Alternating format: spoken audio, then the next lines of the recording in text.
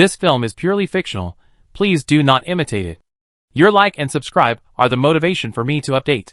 Chapter 1. I heard that the second daughter of the Su family is back. This news spread like a bomb among the servants of the Su family. No one expected that the Su family, the head of the four nobles, actually had a daughter who was stranded outside.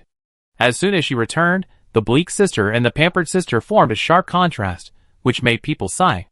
As the sister of the protagonist of the story, Su Yinchi was sitting on the beige leather sofa in her own magnificent living room at this moment, curiously watching her sister, who was stranded outside being hugged by her parents, and asking about her well-being. It's good to be back. It's good to be back. From now on, you will change your name to Su Chung, and we will call you Chung Chung, okay? Su's mother asked cautiously. Okay, Mom. Su Chung answered in a low voice, and her timid appearance made Su's mother feel distressed. Good boy. This is your sister, Cece. This is your sister. You have to take good care of her in the future. Su's mother introduced. Sister. Su Chung quickly glanced at Su Yinchi.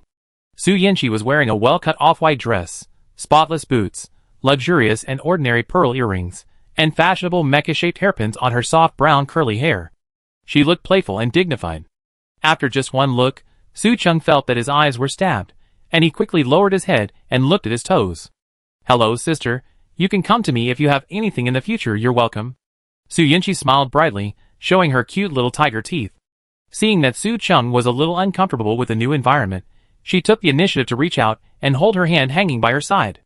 Ah! Su Yinchi exclaimed. Su Yinchi was scratched by Su Cheng's rough fingers.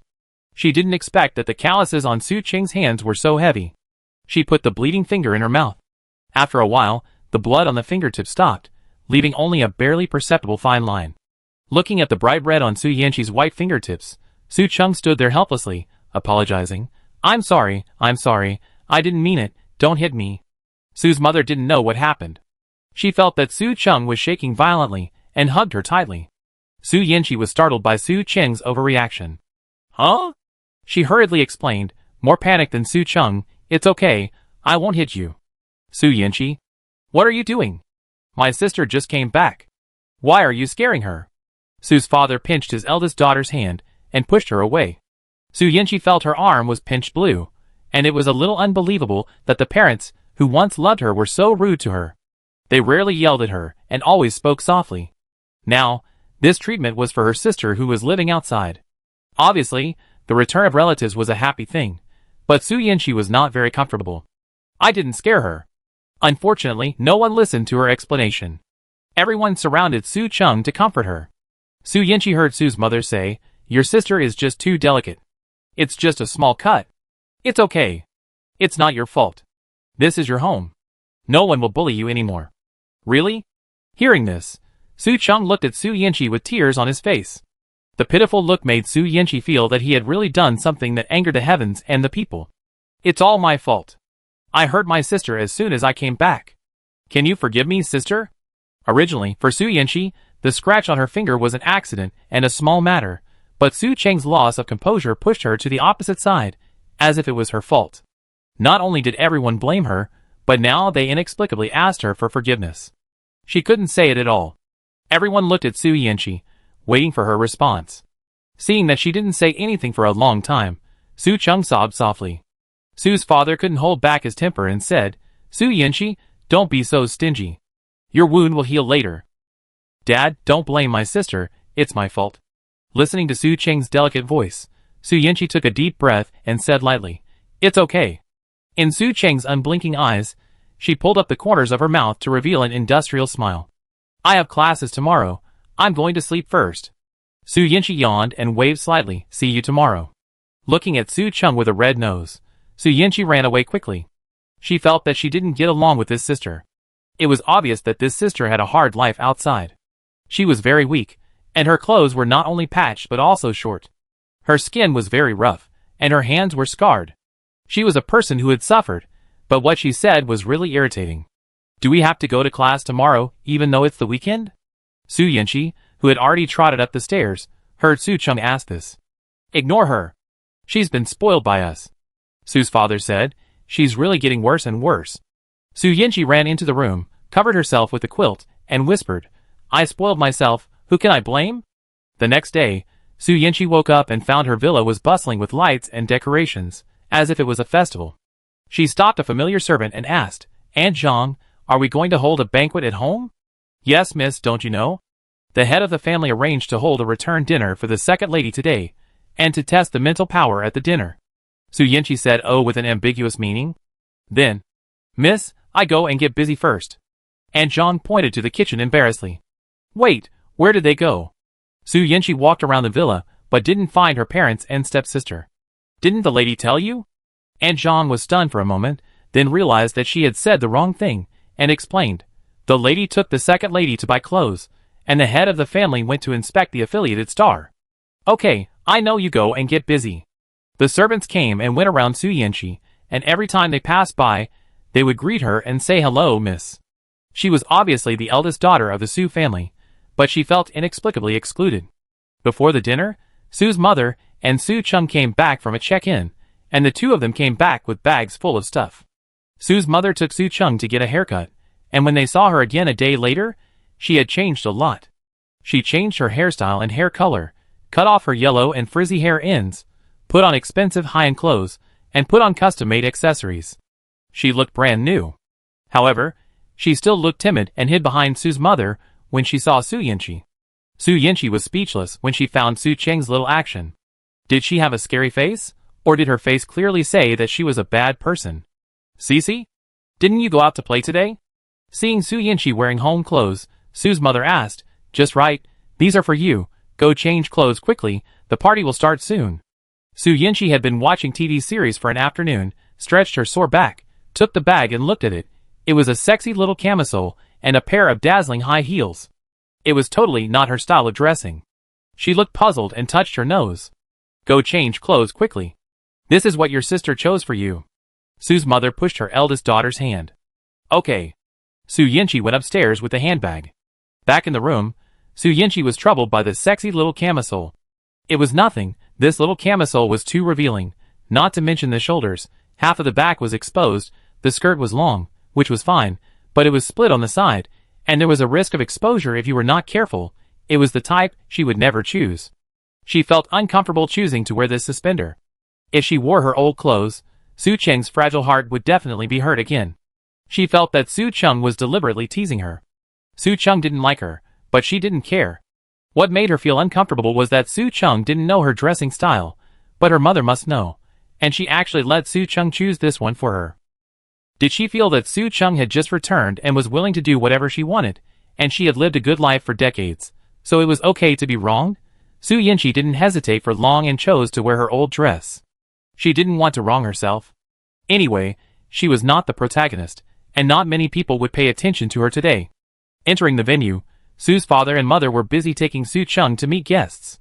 She wanted to go over, but felt that she couldn't fit in, so she didn't bother them and walked around the venue casually. After Su Cheng finished her work, she seemed to suddenly notice her and came over to talk to her. "Sister, why didn't you wear the clothes I chose for you? Don't you like them?" Su Cheng said with red eyes. "No, I like them very much, but I just accidentally got them dirty." Su Yanqi smiled. Su Cheng breathed a sigh of relief. "Is that so?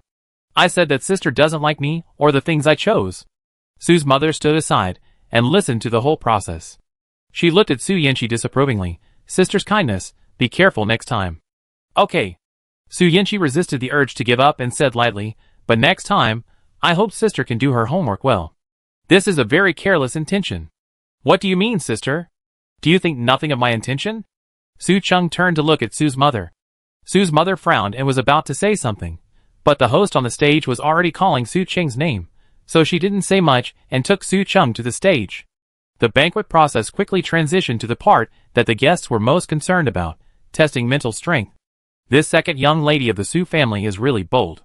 She actually tested her mental strength on the spot. It would be embarrassing if the result was not good, a guest said. Who said it wasn't? However, it is also possible that they had already tested it in advance, and now it is just a formality. Hey, isn't that the eldest young lady of the Su family over there? She must know the inside story. I go ask her. A middle-aged man with a big belly walked towards Su Yanqi without saying a word and laughed 3 times first. "Miss Su, you must know how the second young lady's mental strength is, right?" Su Yinchi glanced at the man with the corner of her eyes, shook the red wine glass and took a sip. Aren't you testing it? Why are you in such a hurry? The alcohol made her lips red as fire, but such beautiful lips spoke with arrogance. Haha, that's right. The man was disappointed and stood beside Su Yinchi waiting for the test results. In a place where Su Yinchi couldn't see, the man whispered, "Why are you pretending? It won't kill you to tell me in advance." The process of testing mental power is very long. Many people stopped and focused their eyes on Su Chung, who entered the cylindrical tester. Time passed by, the tester made a beeping sound, and the test results appeared on the light screen at the top. SS level mental power. Oh my god! Someone shouted loudly, and the whole venue heard it clearly, and it was noisy in an instant. Su Yinchi had good eyesight, and could see the test results played by the tester in a loop even at the end of the crowd. Your mental power level is SS. Congratulations, you have defeated 98% of the people in the entire galaxy. Oh, it's SS. Su Yinchi heard someone say next to him. Hush. Miss Su is standing next to you. I asked her just now, but she refused to say anything. It seems that she was stimulated by the double S mental power of the second lady. Su Yinchi twisted her ankle, walked slowly behind the man, and kicked him on the coccyx. The man staggered and turned around to look for the culprit. Who? Who did it?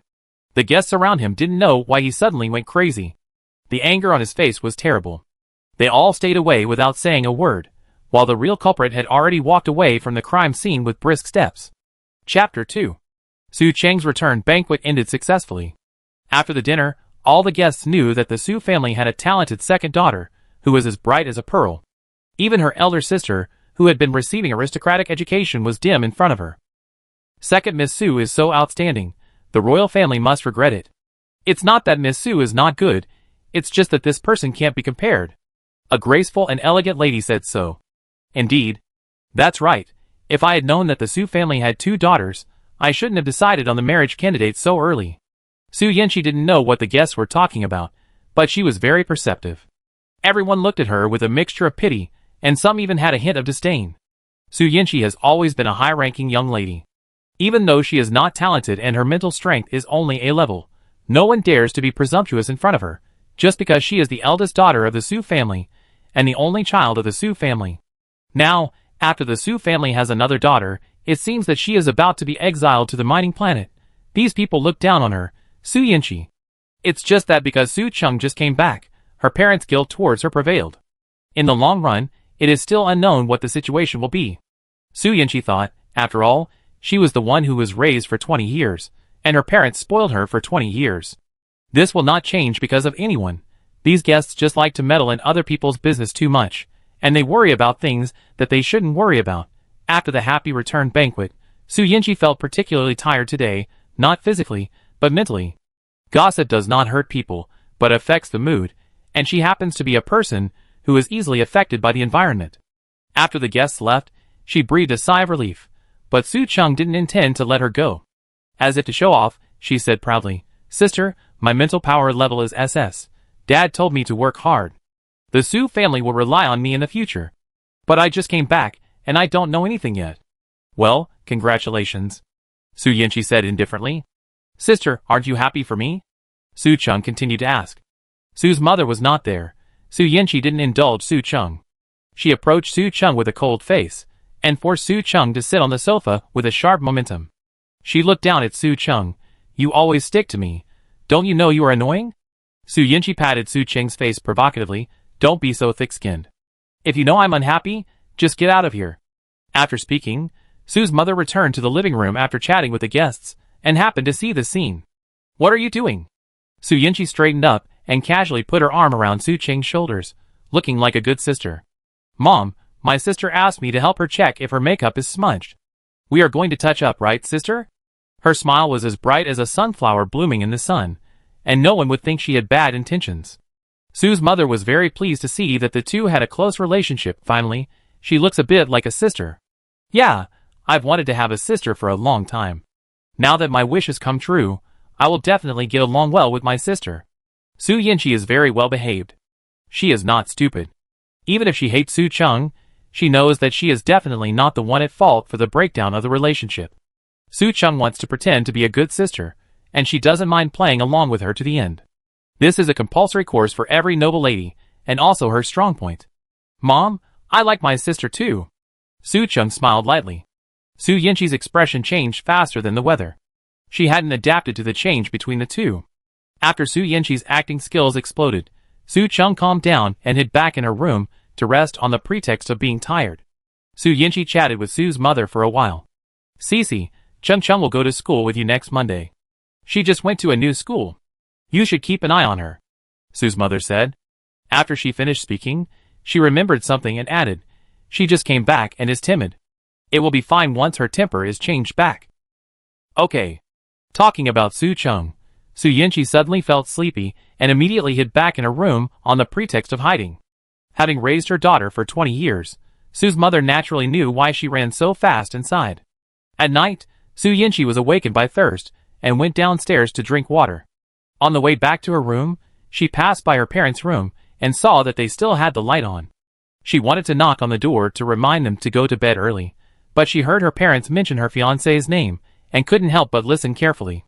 Su's father took off his coat and got on the bed, saying, "This afternoon, I met the Emperor and the second prince." The Emperor and the Empress asked about Qingqing's situation and asked the second prince to have more contact with his sister. I don't know what it means.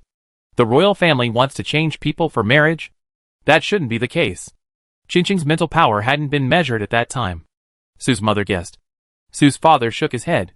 He couldn't figure it out either. It's hard to say after today. The two little ones have cultivated their feelings for so long. It's not good to change them.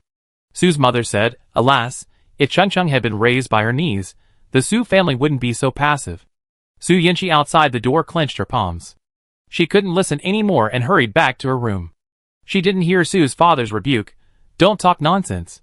Su's mother was worried. "I'm worried that Cece is so arrogant. If they really exchange marriages, how will the two sisters get along in the future? Don't think about things that haven't happened yet." Back in the room, the quilt was still warm, but Su Yinchi felt like she was in an ice cellar, and the biting cold made her shiver.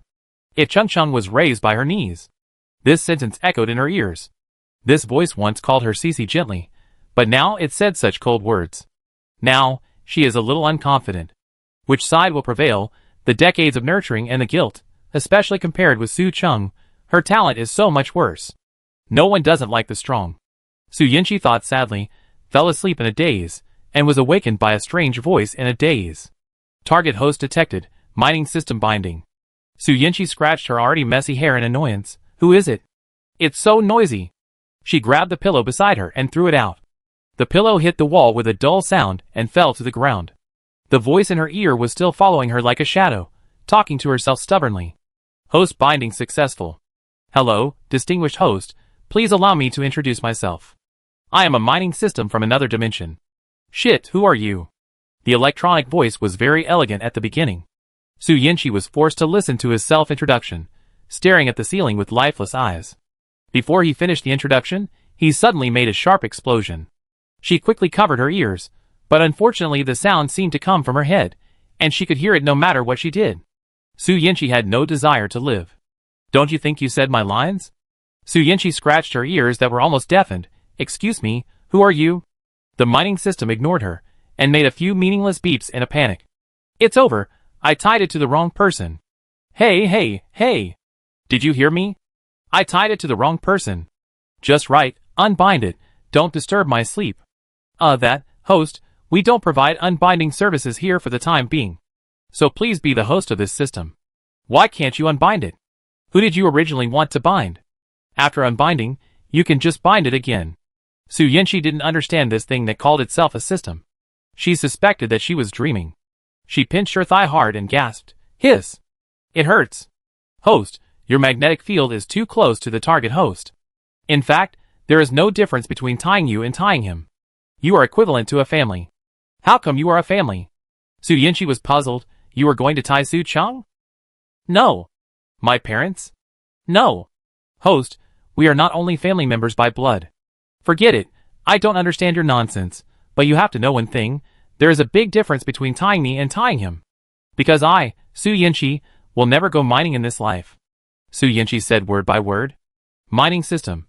Please ask, what should I do if I tie the wrong host, and the host is unwilling to do the task? Waiting online, it's urgent. Host, You can get a lot of wealth by participating in mining, and after upgrading, you can also recruit miners to help you mine, freeing your hands from now on, becoming a mine owner, sitting at home, and making money. Don't you want that kind of life? Whose noble son goes mining? Besides, I don't lack money to spend. Su Yinchi pouted. Suddenly, a younger sister played tricks on her, and her parents didn't love her. Now there was a system that asked her to go mining. How could the eldest daughter of the Su family be bullied like this? Don't insult me anymore. Go find a civilian to mine for you. Host, listen to me. This mine is easy to mine. You just need to wave your hand and dig with a pickaxe. Hee, guess what? You can easily get a piece of high-level ore. Why don't you try it? Maybe you have a talent for mining? Su Yinchi, what a dirty curse. You have a talent for mining. Your whole family has a talent for mining, Su Yinchi said. Then she huddled into the quilt and covered her ears with the quilt. Although it didn't work, it at least gave herself the illusion that she couldn't hear. Just when the system thought that the mining business would fail before it even started, and his mission was about to fail, Su Yinchi suddenly lifted the quilt and sat up, asking, "You just said that I can recruit miners to mine?" "Yes, honorable host." "Oh," Su Yinchi thought, "can we force them to mine?" The plain treaty stipulates that in order to avoid oppression and exploitation by mine owners, the recruitment of miners must be based on the principle of voluntariness. Okay, then I won't mine. Su Yinchi lay down again. Wait! Does the host want your enemies to help you mine? Are all the host's enemies nobles? Almost. Su Yinchi crossed his legs. What do you mean? That's totally possible. Mining system. The treaty only says that civilians cannot be oppressed, not nobles. However, the host must mine first and exchange for a compulsory execution card, and each compulsory mining has a time limit of 1 hour. Okay, I dig it out reluctantly. Su Yinchi raised a wicked smile, and things started to get interesting. Chapter 3. Start the mining system, and a huge transparent panel opens in front of Su Yinchi. The panel is large, but the content is not much. It is divided into 3 major sections: personal information, exchange, and achievements. Click on the personal information, and Su Yinchi's name, age, personality, mental strength, family background, character relationships, and all property appear on the panel. Looking at the system's description of her, Su Yinchi was furious. I am arrogant? I think highly of myself? She pointed at the personality column and questioned, moving her finger down and pointing at the character relationship section. I am the poor little person who is not favored at home. Su Yinchi poked the panel with her finger angrily, and she would not give up until the system gave her an explanation. Host, don't be red, these are all facts you have to accept. Hee, the system is obviously not describing me. You go find this arrogant and unfavored poor little person to mine for you. Su Yinchi turned her face away and sulked. Why did this host go on strike when he disagreed with her? The system felt that his life was so miserable. Hosts of other systems happily accept system binding and complete tasks conscientiously, but when it comes to him, he has to beg the host to do the task. I change it, okay, the system said helplessly. At Su Yinchi's request, personal information was fully modified. Age. Why ask a girl's age? She will always be 18 years old. Personality. A girl as warm as the sun. Character relationship. A group favorite. A popular person. This host's filter for himself is thicker than a 3-story building. Keep reading, host. The system was afraid that it would fail, so it modified the code against its conscience. Those exaggerated descriptions made even the code blush. Su Yinchi was satisfied and clicked on the exchange. There seemed to be a lot of items that could be exchanged, but only 3 cards were lit, and the others were locked by a small black lock. The 3 cards that were lit were 3 types of pickaxes. Wooden pickaxe, 5 points. Stone pickaxe, 10 points. Iron pickaxe, 20 points. There was a line of small words at the bottom of the page. If you want to do your job well, you must first sharpen your tools. Hurry up and choose the tool you like. Su Yinchi felt that the system was really hypocritical. The points balance displayed on the upper right corner was only 5 points. Was there any choice? She had no choice and bought a wooden pickaxe. After the purchase, nothing happened. Where is my pickaxe? Host, the wooden pickaxe has been put into the backpack. Please enter the mining area to check. With the sound of the system, the 4 big words enter the mining area on the wooden sign arrow in the lower left corner were flashing. Su Yinchi pointed her finger, and a gentle white light spread out from her fingertips, wrapping her whole body in it. When the white light faded, the environment around her had changed. She came from her clean bedroom to an unfamiliar mining area. There was a dark mine in the mining area, about 3 meters high, cone-shaped, and with a circumference of about 3 meters. In front of the mine, there was a small area for Yun-1 to move around, and the ground was rocky. The area around the mine was as black as ink, with zero visibility, and it was impossible to see what was in the darkness. Su Yinchi was about to explore the area around the mine, but after taking 2 steps, he was blocked by an invisible wall of air. "What's going on?" Su Yinchi asked the system. "The host's level is too low, and only owns 1 mine. Only when the level is increased can you have the authority to explore more mines. For specific information, you can click Mine Owner." "Check." Su Yinchi did as he was told. After clicking on the mine owner, a pop-up window of mine information appeared. Mine Owner, Su Yinchi, Shin Union X, Mine Level, LV.0, Black Crystal Mine 1, Items. 1 Wooden Pickaxe, Durability 50, 10 Backpack Slots, Stackable, Mining Speed, 100%. Critical Hit Rate, 0%. Special Attributes, none. Shin Union? The person you originally wanted to bind? Su Yinchi noticed the crossed-out name after her name, which looked like a man. Yes. Su Yinchi.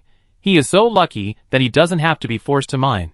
Su Yinchi took out the wooden pickaxe from his backpack and weighed it. The wooden pickaxe was very light, black in color, and the surface was treated very cleanly. There would be no thorns on the hand. It was also painted with wood lacquer. There was no other pattern, just the most common annual ring pattern. System. What is the method for exchanging mining for compulsory execution cards? Mining for up to 5 hours to exchange for a compulsory execution card. Su Yinchi, She felt that she had lost out. She had to mine for 5 hours to exchange for a compulsory execution card, forcing others to mine for an hour. Was he torturing others or herself? "Can I regret it now?" she asked. "Host, you must mine for 5 hours after entering the mining area before you can leave." A transparent time bar runs across the top of the panel. As time passes, the time bar turns light yellow. On the left and right of the time bar is a card with the words Compulsory Execution Card written on it. "You are cruel." Su Yinchi gritted her teeth and angrily began to dig the mine. The wooden pickaxe was light, and she swung it effortlessly. Bang, bang, bang, a piece of black crystal fell, and the backpack quickly picked it up automatically. Bang, bang, bang, another piece of black crystal fell, and the backpack continued to pick up. Su Yinchi was digging attentively in the front, and her backpack was picking up things in the back. Listening to the crisp dong-dong sound was quite relaxing. She was still a little reluctant to leave until the durability of the wooden pickaxe ran out. Using a wooden pickaxe, she got 17 black crystals. Each time she dug a black crystal, she needed to knock 3 times, which was equivalent to 50 knocks for the 50 durability of the wooden pickaxe. The wooden pickaxe ran out of durability, and turned into ashes in Su Yinchi's hand. However, only a few dozen minutes had passed in the stipulated 5 hours, and she couldn't go out yet. Instead of doing nothing inside, she might as well continue mining. She had already begun to feel the fun of mining. Mining in the system was different from in reality. Her clothes would not get dirty, and the mine was not hot. She had not sweated after working for so long, and she would not smell of sweat. She didn't like mining because mining was a job for ordinary people, dirty and tiring, and not in line with the style of aristocrats. However, if she could make mining so elegant, then it would not hurt to dig a little. "System, where can I redeem the pickaxe?" Su Yinchi asked proactively. The host can click on the redeem button in the upper right corner to view it. The mine information panel popped up, and the 2 gilded characters redeem flashed in the upper right corner. I clicked it, and saw that it was the panel I had seen before.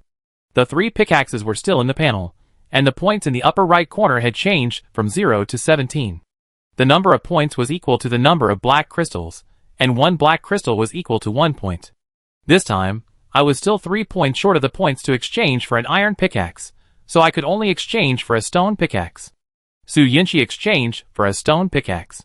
This pickaxe was more expensive, but definitely better than a wooden pickaxe.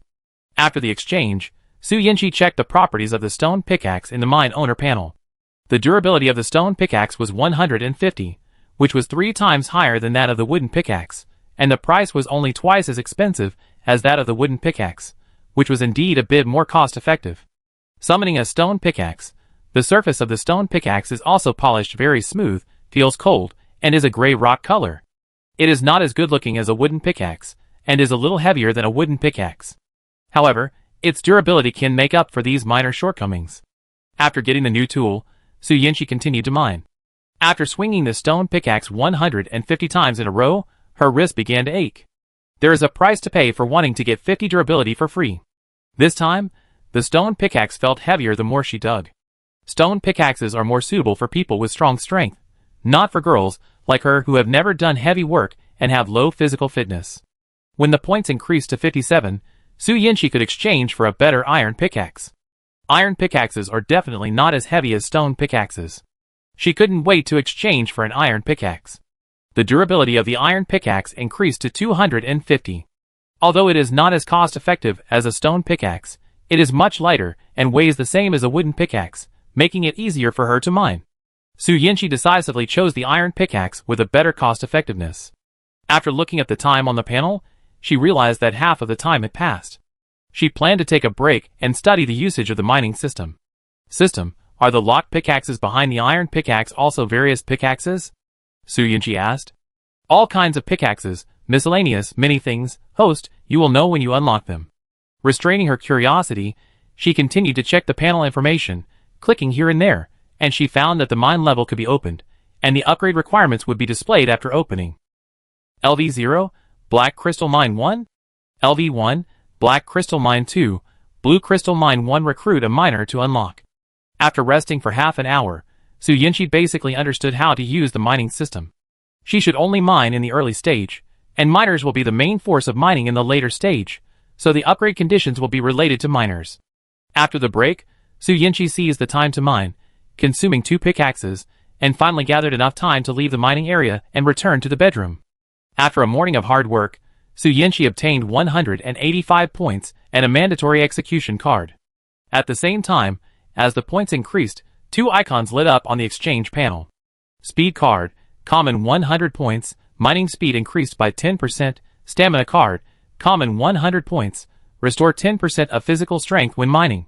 Su Yinchi rubbed her sore wrist. She knew her body well. Increasing the speed would only make her tired to death faster. People like her, who couldn't bear hardships, must choose physical strength. If the physical strength was increased to 100%, she shouldn't be tired at all when mining. Decisively spent 100 points to buy a physical strength card. Su Yinchi's stomach began to growl. When she looked at the time, it was already 2 o'clock in the afternoon. It was a miracle that she didn't starve to death after missing 2 meals in a row.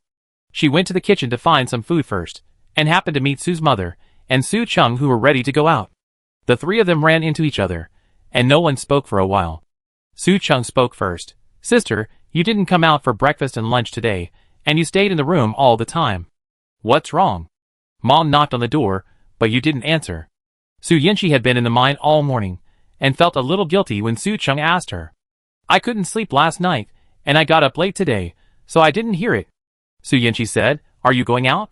Go first, I eat something to fill my stomach. Su Yinchi and Su Chung passed by each other, and Su's mother's eyes followed her eldest daughter's figure. She stammered and said nothing. After Su Yinchi left, Su Chung found that Su's mother, who was originally happy, became depressed. Let's go, Mom. She took Su's mother's hand, and seeing her take the initiative to get close to her, Su's mother smiled again. Su Chung took Su's mother out. She didn't want Su Yinchi to affect her relationship with her mother. However, Su's mother's mood could never return to the beginning. Halfway through shopping, she suddenly said, That cake is Cece's favorite. Let's go buy some for her sister. Okay. Su Chung pinched her palm. Then Su's mother was absent-minded. She hurriedly finished the afternoon shopping activity. When she returned to the villa, she directly sent the cake to Su Yinchi's room. This was the first time that Su Chung came back, and Su's mother brought something specifically for Su Yinchi. She was a little flattered and felt that she was still a part of this family. Cece, recently Mom has to help your sister adapt, and I can't think of you all the time. If you have anything on your mind, tell Mom, don't hold it in your heart. Su's mother said. Okay. Su Yinchi took a big bite of cake to cover up her sobs. She said, How could she be unloved by her parents after being a young lady for more than 20 years? TSK. Sister, it's just a cake, you are so moved? Su Chung passed by Su Yinchi's room and saw that the door was not closed and Su's mother was not there, so she walked in directly. Su Yinchi frowned. Get out. Her voice was cold, and there was cream on her lips, like an aristocratic lion cat with a strong sense of territory. Is it so delicious? Why don't you let me try it? Su Cheng didn't care about Su Yanqi's cold face at all, and walked up to Su Yanqi, ready to grab her cake. Su Yanqi used both hands to stare at Su Cheng. What are you crazy about? Su Cheng's behavior was very different from her previous image of a pitiful little girl. Su Yanqi felt that she was in the right place. Hey, didn't my mother buy me a cake, and you broke your defense? Before she finished speaking, Su Cheng flipped the cake with her backhand, and the white cream fell to the ground with a pop sound, splashing everywhere. Oh no, I can't eat it. Su Cheng smiled smugly. I'm sorry, sister, but it's just a cake, you shouldn't mind, right? If the glare could kill, Su Cheng would have been stabbed into a sieve by Su Yanqi at this moment. Seeing Su Cheng clapping her hands and leaving as if nothing had happened, Su Yanqi called her, Sister, you don't think that nothing has happened to you, do you? What else? Su Cheng was fearless. Su Yanqi didn't say anything, and when Su Cheng left her room, she immediately called the system. I want to use the enforcement card, and let Su Cheng mine for me for the rest of my life. Chapter 4. Su Cheng returned to her room. Compared with Su Yanqi's exquisite room that had been in use for more than 20 years, the room that Su Cheng arranged temporarily was still very simple. The cloakroom was a little bit fancy, unlike Su Yanqi, where all kinds of clothes and bags filled the shelves, all of which were exquisite and expensive. Su Cheng went to the bathroom to wash the cream off her fingertips, and then sat in front of the dressing table to look at her face. She was not as delicate as Su Yanqi, with enlarged pores, a few pimples on her face, and her skin was a little yellow due to early malnutrition. She squeezed a handful of essence and applied it to her face. After the skin absorbed it, she rested for a while, lying on the bed beautifully, recalling Su Yanqi's livid face when the cake was knocked over. Miner Su Cheng detected. Hello, Su Cheng. You have been forcibly recruited as a miner.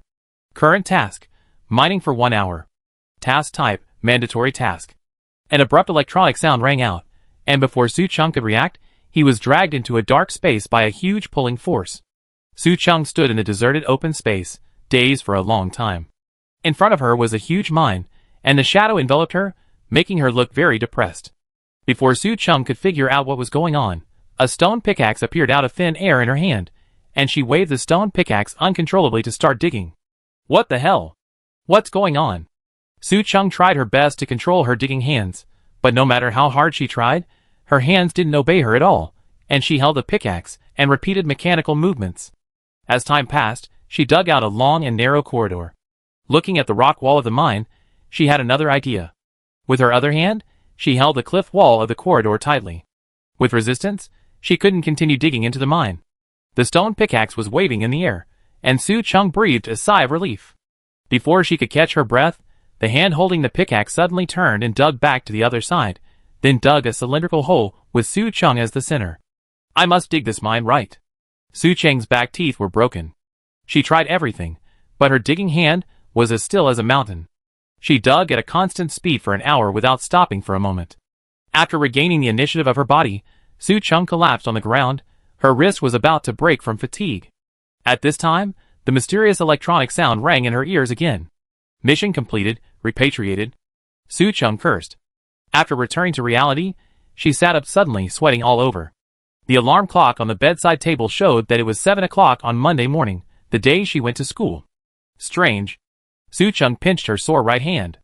Did she just have a nightmare?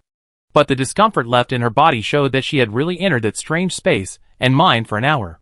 The next day, Su Yanqi woke up after a good sleep. As soon as he opened his eyes, he opened the mining system to check the main panel of the mine. At this moment, the panel information was as follows. Mine owner, Su Yanqi, Shin Union X, mine level, LV.1, Black Crystal Mine 2, Blue Crystal Mine 1 Miner, 1, Su Cheng, Slave Miner, Items, Stone Pickaxe 1, Durability 120, Backpack 10 slots, can be stacked, Mining Speed, 100%. Critical Hit Rate, 0%. Special Attributes, 1. Recover 10% of physical strength when mining. Miner information was added to the panel. Su Yanqi curiously clicked on Su Cheng's name, and another interface popped up, which was Su Cheng's specific information. Slave Miner, Su Cheng, reborn age, 48. Personality, paranoid, sensitive, jealous, good at disguise. Mental power level, SS. Family background, the second daughter of the Su family, the head of the 4 noble families. Character relationship, group favorite, popular. Su Cheng's personal information really shocked Su Yinchi. Reborn? Age 48? Su Cheng is only 18 years old, so could she be reborn from 30 years ago? Su Yinchi's first thought was, "System, you have a bug? This system is fair and objective. All information is absolutely true. Why is she a group favorite? Popular?" Su Cheng did not have the system to help cheat. This information is all original. Su Yinchi could not accept this kind of differential treatment. You definitely have a bug. Check your code. Reborn and popular. Don't you think it's too ridiculous? This is the real world, not a novel? The world is so big, there are all kinds of things. The host cannot question the authenticity of the information without seeing it. The system refused to admit that there was something wrong with the information, and Su Yinchi was getting more and more depressed. The system's evaluation of Su Cheng was that she was a popular person, and her evaluation of her was that she was a poor little girl who was not loved by anyone. This was completely impossible for Su Yinchi at the moment. Although Su Cheng's return did have an impact on her, she had been wandering outside for decades, and it was understandable that her parents favored her, but she, Su Yinchi, would never become a poor little girl who was not loved by anyone. She didn't believe these things from the bottom of her heart, but she felt subtle in her heart. She was not worried that the system's prediction would come true, but she was just worried that she had lived a good life for so many years, and suddenly someone messed her up. She didn't want to overinterpret what hadn't happened, and continued to watch the changes on the panel. Because she recruited miners, she met the upgrade conditions, upgraded to level 1, and had 2 more mines. Black crystal is the lowest level energy mine in the interstellar. It releases polluting gases when used. Except for those who buy it for cheap in the slums, other people who have some money will not use this ore. Blue crystal ore is a common ore for most interstellar people. The ore is of high purity, low pollution, and low price, and is deeply loved by ordinary people. It seems that as the level of the mine is upgraded, the level of the ore will continue to improve, and she can get a higher level mine. Opening the exchange panel, the points became 125. Clicking on the points details, it was found that Su Cheng earned 60 points by digging for an hour. As the points increased, Su Yinchi felt happy, and the heaviness in her heart was swept away. No matter whether Su Cheng was a reborn heartthrob or not, she still had to help her upgrade and earn points. Use 100 points to exchange for another stamina card. The superposition effect of the 2 stamina cards became a 20% recovery of stamina. Su Yinchi lost interest in school and wanted to go into the mine to try out the effect of 20% physical recovery. However, she gave up the idea when she thought about staying in the mine for 5 hours. She put on her school uniform, put on her backpack, and carefully put her monthly homework, a pot of freesia. This pot of freesia was not planted by her, but was issued by the college. Each student had a pot to test whether they had learned how to take care of plants correctly. As the top one in the Department of Agriculture, Su Yinchi's freesia had 3 more leaves and 1 more flower than when it was issued. It was a different colored flower, with a strong fragrance and lush green leaves. She would definitely get an S-level evaluation for this homework. The 2 young ladies of the Su family were going to school, and the servants had prepared a rich and varied breakfast early, but unfortunately, none of the 2 young ladies sat down to eat properly. Su Yinchi took a bite of a piece of wheat toast, rushed to the door with the nutrient solution, and spent a lot of time looking at the panel. She had an early class, and was about to be late. Outside the Su family mansion, the second prince drove the latest cool open-top flying car and stopped at the door. Since he learned to drive and picked up his fiancée to school, it has become a tradition that has been maintained. As soon as Su Yinchi went out, she saw her fiancé's flashy flying car. The body was goose yellow and highly recognizable. In addition to himself, Su Cheng was sitting in the seat behind the driver's seat. Seeing her appear, the car door opened slowly and automatically, and Su Yinchi paused. "Sister, Mom told me to go to school with you and Brother Shinja." "Brother Shinja?" Su Yinchi smiled and said nothing. She didn't believe that Su Cheng didn't have any ulterior motives for this title. After she sat in the passenger seat and fastened her seat belt, she handed the school bag to Shinja with ease. Shinja had long arms, and put Su Yinchi's school bag on the back seat. Seeing that the school bag was close, Su Cheng helped and held the school bag on the seat next to her, and saw clearly what was in the school bag. Because the plant was too big, in order not to damage the branches and leaves, the school bag was half open. "Cece, are you coming to the mecha inter-school competition today?" Shinja asked. "Today there are many classes." Su Yinchi was not very eager to talk. She was not interested in watching any mecha competition, a group of people fighting under the scorching sun, a group of fools reveling. She could trim the branches in the classroom, so she didn't want to suffer. Okay. Shinja was not in a good mood because his fiancée didn't go to watch his competition, and he was silent all the way. Su Cheng looked left and right, while Su Yanqi closed her eyes and rested, not noticing the change in Shinja's mood at all. She smiled secretly in her heart. Su Yanqi was too proud and didn't understand men at all. Shinja mentioned the competition because he wanted her to go, but she acted entirely based on her mood, always cold and unable to give any emotional value. Which man could tolerate that for long? Sooner or later, someone else will take the position of the second prince's fiancé. Arriving at the school by speed, Su Yanqi was about to get off the car to get her bag, but unexpectedly the bag was extended from behind. She turned her head and almost hit the rough fabric. Who told you to move it? Su Yanqi was fierce. She didn't like strangers touching her things, so she took the bag with a cold face, and even though Su Cheng apologized repeatedly, her face didn't improve. Ignoring Su Cheng's pitiful look, Su Yanqi got off the car without looking back with the bag on her shoulder. Listening to Su Cheng sobbing, Shinja touched his nose. Don't cry, she has that temper. She has been willful since she was a child. You just need to get used to it after you come back for a while. The person who made his fiancée cry was still sitting in his car. Shinja felt obliged to comfort her.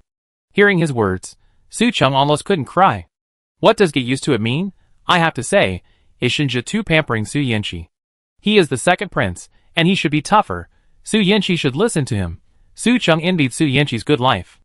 If she didn't come back, Su Yanqi's parents loved her, her fiancé doted on her, and she was spoiled and smooth all her life, while she suffered in the slums, and even fell to exchanging her body for a piece of bread.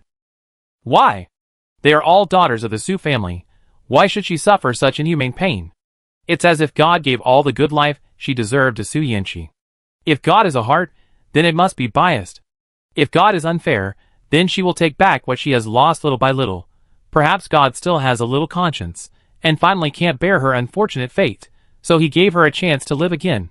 Su Yanqi had such a good life in her previous life, so let her live such a life in this life.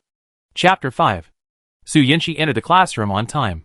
The teacher was Professor Li, who was known for his strictness in the Department of Agriculture. Black-framed glasses were Professor Li's trademark.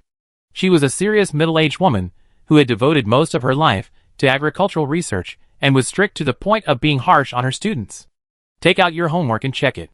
Professor Li placed the textbook on the podium with a cold tone. The whole class moved in unison and placed the freesias issued by the college on the table. The classroom was so quiet except for the rustling of school bags.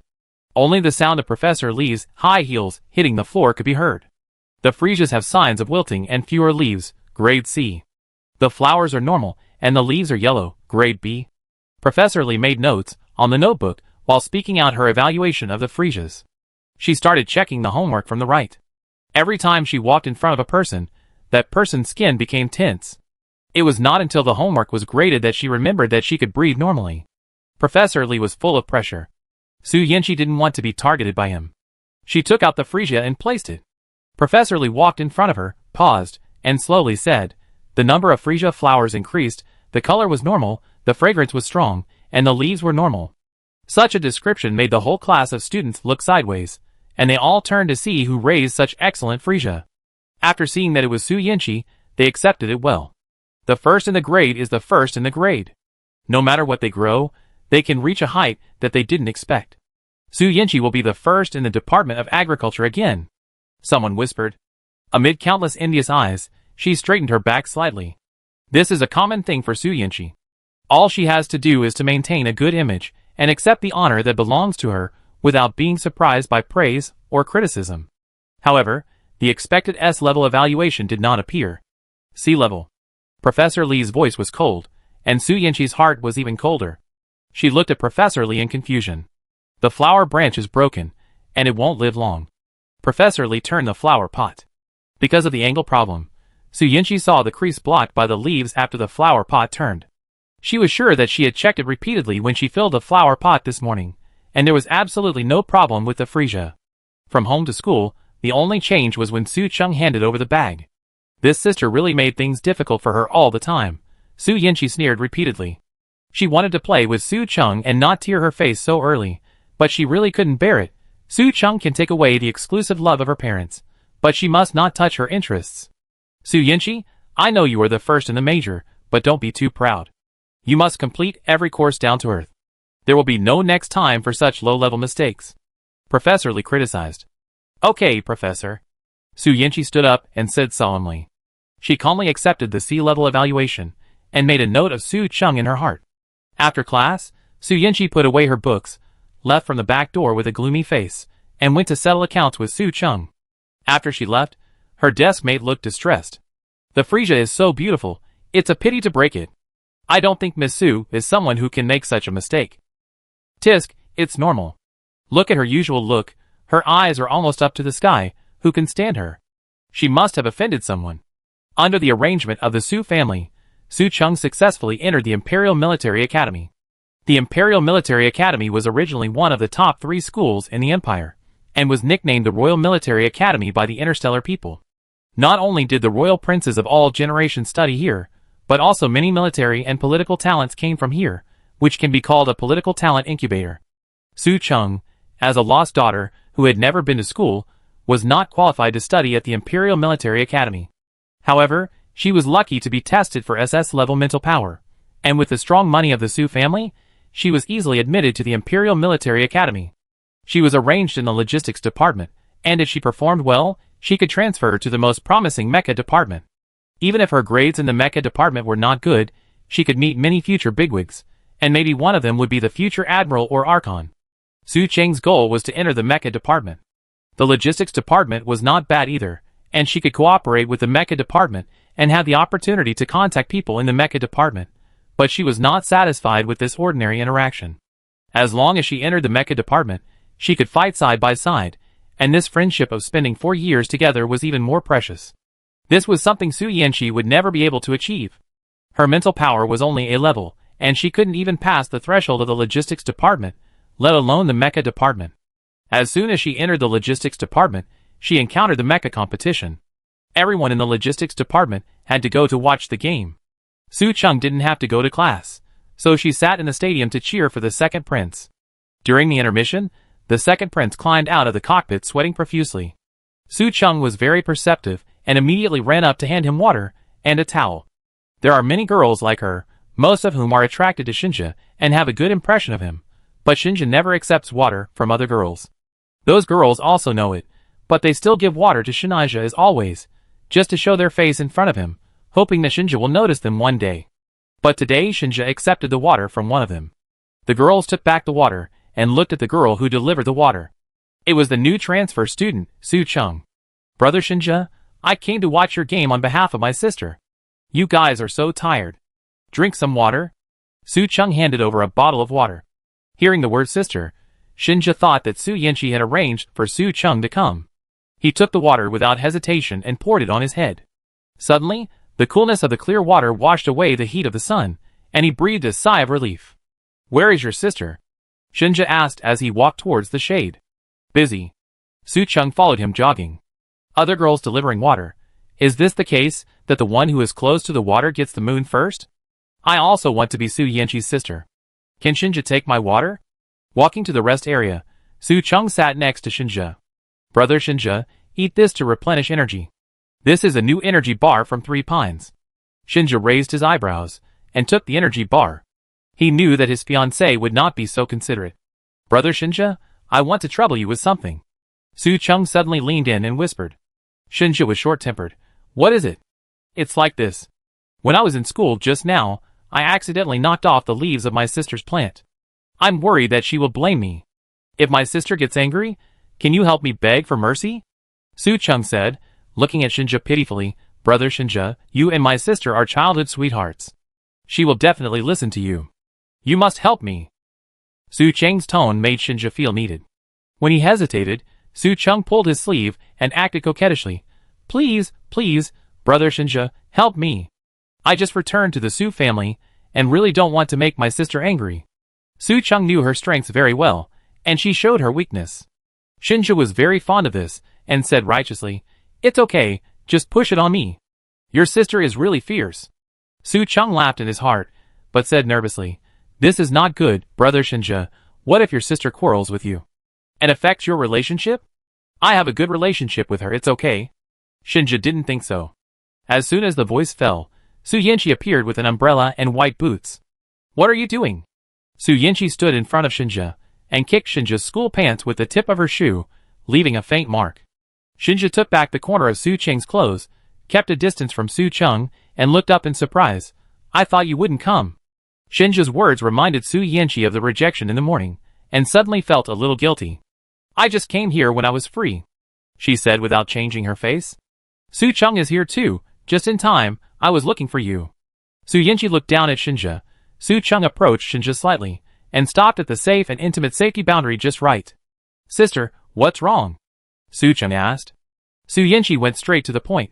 You broke my freesia, what's wrong? Su Cheng glanced at Shinja weakly. Su Yinchi didn't know what she meant, and followed her gaze to look at Shinja.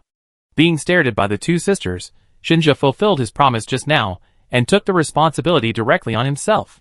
Cece, I broke it by accident, don't blame your sister wrongly. Really? Su Yinchi smiled. Yes, sorry, Cece. Shinja said it seriously, stood up and prepared to hold Su Yinchi's waist to coax her. Su Yinchi dodged calmly, and said slowly, Then tell me, where did you break it? A trace of panic flashed across Shinja's face. But fortunately, he had a good memory, and remembered that Su Cheng said he broke a leaf. It's just, I accidentally knocked off a leaf. It's not a big deal. It's not a big deal. Su Yinchi's affirmation made Shinja relieved. But soon, his heart was hanging again. But it's strange, the leaves of my freesia are fine, Shinja. Do you want to think again? Where did you break it? Su Yinchi still spoke in a good tone, but Shinja could feel that she was angry after being with her for decades. She knew that he didn't break the freesia. Petals? He still wanted to struggle. Su Yinchi shook his head, and Shinja's heart was completely cold. Cece, listen to me. Su Yinchi avoided Shinja's hand and said word by word. Shinja, you dare to take the blame without knowing where you broke it? Do you think I'm a fool? Su Yinchi left angrily. Shinja was annoyed, and blamed Su Cheng for not explaining it clearly. He turned around and saw that Su Cheng seemed to be about to cry, so he couldn't say anything harsh. Sister is angry. How about I go and explain to sister, it's all my fault. I'm too stupid. Su Cheng hit herself twice in anger and anxiety. Shinja felt sorry. It's okay, I talked to her, don't worry. After that, Shinja chased after Su Yinchi. At the corner of the empty teaching building, Shinja caught up with Su Yinchi. Cece, stop making trouble, I still have to compete later. Don't be angry, it's my fault. But can you not be so fierce? Do you know that your sister came to me for help because of your temper? You mean, this matter is my fault? Su Yinchi said unhappily. No. Shinja denied. Su Yinchi didn't miss the pause in his tone. But Cece, put aside the facts, don't you have any problems? Don't worry about it, it's just a plant. Su Yinchi crossed her arms, so why put aside the facts? Don't be unreasonable. Su Cheng didn't mean it, she has realized her mistake. She was about to cry just now. What does it have to do with me? Shinja, my freesia was damaged.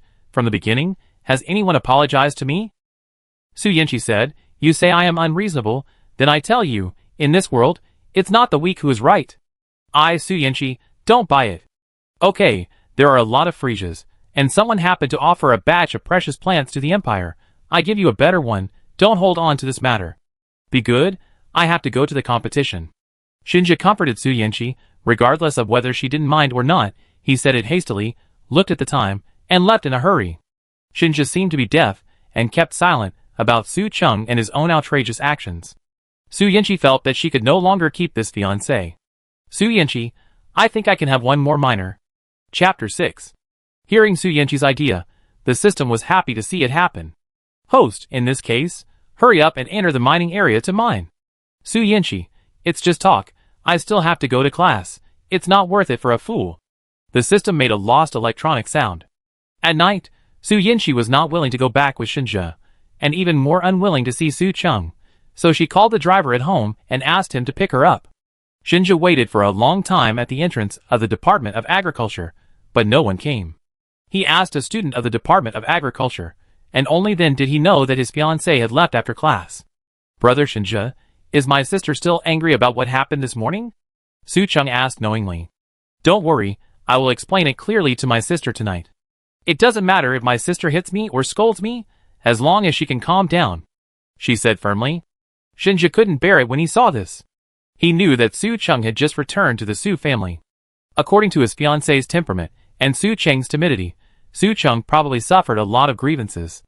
Su Chung was already suffering in the slums, and now she was like this when she returned home.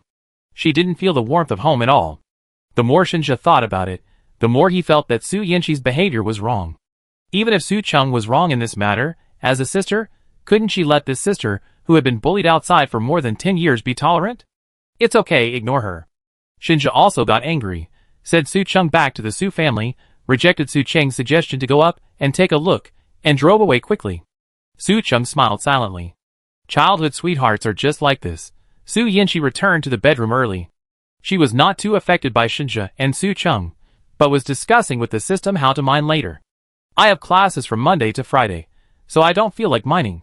I have to take a day off on Saturday and Sunday to soothe my tired mind from class, so it's best to mine once a week. Su Yanqi sat cross-legged on the bed, watering the small succulents on the bedside table. No, host, the idea of working 1 day a week is too terrible. Moreover, if you are the only one digging, how much can you dig in a year? Su Yanqi was full of questions. Why can't you dig slowly? Do you have a KPI? Yes, host, so we have to work hard to mine. That's your task. What does it have to do with me? System, I promised you to mine, which is already very face-saving, don't be rude. Su Yanqi said casually. The system made a disordered electronic sound. Host, mining is also good for you. You can get points, you can use points to exchange items, and even exchange for various plants suitable for growing in the interstellar. As long as the system is used well, you will become the strongest planting master in the interstellar. It is undeniable that the future picture drawn by the system is a bit attractive to Su Yanqi. You mean? Mining is good, mining is wonderful, mining makes your life wonderful. Although, I have to go to class. If I mine for 5 hours every day, I don't have to graduate. Su Yanqi knows which is more important, the future pie or the current practical benefits. Most of the exchangeable items on the exchange panel are unclear. Who can guarantee that the system has not lied to her? If she goes to mine, and finally fails to exchange for the so-called interstellar plants, and wastes her studies, and cannot graduate on time, it will be a huge loss. Once it comes to her own interests, Su Yanqi is terribly rational. Host, don't worry, if there are no conditions, we will create them. Everything is up to me. I will definitely let you mine with peace of mind. After the system made such a guarantee, Su Yanqi instantly felt unreliable. Go to sleep, host. I will let you mine the mines tomorrow morning. The system's words confused Su Yanqi. What method can let her study well and mine the mines at the same time? Create a clone for her. Su Yanqi's right eyelid kept twitching, and she always felt that something was going to happen. I thought I would sleep uneasily because of something in my heart, but I didn't expect to sleep well all night. Su Yanqi woke up naturally when her biological clock arrived. She opened her eyes and saw a thick black in front of her without a trace of light, as if the sun was extinguished by a basin of cold water. She sat up confusedly, and her hand was scratched by the cold and rough bed, and she took a breath of cold air. Host, there is a rope on the wall on your left. Pull it, and there will be light. Su Yanqi did it blankly. With a click, a faint yellow light source sprinkled from the top of her head. She was stunned to see the surrounding environment clearly. This is a small, cramped space with no windows and uneven rock walls.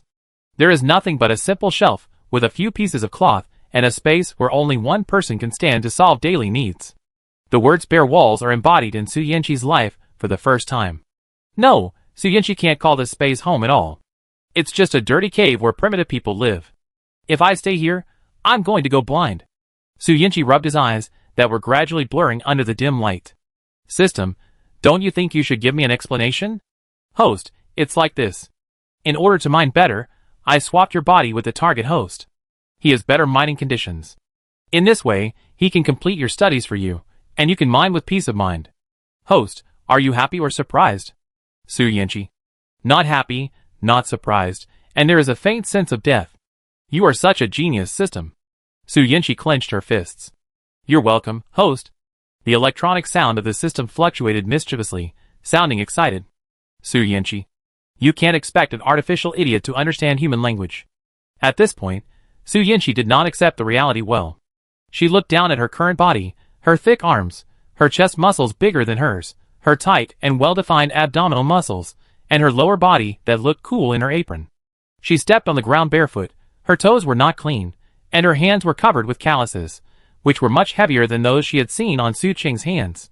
She couldn't even afford to wear clothes and shoes, Su Yinchi wanted to cry, but had no tears, and fell on the stone bed and lay dead. Host? Host. What's wrong with you? Why do you suddenly look like you're about to die? Su Yinchi, don't make a noise, my corpse is fine. Host, what corpse? Don't scare me. The coarse nervous system finally reacted.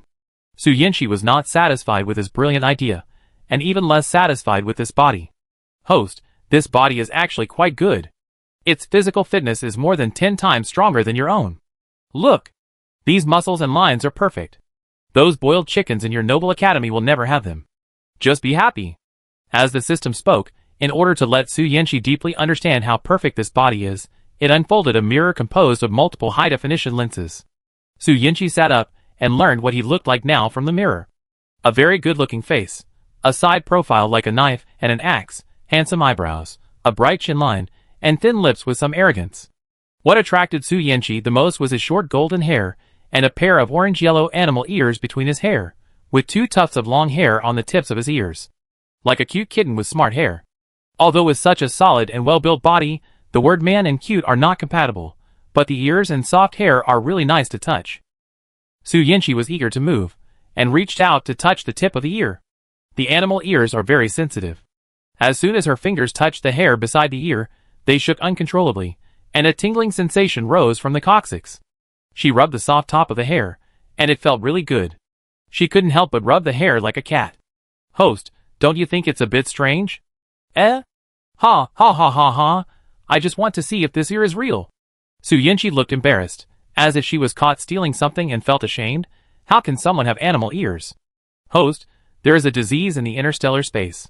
When human mental power riots, they change into animalism, making humans lose their minds, return to their original state, and become violent beasts.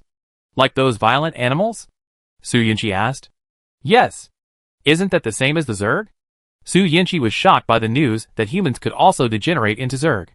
She had always thought that Zerg were just violent animals. If humans were also one of them, how should we distinguish the boundary between Zerg and humans? Should we mix them up or still uphold a weak humanitarianism? From the current situation of this man, Su Yinchi could probably guess something. The Empire has always wanted both, solving problems and having a good reputation. Therefore, solving the problem is the best way. The man was obviously locked up in some unknown dark corner and destroyed himself, dedicating his last bit of value to the Empire before losing his mind. I don't want to stay here. Su Yinchi's nose was sour. The Su family was not as comfortable as before, but compared to this place, it was like heaven. Compared with the man's situation, she would rather be the unloved and unloved eldest daughter of the Su family in the system's mouth. Host, we don't have to stay here for too long. We can go back soon after digging some ore. But I don't want to stay for a day. Su Yinchi didn't cry or make a fuss, but she looked very pitiful, and the system was a little anxious. Host, we are here. The main thing is that there is no ore and no energy to activate the space-time channel to exchange souls. You are cruel. Su Yinchi was drained of energy. God will always close a door for you and seal the window, right? Su Yinchi raised her hand and rubbed the animal ears on her head. She didn't like this place at all, except for this pair of animal ears. Forget it, at least I have realized my wish to keep a pet. Su Yinchi comforted herself. The nobles do not allow pets by default, believing that all animals carry the lowly genes of the Zerg and are detrimental to the noble family. As a noble lady, Su Yinchi has never revealed this preference in front of others, but she will pause for a few seconds when she sees a cute cat or dog.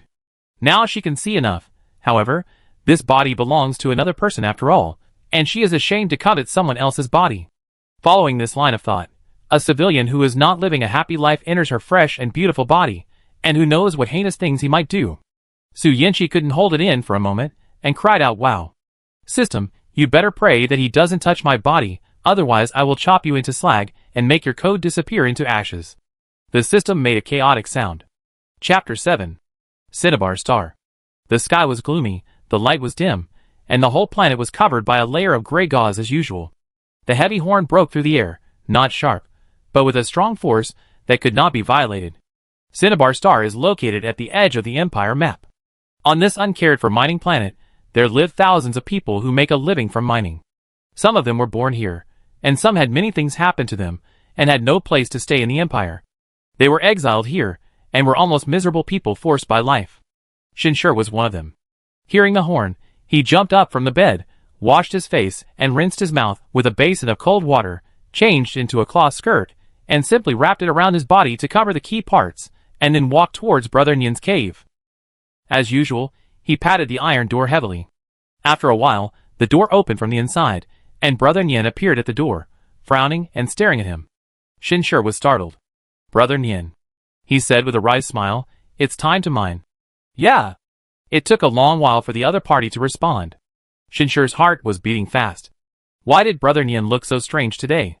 It was as if he had just met him for the first time and didn't recognize him. After looking him up and down, he showed a look of disgust on his face. Shinshur was puzzled. They were wearing the same clothes. Why did Brother Nyen dislike him? "Let's go!" Brother Nyen retracted his gaze, closed the door, and walked to the right. "Hey!" Shinshur didn't react. The other party had already walked a long way. "Brother Nyen." "That's..." Su Yanqi walked along the corridor. Along the way, there were caves like where she lived. The distance between the caves was about 1 meter, and it was very crowded. Along the way, she met many miners coming out of the cave to work. The men were all naked from the waist up, and the women wore tube tops on the upper body. Both men and women wore a cool cloth skirt around their lower body, which was very eye-catching. Her eyes were dirty. Whenever she brushed shoulders with miners, she avoided them as if she saw a virus. After walking for an unknown period of time, the road was blocked by a stone wall. Su Yanqi stopped and was down for a moment. Shinshur was panting behind her. He was relieved when he saw her stop, and asked carefully, "Brother Nyen, is there anything special about this wall?" Su Yanqi turned around. "What?" Brother Nyen, I mean, the mine is over there, and you keep rushing here. Is there something wrong with this wall? Is there a mine inside?" Shinshur asked innocently. Su Yanqi did not answer his question. She was so angry that she walked to the right. The system told her that when she got here, she would not only have to mine in the system mine, but also in reality. She couldn't figure it out. She took the wrong road, and Shinshur followed her all the way. Her face was red. "Why didn't you say it earlier?" Su Yanqi took the initiative. No wonder she was going in the opposite direction of the flow of people just now. Shinshur scratched his hair inexplicably. "Brother Nyen, are you sick? Are you confused? Isn't the mine always over there?" Shinshur made Su Yanqi speechless. She opened her mouth and looked at Shinshur again. The other party looked at her with clear eyes, and wanted to raise his hand to touch her forehead to check if she was really sick. Su Yanqi dodged his hand, quickly distanced herself, and turned around to walk towards the mine.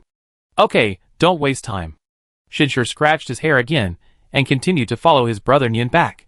Brother Nyen was really strange today. Was he running back and forth early in the morning to warm up before mining? It would be better to save the energy to dig 2 more pieces of, or cinnabar mining area. Su Yanqi learned her lesson this time, and followed Shinshur's actions. She let Shinshur do it first and followed his example. Following Shinshur, she received a pickaxe and a bamboo basket, and came to their usual mining location. This was a newly opened mine. The type of ore was hung at the entrance, black crystal ore Z1084. The mine was not deep. Shinshur took Su Yanqi to the old place, put down the bamboo basket, and started mining. There was no difference between mining in reality and mining in the system. In the words of the system, "Isn't it just a little dirty and tiring? For the dream?" "Shut up." Su Yanqi's eyes were burning. If people knew that the eldest daughter of the Su family was mining on a barren planet, they would have laughed their heads off. Su Yanqi bargained with the system while mining. "I don't care, I want to take a hot bath today." After mining for a while, Su Yanqi's wrists were so sore that she threw away the pickaxe, and sat down against the wall. The pickaxe fell to the ground with a bang sound, which scared Shinshur. There were only Shinshur and Su Yanqi in the new mine. Others would rather try their luck in the old mine, where good ores were dug, than come here to open up wasteland. The two of them could be more casual in the mine. "Brother Nyen, are you going to rest now?" Shinshur didn't know what time it was. He counted the ores in the bamboo basket, and there were not many pieces. "We just started digging, Brother Nyen," he reminded him tactfully. Seeing that Su Yanqi had no intention of getting up, he said more clearly, "Brother Nyen, if you rest now, you won't be able to complete today's quota. They need to dig 100 pieces of black crystal ore every day. If the ore is good, the quantity will be converted according to the quality. For example, blue crystal ore needs 70 pieces. The better the ore, the less quantity is needed." Su Yanqi was unmoved, noisy. She glanced at Shinshur, and Shinshur stopped talking and continued to work hard to dig, sighing as he dug. "It's okay, he will dig a little more, and Brother Nyen's ore will come out." Su Yanqi could barely accept Shinshir's suppressed sigh. She was not idle either. She just asked the system for hot water, and then had a new idea. System, you see how tired I am in the real world to dig, and there is no points and no benefits. I dig all day, and how can I have the energy to go to the mine at night? You think of a way. Host's words make sense. What do you think? Seeing that the system agreed, Su Yanqi became interested and took the opportunity to make a request. It would be great if the things in the system could take effect in reality. Simple. The system agreed easily. So, Su Yanqi used the iron pickaxe produced by the system. Every 3 hits, a piece of black crystal ore would be automatically locked. While mining, 20% of physical strength would be restored. Except for being a little dirty, it was no different from mining in the mine. Su Yanqi felt better. With the comparison between the difficult-to-use pickaxe in reality, and the fact that he could not see a piece of black crystal after digging for a long time, Su Yanqi actually felt that mining like this was not bad. Shinshir heard the sudden dong-dong sound, and noticed that Brother Nian had started mining again, and felt very relieved. He was really worried that Brother Nian would give up, and his ability was too poor to dig enough for Brother Nian. He had already thought about it. If Brother Nian did not dig enough today, he would give his share to Brother Nian, and he would take the punishment. Now, Brother Nian continued to dig. Even if the speed was a little slower, 2 people would definitely not be punished. Shinshir breathed a sigh of relief. The whip of the mine supervisor left a deep impression on him, and he didn't want to recall it in his life. Shinshir continued to dig. Just now, he was worried that Brother Nian didn't have enough ore, so he dug faster. After relaxing, his body was a little weak, and the speed of mining slowed down by half, but he still didn't want to stop and rest, and dug intermittently. In case Brother Nian didn't want to dig anymore, he had a little more here, just enough to make up for it. In the past, Brother Nian made up for his share. This time it was his turn, and he couldn't let down. Shinshir gritted his teeth and insisted. The sound of the pickaxe, and the rock colliding in the mine was crisp and pleasant. Dong dong dong. Dong dong dong. Dong dong dong. Dong dong dong. The 2 different rhythms of mining sounds mixed together, the former was Shinshir's, and the latter was naturally Brother Nian's. Shinshir felt something was wrong. Who would swing the pickaxe so fast when mining? Even when he was full of energy, he would pause before continuing to dig. How could Brother Nian dig without stopping? He turned his head and his eyes widened. His digging movements were unconsciously frozen in place. Su Yanqi, who was wearing the shell of Shin Yunian, waved the pickaxe with ease. Every 3 hits, a piece of black crystal ore fell out of the wall. He picked it up and threw it into the bamboo basket. He dug again, picked it up again, and threw it again. Every 3 hits, a piece of black crystal ore must come out. Shinshir was stunned by his discovery. What's going on? Is Brother Nian mining? If you don't know, you might think there is a small mountain of black crystal ore in front of him. You don't need to dig, just throw the ore into the basket. Shinshir looked at the pickaxe in his hand, and dug 3 times unconfidently. In addition to falling gravel, he could even see the shadow of black crystal ore. Then he looked at Brother Nian, dong dong dong. The black crystal ore came out, dong dong dong. The black crystal ore came out again. Dong dong dong. The sound of the pickaxe mixed with Shinshir's heartbeat. So this is what mining is like? It's his fault. He embarrassed the miners and held them back. He apologized. But why can Brother Nian dig so fast, and have such a high mining rate? Is Brother Nian gifted? Why did he dig for a long time, and get nothing but stones? Is he ugly and the ore doesn't like him, so it hides? I've never heard that, or also looks at appearance. Shinshir has been digging for half his life, and today he saw that people are different. He squatted in front of Su Yanqi with starry eyes and envy. Su Yanqi was immersed in mining. She looked up and saw a pair of puppy eyes looking at her eagerly, with a greedy smile on the corner of his mouth. Su Yanqi threw the ore into the bamboo basket, and her mining action was a little hesitant. What are you doing? Brother Nian. Shinshir grabbed Su Yanqi's wrist and shouted, When did you practice the mining holy body behind my back? Ah? Su Yanqi was frightened and tried desperately to get her hand back. The more she struggled, the tighter Shinshir held her hand. You didn't even tell me.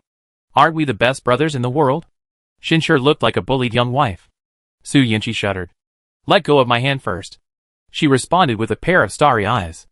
Let go, and I tell you my mining secret. Su Yanqi tempted. Shinshir listened and let go of his hand obediently, then hugged his legs and urged Su Yanqi to speak quickly with his eyes.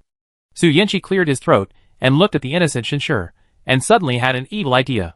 I can tell you the secret, but what can you give me in return? Chapter 8. Shinshir looked at the familiar Nian brother in confusion. Nian brother had never mentioned rewards before, and he had never thought about this issue. When he really thought about it, he seemed to have no idea what he could give to Nian brother. Shinshir drooped his head in disappointment. Nian brother, I have nothing, or you should not tell me. Su Yanqi was furious when she heard it. No! Shinshir looked up at her, and she realized that she was too excited, and lowered her voice, that. Brother, how can you have nothing? Think about it carefully. You dig every day. Don't you have a lot of strength? If I teach you to dig, you can. I will help Nian brother dig. Shinshir said happily. That's right. Su Yanqi achieved her goal. Then, Nian brother, why can you dig so fast and so well? Shinshir approached with curiosity, and unconsciously lowered his voice, as if he was afraid that others would hear him. Because, I got the advice from a master. As long as I enter a mysterious space to mine every night, I can continuously improve my mining skills, and eventually become a mining saint. Wow! The plot is far from the truth, but Shinshir believes it. Originally, the master did not allow me to spread the secret, but we are friends. You are my brother. If there is something good, I will definitely take you to eat and drink. As long as you are with me tonight. Okay. Thank you, brother Nian. Before Su Yanqi finished her trick, Shinshir agreed without hesitation. The straightforward trust made Su Yanqi feel guilty for 2 seconds. The system prompt made her guilt disappear instantly. Congratulations to the host for recruiting miners +1. Please keep up the good work. Su Yanqi smiled happily. Good brother. You're welcome. The two continued to mine. One was in a hurry to mine 100 black crystals to check the panel, and the other was looking forward to the so-called cultivation in the evening.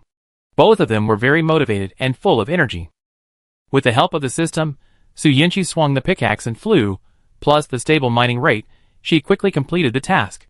Seeing that Shinshir was still struggling to mine, and had not even reached 1/3, she was kind enough to help him dig for a while.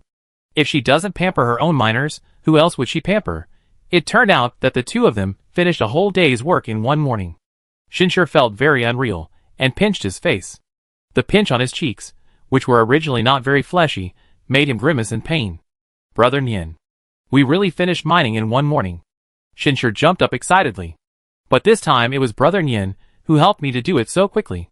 Thank you, Brother Nian. Su Yanqi waved his hand. Let's take a break first, she said. Under Shinshir's admiring gaze, she closed her eyes to rest, but in fact, she couldn't wait to check the panel information. Mine owner, Su Yanqi Shenyunian. Mine level, LV.1, Black Crystal Mine 2, Blue Crystal Mine 1 Miners, 2, Su Cheng, Slave Miner, Shinshir Miner, Items, Stone Pickaxe 1, Durability 120, Iron Pickaxe 1, Durability 30, Backpack 10 slots, can be stacked, Mining Speed, 100%. Critical Hit Rate, 0%. Special Attributes, 1. Recover 20% of physical strength when mining. After the information was updated, as Su Yanqi thought, she was most concerned about the upgrade conditions. Click the level, and the upgrade condition panel pops up. LV.1, LV.2, Black Crystal Mine 4, Blue Crystal Mine 2 unlocked by recruiting 10 miners. Including Shinshir, she only has 2 miners, which is far from 10. However, in the mining area, the most abundant thing is miners. After reading the information, Su Yanqi and Shinshir dragged the ore to the counting place. In fact, Shinshir dragged it alone, and Su Yanqi followed slowly behind. When they arrived at the counting place, there were no miners coming out of the entrance. They were the first to come, so they didn't need to queue up, and could weigh the ore directly. Shinshir threw the rope on the ground, wiped the sweat from his forehead, and moved the bamboo basket onto the counting scale. The supervisor turned a blind eye to the fact that Su Yanqi acted like a big boss, and Shinshir followed him around. Such things happened from time to time on Cinnabar Star. As long as there was no trouble, they would not intervene. After a few seconds, the counting scale reported, face recognition successful, miner Shinshir, a total of 100 black crystal ores, completed today's clocking in. Face recognition successful, miner Shenyunian, a total of 100 black crystal ores, completed today's clocking in. The supervisor was stunned when he heard the number and asked the person next to him, is it morning now? Yes, Brother Huang. The counting scale just reported 100? Yes, Brother Huang. They completed the task in one morning? Supervisor Huang raised his eyebrows and glanced at Shinshir and Shenyunian. One was skinny, and the other was an orc. He was stronger than ordinary people, but he was not the type with special talents. These two people completed a day's task in one morning, and it seemed easy. Supervisor Huang didn't believe it. Others didn't believe it either. Brother Huang, is there something wrong with the scale? Just at this moment, a big guy came out from the corner of the mine. That guy was a celebrity on Cinnabar Star, a mute, 2 meters tall, with extraordinary strength. He could smash a hole in the wall of the mine with his bare hands. He could dig out 100 black crystals in just one morning every day, but he had a big appetite, and spent the rest of his time helping others dig for food money. Dolly, come here. Come, bring your ore up. Supervisor Huang waved over there.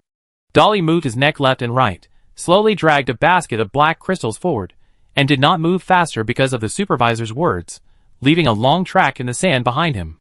Su Yanqi and Shinshur were bored waiting for him to weigh the black crystals slowly. Facial recognition is successful.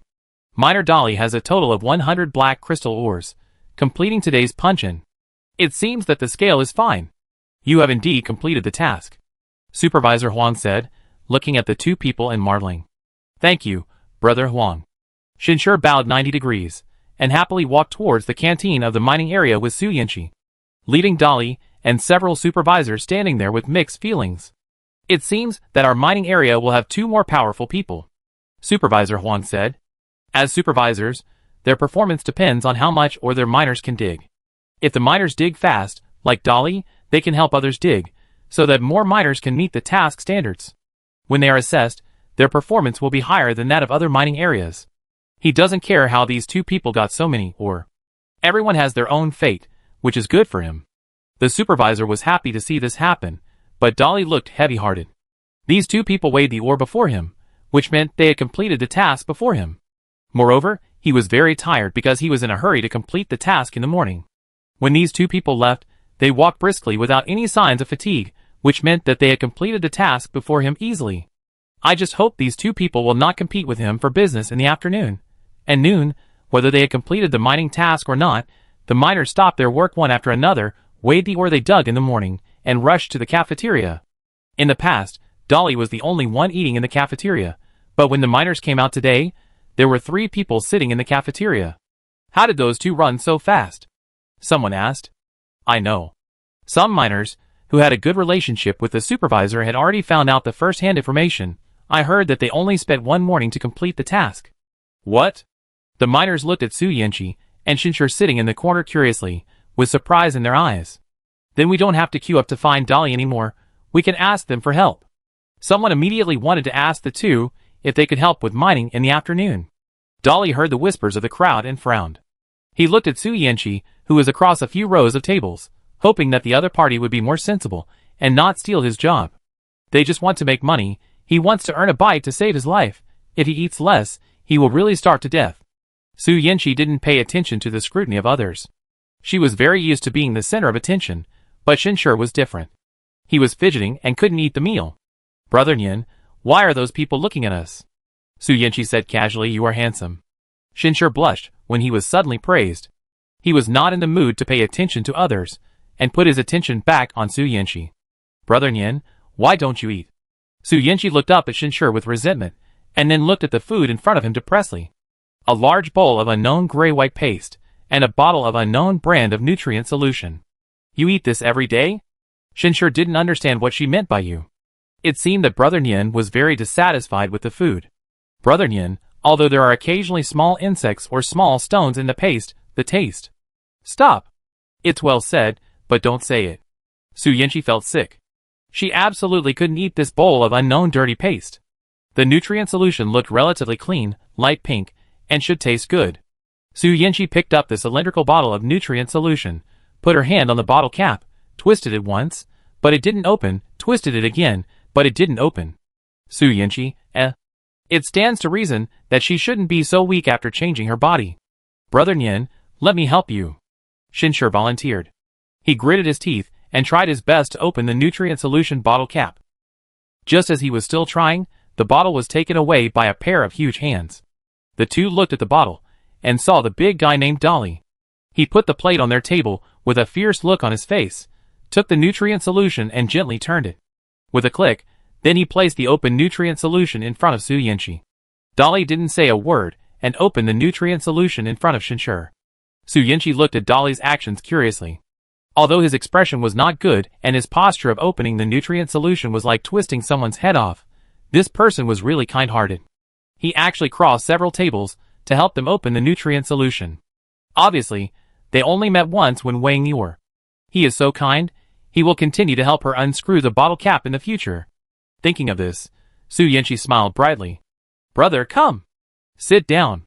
You're welcome. Su Yanqi greeted him warmly. Dolly paused, and Shinshir saw that he didn't move, so he stood up and pulled him to sit opposite him. You are so kind to express my gratitude. I give you this bowl of batter to eat. Su Yanqi took the opportunity to deal with the batter. Shinshir wanted to speak out to stop him, but the batter had already been pushed in front of Dolly, so he lowered his head and didn't say much. It was enough for him to eat a bowl of batter, and then he would give the nutrient solution to Brother Nyan, and Brother Nyan should be able to eat enough. Dolly was very surprised. He looked up at Su Yanqi, and the person opposite him looked sincere, not just being polite. Looking at the batter in front of him, and hearing the discussion of other miners behind him, Dolly felt a little guilty. They can't even unscrew the bottle cap. Can they really dig 100 crystals in one morning? Dolly is more reliable. I said that Dolly is gifted. I have never heard of these two before. It must be a rumor that they can complete the task in one morning. That's right. Let's ask Dolly for help in the afternoon. Dolly's hand unconsciously reached out to the batter Su Yanqi gave him, cautiously afraid that the other party would suddenly change his mind. It seems that the other party's hearing is not as good as his, and he didn't hear other people's discussions, nor did he notice his little thoughts. Dolly quickly convinced himself to accept Su Yanqi's gift with peace of mind. He did help them unscrew the bottle cap, didn't he? Chapter 9. Many people doubted the mining skills of Su Yanqi and Shinshir, but Xiao Hai always believed that they were good at mining. Their performance in the cafeteria was just to deceive others. There is a saying, real people don't show their true colors. The reason is that the administrator told him so himself. The administrator has a good relationship with his father, and likes his sweet talk. In addition, he would dig dozens of extra minerals, and secretly supply them to the administrator when mining. There is no reason for the administrator to lie to him. There is no benefit in lying to him. The only possibility is that the two people are pretending to be themselves. So, Xiao Hai brought his two friends to the door. Shinshir was close, so he found Shinshir first. When the door was opened, Shinshir felt strange when he saw Xiao Hai. He knew Xiao Hai. He was a miner like them, but because of his family relationship and his good personality, he was very popular in the mining area. Brother Shir too. As soon as the door opened, Xiao Hai put his arm around Shinshir's shoulders and smiled, as if they were on good terms. Shinshir shivered with a chill and tried to distance himself, but Xiao Hai held him tighter. It was the first time he was called brother, and he was very nervous. What's the matter? Shinshir had a cold face, trying to scare him away. Xiao Hai didn't care if the face was cold or not. As long as he didn't refuse, he would go along with it. Brother Shir too has a sharp eye. I do need your help. Xiao Hai said, I heard that you completed the task early in the morning, and you know my ability. Asking me to dig 100 ores is worse than asking me to die. Isn't that asking you to help me? Shinshir didn't expect it to be this matter. In the past, Xiao Hai always exchanged the canteen batter and nutrient solution that he didn't like to eat for Dolly to help him mine. Why did he suddenly think of changing people? Brother Shir too, I won't let you suffer a loss. I know that you need strength to mine. As long as you help me, I will give you all my meals. Seeing that Shinshir didn't respond, Xiao Hai continued, I asked the person who serves you more food, and fill it up, and the nutrient solution will be doubled. This condition is not available on Dolly's side. Shinshir glanced at the three people and said tentatively, the conditions are very good, but... No buts. Brother Shir too, who doesn't do this business that is sure to make money is a fool. Shinshir didn't know how to refuse, so he brought the person to Su Yanqi and conveyed Xiao Hai's words to her in detail. Fool? Su Yanqi's eyes lightly swept over Xiao Hai and the other two. Yes, Brother Nyan, that's what they said. Shinshir seemed to have found a backer, and his voice was loud when he complained. I have something else to do this afternoon, so I'm not interested in your batter and nutrient solution. Su Yanqi said indifferently, do you have any objections? After that, he looked at the three people calmly. No. Xiao Hai was startled by Su Yanqi's eyes. The man in front of him spoke softly and was not angry, but Xiao Hai sensed a condescending look on his face. The aura of a superior made him dare not breathe loudly. Well, goodbye. Su Yanqi nodded with satisfaction, let Shinshir enter the room, and locked Xiao Hai and the other two outside the door. The slammed stone door almost made Xiao Hai lose face.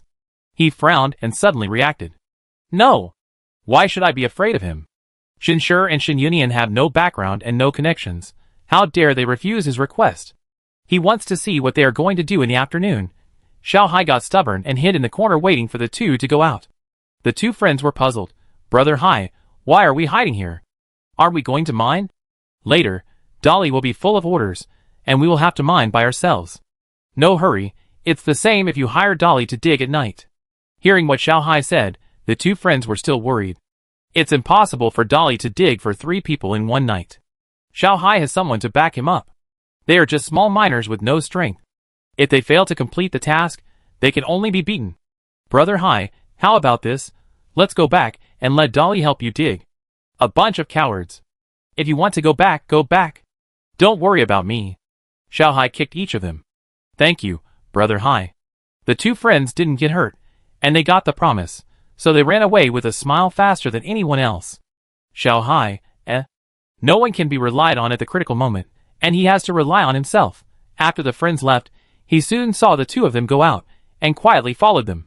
Su Yinchi found a large forest on the edge of the mining area. As a student of the Department of Agriculture, she must explore it in the wild. After taking a nap, Shinshi happened to come to her, so she simply took Shinshi with her. Shinshi was very obedient, and didn't ask much. He just did what she said to do. He was a good little brother. The two of them carried a cloth bag each, and walked towards the woods. In the woods, vines grew thickly, and weeds were rampant. No one set foot on it at all. There was no road at all. The two of them walked very hard. Not to mention that Su Yinchi had no shoes. She stepped barefoot on the ground mixed with gravel, weeds and branches. Even the hardest skin was cut with several small cuts, which made her hair stand on end.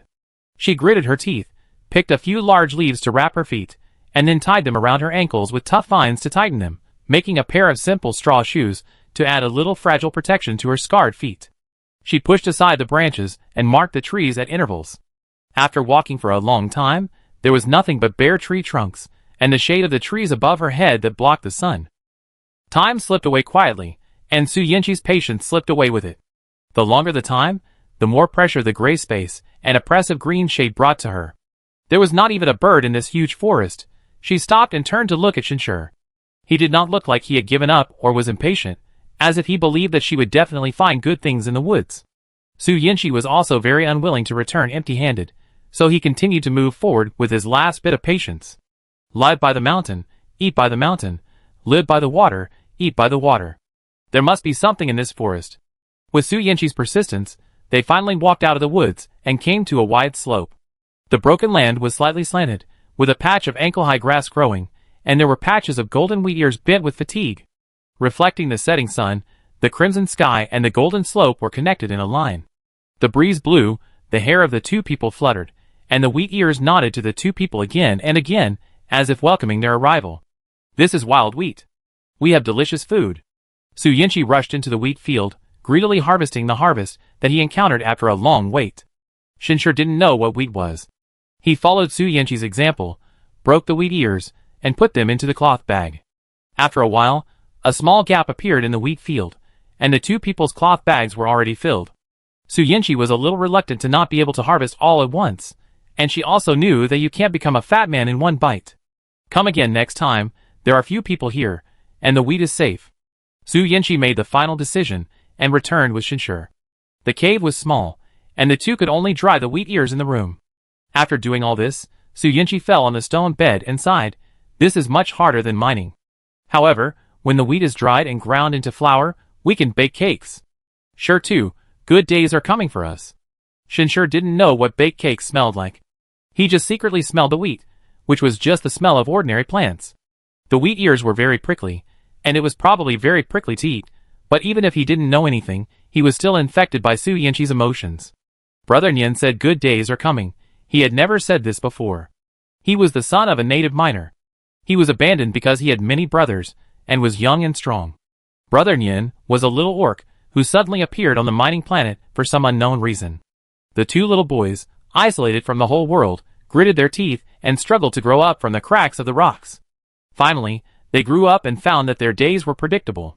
Mining is all about mining. If they don't dig enough, they will be beaten. In the sound of dong dong day after day, and the brutal whipping of the managers, they were smooth. Brother Nien didn't talk much, and he didn't talk much either. They would just bury their heads and work to numb themselves. But suddenly, he found that Brother Nien seemed to have changed. There was light in his eyes suddenly. Is it because of that, master? Are there good days really coming? Brother Nien. Let's live a good life. Shinsher choked up a little. He couldn't bear to hear this. He was afraid it was just a dream. He didn't know what a good life was, but it was not the present life after all. Xiaohai followed the two for an afternoon, and was hit by branches countless times. He thought there was some treasure in the woods, but he found that the two had found a meadow to pull weeds. Xiaohai. If he had told me earlier, I wouldn't have come. I wasted an afternoon. Xiaohai was almost angry to death. He cursed and returned along the mark on the tree. During the period, he was hit by various branches and vines all the way. He struggled in the woods for an afternoon. There were many small scars on his face and arms. He would rather go mining than suffer this. The bad luck was not over yet. When he got home, he was about to ask Dolly to help him mine, but his father told him that something happened in the mining area. When Dolly was mining, the mine cave suddenly collapsed. People were trapped under the rocks. It was unknown whether they were alive or dead. Ah! Xiaohai felt that he was extremely unlucky. He had not dug a single ore today, and was waiting to hire Dolly to work. Now Dolly was in trouble. What should he do? You little brat went out for a day, and your two friends all knew to come back to dig, but you didn't dig a penny. I beat you to death. Xiaohai's father picked up a piece of ore and threw it at Xiaohai, but Xiaohai dodged it with his agility. Xiaohai's father was furious. Aren't you on good terms with those two friends? Let them dig with you. Xiaohai was kicked out of the house, and he crawled and ran towards the mining area, just in time to see the two friends dragging the ore out of the mine. Great. Xiaohai stepped forward to stop the two. You have finished digging. I haven't started at all. I can only rely on your help tonight. Xiaohai originally thought that the two helped him dig, and although it was tiring to dig 100 black crystals in one night, it would definitely meet the target, and it was a sure thing, but the two friends rejected him. Brother Hai, I'm sorry, I twisted my waist while digging, and I may not be able to help you. Brother Hai, my mother asked me to go home for dinner. If I don't go back, she will beat me to death. I have to go first. The two friends slipped away in the blink of an eye, and Xiaohai was stunned. So soon, they all ran away when the disaster came? Would they die if they helped him? Little did he know that the two friends were still complaining about him behind his back. You treat me like a fool, you don't dig, but go out to play in the afternoon. That is to say, without Dolly, no one helps dig, who has the mood to help others. Have a good rest and finish your share tomorrow, thank God. Xiaohai stood in the cold wind in despair. He thought he had treated these two friends well. He never missed a bite of delicious food and drink, including hiring Dolly to dig, and he paid the most. He never said anything when they got together to make a bowl of batter. Now they are just helping him dig to save the emergency, but the two of them ran away faster than anything else as if they were encountering a plague. It is impossible not to say that he is not heartbroken. Thinking about it, the only people who can help him now are Shinsher and the others. Xiaohai went directly to Su Yanqi's door. He knew that she was the one who could make the decision. The door opened from the inside, and was about to close. Fortunately, he quickly held the door, and entered the cave. Xiaohai was speechless when he saw the withered yellow grass on the ground. Are these two children? Are they playing house? Chapter 10. Let go! Xiaohai's appearance gave Su Yanqi a headache, especially when he cried, and said he didn't want to be beaten, and asked them to help him mine. If they didn't agree, he would cry. He wanted to push him out of the mine, so he hugged Su Yanqi's legs, and refused to let go. Seeing that his snot and tears were about to be wiped on his thighs, Su Yanqi couldn't stand it, and kicked Xiaohai, knocking him unconscious. It didn't hurt, but he felt a little dizzy. Host, when do we start mining? It's already evening. The system urged. Brother Nien, only you can save me now. Xiaohai pretended to rush over again. Su Yanqi couldn't bear to watch and quickly dodged. Host. Brother Nien. Okay. Stop arguing. Su Yanqi exploded under the double attack of the system and Xiaohai. I can help you mine, but let me make it clear what you can give me. I don't want the batter and nutrient solution. Su Yanqi knew that if she didn't help Xiaohai today, he would stay, and she would be unable to do anything. She might as well help him in exchange for something. Brother Nien, tell me what you want. As long as I can do it, I do it. Xiaohai stood up neatly. That's what you said. Su Yanqi put his finger on the side and pointed, saying, I want a pot, an energy stove, and some small jars. No problem. Xiao Hai agreed. Seeing that Su Yanqi didn't trust him, he explained, Brother Nian, you are not the first person to want these things. We have several pots at home.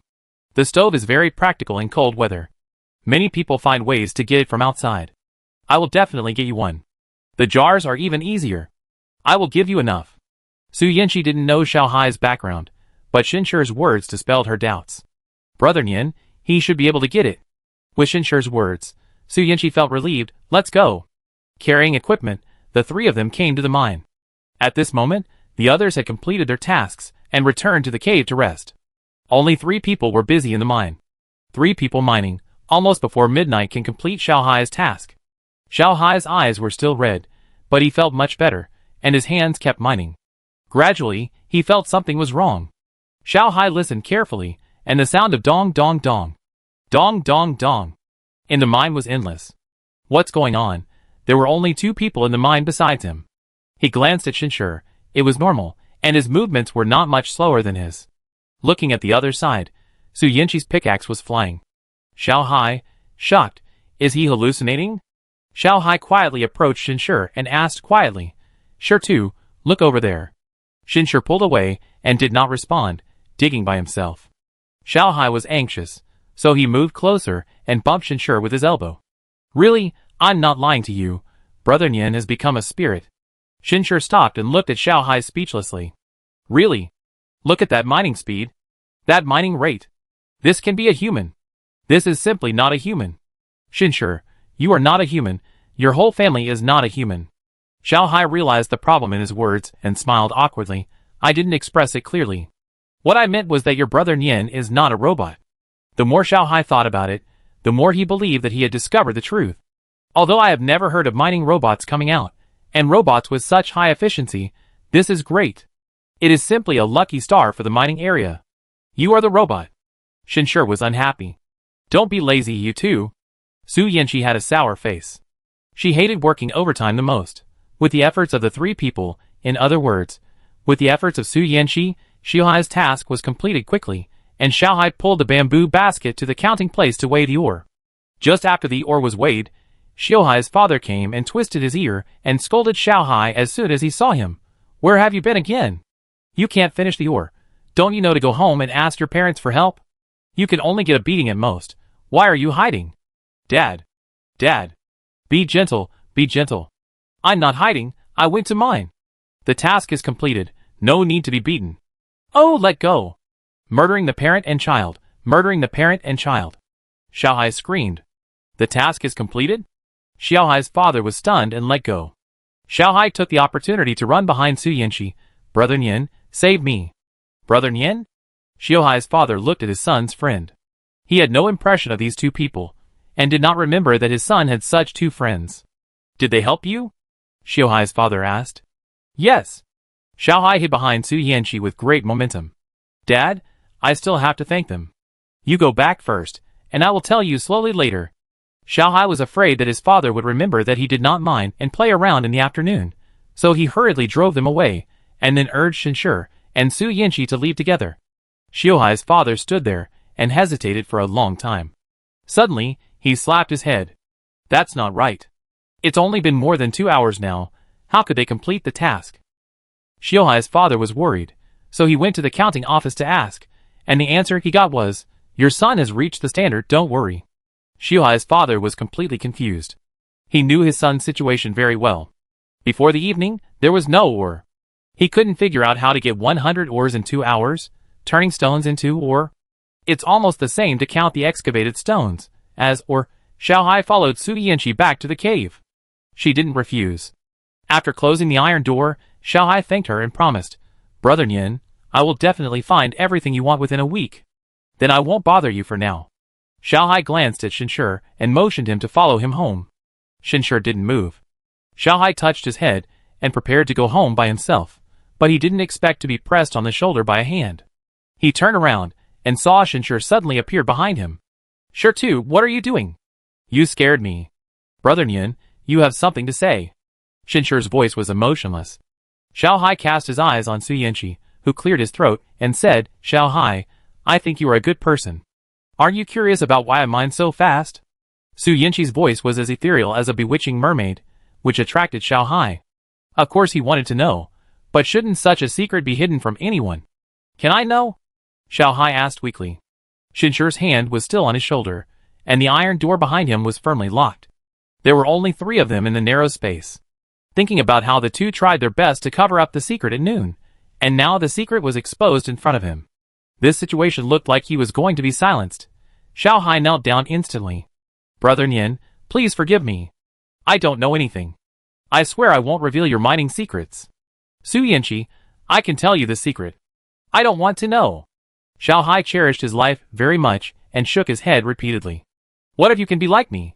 Su Yanqi persuaded him patiently. Xiao Hai's eyes were as big as copper bells. Brother Nian, are you kidding?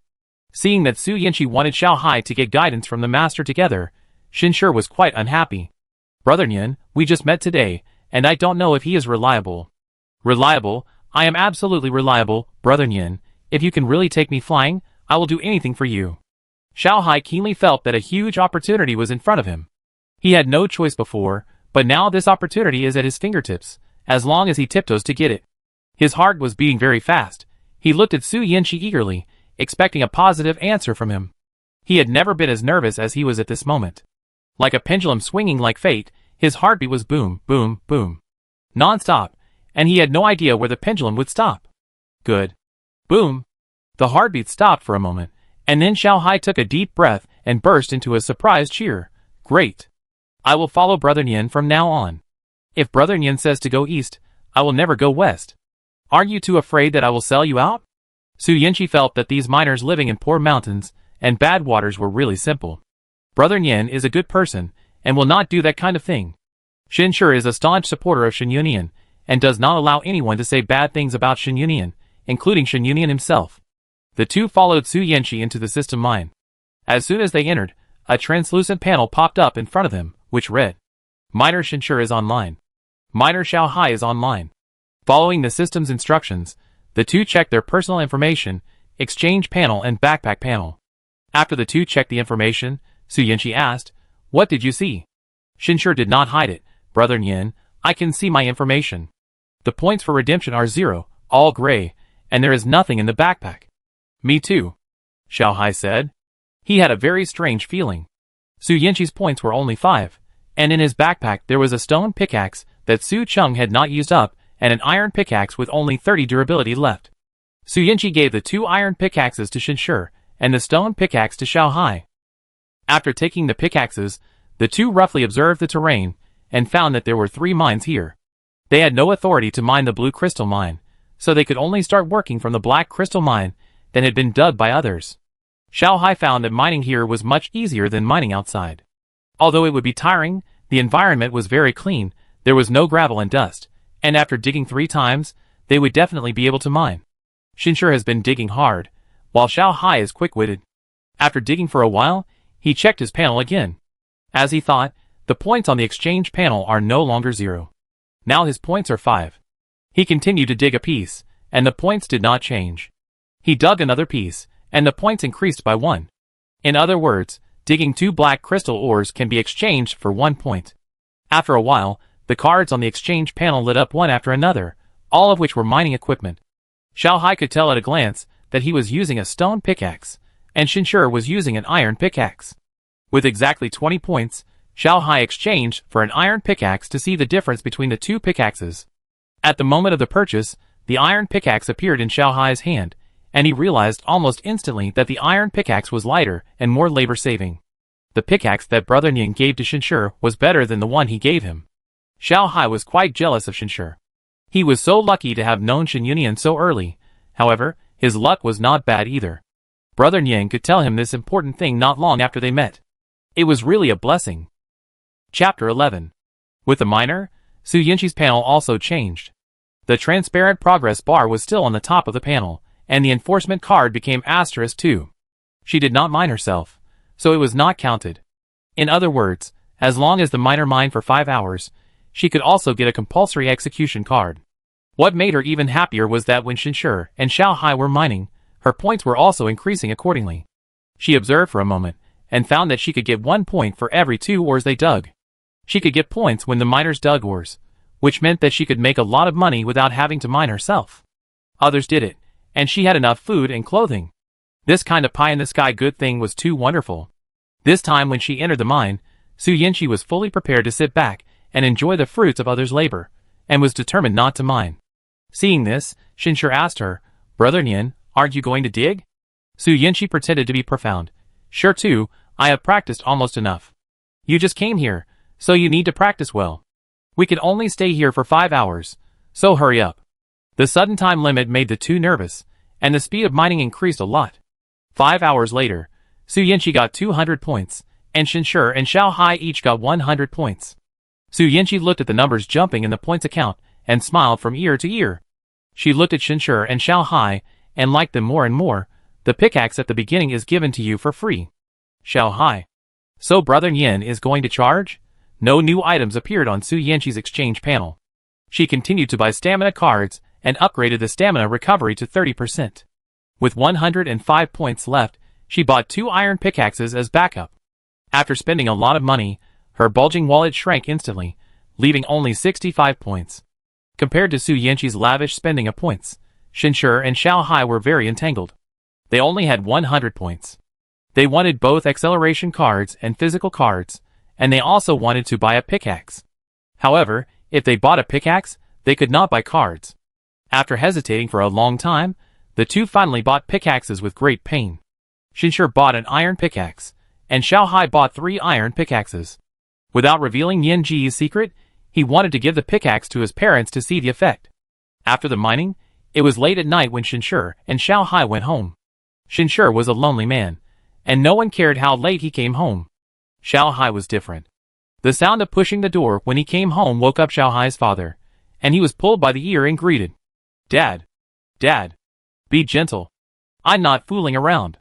I brought you good things back." Xiao Hai hissed, and tiptoed to relieve the pulling feeling on his ears. Xiao Hai's father. "Stop making noise so late," Xiao Hai's mother said distressfully. "Okay." Xiao Hai's father let go. "Didn't you say you brought something good? Take it out, and let me see it." Xiao Hai took out the 3 pickaxes from his backpack, and spread them out in front of Xiao Hai's father. Xiao Hai's father and mother studied the pickaxes for a long time, but didn't see anything unusual. "What's the difference between this and an ordinary pickaxe?" Xiao Hai's mother asked. "Dad, Mom, you know tomorrow."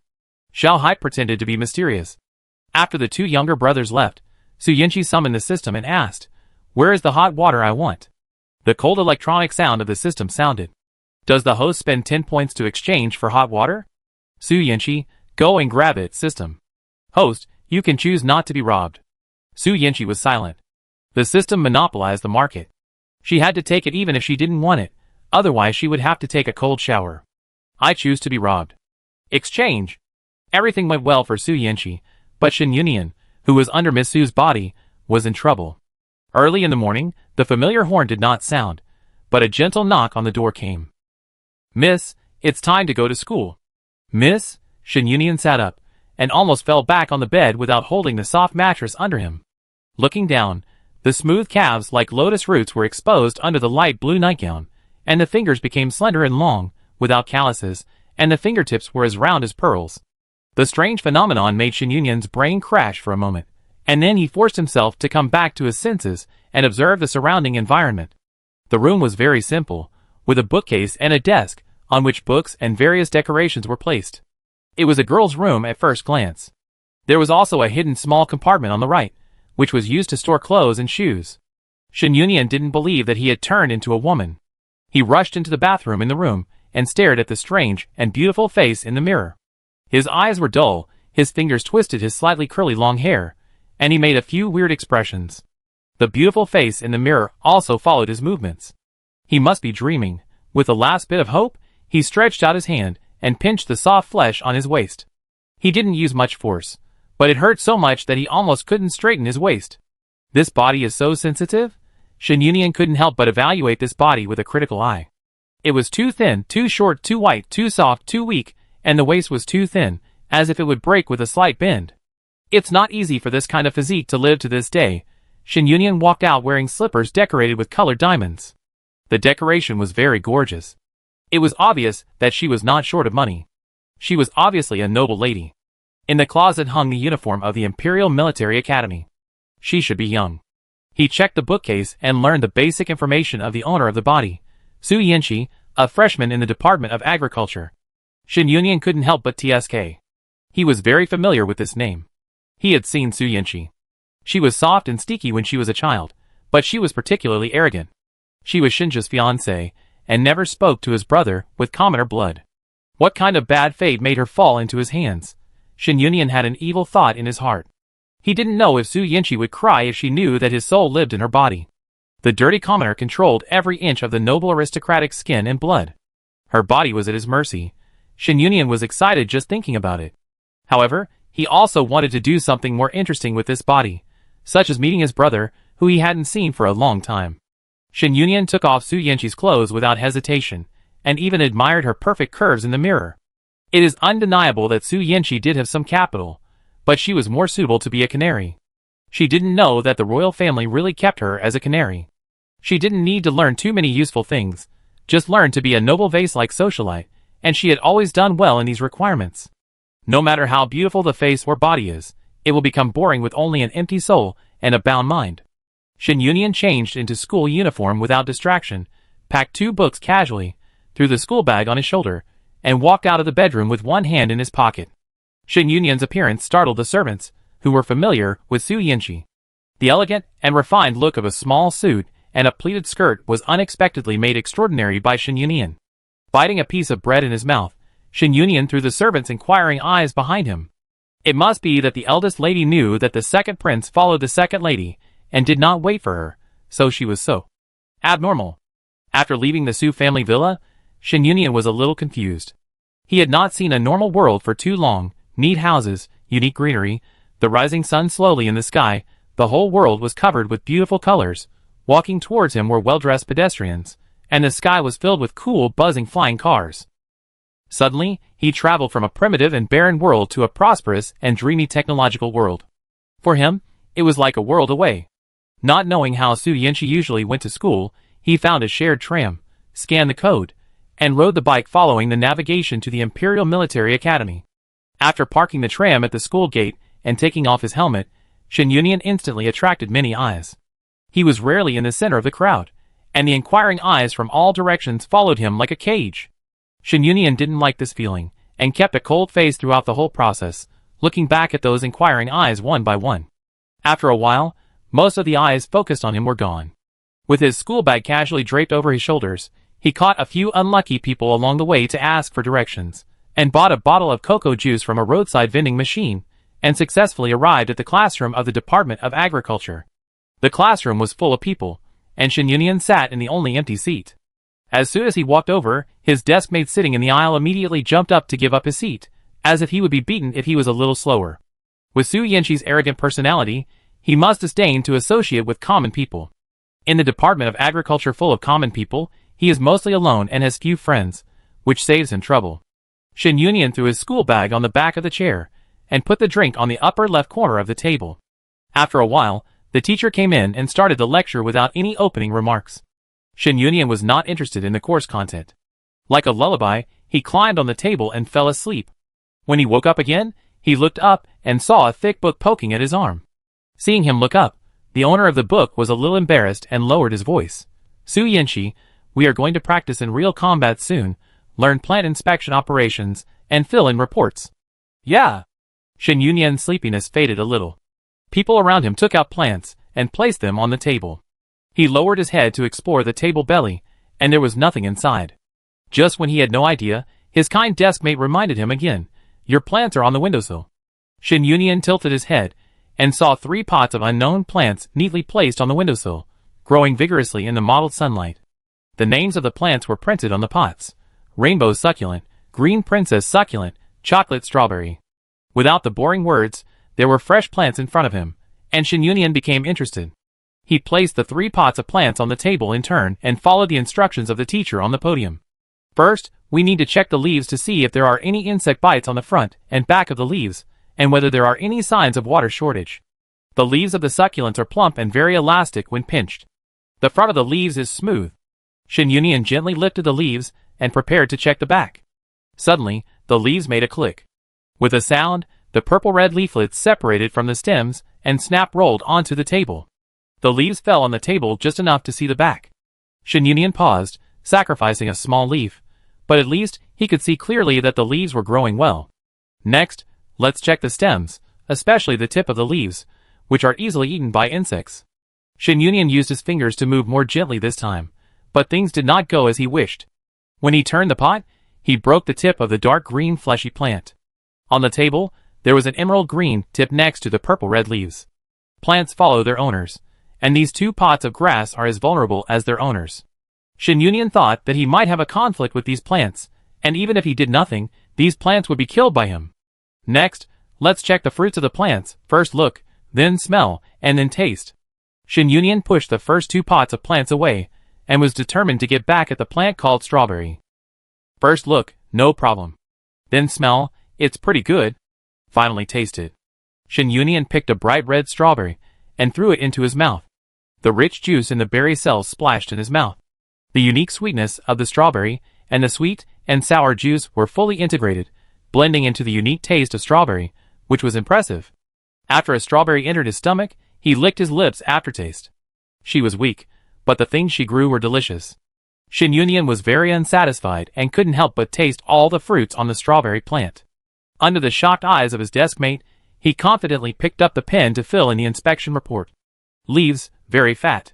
Stems, very crisp. Fruits, very delicious. Deskmate who witnessed everything, shock, is she going to die like this?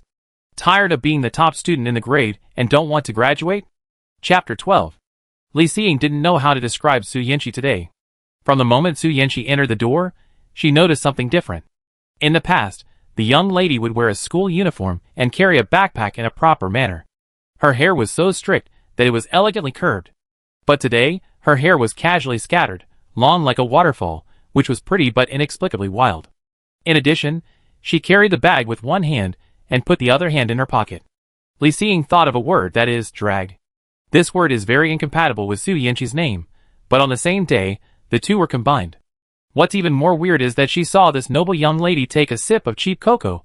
Next, the weird things are not over yet.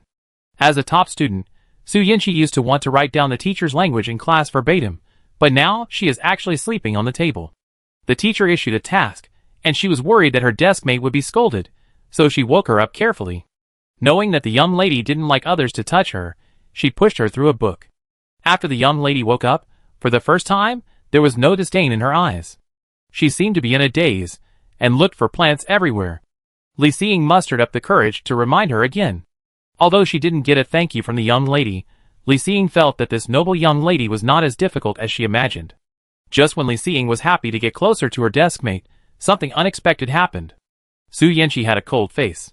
He first tore off the leaves of the succulent plant with force, and then twisted off the tip of the succulent plant with one hand.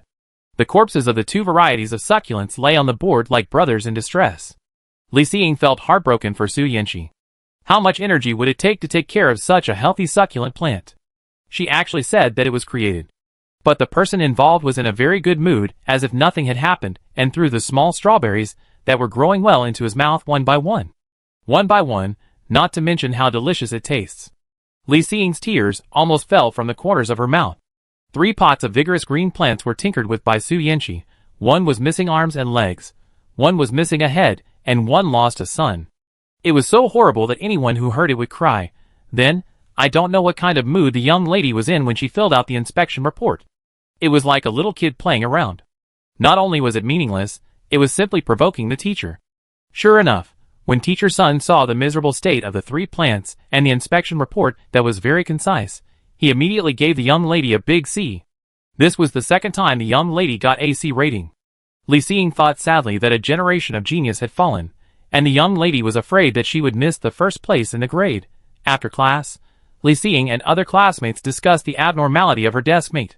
I don't know what stimulated the young lady. She even lost her stable S grade. She sighed. A classmate who knew the inside story revealed the secret. Don't you know? I guess the eldest lady was upset, and had a quarrel with the second prince. She rode the tram here this morning. It turns out that she is trapped by love. How pitiful.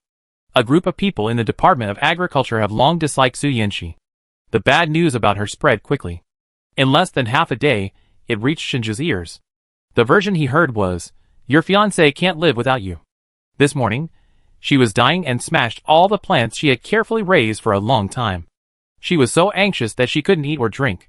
She also said that if you don't reconcile with her, she will drop out of school. Shinja, Cece loves him so much. Su Yinshi didn't have anything special about him before, but it turned out that she couldn't leave him in her heart. It seems that you can't just look at the surface when judging people. Who would have thought that under her cold appearance of a high-class flower, she actually has a heart so obsessed with him? If she really wants to reconcile, she should apologize to me. Shinja put on airs. That is to say, she never looks at people straight in the eye. Brother Zha has to teach her a lesson and dampen her spirit, otherwise she will ride on your head in the future. Shin Yunian took a day of agricultural science classes and memorized books. At night, his mind was full of pests and beneficial insects, what preys on what, how to feed a cabbage and other messy contents. He wanted to kick this useless knowledge out of his mind, but maybe Su Yinshi's brain was too suitable for taking root. The more he cared, the clearer this knowledge became. Riding the tram back to Su's house, Shin Yunian collapsed on the bed, sleepiness came, and he heard the sound of water coming from the bathroom in a daze.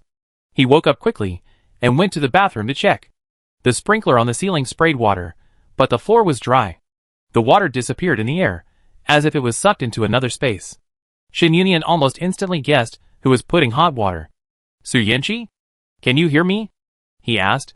In the empty bathroom, there was only his echo, and the sound of water, and no other noise. He felt a little disappointed, and went back to bed to continue lying down. Only Su Yinshi knew what happened. "I don't know what this young lady is up to." She suddenly wanted to exchange bodies with him. Is it fun or something else? Shin Yunian couldn't help but wonder, under what circumstances would the young lady need hot water? His cramped cave, narrow and dark bathroom, cold water was limited every day, not to mention hot water.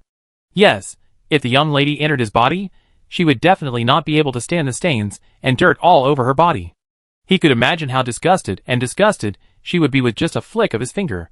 So she wants to take a shower? This thought made Shin Yunian's heart tighten. He wanted to stop thinking, but the more he resisted, the clearer his thoughts became. She would wash his face, his hands, his waist, and every part of his body. Shin Yunian took a breath, buried his face in the soft quilt, and exhaled slowly. But this did not relieve him. The unique fragrance attached to the quilt made him even more upset. Tonight, the name Su Yinshi made him use up most of his life's restraint. Su Yinshi got the hot water he had been thinking about. The system stopped making trouble and considerately filled a large white bucket with water, which was steaming hot. A bucket of water, Su Yinshi felt, was not enough. The owner of this body looks like he hasn't showered for 800 years. I don't know how he can be so patient. Little did he know that Shin Yunian was actually a clean miner. After all, in this kind of environment, it's dirty every day. Who would care about his image? It's good to be alive. Su Yinshi took a handful of hot water and splashed it on her face. The hot and humid breath prompted every pore on her face to slowly open up. It was very comfortable and decompressing. She couldn't help but play with the water for a while. Then, after washing her face, there was only half a bucket of water left. Su Yinshi, I didn't expect that one day she would be reduced to being so frugal with hot water. Without toiletries, she could only simply wash off the dust on her body. Her soft golden hair and her favorite animal ears were the parts she focused on. If she used up half of the water, her limbs would often dangle in front of her eyes. If they were too dirty, she might not be able to help but chop them off. She had to wash them well. She washed her fingers especially carefully. The joints and nails of each finger were washed white and clean. There was no other way. She had to do a lot of things with these hands. They were too dirty to be used. As for other places, Su Yinshi looked at the cloth skirt tied around her waist, and swallowed reflexively. That place is not needed. Why wash it so clean? She won't care if it's rotten or broken.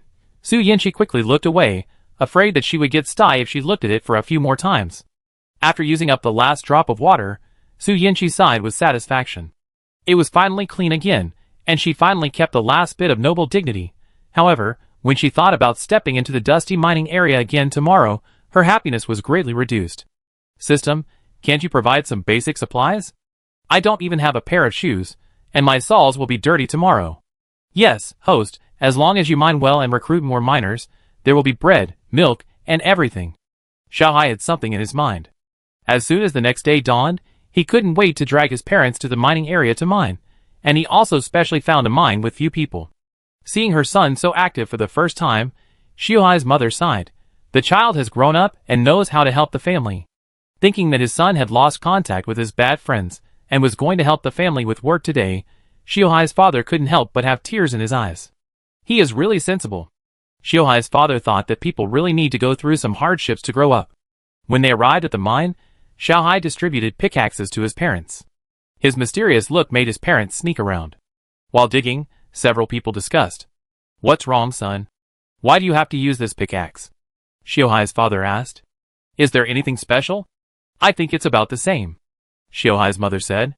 Xiaohai was very disappointed with his parents' answers, and the light in his eyes was almost extinguished by cold water. Xiaohai's father dug a few more crystal cores and said to his somewhat discouraged son solemnly, "It's different." This made Xiaohai cheer up again, and he pricked up his ears to listen to his father's feedback. "This pickaxe is lighter, and mining is easier." "Just lighter?" Xiaohai sighed in disappointment. "Forget it, I give it a try." Xiaohai took the pickaxe and tried to dig the ore. Bang, bang, bang. Bang, bang, bang. Accompanied by the rhythmic sound of mining, black crystal ore fell one after another. Xiaohai's parents were stunned for a while. The black crystal ore under their son's pickaxe piled up into a small mountain. Xiaohai's father was surprised and happy, and rushed over to help his son pick up the ore. If he picked it up a little slower, the speed of picking up would not be as fast as his son's mining speed. "How is it possible?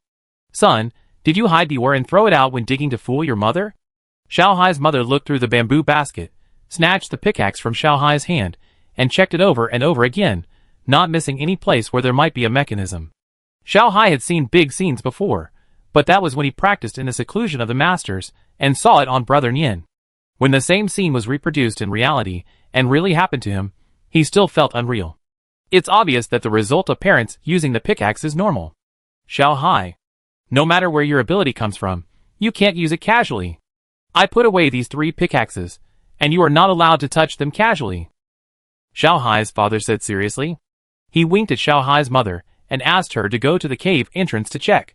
Xiaohai's mother quietly looked at the cave entrance, and then anxiously shouted to the 2 people in the cave. "Someone is coming, Xiaohai's father." Xiaohai's father quickly looked for a place to hide the pickaxe, but the pickaxes were just taken by them openly, and there were only 2 pieces of cloth on his body to save fabric, so there was no place to hide anything. Xiaohai's father was so anxious that he stuffed 3 pickaxes directly under his skirt. The pickaxes were sharp, and they might have scratched his legs, making him gasp. "Dad!" Xiaohai shouted helplessly. Chapter 13. Xiaohai had to persuade his father to take out the pickaxe from under his skirt. "Let's go to another place to mine." Xiaohai looked at the cave entrance, confirmed that other miners had not come yet, and said in a low voice. To be honest, he didn't know if he could expose the secret. From the bottom of his heart, he felt that Brother Nian would not want too many people to know, otherwise it would definitely cause endless trouble. Xiaohai tried his best to avoid being seen, and took his parents to the Z1084 mine. He knew that Brother Nian, and Sure too, would mine here. So, Xiaohai's father and mother didn't dig many mines in the morning. They were first shocked by their son's crazy mining speed, and then they were dragged by their son to the new mine. Here they saw a young man digging, and a man who looked like an old man, with his legs crossed, found a clean place to sit and cultivate his body and mind. It was the man his son called Brother Nian last night. Brother Nian. Xiaohai greeted Su Yanqi. Su Yanqi was still asleep, and was drowsy in the hypnotic sound of Shinshi's dong dong dong mining. When he heard Xiaohai's voice, he half raised his eyelids and nodded. Xiaohai's father and mother were a little at a loss. They didn't know what was going on. Obviously, this Yin brother was a junior, sitting on that clean stone, and didn't fit in with the mine. It felt like the owner of the mine was here to inspect, which made the 2 middle-aged people a little trembling. Yin brother. The mouth flew in front, and the brain chased behind. The 2 middle-aged people followed their son, to call for help, as if their brains were out of service. Xiaohai scratched his head embarrassedly, Shinshi glanced sideways, and Su Yanqi paused, looking at the 2 new middle-aged brothers, and fell into thought. Who says middle-aged people can't be younger brothers? She nodded to the 2 new younger brothers. Seeing that Brother Nian did not object to the appearance of his parents, Xiaohai continued, "Brother Nian, then we will dig with you here." "Oh!" Su Yanqi opened her mouth lazily. This Xiao Hai is too fussy. She even has to report to her about digging a mine. Su Yinchi nodded, and the three of them took out the pickaxes to dig, as if they had obtained administrative permission. Dong dong dong. Dong dong dong. Dong dong dong. Xiao Hai and Shinshir kept the same rhythm, swinging the pickaxes until they flew up. Xiao Hai's parents moved slowly, and no matter how they speeded up, they couldn't beat the two young people. Dong dong dong. Dong dong dong. Dong dong dong. The sound of mining in my ears was like a duet, one wave after another. The sound waves rose and fell, and kept jumping on people's nerves. Su Yinchi frowned slightly. It's so noisy. If the previous rhythmic sound could make people fall asleep, this duet now simply drove Su Yinchi crazy. Pause. Su Yinchi raised his hand and pointed at Xiao Hai's parents. Let Xiao Hai help you dig the mine. Your mining skills are too poor and need to practice. Xiao Hai's parents? ? After mining for half a lifetime, this is the first time they have heard such comments. Saying that their mining skills are not good is equivalent to saying that they have mined for half a lifetime in vain. That, Brother Nian. Xiao Hai's father was very ashamed to call this name. The kind of dignity that an elder has to call a younger generation brother is completely lost. Although we are indeed slow in mining, we are also experts in mining. Yes. Brother Nian is right, my parents are terrible at mining. They can't mine at all. They've been mining for half their lives, and they're still like this. Brother Nian, you must let them practice. Xiao Hai suddenly interrupted. Xiao Hai's father, what is this damn kid talking about? Their own son is still ruining the show.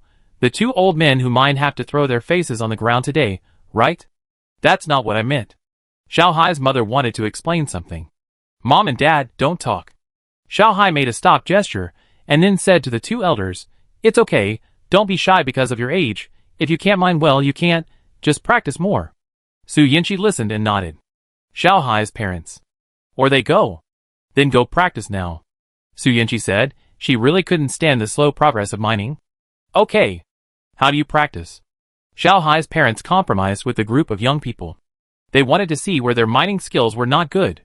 Before they finished speaking, they felt a sense of weightlessness, and were suddenly pulled into an unfamiliar space.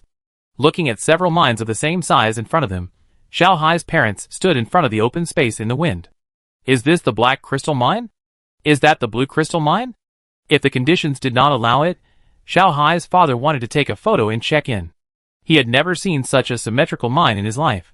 Entering the mining area, several panels popped up in front of the two people. The information on them made the two middle-aged men dizzy and half understood. They didn't understand the mechanism of the miners and the use of points, but they figured out one thing. They could mine here with a pickaxe in their hands, and had to dig for 5 hours. The two senior miners didn't know anything else, but they were good at mining. They ignored all the other messy rules, and started digging with their pickaxes. As they dug, they sighed. Dad, Xiao Hai. That's the feeling. Xiao Hai's mother explained. Somehow, in this space, their mining speed was exactly the same as Xiao Hai's mining state, digging tons and tons at a rapid pace. When mining, time passed especially quickly. After a while, the pickaxe's durability was exhausted. Dad Xiao Hai wiped the non-existent sweat on his forehead and sighed loudly. Awesome. At this moment, the two senior miners had only one thought in their minds. What a hearty mining. The two people randomly clicked on the exchange interface and obtained new pickaxes. They excitedly continued to devote themselves to the great cause of mining. In just 5 hours, black crystal were poured into the system backpack like snowflakes, and the score numbers kept jumping. Although the two elders didn't pay attention to those, they all looked unsatisfied when they exited the alien space. Seeing their son and Su Yinchi again, the two elders felt as if they were in another world. Brother Nian. Xiao Hai's father said with conviction, we were young and ignorant just now. From now on, our family will rely on you. Thank you, Brother Nian, for your support. Xiao Hai's mother was also very good at handling things. When they called out Brother Nian again, the two of them were no longer embarrassed, but full of deep admiration and pride. Brother Nian was right. They are new and need more practice. It's okay, the mine has been dug almost. In order to wait for Xiao Hai's parents, several people missed the meal time. After weighing the ore, most of the miners had already eaten and returned to the cave to rest. The 5 people came late and could only eat some leftovers. The 5 people sat in the canteen with batter and nutrient solution in hand. Xiao Hai's family usually did not eat in the canteen of the mining area, but today they followed Su Yinchi to get food for the first time. Watching Su Yanqi pick up the nutrient solution and unscrew the bottle cap, they also picked up the nutrient solution and unscrewed the bottle cap. Su Yanqi put it down, and they also put it down. Su Yanqi turned to look at them, and they also turned to look at Su Yanqi. Su Yanqi, very good, no one here can open the nutrient solution. So, how did we open the nutrient solution before? Su Yanqi asked Shenshi. Brother Nian, we have never received nutrient solution before. Su Yanqi was speechless. She understood that they were not good at mining, and had no preferential treatment. Now they dug up their quota in the morning, and the nutrient solution was a reward. In this mining area, they only knew one person who could open the nutrient solution. Let's find Dolly to open it, Su Yanqi said. I know where he is. Come with me, Brother Nian. Xiaohai led Su Yanqi and several others, carrying basins and nutrient solution, and walked towards a narrow passage. This side is opposite to the cave where the miners live. In a corner of the mining area, many scarred miners, both men and women, are lying in an abandoned mine, with blood all over their bodies, looking very scary. When he walked to the door, Su Yanqi was reluctant to move. It was too dirty and too messy. These people were crooked like countless corpses lying in a mess. A strong bloody stench overflowed from the mine, and flies and mosquitoes flew around people. Just getting close, and touching this smell, Su Yanqi felt that his body was covered with lice. What is this place? Su Yanqi asked. Shenshi raised his eyes, and looked at it, then lowered his head again. No one noticed his movements. Xiaohai stood in front of Su Yanqi and explained, Here are the miners who failed to complete their tasks. Miners who fail to complete their daily quotas will be beaten. Some of them are injured, and their mining speed is slower. They fail to complete their tasks every time, and can only be beaten every day, so it becomes like this. Won't they die? Su Yanqi was puzzled. This question stumped Xiaohai. This simple question was very strange when asked by Brother Nian, as if he was some noble who didn't know the sufferings of the world. Of course they will die, Brother Nian. Xiaohai replied. Oh! Su Yanqi's eyes passed Xiaohai and looked into the dark cave.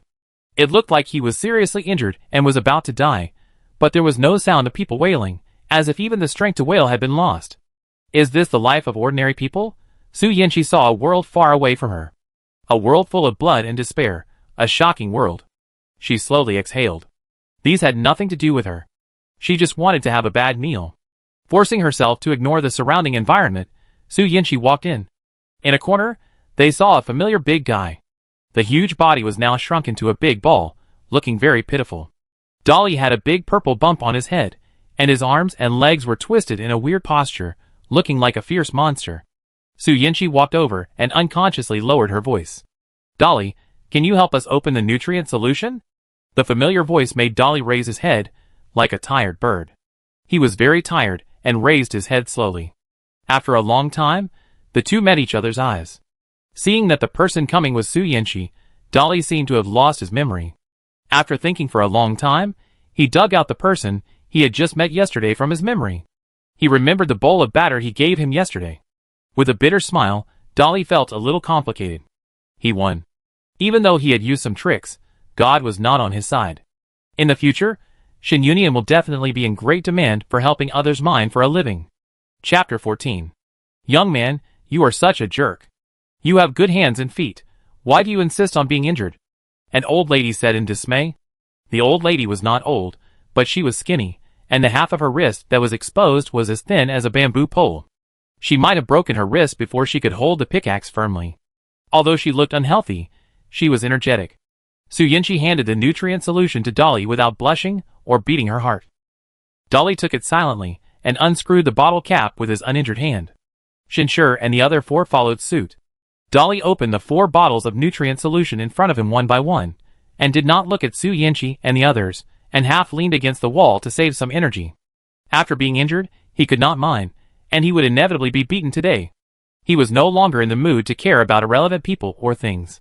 He worked hard, but the person in front of him seemed to feel that it was not enough and still did not leave. A voice came from above his head. This is for you. Dolly didn't want to pay attention to people.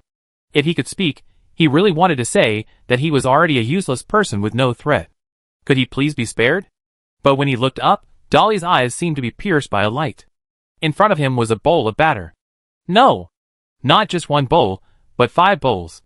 5 people, 5 bowls of batter, neatly arranged. At that moment, Dolly felt that the world that had just collapsed, a world full of broken walls and dust that had not yet dispersed. Suddenly time went back, and a ray of dawn warmly wanted to heal all the scars. Although that world had not healed, the darkness, like the end of the world, was suddenly dispelled. He swallowed and pointed at himself with his index finger. "Hurry up, my hands are sore," Su Yanqi urged. Dolly didn't dare to raise his hand to take it, but the lady who was speaking for him took the 5 bowls of batter and placed them in front of Dolly. The lady swallowed her saliva. These 5 bowls of batter would definitely make people full. "Young man, I misunderstood you. Are you Dolly's friends? I really envy you that you have someone to help you at this time." The last sentence was said by the lady to Dolly. Dolly's eyes fell on the bowl, and then slowly moved from the ground to the faces of the 5 people. It's ridiculous to say that they are friends. Except for the 2 he once regarded as competitors, he didn't know the other 3. He has always been a loner, and has never established any deep friendship with anyone. It is very likely that the man named Yin Gu suddenly had a kind heart, and wanted to help him. After all, he opened 2 bottles of nutrient solution yesterday, and he generously gave him a bowl of batter. It's just that he was still useful at that time, but now, he has become a useless person. What's the point of giving him nutrient solution? These people are really stupid, but Dolly is not stupid. Since others are willing to give it, he is willing to eat it. He can live one day at a time. The old lady watched Dolly swallow 5 bowls of batter by himself, and she was so envious that tears were about to flow. Dolly had half of the last bowl of batter left, and handed it to the old lady. She happily took it and poured it into her mouth, fearing that Dolly would regret it. Dolly, who had eaten 5 bowls of batter, was actually only half full. He burped and felt a little embarrassed. Su Yanqi stared at Dolly for a long time, and suddenly said, "You still have one good hand, you should still be able to mine." Dolly wiped his mouth, with a sense of satisfaction. He really wanted to have 5 more bowls of batter. He was hungry, and his brain was not working. For a moment, he didn't understand what Su Yanqi meant. She just continued, "Come and help me mine, I give you food." This made Dolly's brain burn. He seemed to not understand what she said. He knew every word, but it was hard to understand when they were put together. Dolly couldn't speak, and didn't know how to answer Su Yanqi, but the lady next to him was happy, as if she had been cheated. "I do it, I can also help you mine. Just leave some nutrient solution for me when you drink it." "Okay," Su Yanqi replied. Seeing that she didn't refuse, the corpses in the mine cave seemed to have a last glimmer of light, and they tried hard to get close to Su Yanqi, hoping that they could be selected to help mine like the lady. The way they are now, to put it bluntly, is waiting to die. They can't complete their quota because they are not in good health. If they can't complete their quota, they can't eat and get beaten. They are hungry and beaten, and their health is worse. Their health is worse, and they can't complete their quota. The vicious cycle makes them see no hope for the future, and even living is a luxury. The appearance of Su Yanqi makes them seem to have seen the savior. They didn't care whether the man in front of them was crazy or suddenly wanted to be a saint. They just begged for the chance to earn a living. "I can do it too. Even though my legs are broken, my hands are fine. I have strength. Get out of the way. Me. I can do it too. I can dig with my feet. Dig with my mouth. I can dig for a day and a night." Some people crawled at Su Yanqi's feet, and some stayed where they were, exuding death, and had completely lost the desire to live. Su Yanqi saw a trace of fear in their eyes. They were afraid that a bite of food could not fill their stomachs, nor could it change the status quo. In addition to prolonging the date of death, it could only increase the pain and suffering of living. But from the depths of her soul, she seemed to see everyone reaching out to her, as if the humble people were begging the gods, who had mercy on all living things, to hold their hands, and give them the power of life, to give them a miracle to save them from the dire straits. The voices in her ears, and the smell of blood lingering in her nose hit Su Yanqi's heart. She had no desire to save the world. She was a profit-seeking mine owner. She didn't want to save the dirty and stupid civilians. She just wanted to use them to become her miners to help her mine. Yes, that's right, she was just using them. The unqualified ones could also make up the numbers. Although these miners with missing arms and legs could not dig a few pieces of ore, they were still miners after all. You can all help. As soon as these words came out, the dying miners burst into almost crazy cheers. If Xiao Hai and the other 4 hadn't surrounded Su Yanqi tightly in the middle, I'm afraid those fanatical people would rush up and push Su Yanqi to the shrine. Dolly looked at the commotion in front of him with mixed feelings.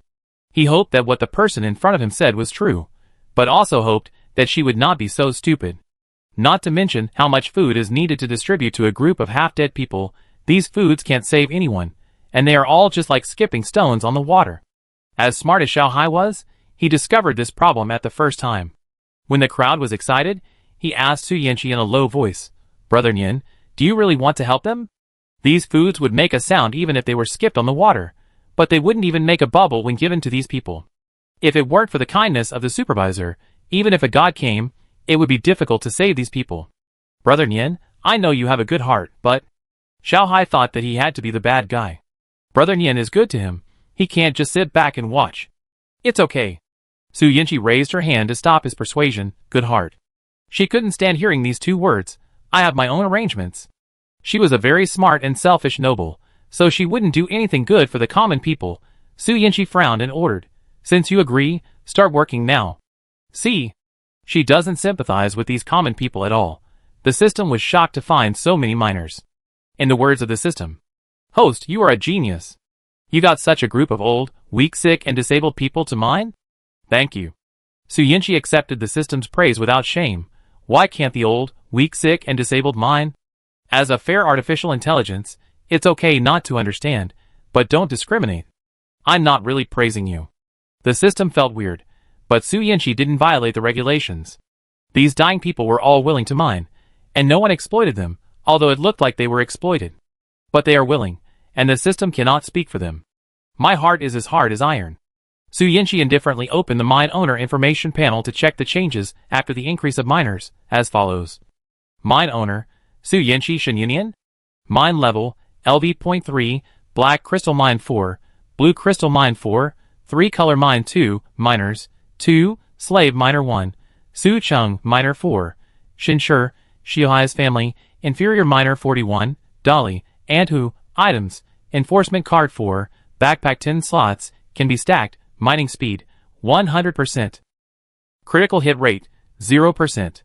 Special attributes, 1. Restore 20% of physical strength when mining. 2. Inferior miners reduce output by 20%. These sick miners formed a new category, inferior miners, and they had a large debuff when mining. Su Yanqi was not surprised. What surprised her was that the mine level was upgraded by 2 levels because they had increased the number of mines. The number of black crystal mines remained the same as the second level mines, while the number of blue crystal mines doubled, and there was one more ore that she liked the most, the tricolor ore, which had 3 colors, milky white, brown, and orange, and was as beautiful as a calico cat. Each ore was composed of 3 colors randomly, and each ore was unique. Su Yanqi liked to use this type of ore to decorate potted plants. The tricolor ore was neither cheap nor precious, but also unique, which could show her noble status very well.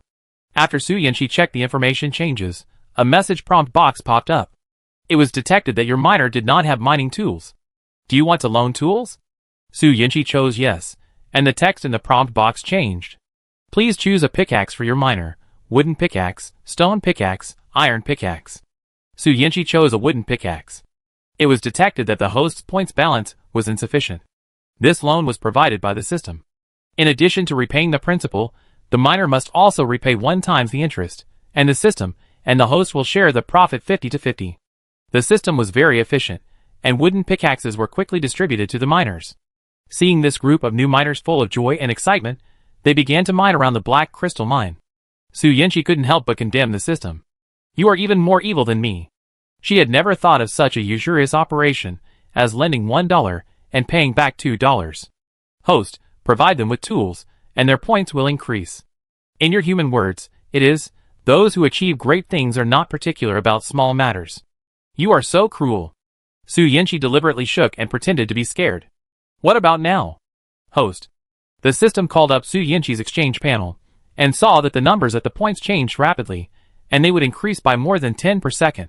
First, it was more than 60, then more than 70, and then more than 80. It easily broke through the 100 mark, and the numbers kept jumping, breaking through 4 digits when the time was almost half over.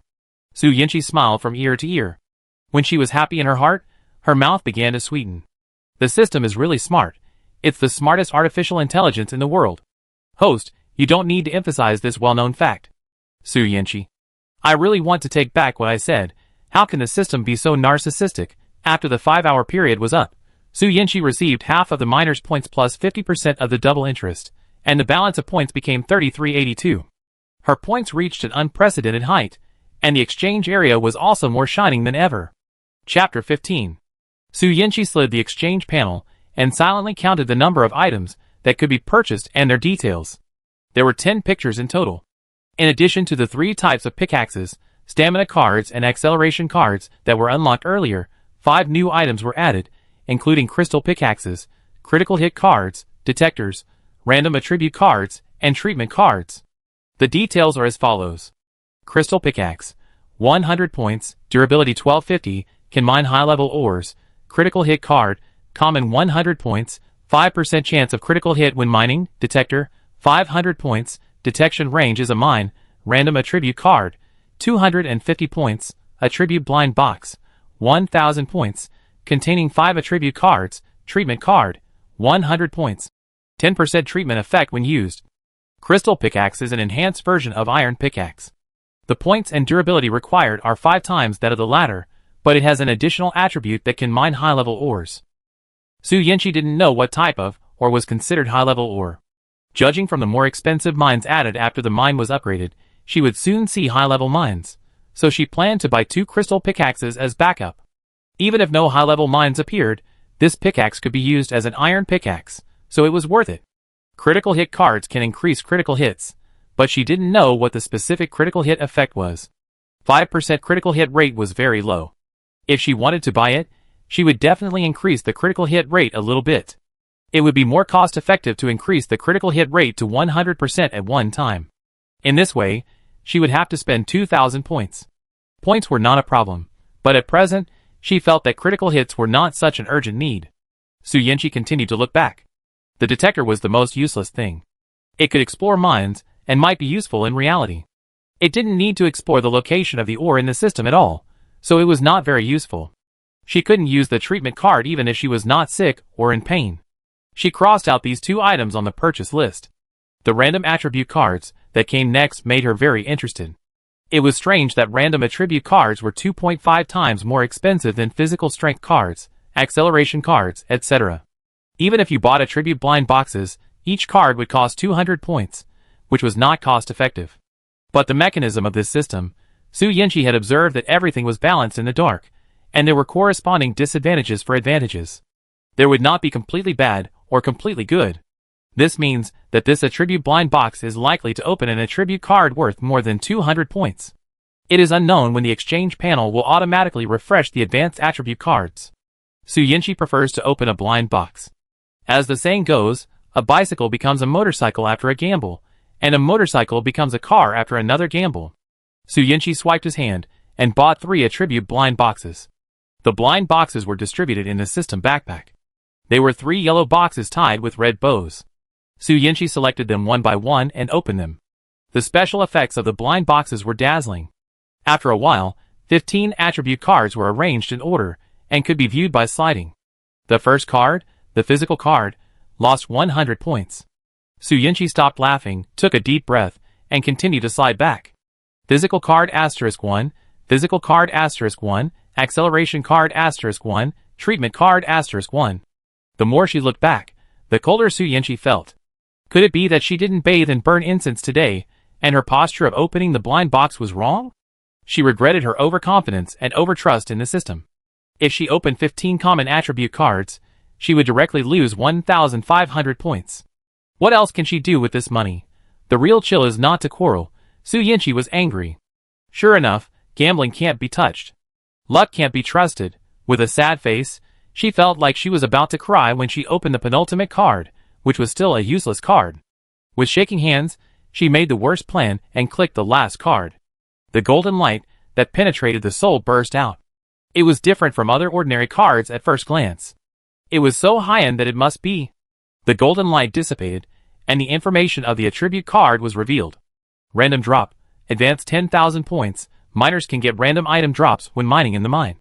Su Yinchi's little heart almost couldn't bear it after rebounding from the bottom, and she danced with excitement. Great, I got my money back. Although random drops are not useful to Su Yinchi, it's expensive. She spent 3,000 to buy a 10,000 thing. Even if it's just a decoration, she thinks it's worth it, After sorting out the 15 attribute cards, the mine owner's information panel changed as follows. Mine owner, Su Yinchi Shinyunian. Mine level, LV.3, Black Crystal Mine 4, Blue Crystal Mine 4, Tricolor Mine 2, Miners, 46, Slave Miner 1, Su Chung Miner 4, Shinshur, Xiaohai's family, Inferior Miner 41, Dolly, Antu, items, 1 healing card, 2 crystal pickaxes, 10 slot backpack, can be stacked, mining speed, 120%. Critical hit rate, 25%. Special attributes, 1. Recover 80% of physical strength when mining. 2. The output of inferior miners is reduced by 20%. 3. Miners receive random items when mining. Not only does the physical strength recovery value reach 80%, Su Yinchi can mine indefinitely, and does not feel tired. The mining speed and critical hit rate are increased, and the healing card can be used as a medical reserve material with a 10% healing effect. Everything is so perfect. Su Yinchi decided that if she still had points, she would buy a few more attribute blind boxes.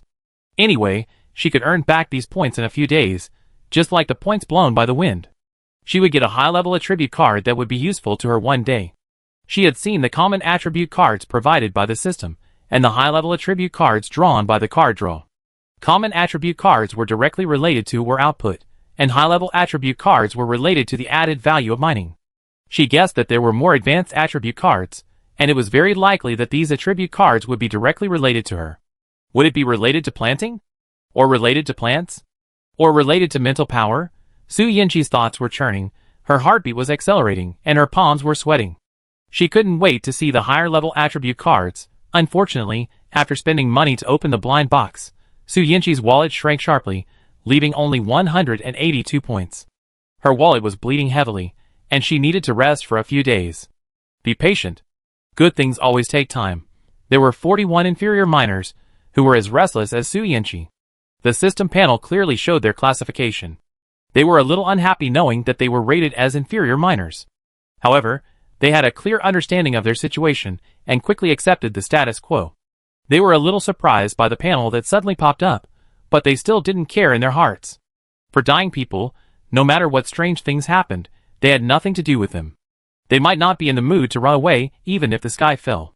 However, mining in this strange and weird space is different from the real mining area. They feel pretty good when something new suddenly happens in their dull lives. After finding that mining in the mining area was easy, they were in a happier mood. Who is this Nyan brother? Where is this place? The miners talked a lot, their imaginations ran wild, and their hands kept mining. Although they were in poor health, they did not feel any discomfort while chatting. Mining here was like playing, and time passed quickly. After 5 hours, the miners were not tired at all, nor were they hungry as usual. Zhao Xiqing had a poor physique and always failed to complete the task when mining in the mining area. In this place where physical strength was respected, no matter how smart she was, she had no place to use it, and she could not squeeze into the queue even if she hired someone to help. However, after entering this mysterious mine, she smelled the breath of opportunity. While buying a pickaxe to mine, she studied the artificial intelligence panel and found that the points increased with the increase of ore, but the ore dugout disappeared. She searched every corner, but could not find it. Zhao Xiqing guessed that this was a forced transaction, and the ore they dug out was bought by artificial intelligence with points. 5 hours passed quickly. Zhao Xiqing's physical strength was only about half consumed, and the points had accumulated to 30. 3 pickaxes lit up at the exchange place. She had already exchanged 2 pickaxes, and there was still an iron pickaxe with a durability of 60. After the time was up, the miners were no longer allowed to mine, and they were forced to exit after staying in the mysterious space for a while. Returning to the familiar place, Zhao Xiqing felt empty. Compared with where they lived, that place was simply a paradise. Unfortunately, they couldn't stay there for a long time, otherwise, it would be a good haven. From the dream back to reality, from heaven to hell, the miners' faces showed a kind of disillusioned happiness and sadness. It happened to be mealtime. Su Yinchi and his friends took the batter and nutrient solution back to the abandoned mine and distributed 5 pots of batter to 41 miners. Each miner only got a mouthful of food, but they looked very satisfied. Zhao Xiqing breathed a sigh of relief. She hadn't eaten a hot meal for a long time in the mine. Now it was a blessing in disguise. You haven't finished your quota today. You can use the rest of the time as you like and continue tomorrow. Su Yinchi was in a good mood. The inferior miners nodded, and had no objection to this. After Su Yanqi left, they went to the place where they usually mined and continued to work day after day. They knew that they couldn't dig up their quota, but they still had to go to work on time, otherwise they would be punished twice or even 3 times. They didn't want to speed up their death. Although life was meaningless, they were afraid of death. As she was digging, Zhao Siqing suddenly had an idea. Can the pickaxe given by artificial intelligence be used in reality? With a thought, she had a familiar iron pickaxe in her hand. This discovery made her heart beat faster and faster uncontrollably. Since the pickaxe can be used, can mining in reality be as easy as in that world? Knowing that this was impossible, Zhao Siqing didn't know how she dared to hope for such a bizarre thing to happen, but she just held on to this idea like the last straw. With trembling hands, she held the pickaxe tightly, and knocked on the dirty wall of the mine, once, twice. Everything seemed to be turned into slow motion at 0.5 times the speed. On the 3rd time, a piece of black crystal ore fell out of the wall and rolled on the ground, making a crisp sound, resonating with her heartbeat. Chapter 16. That's right. After knocking 3 times, she got a black crystal ore? Is it a coincidence? Zhao Siqing continued to try. The 2nd and 3rd successful digging of black crystal ore made her sure that the rules of the mysterious space could indeed take effect in reality. Zhao Siqing didn't know what she was feeling. In the quiet mine, she laughed uncontrollably, and her laughter became louder and louder, almost crazy, attracting the attention of others. Tears overflowed from the corners of her eyes. Zhao Siqing finally laughed tiredly, stopped, and said to the other miners, who knew nothing and felt puzzled, "Take out the pickaxe and try it. You will find a surprise." No need to explain too much. The other miners saw the pickaxe in Zhao Siqing's hand and immediately understood what to do. They took out the pickaxe produced by the system and started mining. When they dug, their eyes widened, their consciousness was chaotic, and their brains were storming. They couldn't tell whether they were in reality or still in a dream. And who dug furiously, ignoring the doubts and cheers of others. Soon, she dug a full bamboo basket of black crystal ore. Throwing away the pickaxe in her hand, she limped and dragged the bamboo basket and ran very fast, shocking the other miners, who were still knocking. "Hey, why did she run away? I see her basket is full. She must have dug almost all of it. Hurry up. We can definitely complete the task today." And who didn't know the doubts of others. She dragged the bamboo basket to the counting place to line up. It was nighttime now, and many people had already completed the task, so there were not many people queuing at night. And who looked forward anxiously at the end of the team, counting the people who weighed the ore 1 by 1, 10. Very good, 9. Another 1 finished, 8, 7, 6. It's almost her turn. It's almost her turn. Hey! Bring your ore here. What are you standing there for? Auntie who came back to her senses, and the supervisor's face enlarged in front of her. She looked around, and it was her turn. Auntie who bent down and picked up the basket in one go, and stood in front of the instrument in a proper manner, holding her breath and concentrating on the numbers displayed on the mine scale. Facial recognition is successful. Miner Auntie who, a total of 100 black crystal ores, completed today's punch-in. At that moment, Auntie who forgot to breathe, and her face was flushed. Hey! Go after weighing, don't waste time, there are people waiting to weigh behind. The supervisor pulled the stiff Auntie who aside and drove her away, and she felt a little more real. Behind Auntie who was Zhao Siqing, who also completed the task. The two returned together, walking very briskly. Gradually, the supervisor realized that something was wrong. Hey, have you noticed that more people who came to weigh the ore tonight seem to have met the standard than usual? Now that you mention it, it seems so. The two supervisors couldn't help but wonder, and this doubt reached its peak when they saw Dolly, and heard the counting scale announce that Dolly had completed the clocking in. The supervisor was shocked. If I remember correctly, this Dolly was crushed under the mine yesterday, and was seriously injured. His arms and legs were broken. He was still able to dig 100 black crystal ores.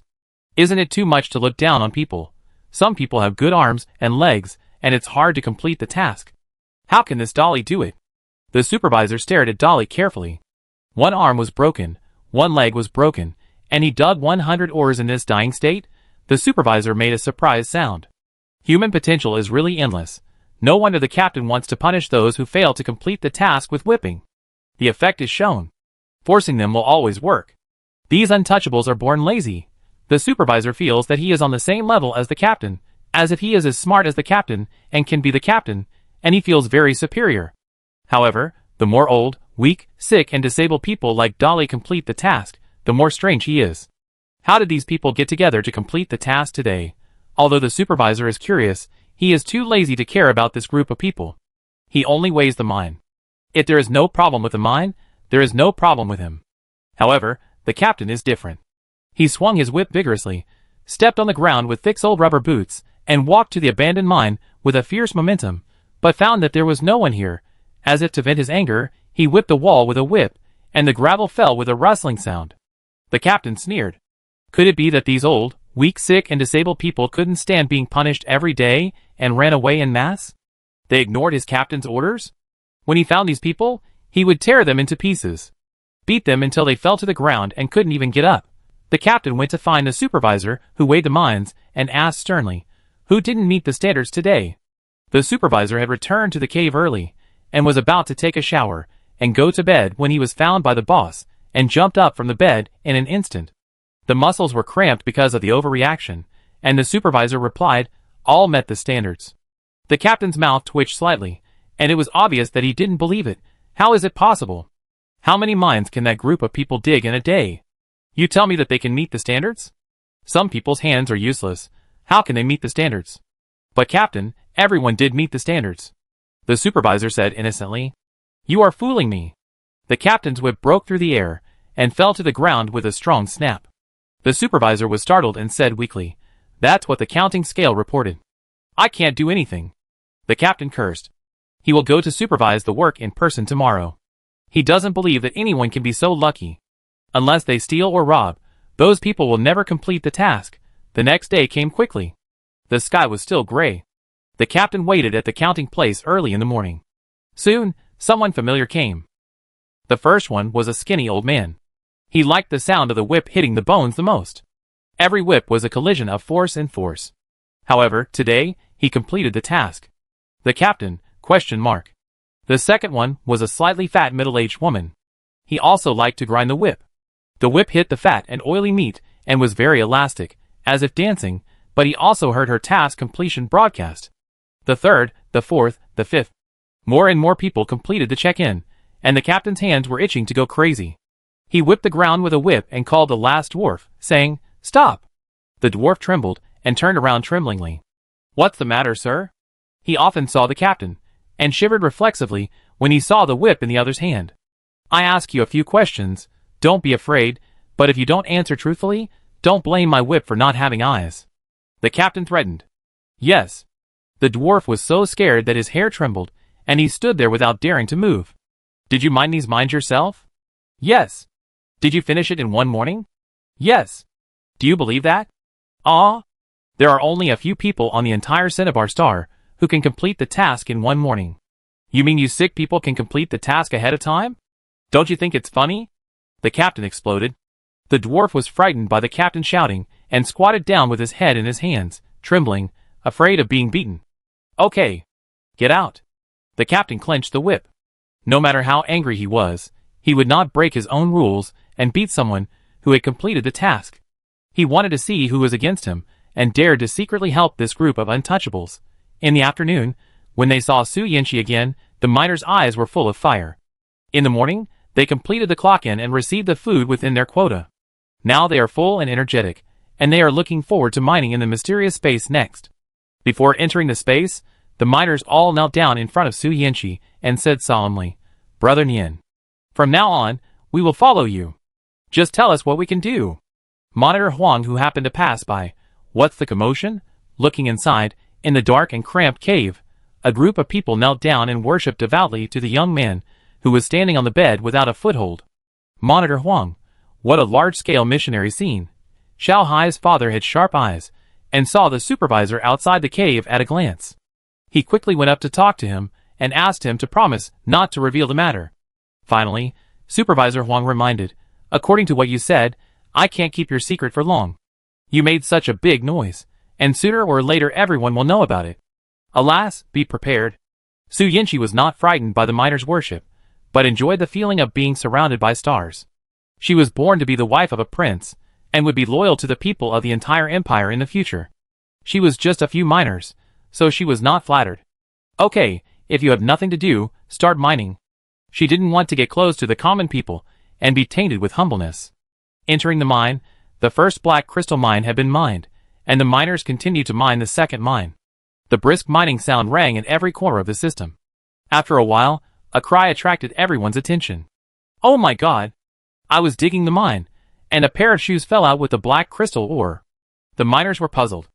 After a while, the other half of the crowd made the same cry. "Oh my God! Oh my God! It's true! A candy fell from here!" In just 2 hours, more and more people got random drops. In addition to shoes and candies, there were also clothes, accessories, and some staple foods.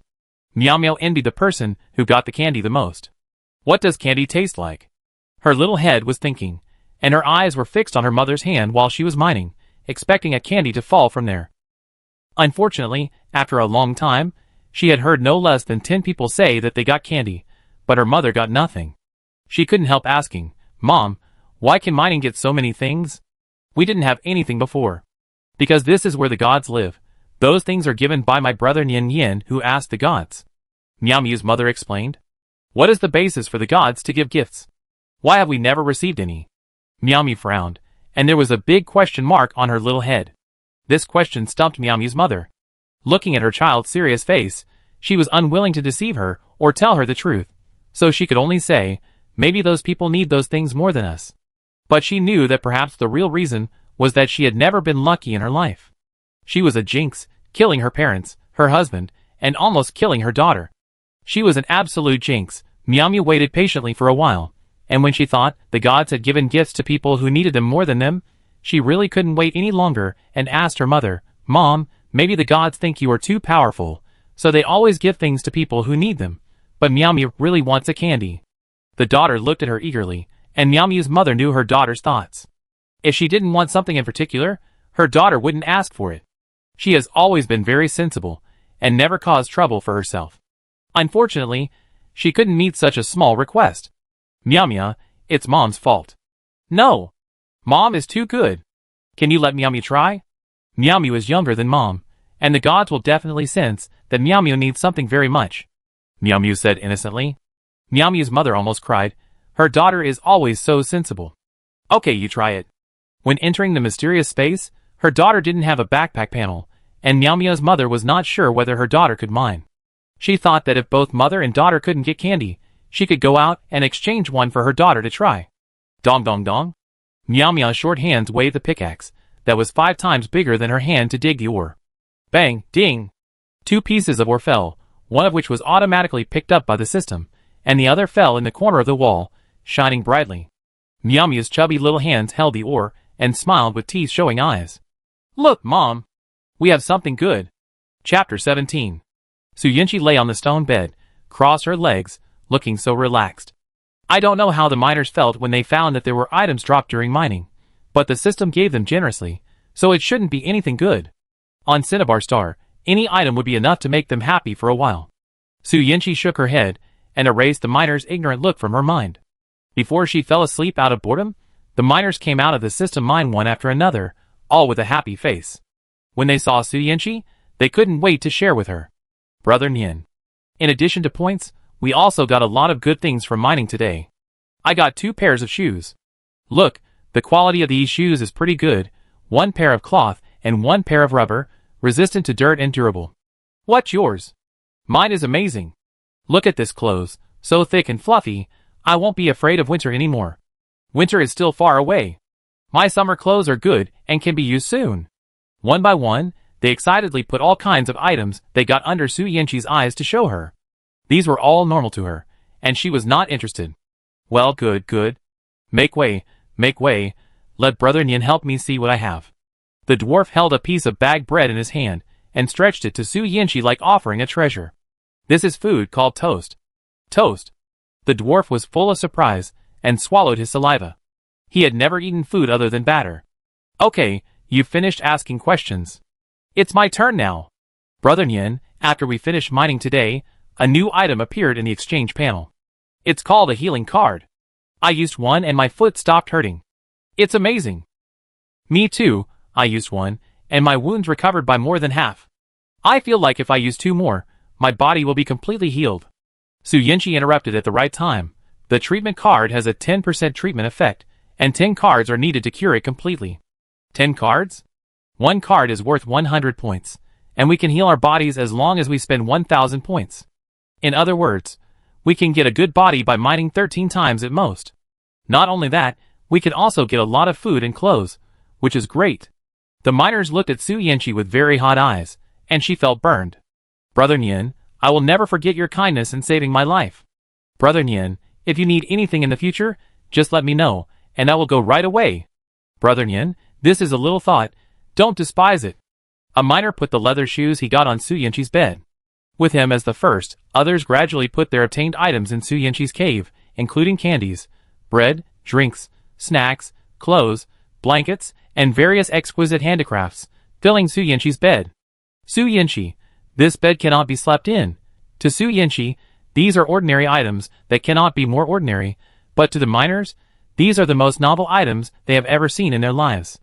They are willing to give her a portion of the things as soon as they get them, which makes Su Yanqi change their mind about them a little. They are not ungrateful. Civilians who are always labeled as bad seem to do some good things. Among the cheap items, Su Yanqi picked out a dazzling diamond. Who gave this? She asked. It's Miao Miao. Brother Nian Nian. Su Yanqi looked over in the direction of the voice. It was a little carrot head with a 3-head body. Her short hands were raised high. She needed adults to make room for her to see her figure. Su Yanqi's heart softened for a moment, and her voice was unconsciously soft. Little fool, come here. She waved to Miao Miao, and the little girl approached step by step. Do you know what this is? This is called Snow Seal Stone, a very expensive mecha energy source. Are you sure you want to give it to me? Miao Miao was confused by Su Yanqi's explanation. Seeing that she was too young to understand the preciousness of Snow Seal Stone, she said to the crowd, Who is her guardian? It's me. A woman came forward weakly. A Snow Seal Stone can be sold for 10,000 star coins each. Why don't you take it back? Su Yanqi said. This thing is not expensive for her, but it should be a huge sum of money for the mother and daughter. She is in a good mood and does a good deed every day. Brother, if I give it to you, it's yours. If it's precious, it's even better. Miao Miao thought it was a useless stone, but now she feels comfortable giving it away. Miao Miao's big watery eyes flickered. Su Yanqi smiled and looked at Miao Miao's mother, who didn't show any greed when she heard the value of the ore, and said frankly, Listen to Miao Miao. Then I take it. Su Yanqi sometimes didn't understand these people. How could someone stay clean in the mud, or the civilian she always looked down on? After leaving the system, it was time for dinner, and a group of people went to the canteen in the mining area. The group of more than 40 people was very conspicuous.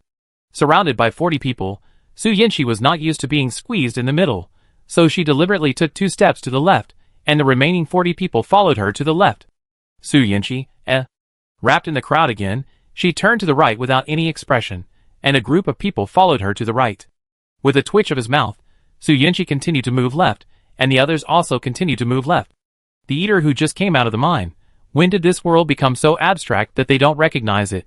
Does anyone know how shocked and speechless it is when you work hard to mine for an afternoon, finally get to the meal time, and are ready to go to the cafeteria to eat happily, but see a huge group of unknown people doing inexplicable curb movements on the way? Excuse me? Are you idle? You can go mine for another day, if you have nothing to do. But please don't move back and forth here and block others' way to eat.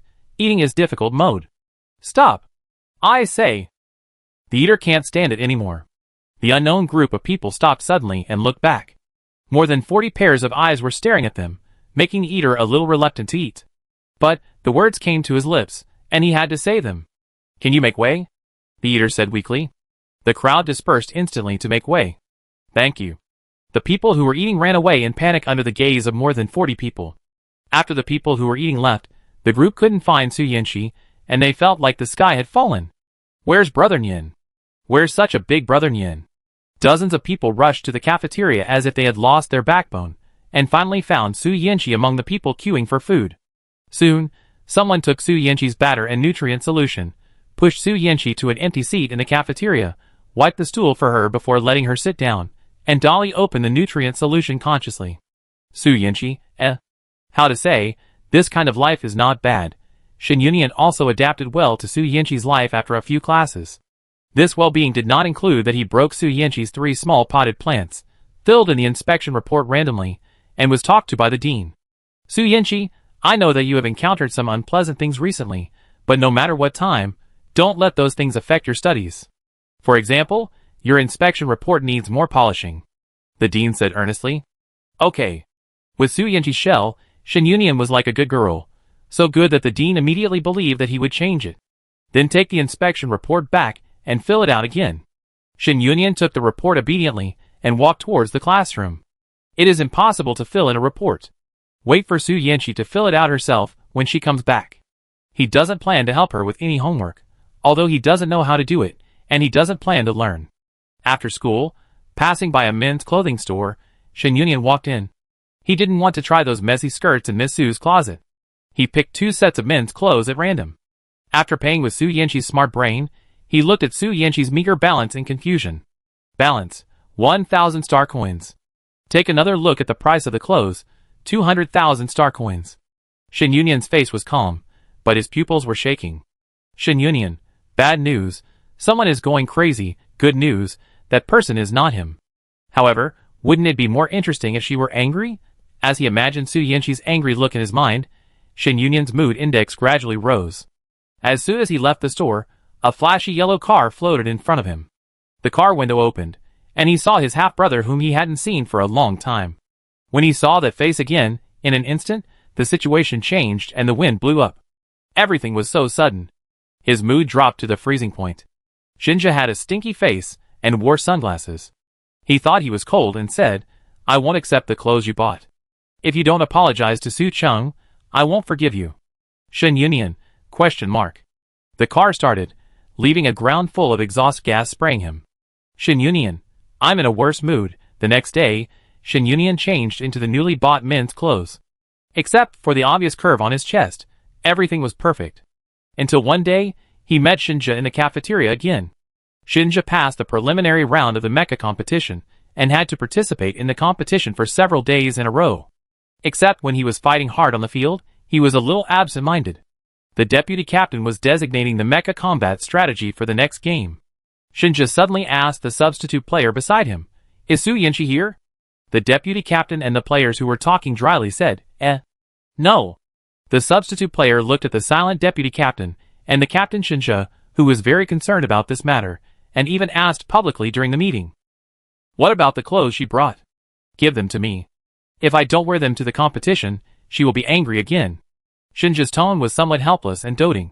The substitute player looked at a loss. Clothes? What clothes?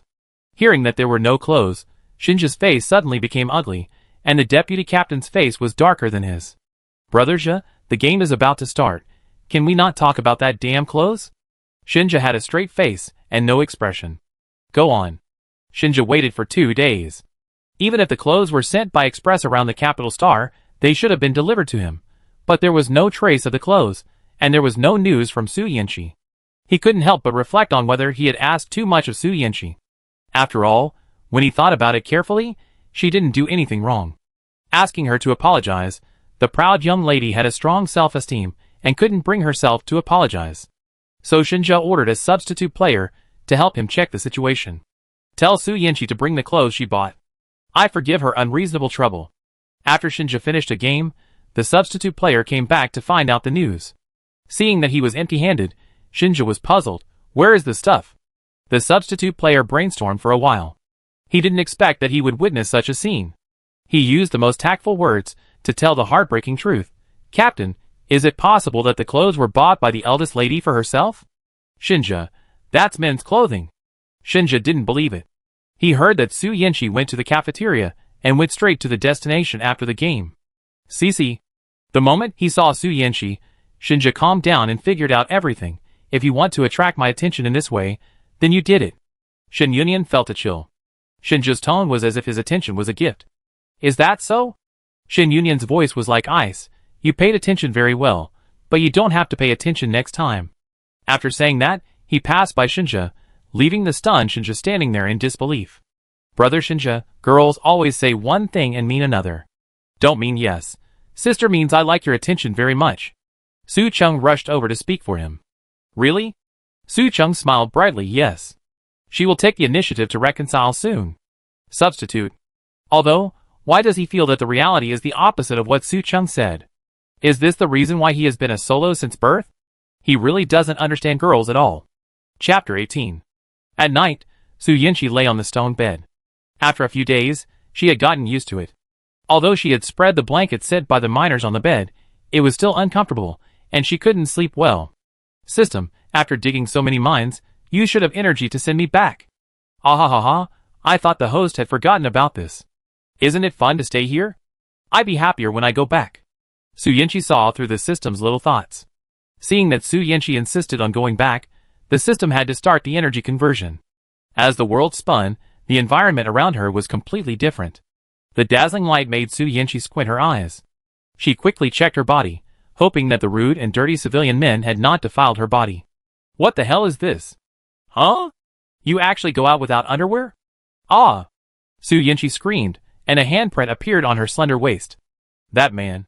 He actually used his dirty hands. Oh no! It was her hands that violated her body. She hated it so much that she gnashed her teeth when she thought about a strange man who had occupied her body these days, went out without wearing underwear, and touched those mysterious areas of her body that no one had ever touched. Damn man! If I see him again, I will definitely beat his head off. Who gave him the courage to desecrate her body? Su Yinchi suffered a huge mental loss, and couldn't hold back her little face. She cried with a pouty mouth, fell on the bed, beat her chest and stamped her feet, and cried uncontrollably. Su Cheng, who heard the noise, put his ear to the door and watched Su Yinchi's miserable condition with interest, and then left with satisfaction. With her efforts, Shinja firmly believed that Su Yinchi would take the initiative to make peace. He did not say a soft word to Su Yinchi. The two had not communicated normally for several days. Su Yinchi rode the tram to school for several days. She thought Su Yinchi was so strong and was not affected at all. As a result, she cried so sadly in private. What a pity! No matter how heartbreaking her cry was, her fiancé would not coax her like before. Su Cheng hummed a tune that was not a song while doing skin care. Cry, cry, I just hope Su Yinchi will save her tears. There will be a time for her to cry in the future. Su Yinchi didn't know when she fell asleep. As soon as she got up, she ate breakfast as usual with a pair of goldfish eyes. She stood in front of the Su family villa and waited. A gust of cold wind blew the leaves and curled them. The fiancé who should have driven to pick her up a long time ago was nowhere to be seen.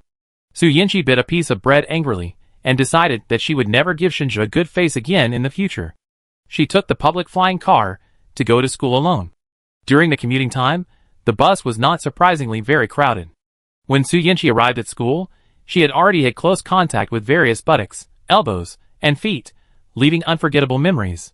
Before she was about to be squeezed into a meat pie, she arrived at the station. Su Yinchi couldn't wait to rush out of the door and take a deep breath of fresh air, and finally recovered. Passing by the school gate, she looked in the mirror and found that the hairstyle she had carefully designed this morning was flattened. After restoring her hair to a delicate look, she walked to the classroom and sat down without much happiness. What awaited her was the strange look of her deskmate. After a class, when her deskmate Li Xing peeked at her for the 5th time, Su Yinchi couldn't help it. Hello, this civilian lady, is there anything wrong with my makeup today? Li Xing was startled by such a greeting, and shook her head blankly at Su Yinchi's pretty face. Then why do you always look at me? Are you in love with me? Su Yinchi propped up her chin and blinked her beautiful eyes. Her long eyelashes curled slightly, and Li Xing's heart seemed to be hit by a meteorite. She seemed to know that she was beautiful. Li Xing was fascinated and said in a daze, Miss, you must not be angry because of a scumbag. You will not be beautiful if you are angry. Scumbag? Su Yinchi raised her eyebrows. Could it be Shinja? What happened when she was away? I'm not angry. Su Yinchi said that she would not be angry for her plastic fiancé. Even if he broke the sky, Su Yinchi guaranteed that she would not frown. I thought Li Xing would give up that absurd idea, but she didn't expect that after hearing her say that. Li Xing's expression became very subtle. I'm really not angry, Su Yinchi emphasized. Li Xing thought that such a denial was just showing off, but she understood the eldest lady's psychological activities. As a noble who was high above, she felt that such a scandal would not be allowed to happen, and she was even more unwilling to let bystanders notice her frustration. In an instant, the image of a weak and pitiful little white flower overlapped with Su Yinchi, swaying left and right in the cold wind, and could be broken by the harsh nature at any minute. Li Xing bit her lip, and couldn't help but want to cry for Su Yinchi. How well she pretended. As if nothing had happened. If it weren't for her recent abnormality, Li Xing would have almost believed it. Ms., you are right. Li Xing respected the pride of the eldest lady and cooperated with her in acting. Although I have been sleeping in class every day recently, it must be because I played too late and didn't adjust my work and rest schedule. Su Yanqi's eyes widened. She slept in class? She took out the textbook from the desk drawer. Sure enough, all the notes were before she left. After that civilian man came, there was a complete blank. And those broken flower branches and eaten strawberries. It must be that the leaves are too ugly and don't meet your aesthetic standards. As for the strawberries, they must be too delicious. No one can resist delicious food, right? Broken flower branches? Eaten strawberries? The 3 pots of plants that she used to put on the windowsill would not attract her extra attention, but after Li Xing said that, she couldn't help but slowly look to the right. When her sight touched the bald succulents and the pot of strawberries, with only leaves but no fruits, Su Yanqi took a breath and shook her body. The sky is falling. It fell so suddenly. It fell so earth-shattering. It fell so painfully. And Su Yanqi's heart trembled. Anything else? Yes, and not completing the homework seriously. It must be because the homework is too simple, and it is not worthy of your first place in the grade. Su Yanqi flipped out the test paper in the desk drawer at lightning speed. The red C on it was very eye-catching, so eye-catching that she wanted to poke her eyes out. The first place in the grade? Soon she will not be. Su Yanqi, my heart is dead. I can't adjust it anymore. Some people look alive, but they have been gone for a while. System. Don't you think you need to explain it? Su Yanqi gritted his teeth. Host, after testing, civilian men have not had improper thoughts about your body except for necessary physical contact. I explained this in the morning. Please don't be too confident. Not everyone will be in heat with a strange body. Su Yanqi, who was too confident in herself, was hurt. System, please don't be too confident. If you judge the host casually and make the host unhappy, the host will go on strike. Fortunately, Su Yanqi said these words in her heart. If it were in reality, it would definitely be a very inelegant curse, the kind that would be banned by the children's channel. Okay. Don't change the subject. Look at what you have done. Are you looking for someone to help me complete my studies, or to help me not graduate? Su Yanqi became more and more angry as she thought about it. Su Yanqi was furious when she thought that she could have graduated with honors, but now she is in such a mess. Host, these are all accidents. Wait for the next exchange, and you will communicate well, and there will be no problem. Do you think there will be a next time? Su Yanqi's anger value can kill 100 systems. Just at this moment, there are still blind people coming up. Su Yanqi, someone is looking for you outside. Su Yanqi walked out of the classroom with a dark face and a low mood.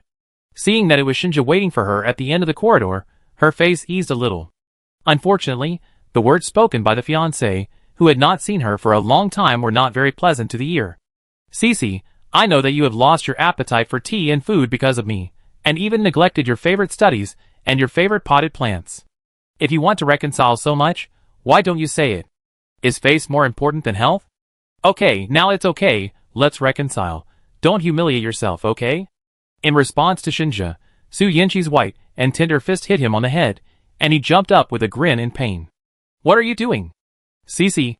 What am I doing? Su Yanqi rolled her eyes very impolitely. I'm asking. Are you a Narcissus in the Chinese zodiac? You are so narcissistic, and don't even look in the mirror. Who said that because of you? Cece. Shinja rubbed his head pitifully. Get lost. Su Yanqi was about to faint from all this trouble. Get lost. After Shinja left, Su Yanqi came to her senses and remembered that she hadn't asked Shinja why they wanted to reconcile. Did they have a conflict? Compared to Su Yanqi's chaotic life, Shin Yunyan's life after returning to his body can be described as a complete upheaval. Bang, bang, bang. There was a knock on the door, and Shin Yunyan opened the iron door as usual. He thought he would see Shinshur, whom he hadn't seen for a long time. Of course, he did see him, but there was a group of people standing behind him. When they saw him, they shouted in unison, "Welcome Brother Nyan to mine." Shin Yunyan, who is this? After just a few days of not seeing each other, has mining evolved to the point where some kind of ceremony is required first, which idol supervisor proposed as policy. Although he didn't know the specific situation, Shin Yunyan was still as steady as a rock. He nodded to the group and followed the crowd to the mine. Arriving at the mine, everyone started to dig. Naturally, Shin Yunyan was no exception. He picked up the pickaxe he received from the supervisor and was about to start digging. However, before he started, 4 or 5 people wanted to snatch the pickaxe from him, including Shinshur. Shen Yunian dodged with difficulty, and dodged to the other side to avoid the pursuit and interception of several people. Seeing that several people were still trying to snatch, he took advantage of the gap and shouted, "What are you doing?" Seeing that Brother Nian was emotional, Shinshur said innocently, "Brother Nian, how can you dig? I agreed to help you dig. Is there something I did wrong?" Shen Yunian frowned at Shinshur's pitiful appearance, and a nameless anger surged in his heart. He mocked in his heart, "It seems that this young lady has enslaved Shinshur to help her work. The young lady really thinks that she is a young lady wherever she goes. She is not disabled. Why can't she work by herself?" Chapter 19. Shen Yunian was quite disgusted with Su Yanqi's noble style, and said with a sullen face, "I will do it myself from now on." I thought this would be a relief for everyone, but unexpectedly, everyone was in a state of fear, and Shinshur was about to cry. "Brother Nian, did I do something wrong?" Shinshur's eyes were filled with tears. Everything had changed when they woke up early in the morning. Brother Nian didn't let them do this or that, so what use were they? All the miners hung their heads in frustration and reflected on where they didn't do well enough. Maybe they were too stupid and didn't figure it out. Xiao Hai said, "Brother Nian, if there is anything that the younger brothers do not do well, just tell us directly, and we will change it." Shen Yunian, He wanted to protect this group of people from Su Yanqi's oppression, but why are they not happy but as if they have lost their parents? Do these people have some kind of masochistic constitution? Or did Su Yanqi cast a spell on them so that they are willing to serve her as her vanguard? It's a blessing that Miss Su is not annoying. How can she be admired by others? Is her charm so great? Then you continue to mine. Shen Yunian let go of the pickaxe, and the people around him breathed a sigh of relief. Shen Yunian, okay. Seeing that he wanted to rest, a miner quickly wiped a stone clean, which seemed to be where Su Yanqi often sat. Shen Yunian, shock. Is this the local emperor of the mining planet? Shen Yunian was really not used to the preferential treatment given to him by other miners. He couldn't take others' kindness for granted. In fact, he was very resistant to communicating with people other than Shinshur. He sighed and wished he could go back to the time when he and Shinshur depended on each other. Shen Yunian sat aside and watched others mining. The main reason was that he had nothing else to do. There was nothing but mining on the mining planet. There was no entertainment. This one look revealed a big problem. In Shen Yunian's eyes, the miners seemed to be mining at 5 times the speed. The whole mine was filled with the sound of dong dong dong. Dong dong dong. The ore output rate was stable and efficient to the point of being outrageous.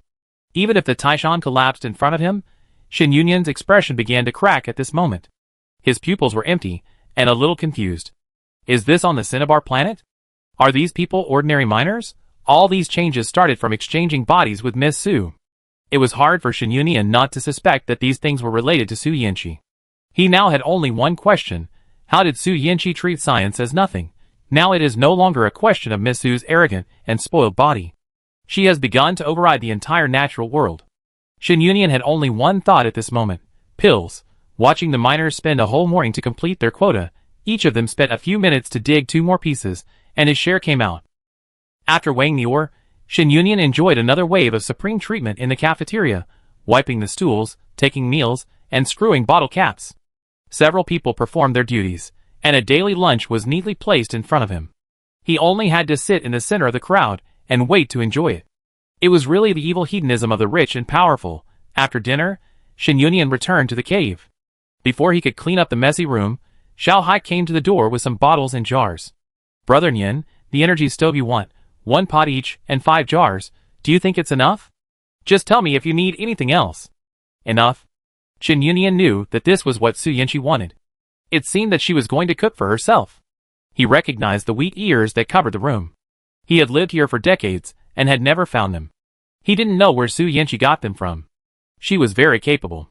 Shen Yunian began to admire Su Yanqi's hands-on ability, but I'm afraid that this young lady didn't have the cooking skills. After Xiao Hai left, he checked the moisture content of the wheat ears. They were already very dry and could be threshed.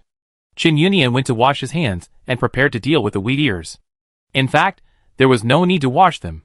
Su Yanqi washed his fingers very clean, and even the black dust particles embedded in the calluses could not be seen. The sound of the rushing water made his thoughts less controlled.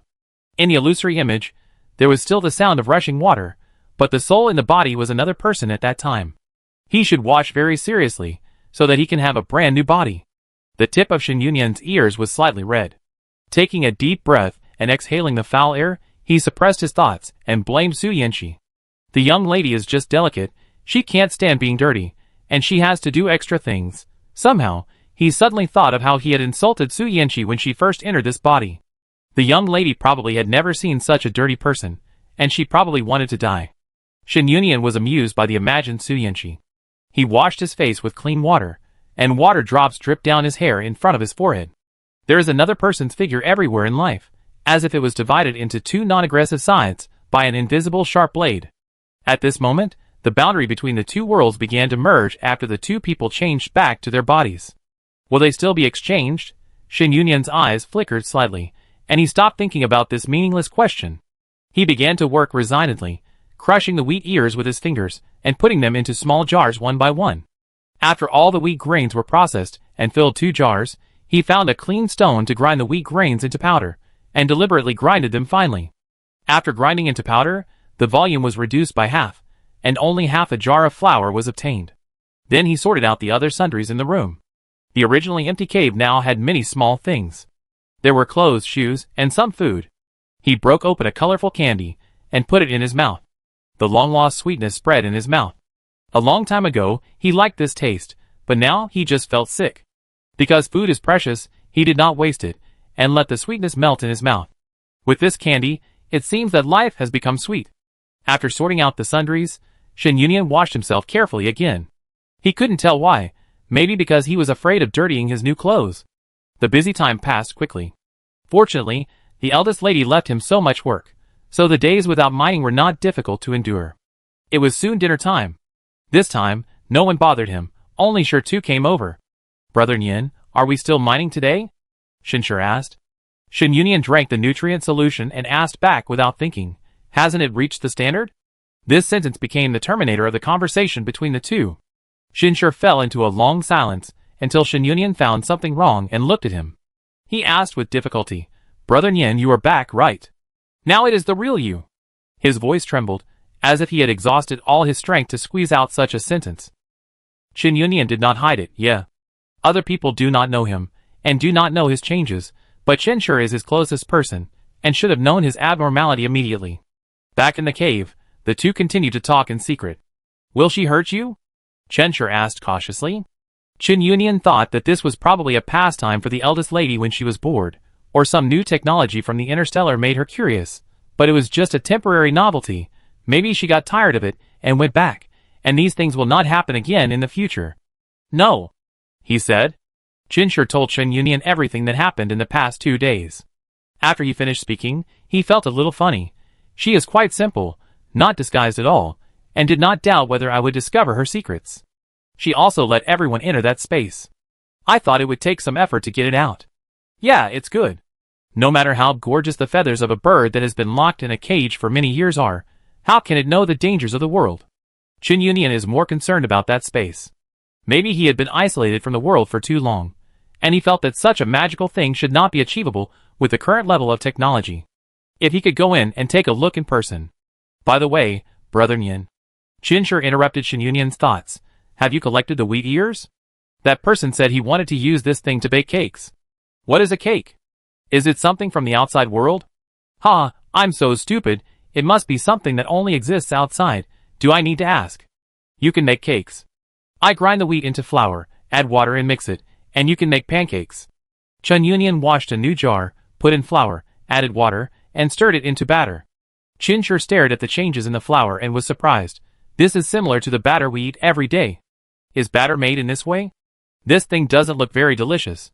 It's different from the batter in the cafeteria. This one smells good, Shen Yunyan said, digging open a piece of stone wall, taking out the blue crystal ore that he had saved for a long time, and putting it into the energy furnace. "Hey! Brother Nian, do you need such precious energy? Eating a cake is too extravagant. Or we don't eat it." Shen felt pain. "No problem." When the pot was heated, Shen Yunyan poured a little batter, used a thin stone slab as a scraper, and spread the batter. After a while, a pepper fragrance overflowed, and the aroma was tempting. Shen swallowed his saliva on the side. The batter was spread thinly, and there was no need to turn it over. It was directly fried into pancakes. A total of 10 were spread, which were very crispy. The two of them shared half, and ate them all. Although there was only a strong wee aroma, this pancake was indeed the most delicious food in Qinshi's memory. If others knew about such delicious food, there would definitely be a lot of people grabbing it. Brother Nian, let's go harvest the wheat tomorrow. Qinshi was worried. Chun Yunian wanted to say that even if someone discovered wheat, they might not know how to eat it. Even if they knew how to eat it, they might not be able to get a pot and a stove right away. In fact, there was no need to worry so much. This was a low probability event. But in the end, he said nothing, then go tomorrow. Chun Yunian was very efficient. The wheat was harvested in one day, and it took a few days to dry and grind it. After all the flour was canned, for full cans of flour were obtained, enough to eat for a long time. That person is really lucky. He can eat it directly. Qinshi said so. This time, Chun Yunian did not respond. After a long silence he said, I didn't do this for her. It was so long that Qinshi had forgotten about it. He didn't know what Brother Nian was talking about, and replied with a puzzled huh? Chapter 20. After a day of devastation, Su Yinchi swore that no matter whether the system was dead or alive, she would never cross with that man again, absolutely. The sequelae left by the first cross-examination lasted for a semester. If it happened again, she might not be able to graduate, and that would be a lifetime thing. The next day, Su Yinchi finally recovered. As soon as she went out, her fiancé's car was waiting at the door for the first time. As soon as she came out, the car door opened immediately, obviously waiting for her. Thank God, she didn't have to take the public flying car today to cover up the quarrel with her fiancé. Su Yinchi got in the car and handed her bag to Qinshi in one go. Qinshi naturally took it and put her bag in the back seat. Seeing that Su Yinchi gave him a little good face today, he felt relieved. These 2 days, although Su Cheng always said that Su Yinchi wanted to reconcile with him and cried so sadly, he was frustrated every time he saw Su Yinchi and gradually became less confident. Now it seems that what Su Cheng said is indeed right. He has not forgotten the joy Su Yinchi felt when she saw his car just now. Her eyes were full of stars. Is she so happy knowing that he is waiting for her? Qinshi thought with heartache, a little regretful that he had left his fiancée alone for the past 2 days. How could she go to school these 2 days? Moreover, she likes him so much. She can't even watch his game because of a quarrel with an outsider. How sad she must be. Su Yinchi didn't say a word after getting in the car. Qinshi felt that she was probably very aggrieved and didn't know whether he had forgiven her, so she became so taciturn. Cece, let's make peace and let the past go, Qinshi said. Su Cheng chimed in, yes, sister, although my mistake caused your homework to be graded C, it has nothing to do with Brother Qinshi. You can blame me, if you want to. Brother Qinshi was affected because he was trying to help me. Su Cheng's words made Qinshi feel uncomfortable. It seemed that he was afraid that Cece would not remember what happened before. There was no need to mention the C thing. If she remembered the unpleasant things, the eldest lady would lose her temper again. After Su Cheng's explanation, Su Yinchi realized that the two had been in a cold war for so long because of Su Cheng's incident. That C, when Su Yinchi thought about Su Cheng's actions again, she was no longer sensitive. After all, after seeing the big storms, she didn't care about such small ripples. Sleeping in class, destroying 3 pots of plants, and writing homework randomly had all happened. What was AC? However, she still had to thank Su Cheng for mentioning it. She almost forgot about it. Since the fiancé is so helpful, he must have no complaints about helping poor Su Cheng to mine.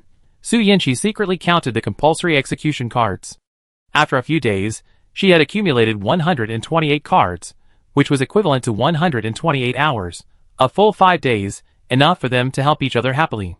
Su Yinchi couldn't help laughing when she thought of the scene of the 2 people being exhausted.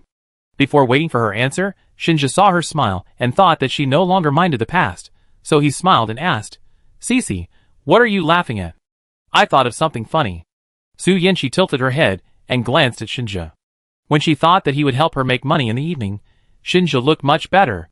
Oh Cece, there is an award ceremony for the mecha competition this afternoon, will you come? Qinshi took the opportunity to say. Su Yinchi actually didn't want to go, but Qinshi had invited her sincerely. As his fiancée, she naturally had to witness her fiancé's highlight moment, otherwise the queen would say that she had not fulfilled her duties as a royal daughter-in-law. Okay.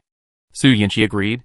The two talked about some interesting things along the way, and got along well. They didn't notice that Su Cheng's eyes darkened. Has Su Yinchi come to her senses? She has put away her temper? Qinshi is also brainless, not tough at all. He will stick to Su Yinchi if she gives him a good face. The more they talked and laughed, the more she felt sulky sitting in the back seat. She couldn't figure out what on earth was there about Su Yanqi that was worse than just nostalgia except for her face. Could it be that the air of an empire was so superficial? Nobles are just as disgusting. Su Cheng looked at Su Yanqi's heartless smile and felt it was annoying. She interrupted their conversation. Sister, brother Shinja, I feel relieved to see you reconcile. As soon as she spoke, Su Yanqi's desire to speak faded. Shinja wanted to blame Su Cheng, but seeing how she tried to get along with her sister, he understood her feelings. Shinja sighed helplessly. He was caught between these two sisters and was in a dilemma. In the afternoon, the award ceremony.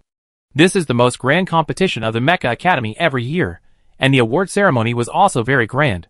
Especially the champion was won by the second prince of the royal family.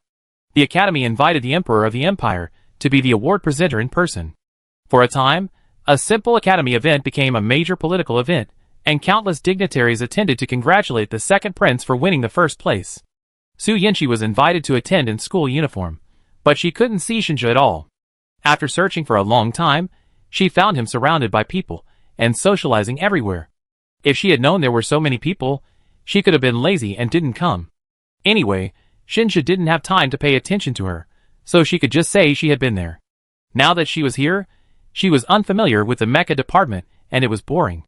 After watching Shinja's award ceremony, Su Yanqi took a photo to prove that she had been there, and was about to slip away, but she was stopped unexpectedly. Sister, I've been looking for you for a long time, and I thought you didn't come. Su Cheng came out from somewhere in the crowd. Everything was just right. Su Yanqi dared to bet that Su Cheng must have been observing her in the dark for a long time, intending to make her feel at a loss in the crowd. Unfortunately, Su Yanqi often attended such banquets. Although she didn't like it, she was still able to handle it with ease. I'm here. Su Yanqi was not interested in communicating with Su Cheng too much. She didn't even look at her, and walked around her and prepared to continue walking towards the door. Su Cheng took a flash step and continued to block Su Yanqi. Sister, where are you in a hurry to go? Brother Shinja asked me to take good care of you. We are over there. Let's go over and play together. Su Yanqi looked in the direction of Su Cheng's finger, and a group of boys in team uniforms were looking over here. This time, there was really no way to leave. Su Yanqi followed Su Cheng with gritted teeth. Under the watchful eyes of the crowd, Su Cheng did not play tricks and introduced Shinja's teammates and then introduced her. However, Su Cheng introduced, these are Shinja's teammates. I won't introduce them one by one. Their names are on the sign over there. This is my sister, Su Yanqi.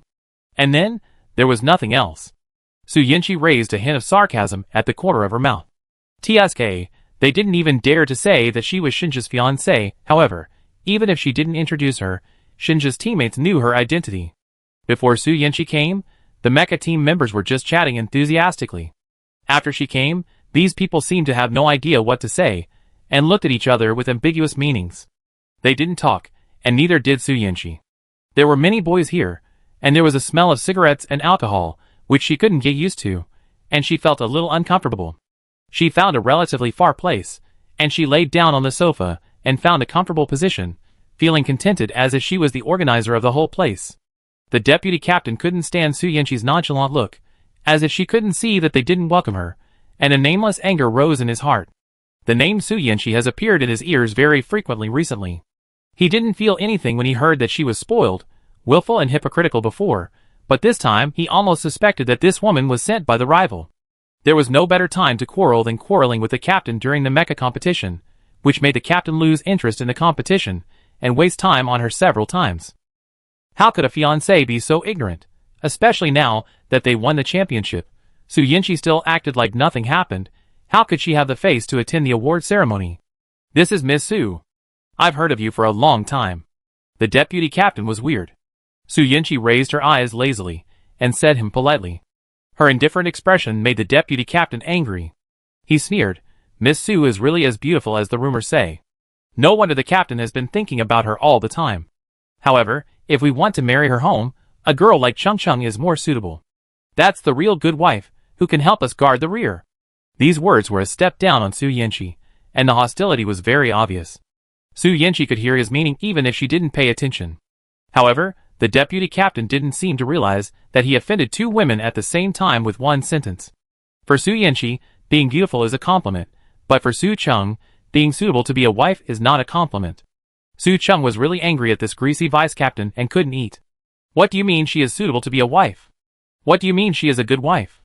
Who wants to guard the rear? Is she only worthy of being a man's vassal? Su Yanqi, who is A in mental power, and can only weed and farm, is more qualified for this kind of thing. Su Cheng's breath was stuck in her throat for a long time, and she felt better until Shinja came and took his teammates to thank the guests. Unexpectedly, at this time, Su Yanqi added fuel to the fire. Ms. Su Chung, the national good wife, it seems that you are not as good as me in their eyes. The dead memory attacked her again, and Su Chung was almost furious. She said unhappily, if you are not stupid, you will know that they want to say you are a vase, sister. Oh, being a vase is worse than being a wife, noble and elegant without having to work hard. What do you think? Su Yanqi pouted, and was very well behaved. Su Chung couldn't stand her like this. She really deserved a beating. If the conditions didn't allow it, she really wanted to hit someone. Why? They said I'm more suitable to be Brother Shinja's wife. Are you angry? Actually, they didn't mean it. It just happened that Brother Shinja and I both have double S mental power. They think the strong are more suitable. Although I've been close to Brother Shinja recently, it's just a professional relationship, you won't mind, right? But even if you mind, there's nothing you can do. The logistics department and the mecha department are close, so we should help each other. Every sentence almost hit Su Yanqi's thunder point perfectly. Unfortunately, Su Yanqi didn't get angry. After Su Chung finished speaking, he slowly picked up the drink and took a sip, moistened his throat, and said to Su Chung, who was ready to watch the show, "You said so much in one breath. You're not anxious, are you? No one asked you." A circle hit the cotton, and Su Cheng's face was ugly. What's going on? How can Su Yanqi be immune to all poisons? Okay, I've taken care of you. You completed your mission. It's time for me to leave. Sister, you can have fun by yourself. Su Yanqi clapped her hands and stood up to leave. I don't know if it's because I sat for too long or ate too much, but my stomach was bloated and a little painful. I felt very uncomfortable, and I couldn't breathe when I smelled the pungent smell of cigarettes. Wait! Su Chung pulled Su Yanqi. She was very strong, and Su Yanqi was dragged back to the sofa. The violent pulling made Su Yanqi dizzy, her chest was stuffy, her stomach suddenly cramped and coagulated, and a hot current surged from her body. She didn't even have the strength to cry out in pain. Su Chung was shocked by the state of Su Yanqi holding her stomach and bending like a shrimp. What are you doing? I didn't do anything to you. Don't try to blame me. Is it just a pull? Su Chung jumped away and distanced herself from the matter. She glanced around, praying that no one would notice the situation here, so that she could leave Su Yanqi and hide away. Unexpectedly, Shinja seemed to have finished his socializing and was walking towards this side with his teammates. Su Chung glared at Su Yanqi angrily, afraid that this cheap sister had already discovered Shinja's movements and wanted to use this to wrongly accuse her. The arrogant young lady would also use such a low-level frame-up method. What's going on? Shinja walked over and saw Su Yanqi, who was holding her stomach and her face was pale with stomachache, and Su Chung, whose face was covered with tears. Su Yanqi was speechless, so he could only talk to Su Chung to find out the situation. My sister seemed to have heard some rumors and misunderstood our relationship. She didn't listen to my explanation at all and just fainted. Su Yanqi was not fainting at first, but after hearing this, her eyes rolled back and she fainted. Her lifelong reputation. Ruined. All ruined. Seeing Shinja frowning, Su Chung laughed inwardly. Such a girlfriend who was jealous at the celebration banquet must be very annoying and embarrassing. But Shinja's next words made her feel magical. Cece, how could she be angry about such a fantastic rumor? She really loves me too much. Su Chung turned her head slowly, and looked at Shinja picking up Su Yanqi, and taking people to the infirmary regardless of the curiosity of the guests. She didn't follow them after they left. She found a problem. This Shinja seemed to have a little abnormal brain. Su Yanqi was more complicated than Su Chung. When she woke up, she saw a white face and a magnified face that was so doting that it was scary. Cece, you woke up? Shinja was surprised, and then held her face when Su Yanqi became more and more awake. Su Yanqi's stomach still hurt, and she didn't want to move, so she let Shinja go crazy. At this time, she didn't realize the seriousness of the matter. Until Shinja slowly approached and joked, it turns out that our Cece is still a little jealous. Little jealous? Su Yanqi's pupils trembled. Talking about her? Little jealous? Ah! Ah! Ah! Su Yanqi doubted her life, and a hot stream continued to flow from her body.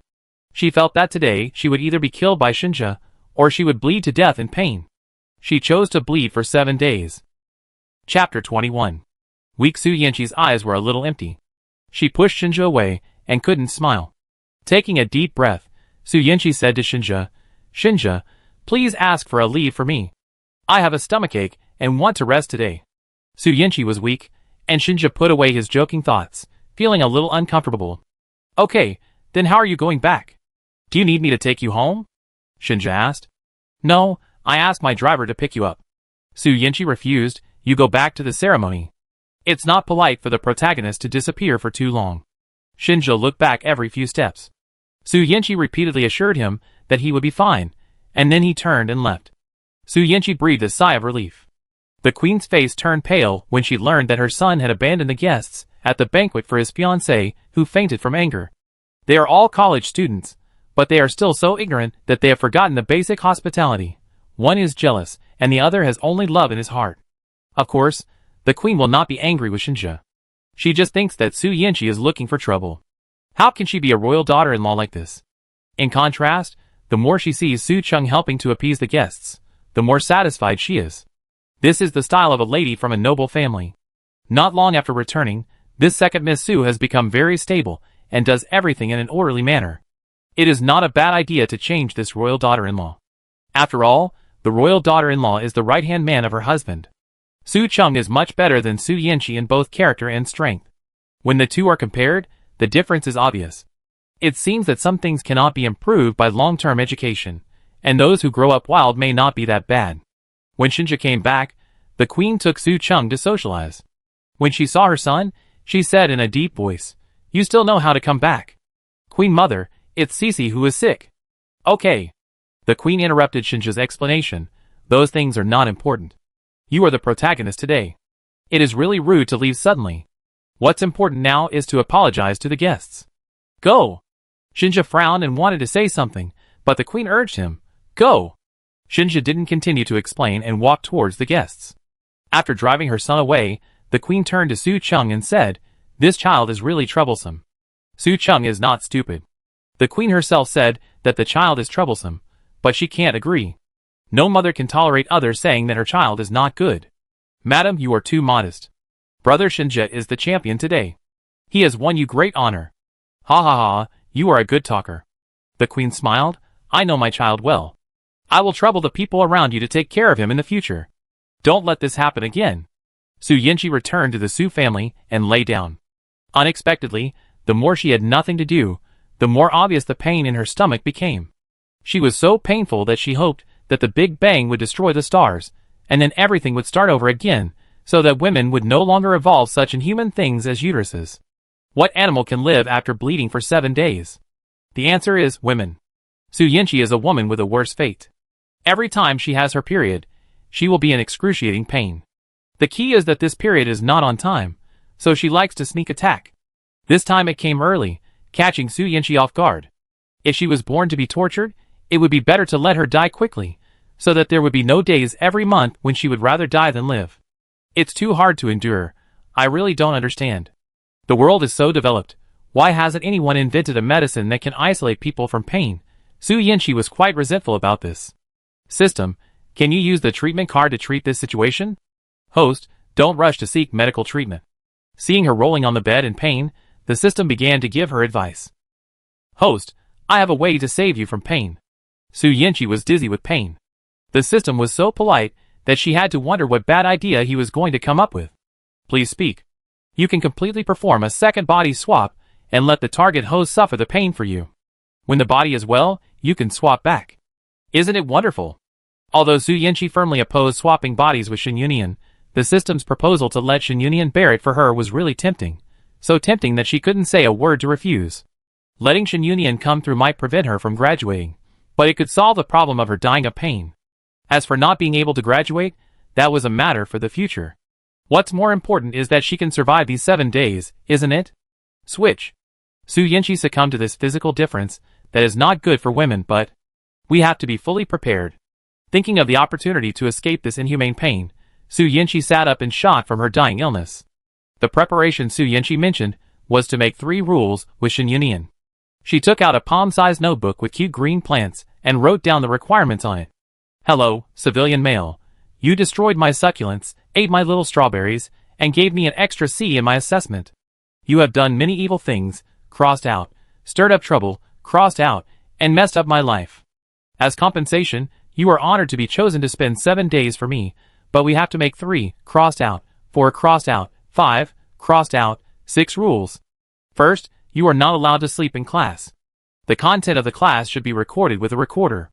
Second, you are not allowed to destroy plants. You are not allowed to steal strawberries. You are allowed to eat one, but I want to eat the rest. Also, you are not allowed to steal, cross out, the tricolor or in the potted plants. Although it is valuable, it is a decoration. Common people with no aesthetic taste don't only see benefits in my body. I put new tricolor or and snow seal stone. You better not move. Otherwise you are dead. Third, you are not allowed to spend money. Look at what you have done. My balance is only 2,000 star coins. Anyway, I have a limit. You can't spend a penny of my money. If you want to spend money, earn it yourself. Fourth, be careful of Su Chung. She is my sister, and for some unknown reasons, we are now sworn enemies. Fifth, if you need to attend the banquet, pretend to be sick and don't go. Sixth, I found marks on my body that don't belong there. I advise you to do your part and don't look at anything inappropriate, otherwise I will make you look bad. Now you can take over my body, but you have to work hard during your menstrual period. The familiar dizziness began, and Shen Yunyan knew what was going to happen. He entered the girl's body again, and he adapted well. Good, there was a huge pain in his waist. If his own body could still resist, this body was sensitive and fragile, and the pain was dozens of times that of other people. The pain in his bones made him think that the young lady was paralyzed or run over by a car. Only when he saw the message on the bedside table did he understand that it was a special period. But what is a special period? Does everyone have it? He has never felt it. However, Su Yinshi went into his body just to avoid the special period. It seems that this thing has gender differences. Shen Yunyan checked on the star network and found that the so-called special period was bleeding for more than 7 days. Shen Yunyan, women are really terrible creatures. They bleed for 7 days every month. No wonder she is so weak. Shen Yunyan continued to read the messages. The corrections on the mini book were obvious. The owner of the handwriting scribbled a few strokes, and the content before the corrections could still be seen. After reading the messages, Shen Yunyan, who had done many evil things and stirred up trouble, smiled evilly and picked up the pen to reply one by one on the book. First, no. Second, the strawberries are eaten by your body, and rounding them off means you eat them, so I will eat them all. Third, I will make money, because you really have no money. Fourth, I didn't pay much attention. Fifth, sorry, I like banquets the most. Sixth, I am good looking. After stopping writing, Shen Yunyan looked at the cursive script behind the beautiful handwriting and nodded with satisfaction. TSK, he found a new fun, which is to anger this aggressive young lady. Looking forward to her expression when she sees the book, Shen Yunyan dropped the book, changed into men's clothes, clapped his hands, and said he was not going to waste time staying at home. Although his stomach still hurts, it's just that once you get used to it, just ignore it. This time he traveled through time. He had to make good use of Su Yinshi's body to do something useful. As soon as he entered Shen Yunyan's body, the tormenting pain disappeared instantly, and Su Yinshi breathed a sigh of relief. Being a man is so cool. Except that it's a little dirty, a little smelly, and a little ugly. Everything else is pretty good. Su Yinshi was very satisfied, jumped up from the bed in high spirits, and noticed a small note next to the pillow. A civilian male also left a message for her. Su Yinshi held the note and looked at it. The handwriting was very unruly. It took her some time to get used to it, and read it word by word. Miss, I am curious. Why did we swap bodies? Why did you choose me? Miss, are you tired of the noble life and want to blend in with the common people to have some fun? After you left, the world became very strange. I need some explanation. Otherwise it will make me look like schizophrenia. P.S. Stone and I have dealt with the flower. Enjoy the fruits of our labor if we swap again. After reading it, Su Yinshi searched everywhere, found a pen under the quilt, picked it up and wrote a reply. In response to these questions, Su Yinshi replied with 4 words. No comment. I will record what happened recently, so that you don't look like schizophrenia, but you don't need to know the rest. In fact, it's okay to tell him, but Su Yinshi is not in the mood to explain too much to a commoner. Even if I explain, he won't understand. It's just a waste of effort. Back in the small cave again, Su Yinchi began to miss her bright and spacious room again, but she became honest when she thought about the pain of wanting to die. This room seems to be much tidier, she commented after looking around. The things the miners gave her were properly placed on a stone slab, neatly arranged and classified. Several jars were placed on a small stone table, and the energy stove and pot were placed aside. Su Yinchi opened the jar, and saw the snow-white flower, and smiled. It seems that I don't have to drink the bitter and astringent expired nutrient solution for the next 7 days. Moreover, Shen Yunyan put on his clothes and pants properly, and looked like a decent person. After all, he has transitioned from primitive society to civilized society. Thinking about the fact that many other miners still have eye-catching clothing styles, Su Yinchi decided that this time all miners must wear clothes. Save the eyes plan, action. Chapter 22. Su Yinchi opened the mining system and prepared to draw the blind box. The miner had worked for 3 consecutive days before, earning her 11,340 points. With her remaining 65 points, she had a total of 11,405 points. This time, a new item lit up on the exchange panel, which was a plant with the following properties. Silver Silk Ghost Flower, rare 10,000 points, produces a random or every day, suitable for planting on rocks. Su Yinchi. Shock, this flower is equivalent to an ore production machine. The ore itself is a non-renewable energy source. In this way, non-renewable energy sources become renewable. If you are lucky, the random ores obtained every day are all high-level ores. She is going to get rich, a windfall. System, can this flower be planted in the system? Su Yinchi asked. Host, no, you can only plant it in the real world. Su Yinchi expressed her understanding. The system mine has a unique operating mechanism. If the silver ghost flower can be planted, it will break the balance of the mine operation. It is reasonable that it cannot be planted. In this way, she has no place to plant for the time being, so she cannot buy this flower first. The more than 10,000 points can be used to draw blind boxes first, and then accumulate points to buy flowers later. After making a good plan, Su Yinchi directly bought 10 blind boxes.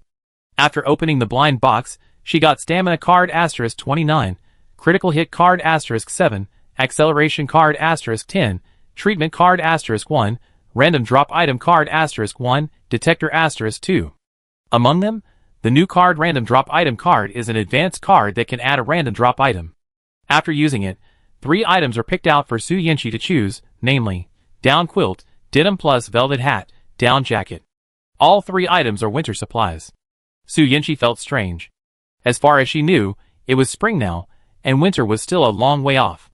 However, it was good to take precautions. After all, winter would always come. She thought about it, and jeans and velvet hats were definitely the most useless. Down jackets were useful, but compared to a down jacket and a down quilt had a much larger area, and a down quilt could be turned into a down jacket. No matter how she thought about it, a down quilt was more cost-effective, so she decisively chose the first picture. After using various bonus cards, Su Yinchi's information panel changes as follows. Mine Owner, Su Yinchi Shen Yunyan. Mine Level, LV.3, Black Crystal Mine 4, Blue Crystal Mine 4, Tricolor Mine 2, Miners, 2, Slave Miner 1, Su Chung Miner 4, Qin Shi, Xiao Hai's Family, Inferior Miner 41, Dolly, and Hu, Items, Treatment Card 2, Detector 2, Crystal Pickaxe 2, Backpack 10 slots, can be stacked, Mining Speed, 220%. Critical Hit Rate, 60%. Special Attributes, 1. Restore 370% of physical strength when mining. 2. Inferior miners' output is reduced by 20%. 3. Miners receive random item drops when mining. The current drop item categories are cotton clothing, blankets, cloth shoes, waterproof rubber shoes, pearl earrings, feather hairpins, colored diamond clips, sunglasses, colored candies, ordinary bread, duvets, lucky random items. Su Yinchi could tell at a glance that the random item drops were sorted by the drop probability of the item. The ones at the front were the easiest to obtain, and the ones at the back had a lower drop probability. The duvet was ranked between the lucky random item and the ordinary bread, and she was not sure whether it would be easy to get. Looking at the various critical hits, acceleration, and physical bonuses, Su Yinchi felt a little pity. I don't even want to mine. What's the point of these high values? What a waste! Su Yinchi regretted. Host, existence is reasonable. Su Yinchi. This made her feel ominous. Could it be that there are ores that must be mined by her? Are you kidding? Su Yinchi smiled and said, "Don't scare yourself first." After the points were used up, Su Yinchi was satisfied. Although she still only got one advance card, at least there was a guarantee. Although Su Yinchi felt that the detector she got was useless, since she already had this thing, it didn't matter if she used it. She placed the detector next to the two tricolor mines. The detector was a completely black object, consisting of a base and a square and flat device, half a person tall. As soon as it landed, the detector started working. A blue light was emitted by the detector, forming an aperture that circled the mine, and the detection results were displayed on the square screen. Tricolor Mine 1. Everything is normal. Tricolor Mine 2. Lava worm nest found. Lava worm nest. Su Yinchi stared at the squirming red at the bottom of the tricolor mine on the screen. That should be the lava worm. Pulling down, the specific properties of the lava worm were displayed. Lava worm. Low-level monster, with hot magma in its body, feeds on ore, and produces magma when eating ore, forming a magma pool. It will explode when attacked or frightened. Su Yinchi frowned. Lava worms are very difficult to deal with. They eat ore and produce magma continuously. In other words, these bugs will continue to steal ore, which is the most expensive ore she has. It is troublesome to deal with these bugs. The magma bugs will spray magma and burn people's skin when they explode. Now there are only some untrained miners entering the mine, and it is difficult to deal with these bugs. She needs to prepare more treatment cards. If necessary, she can use the human wave tactics. At most, she can scare all the magma bugs to death, and then use the treatment cards to treat them. Su Yinchi thought of a way, and closed the panel. Just when she was about to relax for a while, Xiaohai's anxious voice sounded outside the house. Du-Wan is an 18-year-old girl. Her family is not good at mining, so they are always punished. Fortunately, her partner, who is in the intermediate mining area, asked someone to use his connections to let the captain go.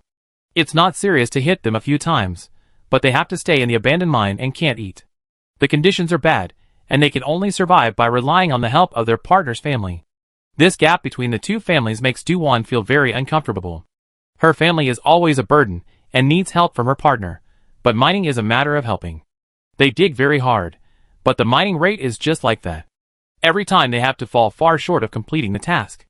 If this goes on for a long time, the boyfriend's family will also be dragged down by their family, and how can they repay the favors they owe? They are all small miners, and they have to work overtime to bribe their superiors. Du-Wan originally wanted to break up with her boyfriend, and didn't want to continue to drag others down. He is a good girl and deserves a better girl.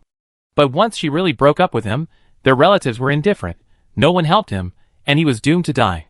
After all this, she could only tie her boyfriend up against her conscience. In her inner torment, she even wanted to die and escape this difficult choice. When she finally mustered up the courage to make up her mind, a turning point came. A man came to the abandoned mine. She didn't know him. This man promised them food and asked them to help with mining. She was very curious. Why would someone need a group of dying people to mine? As a result, this person took them to a mysterious space to mine, and from then on, their fate went to another track.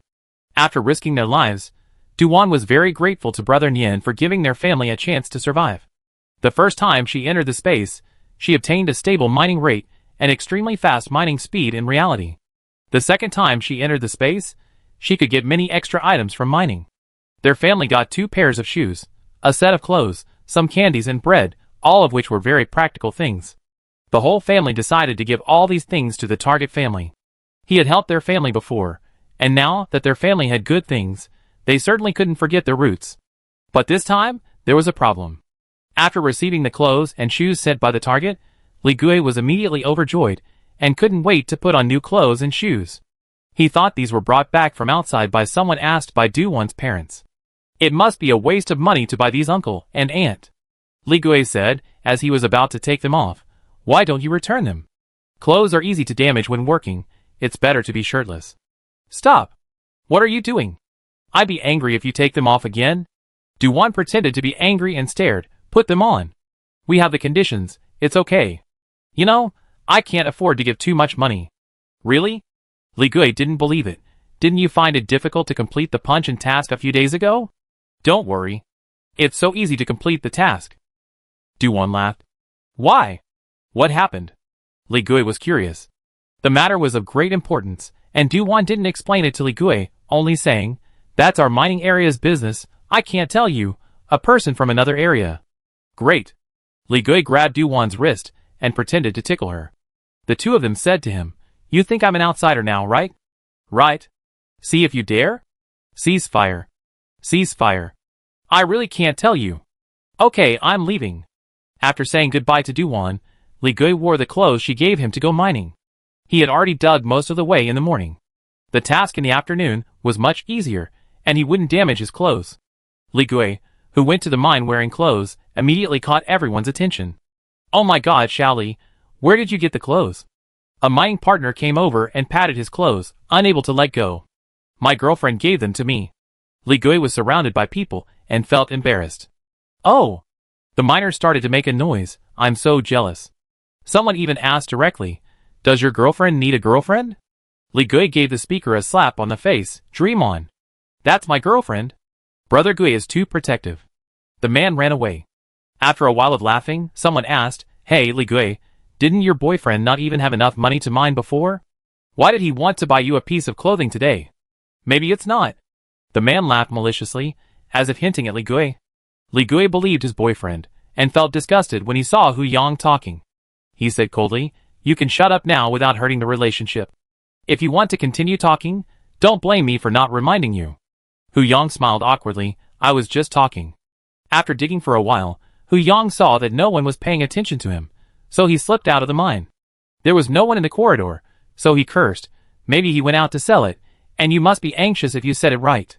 He walked quickly to a stone house and knocked on the door. "Supervisor Liu. Supervisor Liu. I have something to report to you."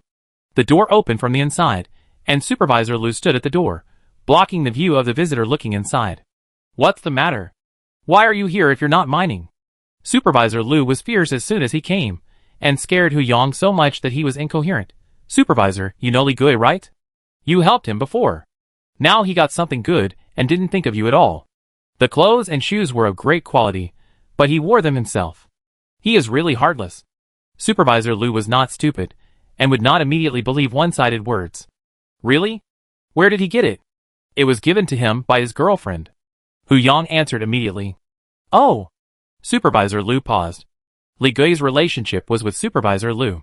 He helped Li Gui and the team leader a few days ago to tell them that there was a person who was their target in the mining area, and asked them to be gentle. Now that he thought about it, this Li Gui did send or to him for help a few days ago. "Is his partner doing well in mining now?" Supervisor Liu asked. "Yes. He got a lot of good stuff." "That's strange." Supervisor Liu asked someone, and found out something strange happened in the low-level mining area. A large number of people could complete the mining task in just one morning. Upon hearing this news, he immediately reported it to Qin Shao, the person in charge of the intermediate mining area. Qin Shao suddenly realized, no wonder the task completion rate of the low-level mining area has reached 100% recently. Because of this incident, both their high-level and intermediate mining areas were held accountable. After all, the low-level mines that needed more quantity were 100% completed, and their intermediate and high-level mines needed less quantity, and many people could not complete the task, which was really unreasonable. "I remember we also have a black crystal mine, right?" Qin Shao asked. "Yes, it's just behind the right side of the mining area," Supervisor Liu answered. "That's good," Qin Shao said. "No wonder we've been losing a lot of ore recently. Now we've found the murderer, right?" Supervisor Liu was stunned, but finally understood what Qin Shao meant. How could a group of old, weak, and disabled people dig up so much ore? They must have stolen it. "Boss, you're wise. Then we go to the low-level mining area to get the ore. How dare you bully us?" Chapter 23. Brother Nian, someone suspects us of stealing ore. Now all the miners are standing in the cafeteria for questioning. "We have to hurry over," Xiao Hai said quickly, dragging Su Yinqi to the cafeteria. "Why do you suspect us?" Su Yinqi pushed Xiao Hai's hand away calmly to learn the details of the matter. "I don't know. They didn't say when they lost it, nor how much they lost. It looks like..." Xiao Hai's face was ugly. Before he finished speaking, Su Yinqi took over with a heavy face. "They are not friendly." The two rushed to the cafeteria of the mining area. There were 3 groups of people standing in a clear distinction. The supervisors and other management stood in the middle. On the left was a group of unfamiliar miners, and on the right was a group of familiar miners. It was her 40 or so younger brothers. Su Yinqi arrived the latest. Under the watchful eyes of the supervisors, she consciously stood in the team on the right. There were a few unfamiliar supervisors, and one of them looked very arrogant. He said to the person on the right in a menacing manner, "Manager Zhang, you must give me an explanation today." "Yes, Manager Zhang, if the mine owner knew that your 100% completion rate was obtained in this way, he would not be happy." "Manager Liu, you can eat whatever you want, but you can't say whatever you want." Manager Zhang was sweating. "Oh, I didn't say anything nonsense. Otherwise, how do you explain that this group of people couldn't dig enough or 4 or 5 days ago, but now they can complete the workload in one morning? Can you explain it?" "You can't explain it, right?" Xiao Hai whispered in Su Yanqi's ear. "The one on the left is the intermediate mine area manager, the one on the right is our mine area manager, and the one who is talking is an intermediate mine area supervisor." Su Yanqi nodded, and Supervisor Liu continued to say, "It can't be explained. If it wasn't stolen, what else could it be?" Manager Zhang smiled apologetically. After a long laugh, he said, "Manager Chen, Supervisor Liu, I know you are anxious because you lost the mine, but the matter has not been concluded yet. We can investigate slowly." "Investigate slowly?" "If we investigate slowly, our mine will be emptied." "Manager Zhang, it wasn't you who lost the mine, so of course you are making sarcastic remarks." Manager Liu is Chen Zhao's microphone, a good gun in his hand, and he can shoot wherever he points. Seeing that the other party was being unreasonable, Zhang continued to laugh awkwardly. "Yes, I really haven't stolen any mines. If so many mines were stolen, there would definitely be something unusual in the mining area. Supervisor Liu, if you say that your mines were stolen by these 40 or so people, and they stole for 4 or 5 days, wouldn't it be unrealistic? Listen to me, maybe there is a traitor somewhere among you, otherwise who can do things so low-key?" Zhang seemed to be less powerful than Qin Xiao, but he fought back all the attacks from Supervisor Liu. His words made Supervisor Liu sneer again and again. People who sit in this position are not easy to deal with, but they are just making trouble today. The miners in the low-level mining area have to bear this false charge. "Manager Zhang, you are trying to shirk responsibility by saying this." Supervisor Liu snorted, "We know we are investigating our internal affairs, but now we are talking about these miners. How did their mines come from?" Supervisor Liu was relentless, and Manager Zhang wanted to quit, but the situation was stronger than him. He was quite comfortable in this position, and did not want to move for the time being. He had to bow his head when he should. Who told him that he was just a low-level mining area manager, and the other party was not only higher in rank than him, but also a relative? Supervisor Liu is right, then ask them how the mine came from. Manager Zhang spread his hands, and let Supervisor Liu ask himself. He could give in, but he was not a bad guy. Supervisor Liu did not want Manager Zhang to intervene. He stepped forward, stood in front of the miners on the right, and said sternly, "You, miners in the low-level mining area. You need the mine, we understand, we've lost the mine, and we hope you will cooperate, confess leniency, and resist severity. I don't want to wrongly accuse good people. As long as you can tell where the mine came from and prove the origin of the mine, there will be no problem." Su Yanqi's eyes moved slightly. This Supervisor Liu Sima Zhao's heart, not hiding it at all, but the other management pretended to be stupid, and no one exposed him. Su Yanqi got angry, took a deep breath, and replied, "Supervisor Liu, I can tell you how our ore came from." "Oh!" Supervisor Liu was overjoyed to see someone so tactful. "You said, well said, forgive you." Su Yanqi walked forward. "Supervisor Liu, of course our ore is dug. You have been a supervisor for so long, don't you know it?" Su Yanqi joked. Many miners couldn't help laughing. Even Zhang, the person in charge, wanted to laugh if the occasion was not inappropriate. Supervisor Liu realized that he was being fooled, and became angry. "I think you stole it." Su Yanqi waved his hands repeatedly. No, we dug it. If you say it was dug, it is dug?" Supervisor Liu slammed the table. "Do you mean it is stolen?" Under the angry gaze of Supervisor Liu, Su Yanqi shrugged innocently. "Okay." Supervisor Liu closed his eyes and calmed down, reminding himself not to forget the main business. "You said it was dug, okay, then what did you use to dig it?" "Ah?" Su Yanqi pretended to be surprised, opened his mouth exaggeratedly, and covered his lips with his hands. "Supervisor Liu, you still want to ask me this? I think everyone knows the answer to this question, of course." Under Supervisor Liu's eager gaze, Su Yanqi paused and said, "Of course I used a pickaxe." After that, Supervisor Liu's face was so gloomy that it could drip water, staring at Su Yanqi, but she was not afraid. No one has ever looked at her with such eyes. "The eyes are so ugly, I want to dig them out." "Really? What pickaxe? Take it out, and let me see." Supervisor Liu asked to get to the bottom of it. He didn't believe that there was no clue at all. To be able to dig so fast, there must be a secret. I didn't bring the pickaxe with me. Su Yanqi's eyes dodged. Supervisor Liu felt that he had asked the right question. His sharp eyes did not miss the miner's guilty conscience. Really? It doesn't matter. If you didn't bring it, someone else will. Supervisor Liu smiled wickedly and walked up to a miner. He pulled off the pickaxe on his waist, and the man's cloth skirt was also pulled off, causing a crowd of miners to sigh. The female miner even screamed and covered her eyes. This incident caused a constant commotion at the scene. Supervisor Liu frowned while holding the pickaxe. What are you arguing about? Silence! He knocked the corner of the table with the blunt end of the pickaxe, and the loud sound made the crowd return to silence. When everyone was quiet, he raised his eyebrows at Su Yanqi. You? Come! Use the pickaxe to dig. He specifically asked Su Yanqi to dig, as if he was trying to get back his place, but he didn't know that it was exactly what Su Yanqi wanted. If this Supervisor Liu dug by himself, the system's bonus would be invalid, and it would become a counter-evidence. Su Yanqi pretended to be reluctant, stepped forward to take the pickaxe, and followed the mining area management to the nearest mine. Facing the stone wall, Su Yanqi held the pickaxe but didn't do it. Chen Xiao was impatient. Why don't you dig? Dig quickly. What are you dawdling about? Supervisor Liu followed and urged, pretending to push Su Yanqi's shoulder. She dodged sideways. Why are you in a hurry? Mining is an important matter. Respect the God of Mines, and the God of Mines will bless you. If you urge him like this, and if you anger the God of Mines, don't say that we stole your mines again. Mentioning the mysterious thing called the God of Mines, Chen Xiao and Supervisor Liu were silent, waiting quietly for Su Yanqi to face the wall and reflect on his mistakes. Su Yanqi's brothers. Why didn't they mention worshipping the mining god when they were mining? After a long time.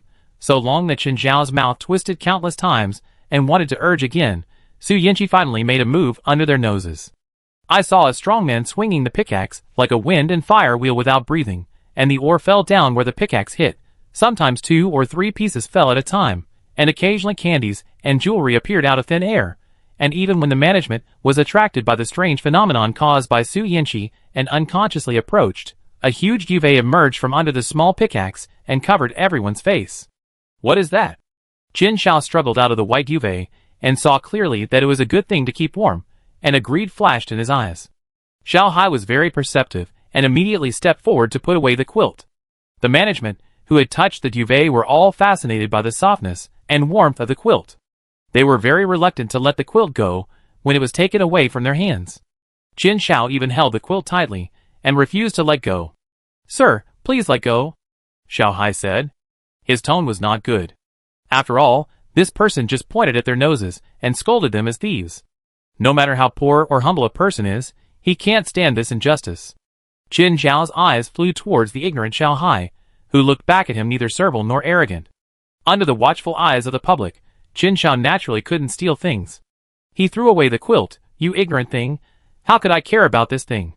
Chen Xiao even took a few steps back, fearing that he would be misunderstood if he was close to the duvet. Zhang, the person in charge, said, Is it hard for him to give it to him? At this time, they remembered that there was another person who was mining frantically. In a short while, the ore under Su Yanqi's feet had piled up into a small mountain, and other miscellaneous dropped items were scattered all over the ground. Zhang had an idea about the duvet and quickly stopped. Qin Yunian, it's okay. With your speed, you can definitely complete the punch-in task in one morning. You have proved your innocence for everyone. Su Yanqi stopped and turned to look at Supervisor Liu. Mining is such an easy thing. Is it difficult to complete the task in one morning? Supervisor Liu felt her ridicule, and was jealous and angry.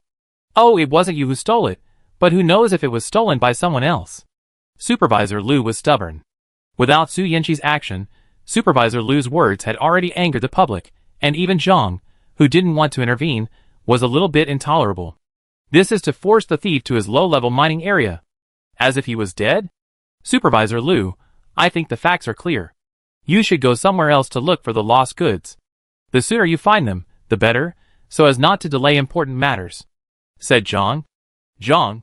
Supervisor Liu wanted to continue to hold on, but Chen Xiao suddenly said, Let's go. Thank you for your hard work today, Zhang. If you have any news about ore, please let me know in time. If you find ore, I will come to thank you. After that, Chen Xiao left with his men. Halfway, Supervisor Liu asked in confusion. Boss, why don't we take the opportunity to grab the pickaxe? Chen Xiao looked at Supervisor Liu speechlessly, with a look of, are you stupid? You think it's nice? Do you think Zhang can watch us grab such a good thing?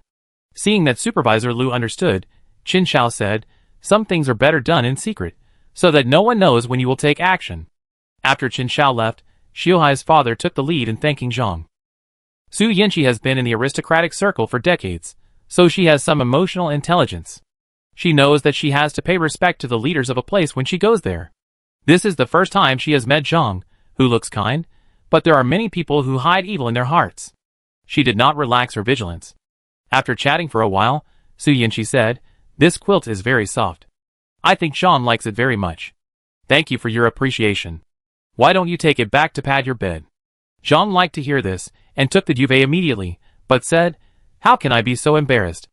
After Zhang left, Chen Shi was unhappy and pouted, I will definitely dig another quilt for Brother Nian. Su Yinqi just wanted to laugh, okay, I don't need that quilt. Then, her face became solemn. Xiaohai keenly noticed that she was worried and asked quietly, Brother Nian, the matter has been resolved. Why do you still seem so heavy? Su Yinqi sighed. This is not the end of the matter, it's just the beginning. If what happened today happens again, they won't be so lucky. After all, self-incrimination is a trap. It's easy to find a pretext to accuse someone of a crime. We have to think of a permanent solution. Chapter 24. Manager Zhang asked his supervisor to carry the down quilt back to his stone house. When he arrived at the door, he took the down quilt and said, it's okay, you go back first. Turning back to the house, Manager Zhang immediately changed his face, walked briskly, and walked to his wife, with a quilt in his arms, with a smile on his face. The wife was rubbing her face, and applying a facial mask. She was not surprised by the appearance of Manager Zhang, and did not even turn her eyes. Wife, wife, wife! Look what I brought back. Manager Zhang came closer, and squeezed next to his wife, holding the quilt. He was so strong, that he almost squeezed his wife, who was sitting on the chair. The wife smoothed the mask and said unhappily, what are you doing? Can't we talk about it later? She turned her head, and saw a large down quilt in Manager Zhang's hand. The sound stopped abruptly. The wife asked in disbelief, where did you get it? Hee, it was given to me by my subordinates. Manager Zhang was proud. His wife rolled her eyes at him. You? How many people in that low-level mining area can get a blanket? Cinnabar Star is located in a remote area, and some daily necessities are inconvenient. In addition, the various facilities here are not perfect, there is no logistics and starport, and everyone who comes here has to take a private spaceship. It's really hard to spend money. Moreover, they don't have much money. To buy things on Cinnabar Star, you have to find someone who specializes in purchasing materials. The money spent on connections is more than the money spent on buying things. The price is also outrageous. Zhang, the person in charge, was an ordinary miner before. He couldn't read a word, but he was good at scheming. He was lucky to become the person in charge of the mining area. Although it was a low-level mining area, he was also at the top of the industry. It's not easy for him, the person in charge, to make beds and quilts, not to mention the miners in the low-level mining area who are already living a hard life. Seeing that his wife didn't believe him, Zhang patted the quilt and said, this is the physical evidence. After that, he shook his head and said, I think our mining area is going to have a big shot. His wife laughed. I've never heard of a person who digs black crystal or every day. Look at you. Being a person in charge of a mining area is not as lucrative as being an administrator in a high-level mining area. They get so much respect and good things to move home. You are just surviving, and the miners below can hardly complete their tasks, and you still respect them. It's good that nothing happens. Listening to his wife's chatter, Zhang's eyelids twitched, knowing that it must be his wife's cousin who was gossiping in her ear again. His wife's cousin's husband was a high-level mining area administrator. After hearing such talk so many times, he didn't take it to heart at all. Yes, oh my. This quilt is so comfortable. The elderly on both sides have quilts, and it's finally our turn to have a quilt. Now no matter when the cold wave comes, we are not afraid. The word cold wave reminded his wife of bad memories, and she began to worry. Yes, there is a cold wave, and many people will freeze to death this time. It's strange, people die every year, and the number of people is not less every year. Su Yinqi summoned the miners to discuss the strategy to deal with the intermediate mine area manager. The meeting place was in the abandoned mine. This mine was originally a gathering place for a group of dying people. It was dirty, messy and poor. Now more than 40 people have returned here and cleaned it up. It looks better than the cave they live in. If the mine was like this before it was abandoned, I might not be willing to leave. A girl said coquettishly. TSK, no one is stopping you. Just come and live here. When the cold wind blows at that time, don't blame your brother for not reminding you. Really, you are so annoying. Su Yinchi stood on a flat stone half a person's height and pressed her hand towards the crowd. Swallowing her saliva, she said, "Be quiet." The miners under the stone gradually stopped talking and waited for Su Yinchi to speak. Everyone participated in today's event. The secret of our mining cannot be hidden, but we dig fast and well, which will always make some people jealous. Today we are wrongly accused of stealing the mine, and tomorrow there will be other reasons to find fault. Then we will have no way to defend ourselves, so we have to think of a way. Yes, we have to think of a way. Su Yinchi's words resonated with everyone, but no one knew what the way was. After shouting the slogan, a group of people looked at Su Yinchi eagerly and waited for her to continue. Su Yinchi, more than 40 brains can't beat her? Su Yinchi was helpless and looked at Xiaohai, who was smarter. Xiaohai, what do you think? Xiaohai was called out and looked at by more than 40 pairs of eyes. Everyone was waiting for him to come up with ideas. He was so nervous that he couldn't breathe. However, he was a very adaptable person. After a while, he thought of a solution. Brother Nian, I think we should hide the pickaxe and not give them a chance to take advantage of it. In order not to discourage Xiaohai's enthusiasm, Su Yinchi nodded and continued to ask, what if they continue to find fault? Xiaohai couldn't answer and asked Su Yinchi, Brother Nian, do you have a solution? I have an immature idea. Su Yinchi smiled mischievously. In Su Yinchi's words, there is no such thing as a thief who can be a thief for 1,000 days. If they want a secret, then we will tell them the secret openly. Su Yinchi told the miners his plan. First, they should not hide the pickaxes, but should openly take out a few more and put them in a conspicuous place. Secondly, they should spread the method of using the pickaxes. Finally, they just need to wait for the pickaxes to be stolen. A young man of 17 or 18 sniffed and asked, is there any other method to use the pickaxe? Can't you just use it to dig? A middle-aged woman standing next to him said, it's not a question of method or not. Is it really useful to just give the pickaxe to others? Don't worry, Auntie. They didn't participate in the practice, so it's useless for them to take the pickaxe. Su Yinchi sat on the stone after standing tired, and a group of people squatted down and discussed around her. If it's useless, won't they cause trouble for us? The ant was puzzled. How could it be? We have already told them how to use it. Su Yinchi smiled mysteriously. Everyone suddenly realized that the method of use was indeed mentioned just now. Then what is the method of use? Someone asked. You hit the nail on the head. First, you need to take a shower. Second, dress neatly. Third, speak politely. Fourth, you need to be on an empty stomach. That is, you cannot eat. And fifth, and most importantly, you need to worship the mighty God with a sincere heart. As soon as the method of use came out, everyone started to talk about it. Why do you need to take a shower? Why can't you eat? Many people don't have clothes to wear. Okay, don't ask so many whys. These are the rules. Rules? Su Yinchi raised his hand to stop everyone's questions. Now we can go and do something. Ah? What to do? Some people were confused. Oh, what else to do? Go and chat with relatives. Some people have already put the sunflower seeds they got from mining in their pockets to visit relatives. Dozens of people went out together, and those who didn't understand followed those who did. After a while, the abandoned mine was much emptier. When everyone had almost left, Qinshi could no longer hold back his doubts and asked Su Yinchi, Brother Nian, what if the method doesn't work and they still can't mine like us? This silly boy really thought Su Yinchi was going to help others mine, and asked stupidly. Su Yinchi laughed. Of course it's insincere. Sincerity is the key to success. Ah? Qinshi didn't understand yet, but Xiaohai couldn't help but admire him. Brother Nian, it's great. It's really great. In short, all the right to interpretation belongs to the gods. Qin Shao returned to his own territory, and was about to find someone to inquire about the news of the low-level mining area, but he didn't expect that the secret had already spread all over the street. Everyone called this pickaxe the magic pickaxe, and even the instructions for using it were pieced together. Qin Shao pondered, the news spread too fast, it seemed like someone was behind the scenes fanning the flames. Boss, I heard that someone accidentally let it slip when visiting relatives, so the news of the magic pickaxe spread. Supervisor Lu told Qin Shao the news he had inquired about. These miners are useless, they only know how to talk nonsense, but it's a good deal for us. This made Chen Xiao dispel his doubts. Yes, just a bunch of stupid inferiors.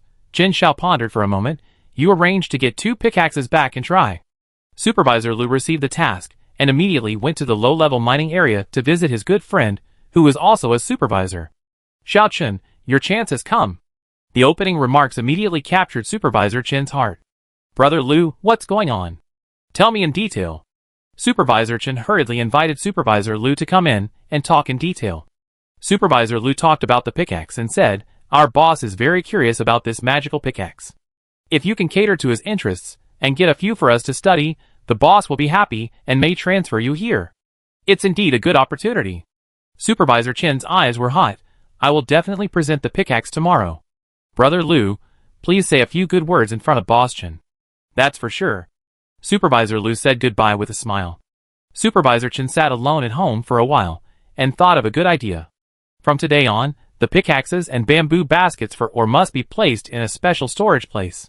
There is a new rule in the low-level mining area. The sharp-eyed Xiao Hai immediately smelled the connection between this rule and the matter of the magic pickaxe, and found Supervisor Huang to inquire about the news. Uncle Huang, come, have some candy.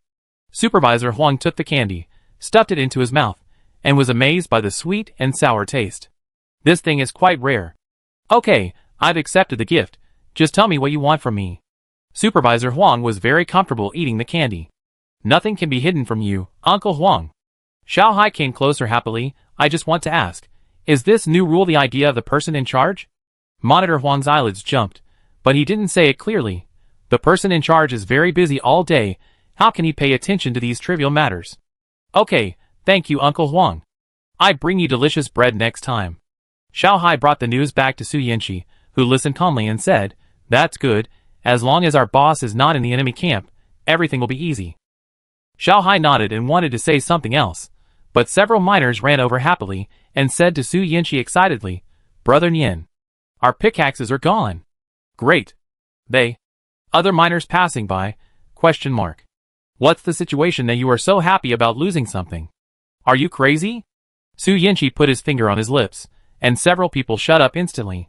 Noticing the unfamiliar miners passing by, he broke out in a cold sweat. After the strangers left, Miao Miu's mother worriedly asked, will they not hear what we said? It's okay, they won't think too much about it. Su Yanqi said, don't be so open-minded next time. Okay. Several people promised in unison. Chapter 25. The pickaxe was lost. Su Yanqi immediately reported to the supervisor. Supervisor Chen and Supervisor Huang were on duty at the moment. When he heard that several people had lost their pickaxes, Supervisor Huang asked calmly, how many were lost? Su Yanqi wiped the non-existent tears from the corners of her eyes, and said in front of Supervisor Chen's shocked sight, our pickaxes were all stolen. We can't mine today. What should we do? How is it possible? Supervisor Chen raised his voice. As soon as he spoke, Supervisor Huang, Su Yanqi and others all looked at him. Supervisor Chen had something to hide, and his heart was beating fast when he was stared at like that. He tried to make up for it. How could all the pickaxes be lost? You are not saying this because you don't want to mine. Su Yanqi pretended to be wronged and looked at him. Supervisor, why are you still speaking for the thief to question us? You are not a thief. How do you know he didn't steal everything? The miner behind Su Yanqi echoed, that's what I mean. Do thieves have to leave things for others after stealing? Is it incredible that a thief stole everything? Our ancestors have been good miners for generations, and we have been mining diligently. Now that we have the blessing of the mining god, mining is so simple, why don't we want to mine? Su Yanqi silently praised the miner in his heart. Calling him a thief, Supervisor Chen's face turned as black as the bottom of a pot. He didn't want to make the situation worse, so he changed the subject. Okay, stop arguing. You lost the pickaxe because you didn't supervise well. It's impossible not to mine. You can't say that.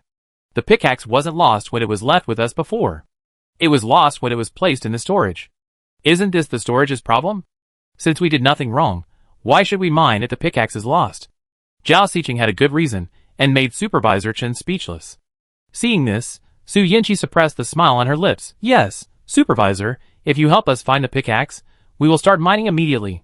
The two of them talked back and forth, throwing the mining problem to Supervisor Chen. He was the one who promoted this new rule, and did not report it to the person in charge. If he made a mistake, he would have to take all the responsibility. Now, let alone being transferred to the intermediate mining area, he might even be dismissed from his current position. Supervisor Chin's forehead was covered with sweat, and he said in a timid voice, "What? Do you want to violate the rules? Violating the rules will be punished by the team leader. Aren't you afraid of being beaten? Go mining quickly.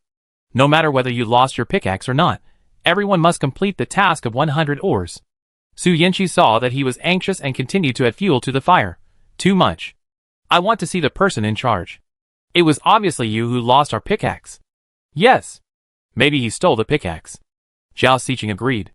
"We want to see the person in charge. We want to search him." Xiao Hai continued to shout. The truth pieced together by several people scared Supervisor Chen to death. "You can't see the person in charge whenever you want," he shouted loudly, but the loud voice could not cover up his guilty conscience. "Then we don't care." I don't know who shouted.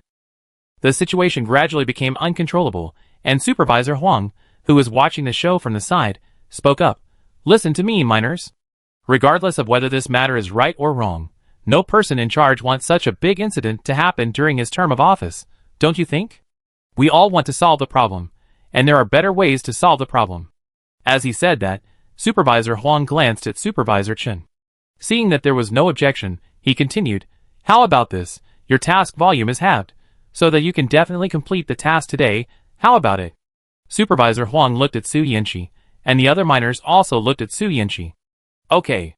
Su Yanqi gave Supervisor Huang a face. She didn't really want to get the pickaxe back. After comforting the miners, Supervisor Chen breathed a sigh of relief when he saw Su Yanqi leaving with his men. "Brother Huang, thank you." Supervisor Huang waved his hand. "It's okay, but you should think about where to get this half of the black crystal ore. Manager Chen, let me remind you that here, the rules cannot be messed up, and if they are messed up, they can't be taken back." Supervisor Chen was shocked when he heard it. He knew this truth. In this place where the benefits are pitifully small, rules are more important than heaven, and everyone lives by rules. If he can't make up that half of the black crystal ore, causing more than 40 people to be punished for what they shouldn't be, who knows what will happen. But this matter was a hot topic, and everyone knew about it. Even if he wanted to cover it up, there was no room for it. Besides, how could he have such great power to cover the sky with one hand?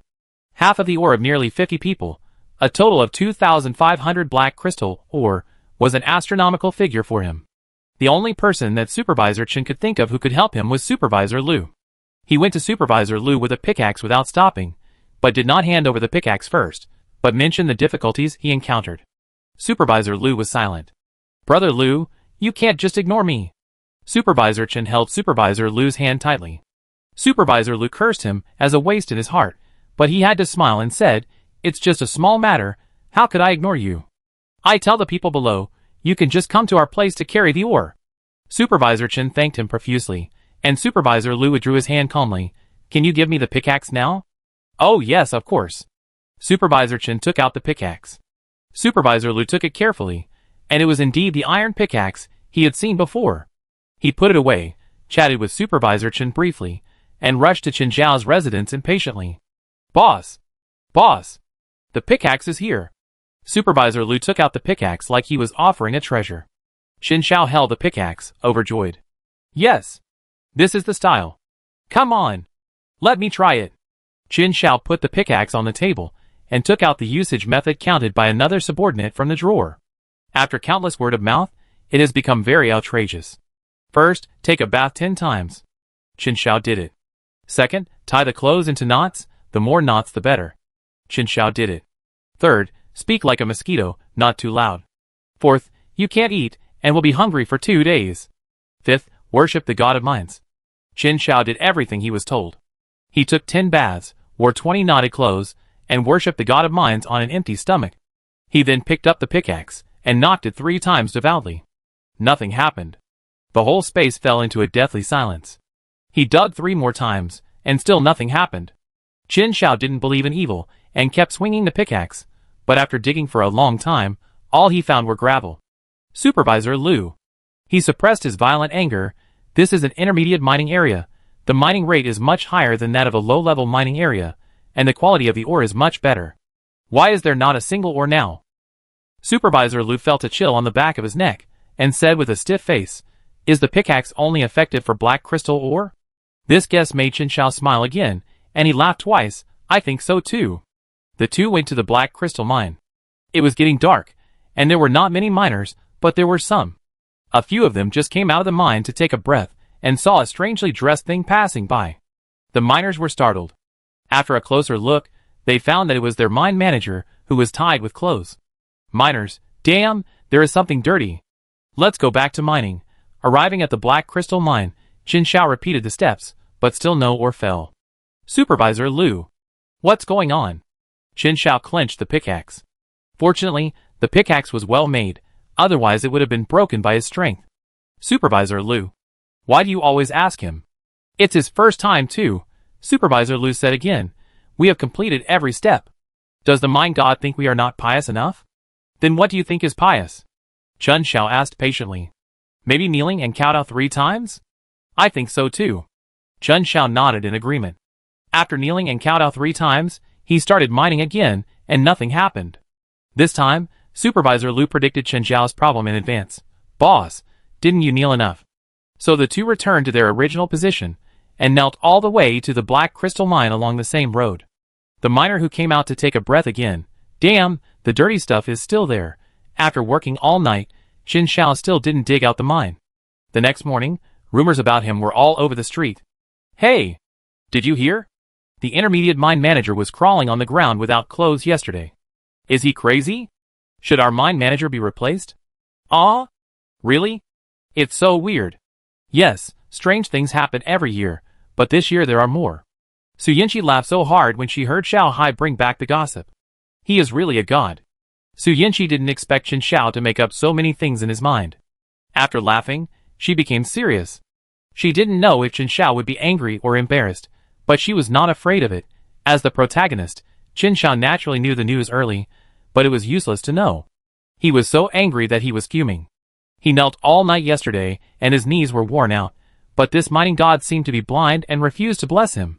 No matter how stupid Qin Xiao was, he knew something was wrong. He knew that this was definitely not the real way to use the pickaxe. He should have known that hearsay was not credible, and he had to find the miners, who had been blessed to come in person. After saying this, Supervisor Liu thought of Li Gui's object Du-Wan. It's right to ask her. Du-Wan went to Su Yinqi immediately after receiving Li Gui's letter. Brother Nian, what should I do? Should I go? Yes. Of course I have to go. Su Yinqi said. Not only do you have to go, you should keep everything he gives you. With Su Yinqi's approval, Du-Wan put her heart back in her stomach and followed her boyfriend Li Gui to meet Qin Xiao, the person in charge of the intermediate mining area. Hello, the person in charge. Du-Wan followed her boyfriend to greet him. Qin Xiao still hadn't eaten, his knees hurt, and he was too hungry to have any strength. His voice was weak. Are you a blessed miner? Yes. Du-Wan answered. Are you willing to conceal the method of using the magic pickaxe? Qin Xiao asked. Du-Wan timidly glanced at the person sitting in the upper seat and answered. Of course I can, but what's the benefit for me? All the ore you dig later will be yours. Qin Xiao smiled weakly. Du-Wan immediately took the pickaxe handed over by Supervisor Liu and demonstrated it. Although her mining speed was not as fast as Su Yinqi's, her mining rate was very stable, and she dug blue crystal ore. Du-Wan was very motivated and wanted to finish the mining. Unfortunately, when Qin Xiao called for a stop, she had only dug more than 20 pieces. Just dig like this, Director Qin. Du-Wan reluctantly returned the pickaxe to Supervisor Liu. Qin Xiao kept his word and let Du-Wan take the ore and leave. He didn't believe it and dug a few more times in the place where Du-Wan had dug. There was nothing there except gravel. Qin Xiao's face was fierce and gloomy. It seems that there are secrets that we don't know. The boss was in a bad mood, and Supervisor Liu didn't dare to say a word. Dare to go against me, then we will go to meet the Qin Union and see what kind of strength he has. Qin Xiao gritted his teeth. Supervisor Liu reminded carefully. Boss, he is in the low-level mining area. We are afraid that we can't reach him. It's okay, I just need to tell my uncle, and we will go to take over the low-level mining area together. Supervisor Liu didn't answer for a long time. Supervisor Liu, it's very comfortable to stay in the intermediate mining area, and I don't want to take over any low-level mining area. Why don't you want to go? Qin Xiao asked. If we find out the secrets here, we can have as much or as we want. Don't miss the opportunity for the petty gains in front of us, Supervisor Liu. Boss, you are wise. Supervisor Liu bowed his head. How to say it, I still don't want to go. Chapter 26.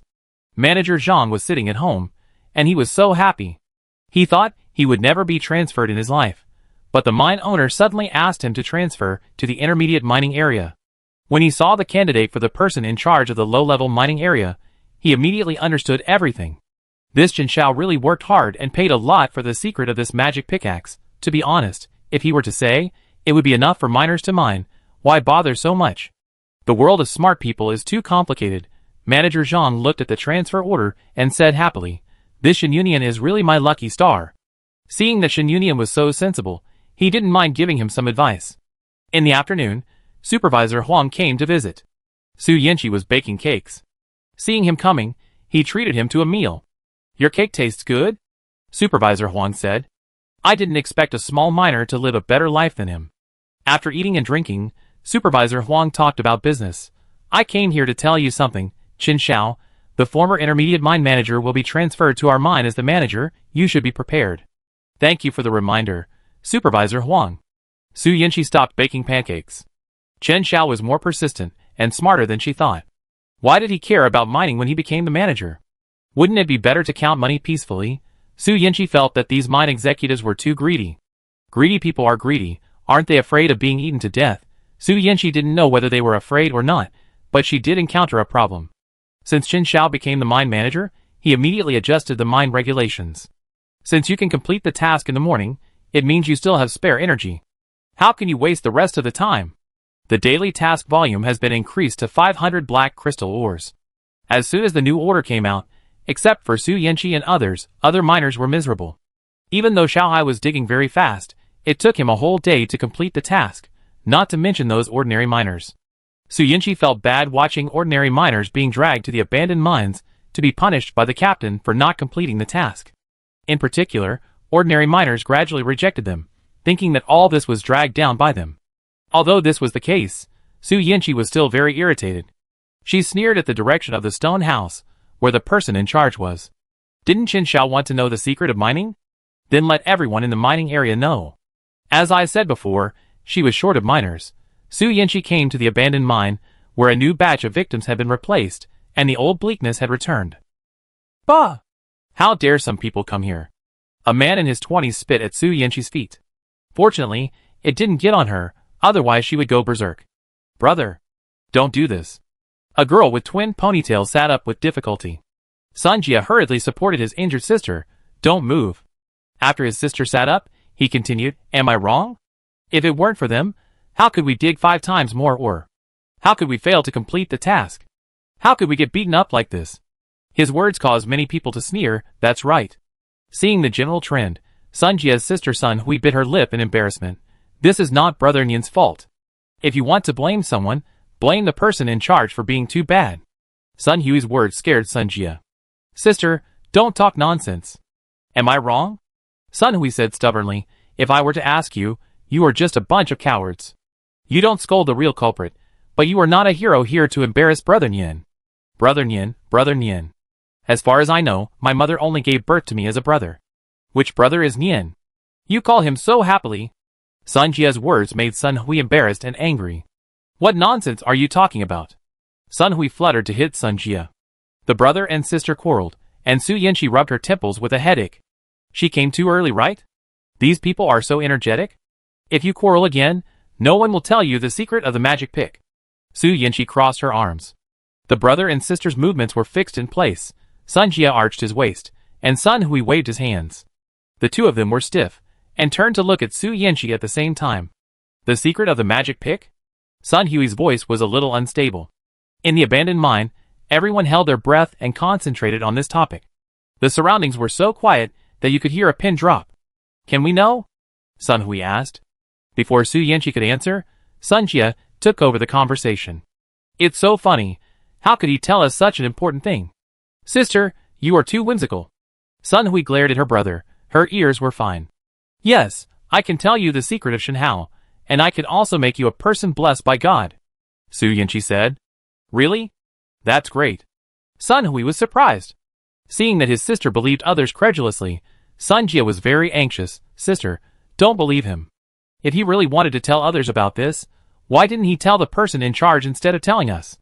Although the miners in the abandoned mine were curious about the secret of Shenhao, They were also curious about the question raised by Sun Jie. If the secret had been told to the person in charge at the beginning, this matter would not have existed from the beginning. Someone said this. Everyone waited quietly for Su Yanqi to explain, and she sneered. Isn't the difference obvious? Su Yanqi's nose twitched slightly. Tell the person in charge that I was forced. Tell you that I was willing. Have you been oppressed for so long that you really think you are a slave? She couldn't help but ask back. You make it sound easy. So what should we do? Sun Jie was disdainful. Resist? Su Yanqi said, as a matter of course. Resist? Sun Jie was stunned by what he said. This is an option that has never appeared in their lives. When it comes to resistance, the first thing they think of is not what they should do, but whether they can do it, or in other words, can they do it? It's easy to shout the slogan of these two words, but to actually do this thing, it seems to be a heavy weight. They have been miners for several lifetimes. What will they do after the resistance? No one has thought about this question, so no one wants to resist. Okay, Su Yanqi interrupted everyone's thoughts. Do you choose to be my miners? The miners in the abandoned mine were still in the chaos of enlightenment and awakening. When they were suddenly asked this question, they answered reflexively, yes. Yes, there has never been an option of not wanting to in their lives. Su Yanqi followed the same method, and recruited the miners in the entire low-level mining area for her own use.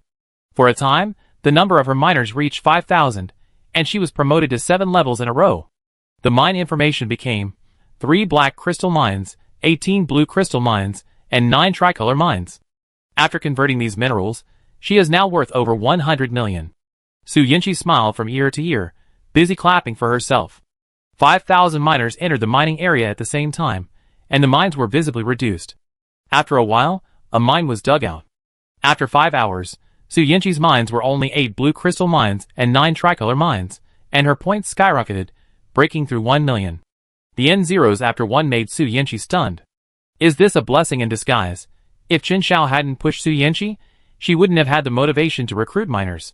By the way, system, can I have a share of the ore? Su Yanqi asked. Why does the host want ore? It can be sold for money. Su Yanqi's eyes almost flashed into the shape of gold coins, and she became a little money grubber. Think about it, as you said, I will become a helpless little poor person without love or care. Can you bear to see me without love and money? Su Yanqi began to play the victim. Host, I thought you regarded money as dirt. Didn't you not want to mine before? Su Yanqi smiled and said, I don't like mining, but I like others to mine. Isn't it nice for me to count money while I'm idle? Host, it doesn't have to be so troublesome to make money. Under Su Yanqi's shocked eyes, the system directly opened the function of exchanging points and star coins. 1 point equals 1 star coin. Points can be exchanged for star coins, but star coins cannot be exchanged for points. It is equivalent to Su Yanqi being a millionaire now. Su Yanqi has already planned how to spend the star coins. She can buy some seeds to practice breeding, buy some cultivation soil to practice soil ratio, and buy a few trees to plant in the yard. Agronomy is a money-burning business, with large investments and small returns. You may not get a return of 1/10 of the return even if you make 1,000,000 efforts. This department is not favored by the nobles, and is one of the few choices for commoners. Commoners equals no money, choosing a costly major. This mismatched equivalent has led to the fact that agronomy has not made much progress. Su Yanqi thought that she would probably be the person who spent the most money in the history of agronomy. She immediately exchanged 500,000 star coins, checked the intelligent brain reflexively, and finally stared at her empty wrist in a daze. She gave the damn commoner a windfall. Su Yanqi was annoyed, and left in a hurry. She didn't even remember to cancel the facial recognition payment option. Damn it, the happiness of getting rich suddenly became less happy. Chen Xiao found something strange. Except for the day when he just took over and someone did not complete the task and was punished, in the following days, everyone in the mining area rushed to complete the clock-in before the evening. That's 500 black crystal ore. Not just 1 or 2. How could all the staff meet the standard? In addition to the evil fire raging in his heart, Chen Zhao's greed is also growing. If he can master this ability, he can dig as many or as he wants. In addition to the 100 he pays daily, the other 400 are all his. If he saves enough money, he can buy a mining star and become the owner of the mine. This is a continuous source of wealth and a great opportunity. Chen Xiao is about to have an orgasm just thinking about that scene. He doesn't want to care about the rules of this mining area. No. In fact, when he changed the task volume to 5 times the previous one, he had already broken the rules. Chen Xiao pinched his joints, and took people directly to Shen Yunyan's cave to take people away. Chen Xiao locked Su Yanqi in an iron cage, and his men brought a stool over. He sat in front of the cage and said fearlessly, "I didn't expect that we would meet in this way." Chapter 27. The iron bars that make up the iron cage are very thick and not clean, with unknown particles attached to them. Su Yanqi stood in the middle of the iron cage, not willing to touch any place. Being locked in a cage is the first time in Miss Su's life. She should be angry, but she felt her blood was hot. Her body reflexively looked forward to what would happen next. Su Yanqi kicked the cage in disdain. Is this how Chun, the head, treats guests? Seeing the humble miners in the cage without fear and looking very arrogant, Chen Xiao was very unhappy. "Why do you think you are my guest?" Chen Xiao asked back.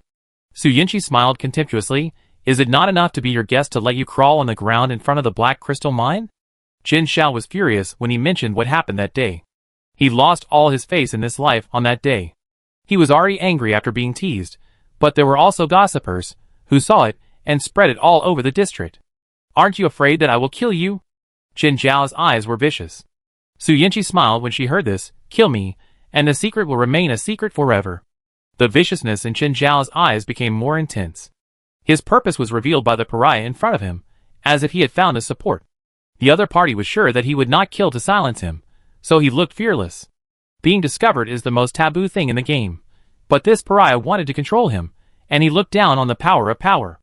Chen Xiao said insidiously, "You can keep silent, but I'm afraid it's not so easy for you to take the secret to the grave." As he said this, Chen Xiao pulled out the bone whip on the side of the stool, and hit the cage with a snap. The force was so strong that the cage trembled, and the iron rod made a buzzing sound. He thought the people in the cage would be scared to death, but unfortunately, contrary to what he thought, the people in the cage remained calm. Chen Xiao couldn't help but continue, "If you don't say it, I will beat you until you say it. You see this bone whip? It is covered with bone spurs. When it hits human flesh, the barbs can hook the flesh and blood. Then, with a pull, the flesh and blood will fly. The scene is so beautiful." Ha ha ha. Su Yanqi's eyes were as deep as water. Ignoring Chen Xiao's self-entertainment, she asked the system in her mind, "System, can I use the compulsory execution card?" "Host, you can't use the compulsory execution card on civilians." Su Yanqi sneered. "This kind of scum is also considered a civilian? They are all the same mud legs. But Chen Xiao has an inexplicable sense of superiority, superior to others. No wonder people say that poor and remote areas produce unruly people. People like Chen Xiao, who get a little power, think they can cover the sky with one hand in a small place. Originally, I wanted to use the compulsory execution card to save Chen Xiao from torture, but I didn't expect that God would not stand on his side. TSK, she really didn't want to be so cruel." When Chen Xiao saw that Su Yanqi was unmoved and was about to whip her, Su Yanqi suddenly said, "Manager Chen, you are too impatient. I didn't say I won't tell you." For a moment, Chen Xiao was very emotional and couldn't get off the stage. "Are you willing to tell?" It was unreal for Chen Xiao to let go so easily. "Oh, it would be better if you were so sensible earlier." A smile appeared on Chen Xiao's face, which was still angry, and it looked very twisted. "Come on, let him out," Chen Xiao said. The cage was opened, and two people pressed Su Yanqi out of the cage and tied him to the cross in a big letter shape. Su Yanqi, is there no way to escape this beating? Now you can tell me what the method of getting God's blessing is? Think carefully. If you don't say it to my liking, don't blame me for being blind with this whip." A bloodthirsty smile appeared on Chen Xiao's lips. Su Yanqi was stunned by this unethical operation, and wanted to rush up and bite this psychopath to death. A blatant revenge. Su Yanqi's eyes were cold, which made Chen Xiao even happier. Su Yanqi said with a calm face, "The secret is very simple. There is a mysterious space where you can practice mining skills. As long as you answer yes when I say, 'Will you be my miner?' you can enter the space." As soon as the words fell, the bone whip fell from the upper left. Su Yanqi was afraid of pain, and the bone thorns pierced into his flesh and blood. Su Yanqi, Chen Xiao. "Damn it! Do you think I'm stupid? Huh?" Chen Xiao looked at the bone whip with satisfaction, which was stained with blood. "What is the real secret? Tell me." Su Yanqi's shoulder blade was numb, and she had no feeling. A hint of bloodthirstiness flashed in her eyes, but she pretended to be very scared. She said in a trembling voice, "Manager Chen, I really didn't lie to you. You will know whether it is true or not if you do it as I said." Su Yanqi was afraid that Chen Xiao would continue to go crazy, so she continued to add, At this time, how dare I have any small thoughts? Manager Chun, everyone is afraid of death, and I want to live longer. Seeing the unruly pariah being humble, Qin Shao smiled triumphantly and whipped again. This whip is for you. Next time, don't mess with big shots without strength. Su Yanqi almost bit her teeth, and the intense pain turned into a suppressed groan. Manager Chun, can we start? Su Yanqi said coldly. Qin Shao threw away the whip. This man was still useful. He didn't want to beat him up. Speak. Would you like to be my minor? Yes. As soon as the words fell, a white light enveloped Qin Shao. In the blur, he saw the untouchable smile, a triumphant smile. Qin Shao was a little uneasy, but this slight uneasiness was swept away by the huge ecstasy when he saw clearly that he had entered another place completely different from where he was. Su Yanqi followed Qin Shao into the space and immediately used 10 treatment cards to recover from his injuries. At this moment, Qin Shao had no energy to pay attention to Su Yanqi's changes. He looked at the mine in front of him with red eyes and greedily muttering, "Blue crystal mine. Tricolor mine. So many mines. Mine, mine, all mine." Qin Shao rushed to a mine, stuck to it, and enjoyed the taste of the ore. After more than 10 minutes, he barely calmed down and asked Su Yanqi, "Tell me, how do you practice the mining skills?" Su Yanqi took Qin Shao to the tricolor mine, and a crystal pickaxe appeared out of thin air in his hand, handed it to Qin Shao, and then said, "In this space, use this pickaxe to mine, and you can get the blessing of God." Qin Shao no longer doubted the truth of Su Yanqi's words at this moment, picked up the pickaxe and dug 3 times, and sure enough, a tricolor ore fell. He held the ore and shouted happily to the sky. "Ha ha, I'm rich, I'm rich." The ore disappeared, and he continued to swing the pickaxe to mine, and Su Yanqi stopped him. Chun Zhao's face suddenly changed, and he looked at Su Yanqi fiercely. "What, don't you want me to dig?" Su Yanqi smiled. How could it be? How could she stop this man from seeking death? "I mean, these cards can make you mine faster." Su Yanqi took out 50 acceleration cards, and watched Qin Shao use them all, and her smile gradually widened. The mining speed increased 5 times. Qin Shao was very satisfied. He dug the mine with a crazy look on his face, counting while digging. Su Yanqi sat beside him, and counted his death countdown. "Dig, dig, and you will find a big surprise hidden in the mine." Halfway through the time, Su Yanqi was bored waiting, and finally heard Qin Shao's puzzled voice. "What is this, ah?" Before he finished speaking, Qin Shao cried out in pain, and fell to the ground. Su Yanqi moved closer, and saw many 4-arm-long bugs crawling out of the tricolor mine. The bugs were blood red, emitting a faint light, and there was magma surging inside. The dense and strange insects frightened Qin Shao so much that he retreated repeatedly, and tried to crawl towards Su Yanqi, but the insects did not give him this opportunity, and their hatred was firmly locked on him. These insects were too scary. Once they got close to him, they would explode, and after the explosion, they would spray out a stream of scorching liquid, which would continue to burn his skin. "Qin Yunian, what's going on?" "Ah! Ah!" Qin Shao fled everywhere, and the insects chased him relentlessly. Su Yanqi found a safe corner and said sarcastically, "I don't know either." Seeing Qin Shao dying and falling to the ground with no resistance, and about to be surrounded by magma insects, Su Yanqi threw 10 treatment cards and shouted, "Manager Chun, these cards can be used for treatment. Use them quickly." Qin Shao didn't care about much, picked up the cards and used them quickly, and the injuries on his body were indeed restored to their original state. Qin Zhao's eyes darkened. How many secrets did this pariah still have to hide from him? Unfortunately, he had to continue to run for his life, and had no time to blame Su Yanqi. Whenever Qin Shao was about to die, a few treatment cards would always fall from the sky.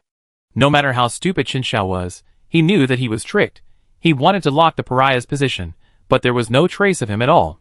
The magma kept exploding around him, and his skin kept burning.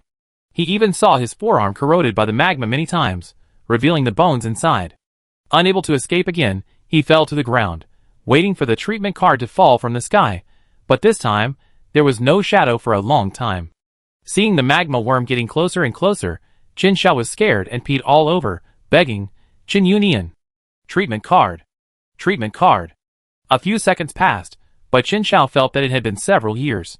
He finally heard a voice, but unfortunately, the words he said were like the death knell. "Sorry, it's gone." There was some regret in the voice, and Qin Shao also heard ridicule. After wasting too long, the lava worms approached Qin Shao, and exploded behind him. His legs, waist, and head were all burned and emitted a terrible meaty smell. Healing card. Healing card. Before dying, he still didn't believe that the healing card was gone. Then, he heard the devil's whisper, "These worms are for you. Don't mess with big shots if you don't have the strength next time." Su Yinchi returned the words that Qin Shao gave her. Qin Shao stared unwillingly, and before he died, he desperately shouted, "Qin Yunian. Healing card. You must still have a healing card." He was unwilling. He just knew this huge secret. He was blessed by God, and could mine countless mines in the future. He just got this hen that laid golden eggs. How could he die? He hasn't trained a batch of mining machines to make a lot of money for himself. How could he die? He was unwilling. After taking his last breath, Qin Shao's mind was still the huge wealth that had never fallen into his hands. When everything calmed down, Su Yinchi walked out leisurely and snorted twice. What a brave miner! He risked his life to clean the lava nest in the Sankai mine for me. I want to give him a banner. System, eh? This man has died with his eyes open. Let him go, host. 2 whips for a life and the removal of the nest, it's a good deal. Su Yinchi said inhumanely, how can it be the same? He lost a life, but I got 2 whips. Su Yinchi didn't pity Qin Shao at all. He had countless opportunities to stop, but he didn't. This was the ending he chose. If she was soft-hearted, she would still be tied to the cross and whipped. She chose the latter between suffering and others dying. Chapter 28. The head of the mine area is missing. This is a big news on Cinnabar Star recently. From the middle-level mine area head to the low-level mine area head, Qin Zhao's retrograded self shocked the high-level people of Cinnabar Star. Especially, he suddenly disappeared after taking over the low-level mine area, and even though the mine owner's uncle turned Cinnabar Star upside down, he still disappeared without a trace. Mine owner Qin Chong called Supervisor Liu to the office again for questioning. Tell me about what happened that day again. Supervisor Liu bowed. Okay, mine owner. The thing is, that day, in order to find out the secret of the magic pick, Qin Shao found Shen Yunian, a low-level miner in the mine area. Wait a minute, why did he find the Shen Yunian? The mine owner grasped the details. Supervisor Liu thought for a moment and replied, this Shen Yunian looks different from other miners. There is a kind of indescribable feeling, as if no one here can do anything to him. You want to say that you are not afraid of power? Supervisor Liu nodded. The mine owner had an image of that man in his mind. He had never seen that man, but he had seen people like him, and these people had become a pile of dry bones. Go on. Supervisor Liu swallowed his saliva and began to recall what happened that day. Qin Yunian did not resist, and was locked in the cage obediently. The boss talked to him for a while, and then asked me to release him from the cage and tie him to the cross. Then I stood guard at the door. At first, I heard the sound of whips from inside, but then it suddenly became quiet. I remembered what the boss said, and did not dare to open the door to see. I waited for a long time, until it was dark, but there was still no movement inside. I kept guarding for another 2 days and 2 nights. During this period, no one left the door. 2 days later, I opened the door, and there was no one inside, nothing. Qin Yunian is missing, and the boss is missing too. The mine owner didn't say anything. It all sounded so bizarre. He knew the house. He had chosen the style himself. It was all made of stone. There was no other exit except for the window on the top and the door. And the window was extremely narrow, only as big as a basin. It was reasonable for a thin woman, but 2 burly men would never be able to get out from there.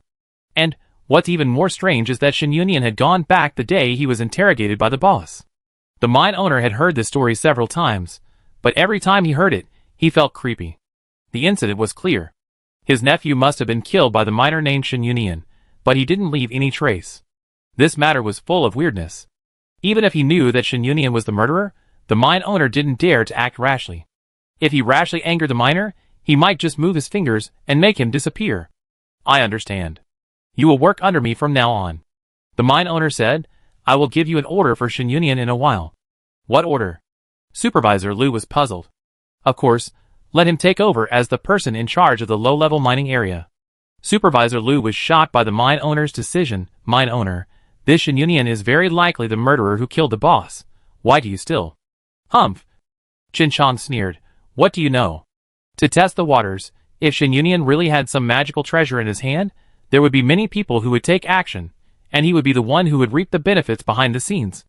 The Renling was quickly handed to Su Yinchi by Supervisor Huang. Xiaohai and Shenshur excitedly squeezed on both sides of Su Yinchi, leaning over to look at Renling, and they screamed exaggeratedly. Su Yinchi found it funny and asked, "What's written on it?" Xiaohai and Shinshur scratched their heads, and Shinshur blushed and said, "Brother Nian, I don't know. It should be Renling. That's what Supervisor Huang said just now." Xiaohai made a bold guess. The two looked straight at Su Yinchi, eagerly waiting for her answer. "Yes, I will be the person in charge of this mining area in the future." As Su Yinchi spoke, the joy and respect in Xiaohai and Shinshur's eyes gradually expanded, and Su Yinchi felt that his image was instantly elevated. Sure enough, a strong man is a strong man no matter what environment he is in. Xiaohai jumped 3 feet high with excitement, and Shinshur was speechless. Su Yinchi felt that this Renling was a little unreal. She heard Supervisor Huang talk about the relationship between Qin Xiao and the mine owner. Even if the mine owner had no evidence to prove that Qin Xiao's death was related to her, he would definitely vent his anger on her as the fuse. Now, not only did he not trouble her, but he promoted her. Su Yinchi had to suspect that there was a bigger conspiracy behind this. Xiaohai spread the news that Su Yinchi was about to take over as the head of the low-level mine area. All the miners who heard the news were delighted. They stopped their actions, threw away the hemp rope tied to the bamboo basket, raised the pickaxe in their hands, and danced with joy. This time, the head of the mine area was chosen to their heart's content. This was the first time they reached an agreement with these management. The smiles on the miners' faces made the slightly tired ravines on their faces begin to emit a soft light of relief, and the thick calluses on their hands seemed to have temperature. Su Yinchi stood beside the exclusive stone house of the mine manager, watching the cheers echoing in the mine caves for a long time. She didn't care much at first, but now she was also infected by this emotion and wanted to work hard. Her life principle is to either not do it or do it to the best of your ability. She has long been dissatisfied with this mine. These miners are bare-armed and bare-legged, and they only have a thin piece of cloth to wrap themselves whether it is sunny or rainy. It really affects the appearance of the mine. This must be changed first. The first new order of Su Yinchi when she took office. All miners must dress neatly, including wearing clothes, pants, shoes, and other accessories are optional. The second step is to improve the food in the mine. Think about what the food in this mining area was before. A bottle of expired nutrient solution, and a bowl of unknown batter, with stones and bugs in it. Is this for human consumption? Even dogs won't eat it. It's not easy to change the food in the mining area. Buying food from outside, firstly, there is no money, and secondly, there is no connection. The only way Su Yinchi can think of is to rely on the mountains and the sea. Many mountains outside the mining area have no one set foot on them. There must be all kinds of food under the shade of branches and leaves. The miners under her jurisdiction can complete the mining task in one morning every day. The rest of the time, everyone is idle and prone to accidents. It is better to explore the woods and find edible food. If conditions permit, they can also bring plants out to plant. She is really a genius. Su Yinchi thought, finally back to her old business. After planting for 100 or 80 days, she will definitely get full marks in the practical planting course. Shen Yunyan encountered a problem. The half-dead body of the eldest lady is not enough to accommodate his ambitious soul. Perhaps affected by the special period, Shen Yunyan lay in bed and didn't want to do anything. Sometimes his stomach suddenly felt like being punched, and he couldn't straighten his waist. Sometimes the heat under his body surged, making him feel like he was about to bleed to death. What's more terrible is that the blood flow was too fierce, and it accidentally seeped out, leaving a dark mark on the dark pleated skirt and a faint blood mark on the light blue bed sheet. Shen Yunyan felt that his whole body was full of blood, reminding him of his physical discomfort all the time. If this continues, the bed sheet may be covered with blood. In order to prevent himself from being displaced tonight, Shen Yunyan turned on the smart brain and searched for precautions for girls during this special period. Then he found that the blood-absorbing cotton pad under his buttocks needed to be replaced.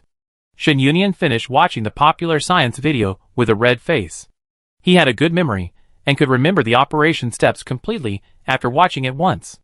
Recalling the operation of the popular science video, he entered the bathroom, lowered his head, and looked at the pleated skirt below the waistline, with nowhere to start. The eldest lady really knows how to throw the problem to others. Shen Yunyan tentatively stretched out her hand to pinch the hem of her skirt, slowly lifted it up, and accidentally touched a piece of whiteness as far as her eyes could see. She felt as if she was burned, and quickly loosened the hem of her skirt and raised her hands above her head. He sat on the toilet lid weakly, thinking palely that the core of his body was still a man. Su Yinchi just threw her body to him like this. Doesn't she think it's inappropriate? He wants to throw it away and not change it, or even if he saw her body, So what? It's not like he hasn't seen it before. Somehow, Shin Yunian was a little angry. Su Yanqi was too irresponsible to herself. Fortunately, he was in her body. If it was someone else, she might not meet a man with dirty thoughts. Would she also give her body to others so openly? She is really a noble lady who is ignorant of the world. Sighing a long sigh, Shin Yunian chose to face the problem directly. Special times call for special methods. Popular science videos are for authentic women. He is not a real woman, so he cannot mechanically apply the steps in the popular science videos. Shin Yunian looked up at the sky, lifted up his pleated skirt, and quickly took off the lining. The thing could no longer be seen in its original appearance. It became a bloody strip of cloth, and the blue lotus embroidery on it was also dyed into a blood lotus. He held the strip of cloth in one hand, and threw it into the trash can with disgust. He changed a new lining, tore off the sanitary products and glued them on, and then held the two small corners of the pants through the crotch and put them on.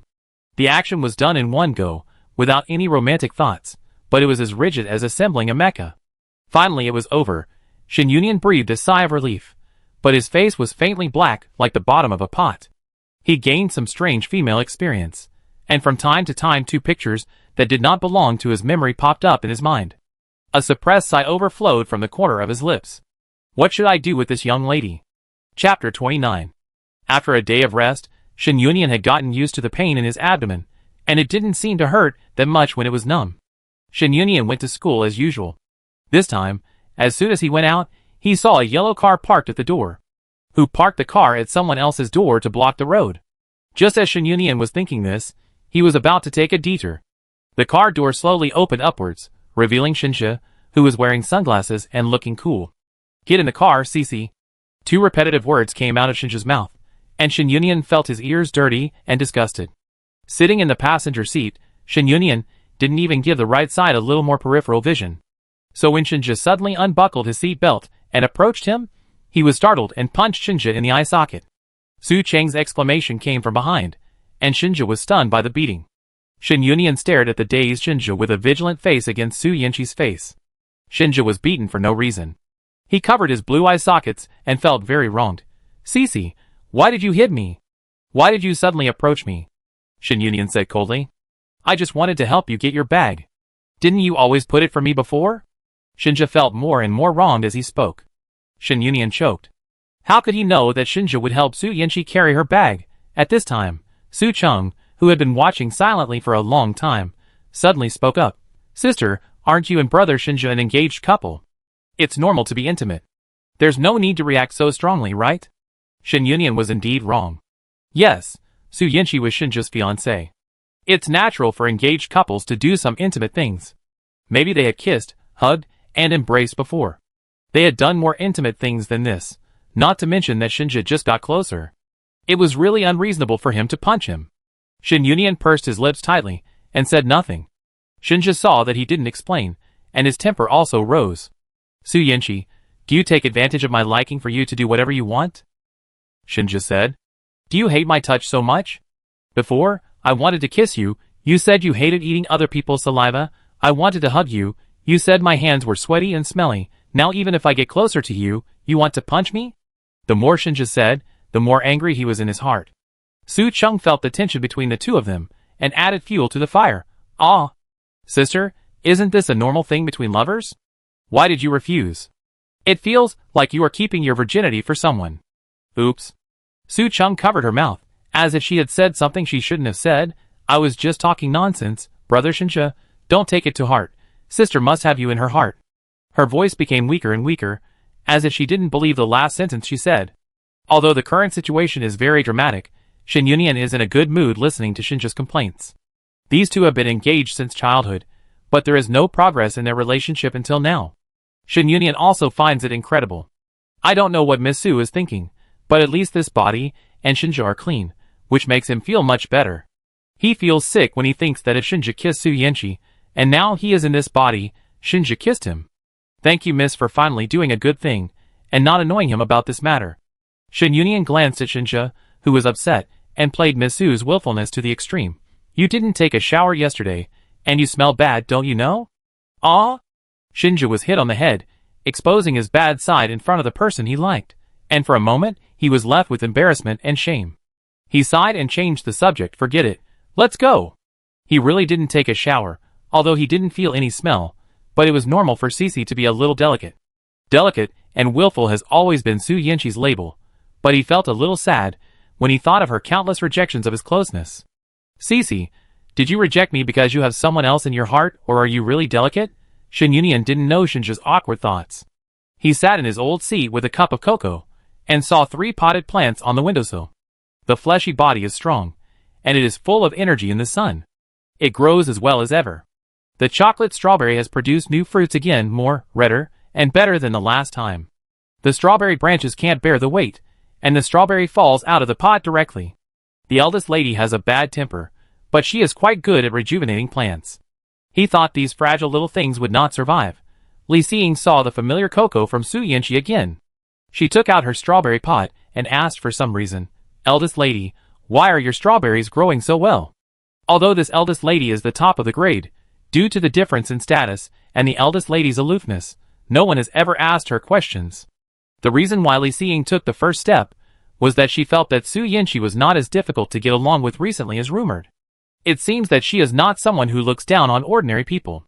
Seeing Su Yanqi looking at her, Li Xiying simply put the potted plants and Su Yanqi's strawberries together. One pot was full of uneven green strawberries, and the other pot was already ripe, with heavy fruits and a strong strawberry aroma. Unfortunately, under Su Yanqi's shell now was Shen Yunyan, who knew nothing about plant cultivation and could not give the studious person any advice. "I don't know," Shen Yunyan said lightly. Li Xiying's good friend came over and pulled Li Xiying away, whispering in her ear, "Why are you so careless as to ask her questions? Seeing how she usually disdains to interact with us, we know that she will never teach us." Li Xiying was a little disappointed, and silently took away the potted plants. When she left, she heard a pleasant voice calling her. "Did you see the ore in the potted plants?" Li Xiying glanced at the 3 pots of small plants. It seemed that there were indeed some shiny stones in them not long ago, but she didn't know when these stones disappeared. She shook her head slightly. Shen Yunyan was left with a frown on his face, staring at the 3 pots. It seems that the young lady's ore is indeed missing. Who is the bastard who made the young lady blame him for this? After class, Shen Yunyan rushed to the counselor's office and went to the security department to check the surveillance. The result was shocking. The ore disappeared by itself, just melting into the soil over time. Looking at Shen Yunyan's petrified appearance, the counselor asked tentatively, "That classmate one, are you sure it's not fertilizer? The matter has been investigated clearly, and there is no thief at all." Shen Yunyan doesn't want to meddle in other people's business. He pinches his chin with one hand and thinks, "Maybe I remembered it wrong." "Thank you, counselor." With Su Yanqi's good girl appearance and academic aura, the counselor's tolerance is infinitely improved. "It's okay, the ore is not lost. Let's go. I go back to the class with you. I'm just going to tell you about course selection." Shen Yunyan followed the counselor and walked back. Soon they returned to the class. The counselor knocked on the table and began to talk. This time, Professor Li opened a planting practice elective course. If you choose this course, you can enter her plantation for on-site practice. Professor Lan also opened a biology experiment course. The content is also quite interesting. Each elective course has limited places. First come first served. You can start choosing courses by entering the course selection system. Next, let's talk about how to use the course selection system. Shen Yunyan clicked on the course selection system, and his eyes automatically skipped the planting practice and biology experiment mentioned by the counselor, and locked on several courses such as mecha theory, mecha maintenance, mecha introduction, individual training, and practical skills.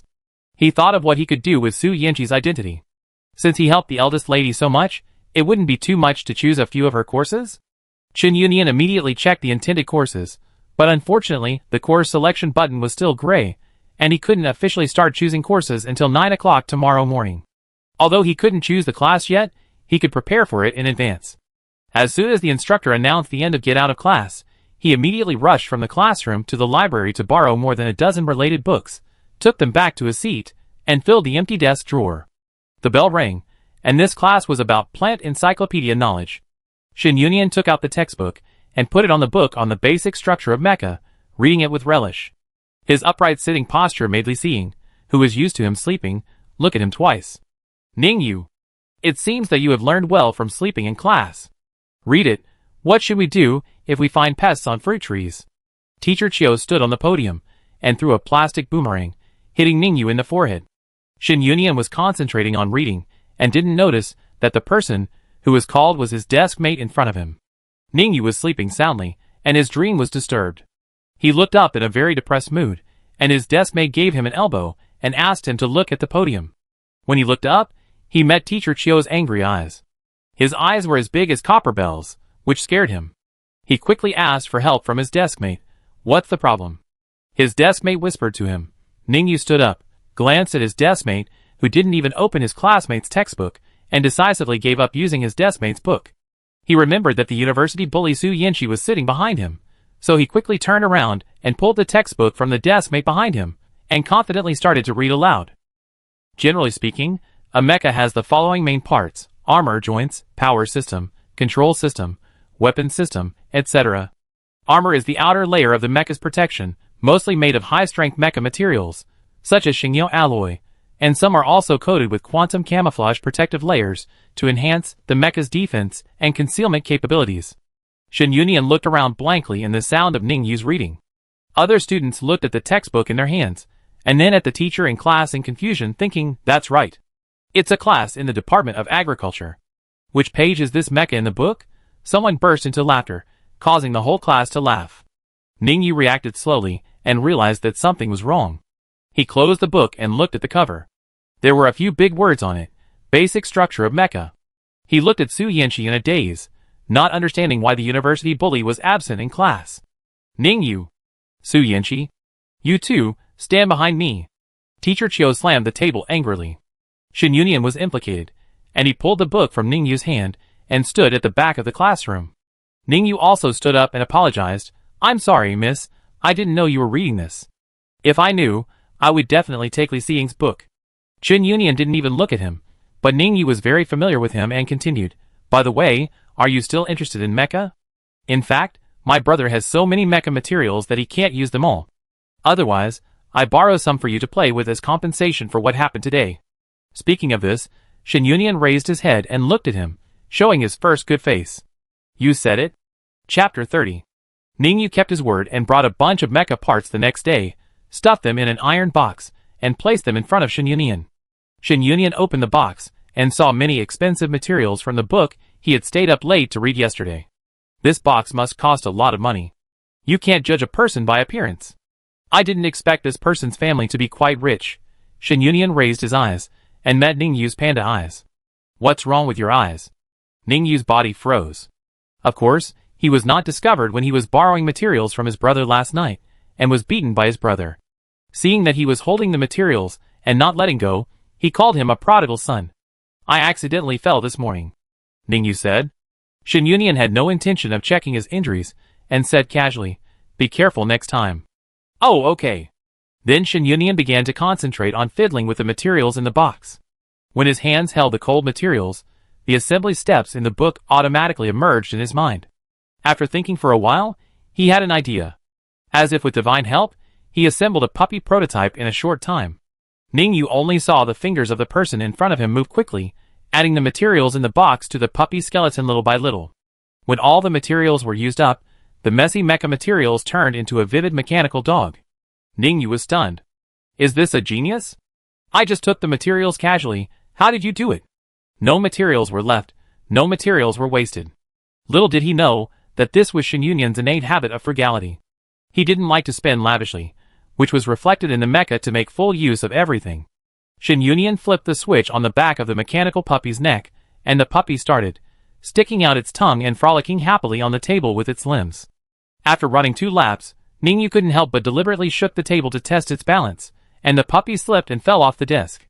Ningyu was so panicked for the first time in her life. Fortunately, the mechanical puppy fell towards Li Xiying. Li Xiying had been secretly paying attention to the movement here. She quickly opened her pocket, and caught the silver puppy steadily. Ningyu breathed a sigh of relief. Li Xiying held the puppy in both hands, and secretly rubbed the puppy's head twice, when she put it down. It was cool and comfortable. To her surprise, the puppy also responded to her quietly. "So cute. Excellent people are really excellent in everything they do."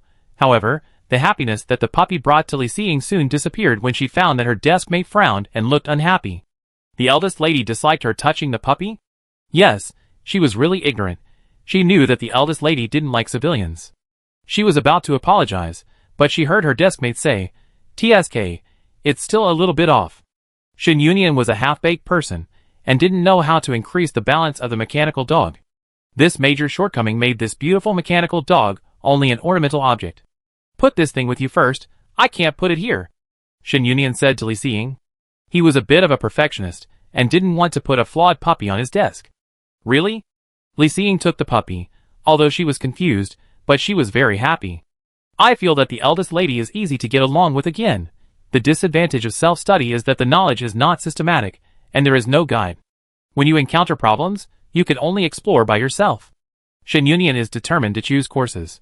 In the following time, Shin Yunian continued to read mech-related books until school was over. After returning home, he opened the course selection system in advance, checked the elective course category first, and then waited for the course selection button to light up. He selected more than a dozen courses in one go, and as for the suggestion to select 4 courses at the top of the course selection system, he completely ignored it. He only had to take 10 more classes. He was already behind others. He would definitely have to take 2 more classes to catch up. The second hand pointed to 9 o'clock. Shin Yunian pressed the course selection button frantically, and a confirmation prompt popped up. "Are you sure you want to select the following 14 courses?" Shin Yunian clicked OK, and then the system prompted that the course selection was successful. After updating the schedule, the originally empty schedule became densely packed, and every day was fully arranged. Shin Yunian lay on the bed and fell asleep with satisfaction. He didn't know that the teachers in the Department of Agriculture were going crazy because of his interdisciplinary course selection. Because Shin Yunian didn't choose any elective courses in his major, and he was overselected, the course selection system was directly marked in red. The Dean of the Department of Agriculture saw the abnormal course selection prompt, and saw the familiar name. His beard trembled. He often saw this name on the honor roll, but it was the first time he saw Su Yanqi in the abnormality. When he clicked it, the Dean was almost angry to death. The next morning, Shin Yunian was called into the Dean's office. "Student Su, is there not a single course in our Department of Agriculture that you like?"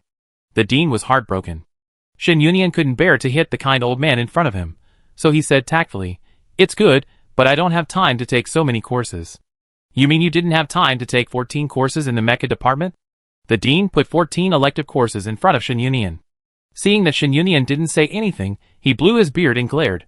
"Look, there are more courses in the Mecha department than in this major. Why don't you transfer to the Mecha department? Is it okay?" Shin Yunian looked up in surprise. "You really want to?"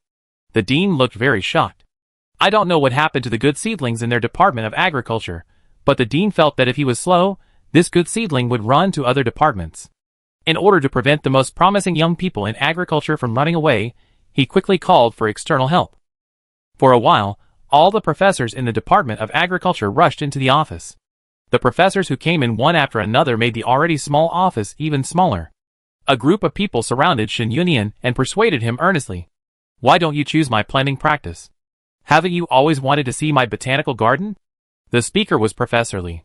"Xiao Su, don't be confused. Believe what the teacher said, your talent is in agronomy. Sticking to agronomy will definitely get good grades, and going to the Mecha department will only make you lose the crowd." Shin Yunian was troubled by a group of teachers, but unfortunately no one could convince anyone, and finally he compromised. "Then I can choose an elective course in the agronomy department, okay?" The Dean and a group of professors. "Is that what we mean? You girl is really stubborn." The Dean was so angry that his beard was shaking. The other professors couldn't convince Shin Yunian no matter how hard they talked, and some said, "Forget it, at least there are as many courses in the agronomy department as in the Mecha department now." When leaving the office, many professors lamented, "Learning Mecha is a waste of time, and I don't know what impact this child has suffered." Someone who knows Su Yanqi's family background speculated, maybe it's because of her sister. Alas, it is a general trend to focus on Mecha and neglect agronomy, and this child can't be blamed. Shin Yunian's course selection was decided. After returning to the classroom, Shin Yunian found that the course selection incident had already fermented. The whole class already knew about it, and they looked at him as if they were looking at a warrior who would never come back. Lu Sisi had always disliked Su Yanqi and couldn't help but remind her, "Su Yanqi, the Mecha department class is not that easy to take. I advise you to drop out." Shin Yunian maintained Su Yanqi's personality. "I am happy to do so." Lu Sisi rolled her eyes. "You are being treated as a donkey's liver and lungs." Li Xing knew some inside information and came to Shen Yunian and whispered, "Miss, Cece also chose the Mecha elective before, but the people there were particularly exclusive, so she dropped out later." "It's okay," Shen Yunian said lightly. "It's okay as long as you can learn something." Chapter 31. Elective courses started from the first week after course selection. Shen Yunian took advantage of the weekend to read through more than a dozen professional books he borrowed. At present, he can be said to be a giant in theory, but a dwarf in practice. Carrying textbooks and mechanical dogs into the classroom of the Mecha Maintenance elective course, Shen Yunian found that the classroom decoration of the Mecha department was much better than that of the agronomy department, and the space was more spacious. He entered from the front door, and received a lot of stares as soon as he entered. "Classmate, you are in the wrong place. This is the Mecha department." A flat-headed boy sitting in the third row reminded him. Shen Yunian's eyes fell on the boy. There was a strong sarcasm on his face. It was obvious that he had said that sentence to him deliberately.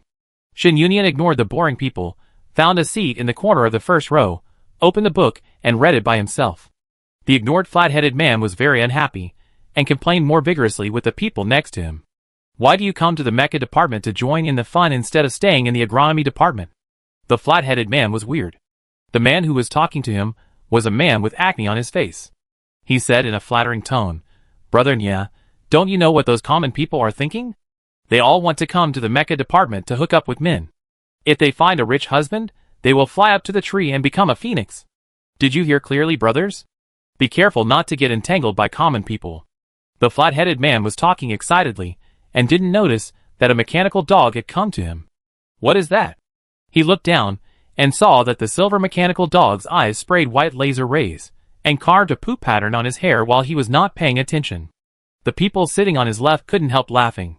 Some people have long been fed up with the flat-headed man's remarks, especially the girls in the Department of Mechanical Engineering who are allergic to his argument of catching men. To put it bluntly, no one would catch him no matter who he is, so he is not worried about anything. The appearance of the mechanical dog gave the girls a sigh of relief, and the dog's big eyes were still clear and stupid after doing bad things, which aroused the girlish hearts of a group of steel women. The flat-headed man didn't know what happened, and kicked the mechanical dog away but kicked nothing, and the dog had already run back to its owner with a sunny step. Good dog. Shen Yunian didn't dislike the mechanical dog this time, and touched the dog's head. The acne man next to him found a mirror for the flat-headed man, and the flat-headed man saw the shit on his head, and his face turned black like the bottom of a pot. He glared at the new woman hatefully, and dared to let him suffer a great humiliation. She really didn't care about her life. "Are you talking about the shit in his head?" Someone suddenly said this, which caused another burst of laughter. Just as the flat-headed man was about to get angry, the teacher happened to come in from outside the door. "It seems that everyone is very happy today, so let's start repairing the mecha directly." "Ah?" The whole class wailed. How can they practice without learning the theory? Except for one person, he is Ning Su, the all-round academic master of the mecha department. At this moment, his eyes have been focused on the new classmate's mechanical dog. Why does the beautiful silver material look so much like the one stolen by his prodigal brother? Agriculture department. It seems so.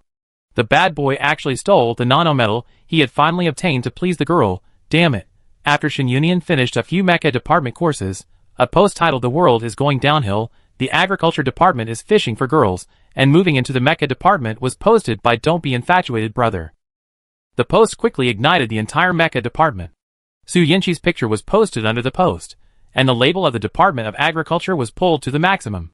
The prices of Su Yinchi's clothes, hats, jewelry, and bags were also prominently printed out, trying to pin the label of a gold digger on her. As soon as this post was posted, many people immediately replied, "Don't say, she looks okay, she has the capital to be hooked. Upstairs, this is okay? She looks like a school beauty. How much per night? I take it cheap." Seeing that more and more people were fantasizing under the post was finally pushed to the top of the hot posts, and seen by more people. The people in this post are too disgusting. Shouldn't the disgusting ones be gold diggers? Come on, if you are in the aristocratic circle, you won't say she is a gold digger. This is Su Yinchi. You don't even know the eldest daughter of the Su family? She is the prince's fiancée. Seeing that the poster was slapped in the face, many people came out to mock him. The poster should do his homework next time, and not expose his ignorance. Delete the post and apologize. You spread rumors without hesitation. Don't you know that rumors are very harmful to the person involved? But the originally active poster became silent, neither deleting the post nor apologizing. If no one cared, the post would slowly become silent, but someone sent a message at this time. Is a vase like Su Yanqi worthy of being the prince's fiancé? The empire is probably going to fall. Although the above is a bit extreme, it seems to make sense. Su Yanqi is just a student of the Department of Agriculture and knows nothing about mechas. How can she be the wife of the empire in the future? To be honest, isn't the second lady of the Su family back? S, now in the logistics department, she will transfer to the mecha department when she gets used to it. Doesn't anyone think that she and the second prince are more suitable? The two cooperated very well during training. I also think they are quite suitable. You guys are awesome. Is being a brother-in-law and a younger sister acceptable? To be honest, the royal family only said they wanted to form an alliance with the Su family, but didn't mention any names.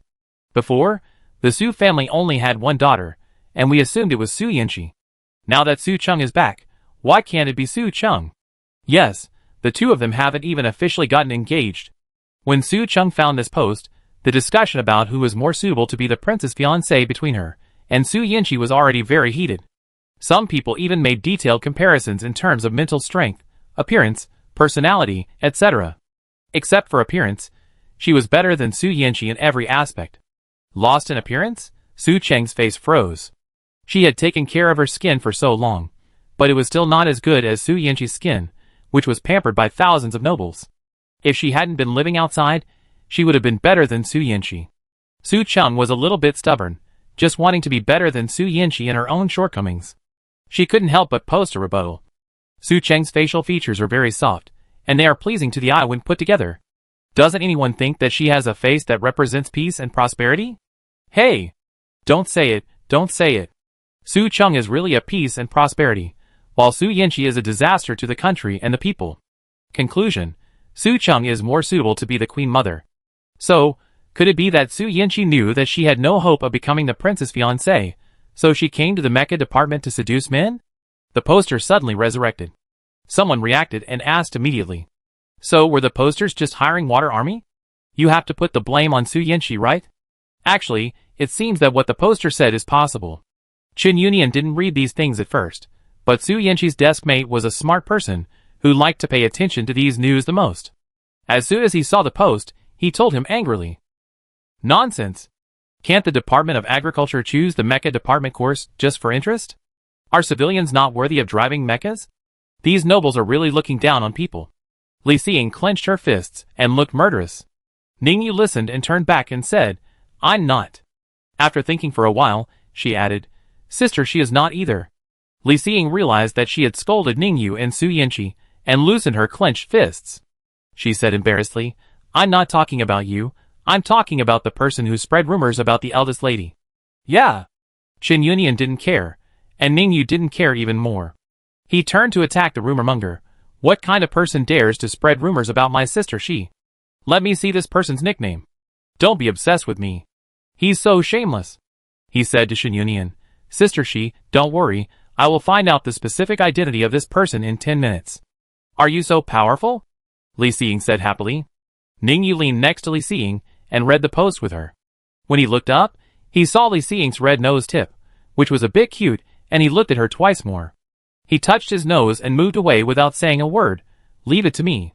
10 minutes later, all the information about Don't Be Obsessed With Me was placed on Qin Yunian's desk. His name is Chun Ye. He looks familiar from the picture. He is the one who mocked Qin Yunian in class. You don't know until you see it. You will be shocked when you see it. This person has a bad past. It was also his post that Lu Sisi withdrew from the elective course. He even harassed the girls in the same department. He was originally a mecha soldier, and he often took the opportunity of training to touch and hug female classmates. Qin Yunian felt a little nauseous. People like this label him as a man, which is a disgrace to men. Calling him a beast is an insult to the word beast. Sister She, do you want me to ask someone to beat this kid up? Ningyu looked unfriendly.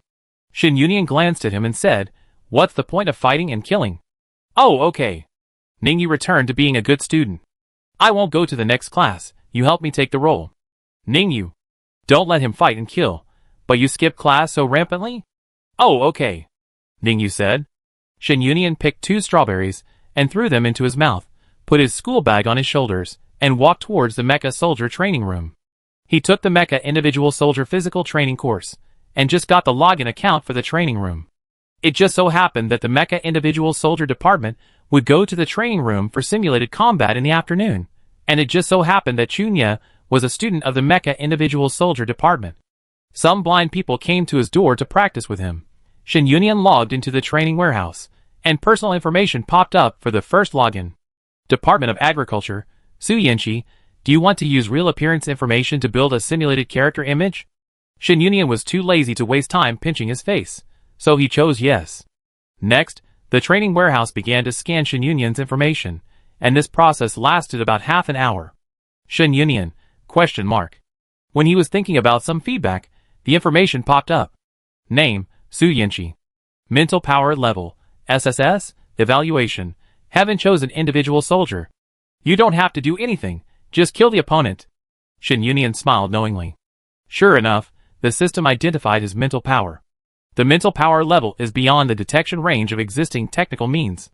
The training ground is a virtual community, with many PK platforms along the way, and there are also level battles simulating different terrains. Shin Yunian's first choice is the PK platform. He chose to hide his name, and chose an ordinary purple-winged mecha to shuttle between the PK platforms to find Chunya's figure. Soon, he saw Chunya on a PK platform that had won 14 consecutive games, and his name floated above his head. He was the defender, and he had defeated 14 challengers without feeling tired. It seems that he is indeed quite capable. No wonder he didn't get beaten up after provoking so many girls. Shin Yunian stretched his muscles and walked over. He jumped onto the PK platform lightly, and Chunya saw that it was a lady's mecha and smiled contemptuously. Sister, how about you wear black silk if you lose? Shin Yunian raised his eyebrows. You talk about it after you win. Ha ha ha, in order to seek benefits for the brothers, I won't show mercy later. Chapter 32. Shin Yunian spread the wings of his mecha, hovering in the air, looking down at Chunya. The bastard keeps saying what he doesn't like, slap him in the face. Shin Yunian dodged and turned into a shadow to attack Chunya. He raised his mechanical arm smoothly and slapped Chunya in the face, turning the blue heavy-hitting mecha into a parabola. Falling heavily to the ground, Chunya's eyes were blazing, and he mocked, if you can't beat them, you just sneak attack, right? You bitch. He was slapped in the face just after he finished speaking, making him look like a joke. Chunya moved his chin with a sting, slapped the ground with both palms, and used the reaction force to punch Shin Yunian with both fists. The latter dodged with a flip jump, jumped behind the blue mecha, and kicked him in the butt. Chunya almost fell to the ground. He was extremely annoyed by losing 2 rounds in a row, and turned around to lock on the purple mecha. He drove a heavy mecha, with big movements, punching the flesh, smashing on the PK stage, smoke and dust everywhere. Shin Yunian drove a light mecha, relying on the speed advantage, dodged his attack with ease. Under Chunya's airtight attack, Shin Yunian found a loophole, resolved Chunya's offensive, and took advantage of the gap to slap him in the face, and the impact made Chunya retreat again and again. Seeing Chunya embarrassed, there was a burst of laughter under the ring. It was the first time for the onlookers to see such a funny ring match, which was not very harmful, but extremely insulting. Who is this sister? She is ruthless and doesn't talk much, so handsome. After a while, Shin Yunian gained a small wave of fans. Everyone didn't see his name above his head, and guessed his identity. Under the ring, Chunya's friends looked pale, and couldn't help shouting, Brother Nya, you fight. Let this dead woman know how powerful you are. As soon as he said this, the man felt a terrifying sight locked on him. He looked up, and saw that it was the purple mecha in the center of the ring. The person with a bad mouth was under the ring, and Shin Yunian put the blame on Chunya on the stage. Chunya was also bloodthirsty at this moment. He was walked around by the purple mecha like a dog, but he never hit the target once. He retreated to the safe edge, set up the mecha heavy cannon, and continued to fire. The firepower was too strong. Shin Yunian would not be stupid enough to face the enemy head-on. With his agility, he flew behind Chunya, kicked him to the ground with one foot, and slapped him dozens of times while riding on him. Chunya could not bear the humiliation, and finally broke free from Shin Yunian's slap attack. He set up the cannon and prepared to repeat the old trick, but Shin Yunian noticed his movement in advance, pushed his arms apart, and swung his palms left and right, hitting him without any ability to fight back. The blue mecha tilted left and right, and finally fell to the ground dizzy. The victory was decided, but the loud slapping sound did not stop. Pa! A slap on the left hand. Pa! A slap on the right hand. The people under the ring were so upset that they gradually couldn't bear to watch this one-sided beating scene. Chunya must have a concussion in the mecha. The mecha is connected through mental power, and the pain of each attack will not only be transmitted to various parts of the body, but also cause serious damage to the mental power itself. The more proud Chunya was just now, the more embarrassed he is now. Originally, he wanted to play dead to escape the result of being ridiculed by the crowd, but he didn't expect that damn woman to slap him relentlessly. Is this addictive? Chunya's mental power was constantly hit hard, and his head seemed to be hit by a big clock, and his head was buzzing. Chunya wanted to cry, but had no tears, so he had to cover his face with his hands to dodge. Stop, stop, please stop. Chunya shook his sore arm, stood up, and said coldly, no need to thank me, I am a kind person, and I specialize in curing people's bad mouths. Chunya didn't dare to refute, and after the people left, he asked his younger brother to check the identity. Unfortunately, the person seemed to appear out of thin air, and disappeared out of thin air. He searched the entire single soldier department, but couldn't find anyone. Is it possible that the woman is not from the single soldier department? The Acne Man said. The one who can fight with me is not from the single soldier department. Chunya's impression is that there is no woman so strong.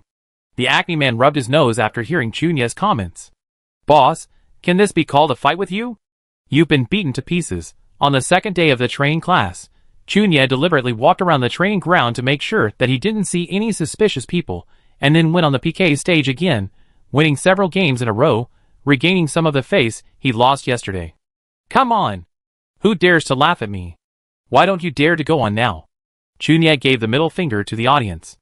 Then, he caught a glimpse of a familiar purple mecha jumping onto the stage, with woman on his head. The body trembled reflexively, but Chunya was not afraid today. Today he didn't use a heavy mecha, and chose a light one, so he wouldn't lag behind others in speed. After a few moves with the purple mecha, Chunya took back his words. This is not a human at all. It's as fast as lightning, and the mental power must be above SSS to drive the mecha so smoothly. Although Chunya tried his best to avoid the attack, he still couldn't escape the fate of being slapped. This time, Chunya still ended up falling in the middle of the ring like a rag doll. In the third training session, Chunya didn't believe that this person had been waiting for him for 3 consecutive days. Then, he saw the familiar purple figure again. Fortunately, Chunya didn't go to the PK stage this time. He turned around and ran. Of course, he couldn't run faster. He was patted on the shoulder, and slid helplessly to sit in an empty corner, trembling as he looked at the purple mecha in front of him. Auntie, spare me! Auntie! Lady! I was wrong. Is it okay if I was wrong? Where did I offend you? Don't torture me. I shouldn't have asked you for black silk. Let me go, and let myself go. Don't waste your precious time. Don't waste it. Chunya gently patted Chunya's face.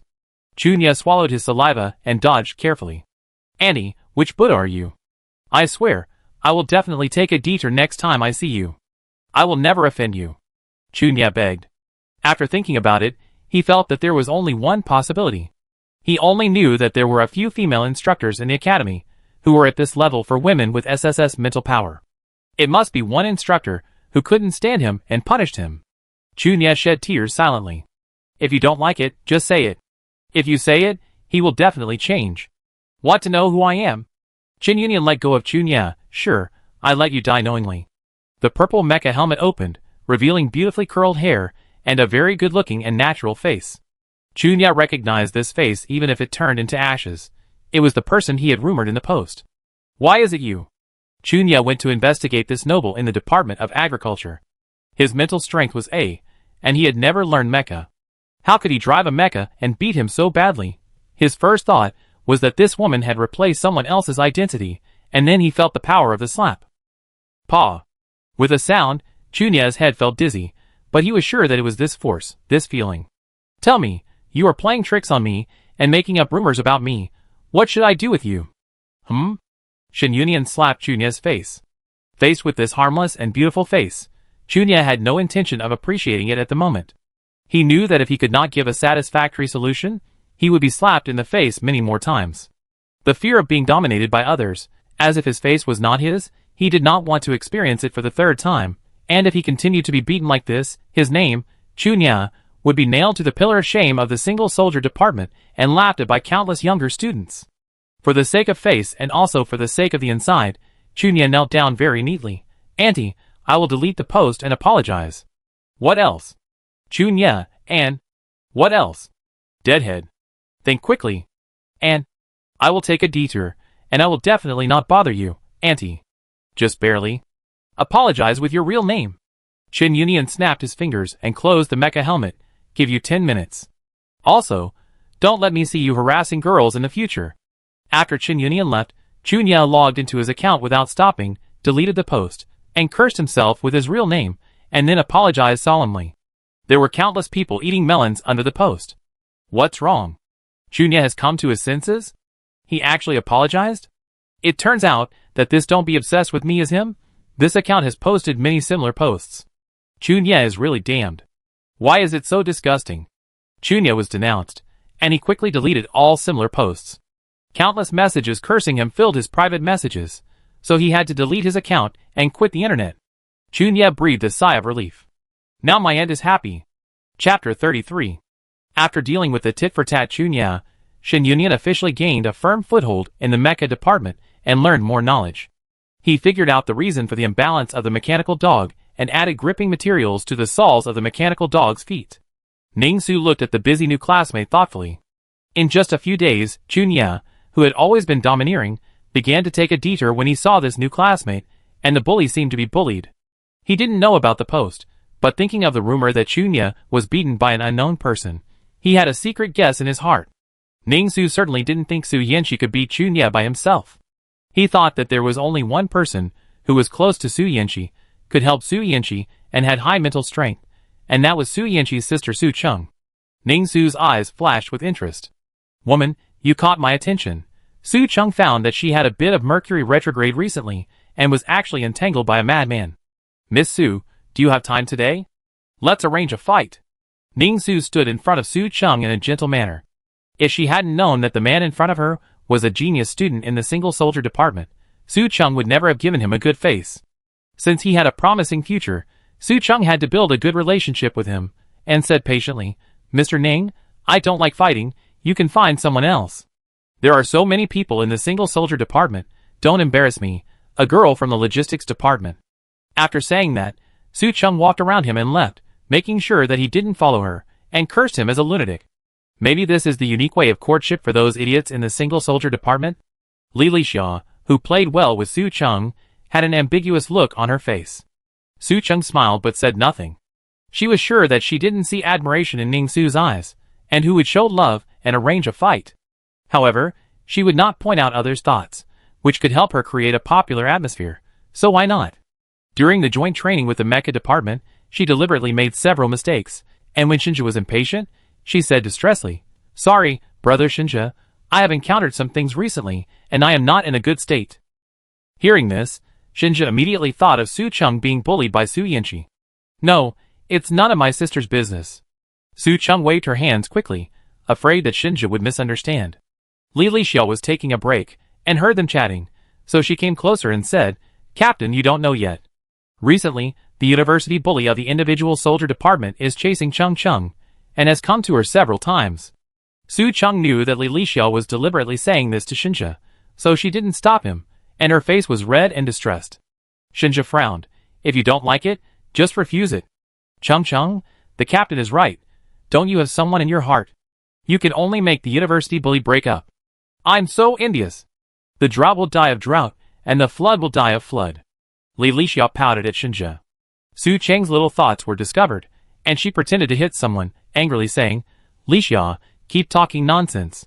After saying that, she looked at Shinja embarrassedly, and confirmed that Shinja was not angry before saying, Brother Shinja, don't listen to her nonsense. Yeah. Shinja's expression was subtle. In fact, Su Chung has always been very obvious. She never missed any of his games, bringing water, food, clothes, and taking care of him in every possible way. He is not blind. It is impossible for him not to notice such obvious admiration. Speaking of which, Su Chung is a very sensible person. She never let her admiration add burden to him.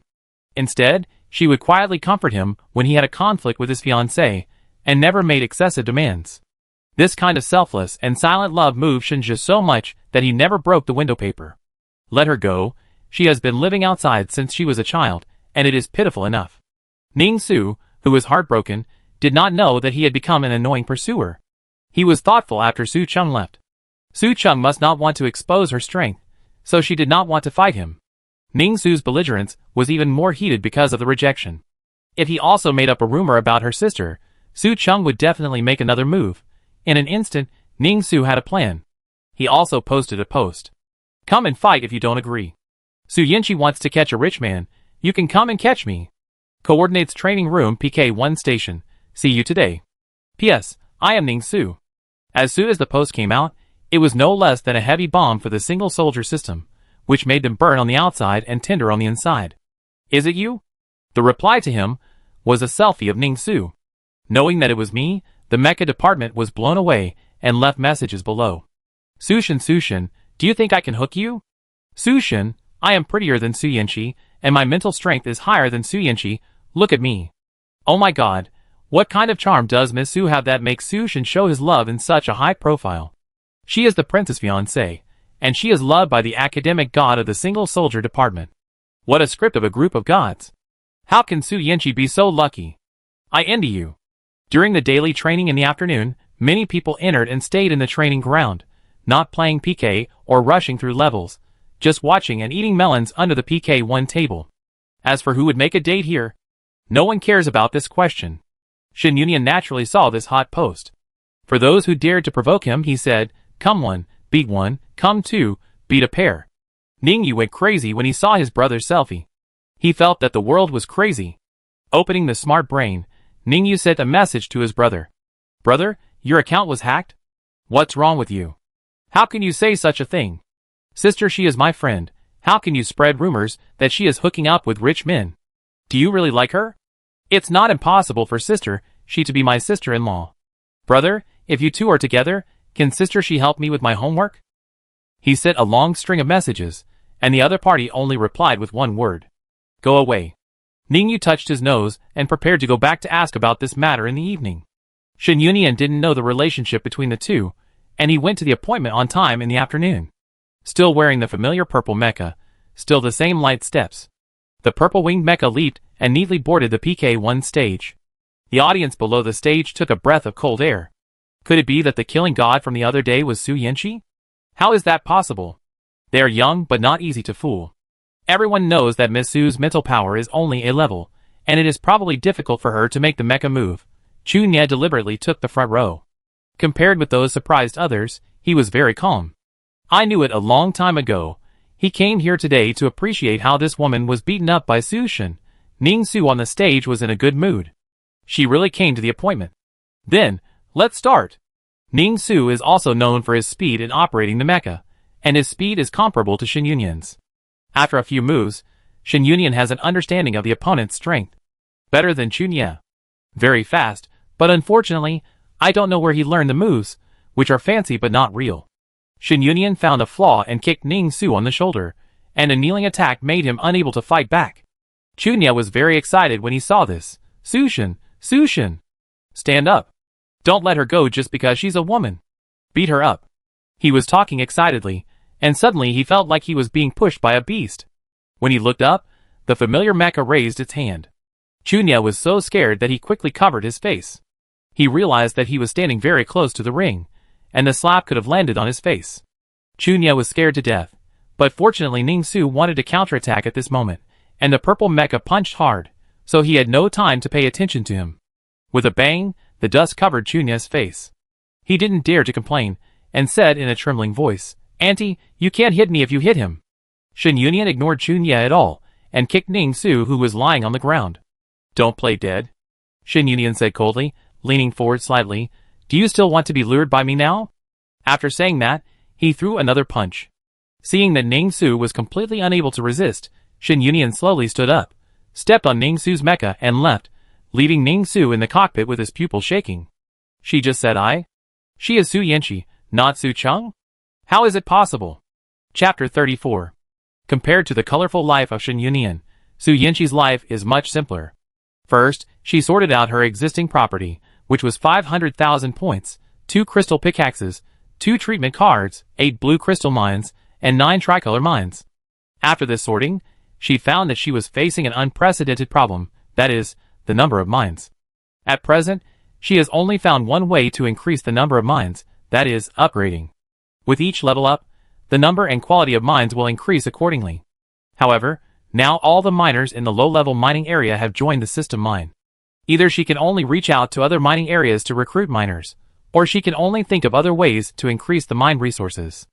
Otherwise, it will take less than 4 or 5 days for the mines in the system mine to be dug up by 5,000 miners. The former is a bit hateful, and Su Yinshi has no idea about the latter for the time being. How could the mining system leave her with no mines to mine? When in doubt, Krypton gold first. Su Yinshi is ready to draw some more cards. At first, Su Yinshi was going to exchange the points for money, but then she thought that every time a miner enters the system to mine, he can give millions of points, so she doesn't need to be so stingy. The most urgent task is to make this money-making blockchain move. Maybe it's not certain that a little mine can be drawn by drawing cards. So Su Yinshi made a major decision. She wanted to spend a lot of money, 500,000, all to buy cards. With a big wave of her hand, she bought 500 attribute blind boxes, and watched the huge number of points decrease by thousands. Su Yinshi felt heartbroken. She wiped the non-existent tears from the corners of her eyes, comforting herself that there is no reward without hard work. Who knows if the system will give good things? Wouldn't the 500,000 be recovered instantly? After Su Yinshi coaxed herself to spend money, she opened the blind box. Maybe there were too many blind boxes this time, so there was an option to open the blind box with one click below the blind box. She didn't want to waste time, so she stretched out her bony index finger and clicked. 500 blind boxes opened automatically one after another, and the cards popped out in waves, and then changed in waves. The speed was so fast that she was dazzled, and couldn't see any of them clearly. After 500 blind boxes were opened, 10 minutes had passed. The system automatically sorted the cards into categories, as follows: 1,000 treatment cards, 200 critical cards, 500 physical cards, and 800 refresh cards. Very good, there were no mining cards or anything like that. Su Yinshi bit her lips, and cried silently in her heart, but she had to coax herself on the surface. This refresh card must be good. To be honest, Su Yinshi didn't want to look at the attributes of this refresh card. Sometimes, you can deceive yourself without knowing anything. Click on the refresh card, and the introduction is as follows. Refresh card can refresh the random drop item pool. Su Yinshi, surprise, although it is another prop that depends on fate, it is better than expected. Refresh the item pool. Wouldn't it be wonderful if something amazing is refreshed? Su Yinshi clicks on the refresh card, and the information of the items in the drop item pool is listed in front of her. There is a small lock next to each item. If you don't want to refresh the item, you can lock it. Each lock position costs 10 points. Looking at her few points, Su Yinshi sighed. The system makes money and the system spends money, and I want to take it home once it is separated. There is no way. There are a few things she really doesn't want to refresh. First, she bought a few detectors, and Su Yinshi put all the remaining points into the refresh item pool. Su Yinshi locked 6 items: cotton clothing, waterproof rubber shoes, colorful candies, ordinary bread, duvet, lucky random items. Each time she refreshed, she needed to spend 60 points to buy the lock. The items she kept were clothes and food that she would use in daily life. The last one was prepared for those lucky people. If someone was as lucky as Miao Miao, they could get very expensive items and make a fortune. Su Yinshi didn't mind the miners under her to take advantage of the system. After all, the system took so much money from her. Refresh cards can only be used one by one to ensure that she can keep the items she needs each time she refreshes. It took Su Yinshi an afternoon to use up 800 refresh cards. After refreshing, the item pool became cotton clothing, marten leather boots, candy, ordinary bread, braised pork, radish seeds, machete, mechanical materials 2, folding sofa, duvet, lucky random items. The two things that Su Yinshi was most looking forward to were braised pork and radish seeds. I never expected that a ready-made dish would drop braised pork. I haven't eaten it for a long time, and I miss it very much. This dish is not cheap in the interstellar space. Pork is hard to come by, and the side dishes are not easy to prepare. You need to hire a chef to cook it, and the cost is about 500 star coins. There are also radish seeds. As a student of the Department of Agriculture, the farming soul is naturally eager to move. With radish seeds, can't we start the transition from primitive society to the farming era? The dropped items are so good that Su Yinshi wants to give up her principles and do mining herself. Su Yanqi stared at the drop item pool for a long time, and then looked at the treatment card, critical hit card, and physical strength card in her backpack. She only used 10 critical hit cards to break through the 100-point critical hit mark, and saved the rest to prepare for trading with the miners. Soon, Su Yanqi set up a small stall in the cafeteria as an item exchange point, which was managed by Shinshur. This exchange point was very important. She needed to exchange some important materials with the miners, so she naturally had to have a confidant to manage it to feel at ease. Shinshur was a down-to-earth person who didn't talk much, and Su Yanqi liked him. This was the first time that Shinshur took on the responsibility alone. He tried to write down the exchange formula that Su Yanqi told him word for word. 1 braised pork and 5 radish seeds can be exchanged for a treatment card, a critical hit card, or a physical strength card. Next to it was the counting place, and Shinshur's stall was on their right. At first, the miners didn't know what braised pork and radish seeds were, nor did they know what this exchange point was for. When they came out of the system mining area again, they understood everything in an instant. The dropped items seemed to have changed. Someone said uncertainly. Yes. Zhao Xiqing nodded. The dropped items are much better than before. She used to only get a thumb-sized candy, but today she got a palm-sized square white candy, and a few small brown seeds. The seeds were too small, and if she hadn't had sharp eyes, she wouldn't have found them. Zhao Xiqing took the seeds to the exchange point. Can I exchange 5 seeds for a treatment card? Shinshur took the seeds, confirmed that they were correct, put the seeds in an iron box, and gave Zhao Xiqing a treatment card. Seeing that she exchanged a property card worth 100 points, with a few inconspicuous little things, other miners gathered at the exchange point and asked about the exchange rules. Can I exchange this? Someone asked with 2 unknown materials. Brother Nian didn't say he wanted to exchange that. Shinshur said. The man walked out of the crowd disappointedly, carrying 2 unknown objects away. When he left the cafeteria, an old man with a white beard called him. Hey! I exchanged the things in your hand. The old man looked old and young, but he walked briskly. What do you want to exchange with me? The young man didn't expect to have an unexpected gain. I don't have many points. Can I exchange it with 5 ordinary breads? The old man asked. Okay. The man was happy to exchange 2 pieces of unknown things for some food. Shinshur didn't pay attention to the transaction between the two. He was very busy. He completed several orders in a row, and more people came to ask. He patiently taught these people to identify radish seeds.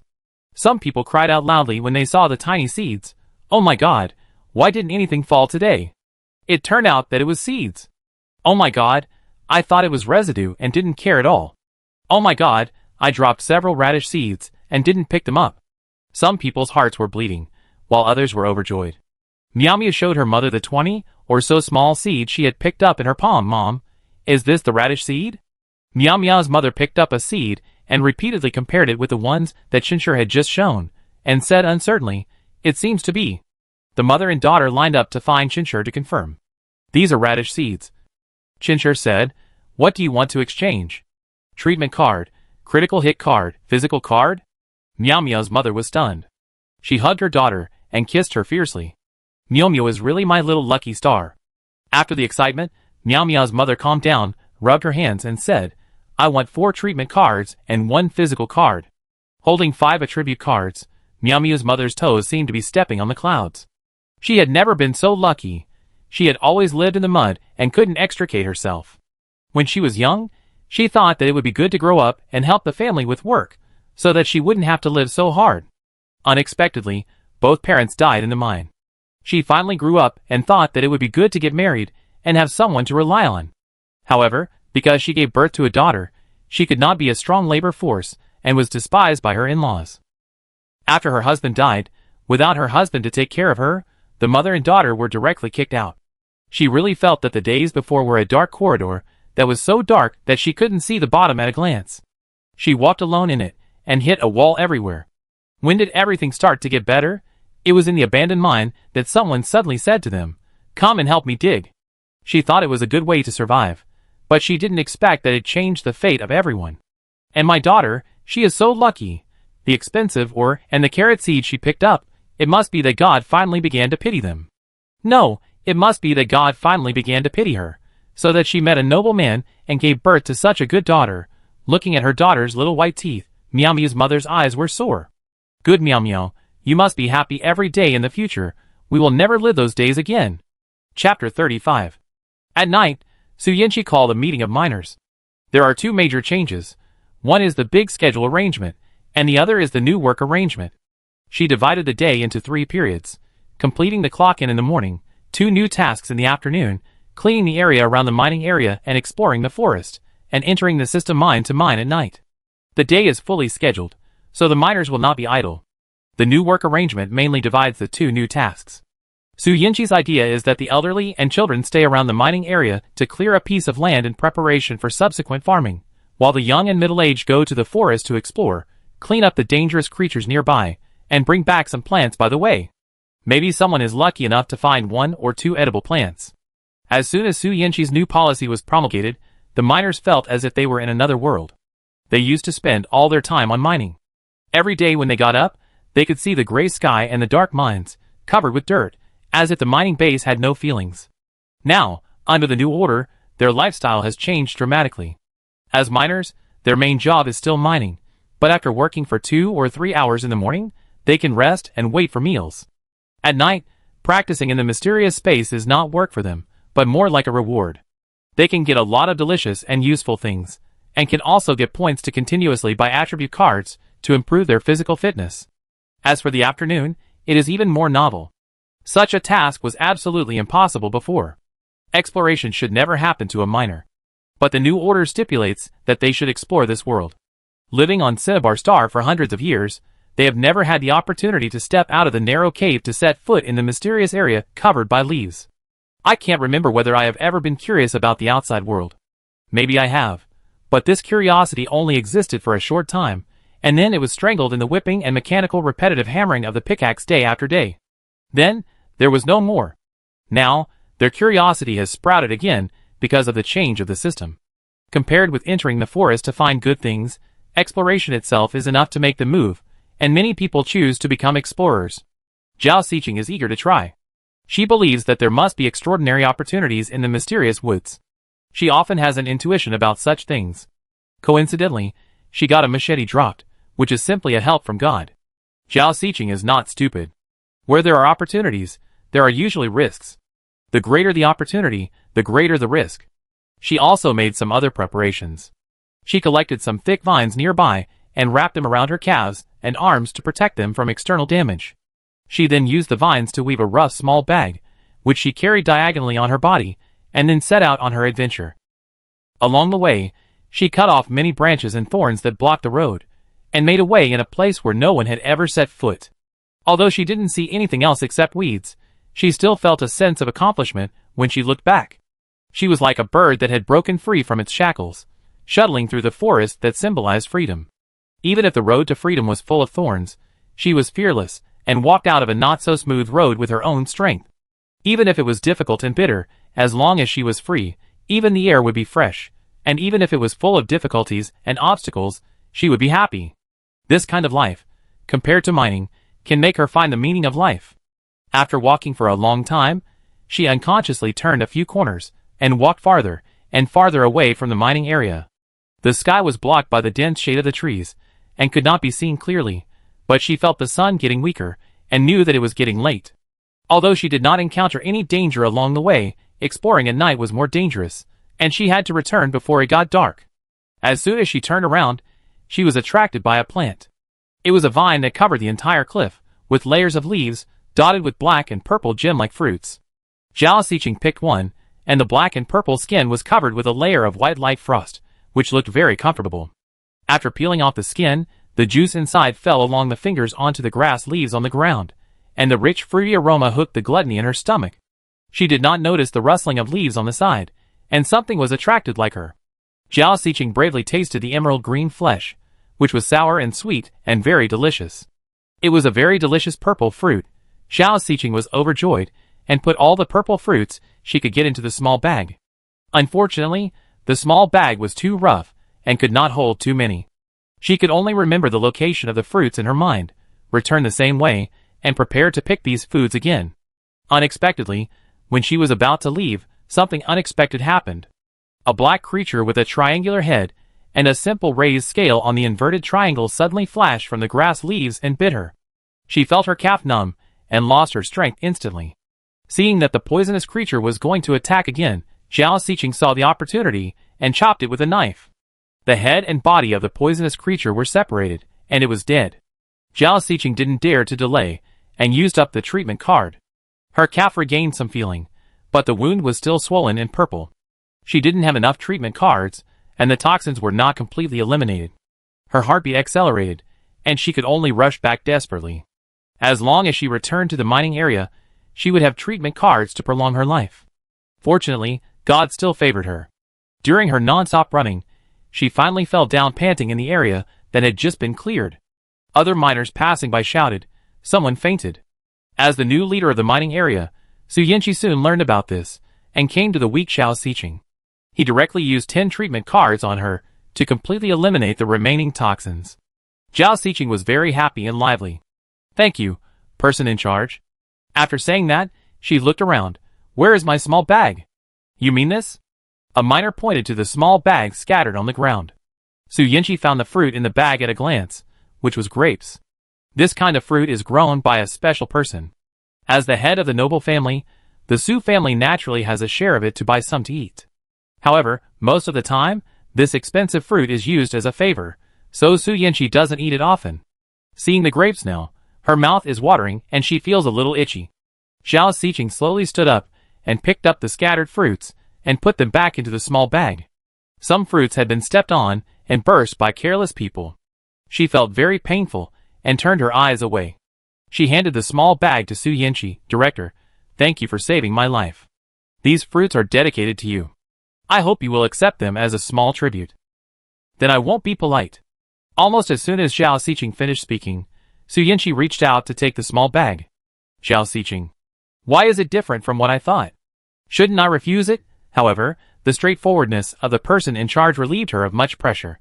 Although the person in charge was promoted from a miner, everything was still the same as before, and he did not become unattainable because of power.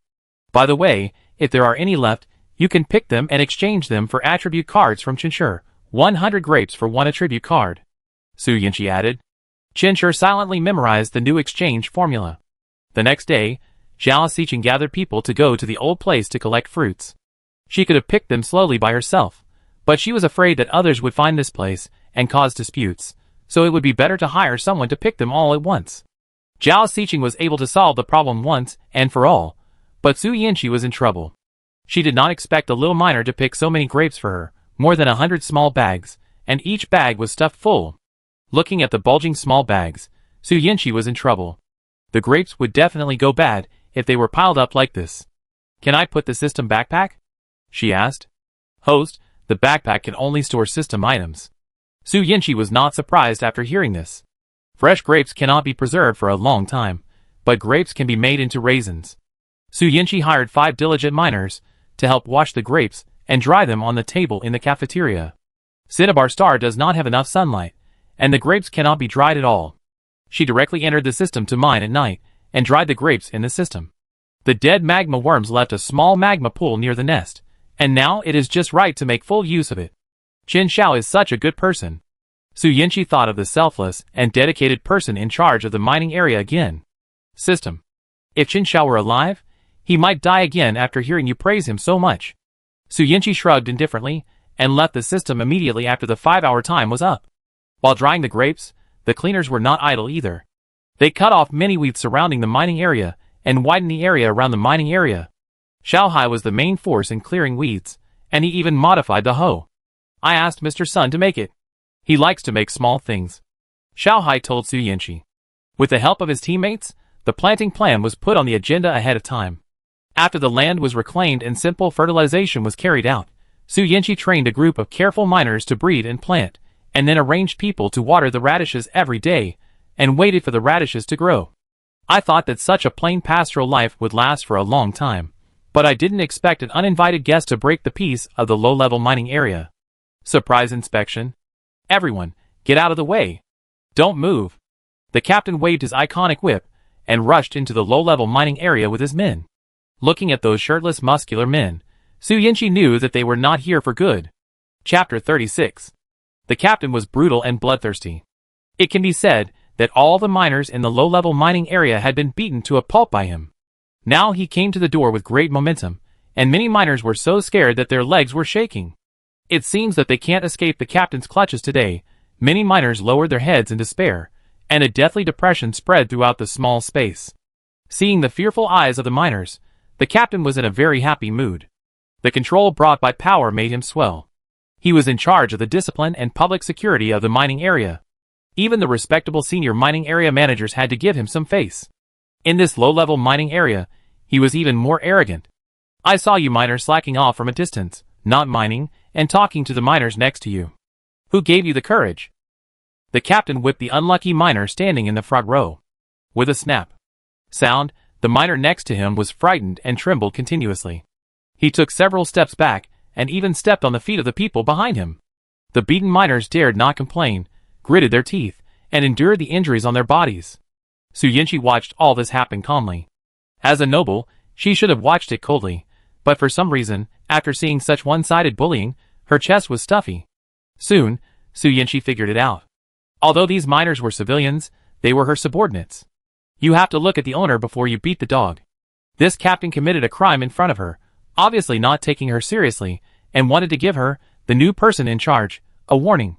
Su Yanqi was very unhappy, and breathed a sigh of relief. She walked towards the captain with a cold face. The height advantage made the captain lack momentum, and retreat 2 steps. Just when the captain thought that the new person in charge was going to make trouble, Su Yanqi suddenly smiled. Captain, why do you suddenly want to conduct a surprise inspection? She asked. To deal with the enemy, we must first understand the enemy's movements and intentions, so that we can target them and prescribe the right medicine. After Su Yanqi said this, most of the frightened miners reacted. They had never experienced surprise inspections before. Manager Shen, you probably know this better than me. The captain said, look at your mining area. The miners don't mine, and all of them are qualified every day. This shows that there is something fishy. Su Yanqi thought to herself that it was indeed aimed at their mining area. Knowing the purpose of the visit, the rest of the matter will be much easier. Your mining area is definitely falsifying data, the captain said firmly. Su Yanqi was not in a hurry. You are not the first one to question me. As she spoke, she glanced at the captain lightly. Perhaps her eyes were too meaningful. The captain looked around reflexively, and seeing nothing unusual, he continued to be arrogant. Continue mining now, don't be lazy. If I see anyone not moving again, don't blame me for whipping you and tearing your skin and flesh. The captain whipped his whip vigorously while walking, and passed by an old man, and whipped him fiercely and said, You! Hurry up! You are so slow, didn't you eat? The captain treated Su Yanqi as heir, which made Su Yanqi very unhappy. Even the guards in the palace had to be respectful to her, but such a captain from a remote village dared to ignore her. Captain! This is my territory. It's not your turn to be bossy. Su Yanqi's words directly challenged the captain's authority. He turned to Su Yanqi. What? Director Shen, do you want to hinder my law enforcement? If so, I can only say sorry to you, not to mention beating 2 miners. If you stop me, I will beat you. Don't think you've risen to the top in one step from a miner to a person in charge. I tell you, a pheasant will always be a pheasant and can never become a phoenix. Really? What about now? The captain didn't see the movements of the person in front of him clearly. It might be a few seconds, or even shorter. A long machete was suddenly placed on his neck. The sharp blade cut a bloody mark on his neck. He felt the blood flowing out and dripping from the cold blade. He didn't dare to move. If he moved, the knife might cut his throat. Captain, what do you think? A whip is faster than a knife. Su Yanqi raised his chin. This question almost made the captain's brain explode. If he couldn't answer it, would his head move? The captain didn't know, and he didn't want to know. Now, he only knew one thing. Today, he had hit a wall. After receiving a sum of money from Supervisor Liu, he thought he could easily deal with the newly appointed grassroots leaders, and he could find any excuse to make them miserable. Unexpectedly, money was hard to earn, and shit was hard to eat. He almost lost his life before the whip was whipped twice. If he had known that this low-level mining area was so difficult to deal with, he would never have sacrificed his life for the 2 pieces of money, and to please Supervisor Liu to establish a connection with the mine owner. Don't look at him showing off his power, and not taking other people's lives seriously. Those untouchables died, but his life was very precious. The captain regretted that his lifeline was strangled. Manager Shen, the sword has no eyes. I advise you to put it away. If you accidentally hurt someone, you can't take the responsibility. The captain is strong on the outside, but weak on the inside. Oh! Originally, Su Yinshi just wanted to scare the captain, but when he said that, and he looked so sure that Su Yinshi wouldn't dare to do anything, she felt unhappy. When she felt unhappy, her rebellious nature came out, and she stabbed him with a knife. Then I want to see what I will be responsible for. The captain was caught off guard by the stab, and he knelt on the ground, holding his stomach. There was a bloody hole in his stomach, and blood was gushing out. No matter how fearless he was a little scared now. The person in charge, who was born as a minor, was a barbarian. He did things without considering the consequences, and only wanted to have a good time. The captain regretted not knowing this man's character, and was stabbed in vain. Seeing that he was injured, his men wanted to step forward to protect him behind him, but unfortunately, Su Yinshi did not give them a chance. The machete returned to the captain's neck, and the blood mark deepened. Before Su Yinshi said anything, the captain quickly stopped his men. Don't move. Do you want to kill me? A bunch of idiots. After saying that, the captain suppressed his fear and said half negotiatedly and half threateningly, Manager Shin is too young and doesn't understand the rules of the mine. If anything happens to me, you will die. I advise you to put down the knife, and I can forgive you. What did you say? As soon as Su Yinshi finished speaking, the blade flashed, and another bloody hole appeared on the captain's stomach. He almost couldn't stand still while holding his stomach. After stabbing twice, the captain's anger could no longer be suppressed, and he yelled at Su Yinshi, How dare you? I dare. Su Yinshi even made a sword flower. The captain wanted to continue to be tough, but in the face of absolute strength, he chose to be a hero and not suffer a loss. Rather than being angry, he was more concerned about whether the 3 holes on his body would drain his blood. He looked at Su Yinshi with a frustrated look on his face. I'm dying, and you're just going to watch me like this? What else? Then I stab another one? After saying that, he was eager to try with his machete. The captain felt that he might die of anger first rather than death from pain. Director Shin, I'm going to die. If I die, you're done for too. You're going to be buried with me. The captain lost too much blood and fainted on the ground. He never figured out what was going on from beginning to end. He was going to die, but this young man was not in a hurry no matter what he said, and had no intention of saving him at all. As his vitality was lost bit by bit, the captain became anxious. Director Shin, save people. Let someone call the doctor in the mining area. Go quickly. Aren't you afraid of death? If I die, you will all die. Su Yinshi was indifferent to the captain's madness. You won't die, she said in a relaxed tone. Seeing that his men were afraid to move, fearing that if they moved, this young man would kill him directly. These lowly people were on the same boat, and it was even more impossible for them to listen to his orders to call a doctor. For a moment, the captain felt deep despair. He regretted it. He really regretted it. This Chen Yunian is a lunatic. How could he be so unlucky to meet such a lunatic? He is not afraid of heaven or earth, and he is not afraid of being buried with him. He is like a man who doesn't care about his life. He would rather give up his own life than let him die. How can there be such a lunatic in this world? But the young man said that he would not die. If it weren't for the wrong occasion, he would have laughed. How could he be the king of hell, who controls the book of life and death? Who can survive with 3 blood holes on his body? The captain's pupils gradually became blurred, and his consciousness began to blur. He had only one thought, praying that he would not meet a lunatic in his next life. When waiting to die, the captain suddenly felt that he was kicked twice rudely. Hey! Don't play dead. Get up. Su Yinshi crossed his arms. The captain wanted to cry. He even felt that he had done too many bad things, so he had to be kicked twice before he died. Soon, the captain found something wrong with his body.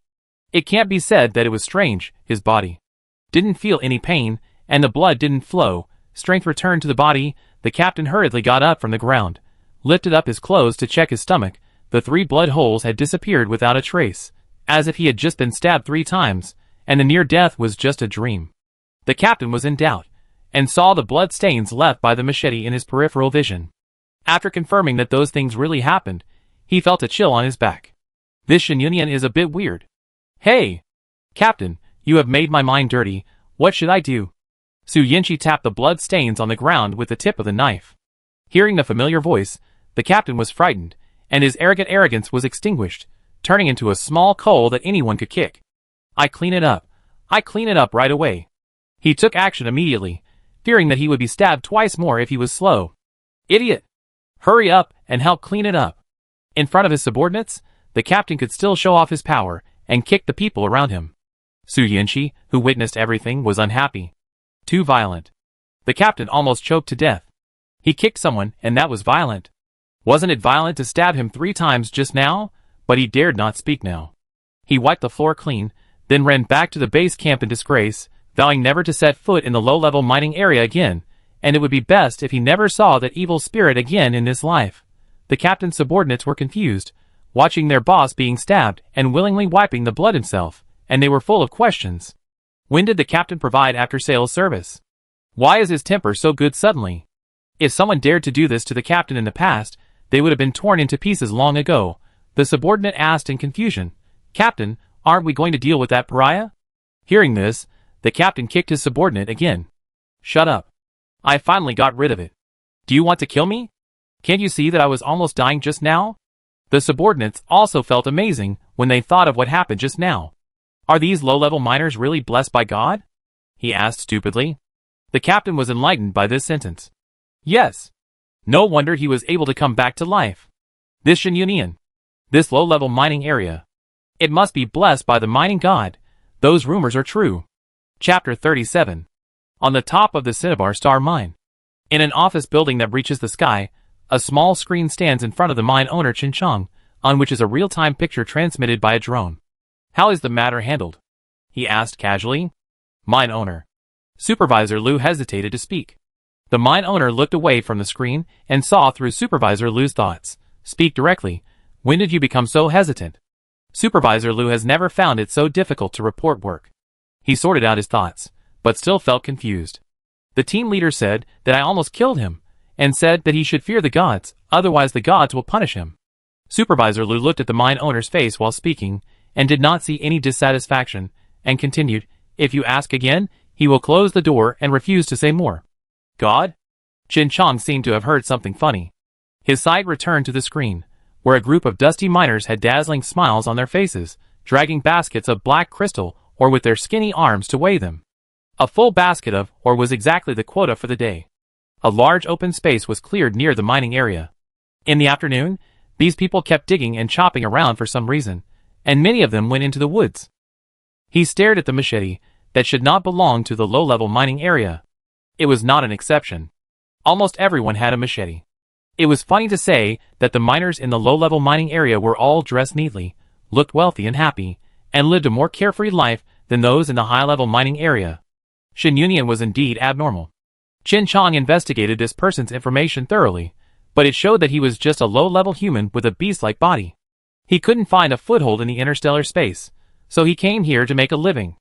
This kind of person had no strength and no background, but he suddenly seemed to have divine help when mining, as if he had awakened some special skills, and brought a large group of miners with him. No wonder his nephew thought it was worthwhile. However, he guessed that this ability must have some limitations, otherwise, he would have been arrogant and stalked the Cinnabar Star, and driven him, the mine owner, out of office. Why was he still trying so hard to complete the task? Therefore, Qin Chong thought that this little miner was not to be feared. If there is a god on Cinnabar Star, there is only one, and that is me. A miner is pretending to be a god. A sneer of contempt came from Qin Chang's nose. Qin Chong did not take the little miner seriously, but he still had to be afraid of what he should be afraid of. Being able to make a living person disappear silently showed that this miner was still something. Without knowing the limitations, he could not take risks himself. After drinking a sip of tea, he said to Supervisor Liu, "When was the last time the mining area was raided?" "It was about this time last year." Supervisor Liu did not understand why the topic jumped so quickly. The mine owner nodded and said slowly, "This year, the mine area has produced many talents, and it is time to reevaluate." The tone sounded like something big was going to happen. The task of forming an evaluation team was very important, and it was not the turn of Supervisor Liu, who was on duty halfway, to arrange it. The mine owner's assistant Liu Xinghui took over the task, and immediately arranged people to prepare for the evaluation. This was a lucrative job that people were eager to get. The evaluation results directly affected the arrangements of the mine area manager. The 3 levels of evaluation corresponded to the 3rd-level mining areas of Cinnabar Star, so there was a lot of money to be made. However, this time was different from the past. This time, the mine owner personally hinted that the low-level mine area manager should be rated as 1 level. Liu Xinghui suppressed his inner surprise. I haven't heard that this low-level mine area manager is related to the mine owner. After sending the captain away, Su Yinchi had a new idea. The captain came to challenge her, which made her feel that the forces on Cinnabar Star were mixed, like a pool of muddy water. Everyone was trying their best to disrupt the situation.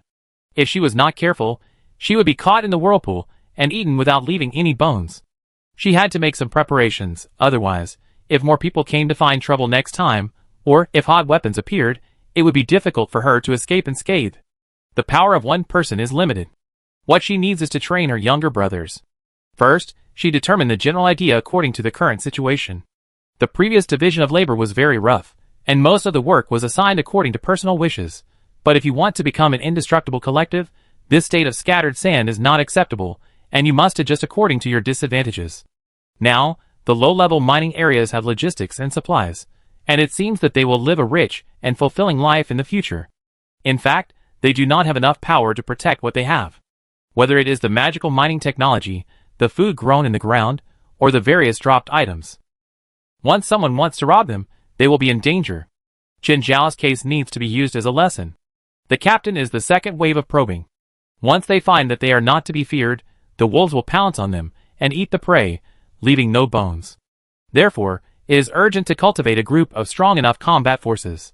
Su Yinchi studied the dropped items. Machetes can be used as primary weapons. Some of the unknown materials look like a part of a mecha. With a little modification, it can be turned into close-fitting armor. In this way, both weapons and defenses are available. You only need to select some strong people to form a strong defense team.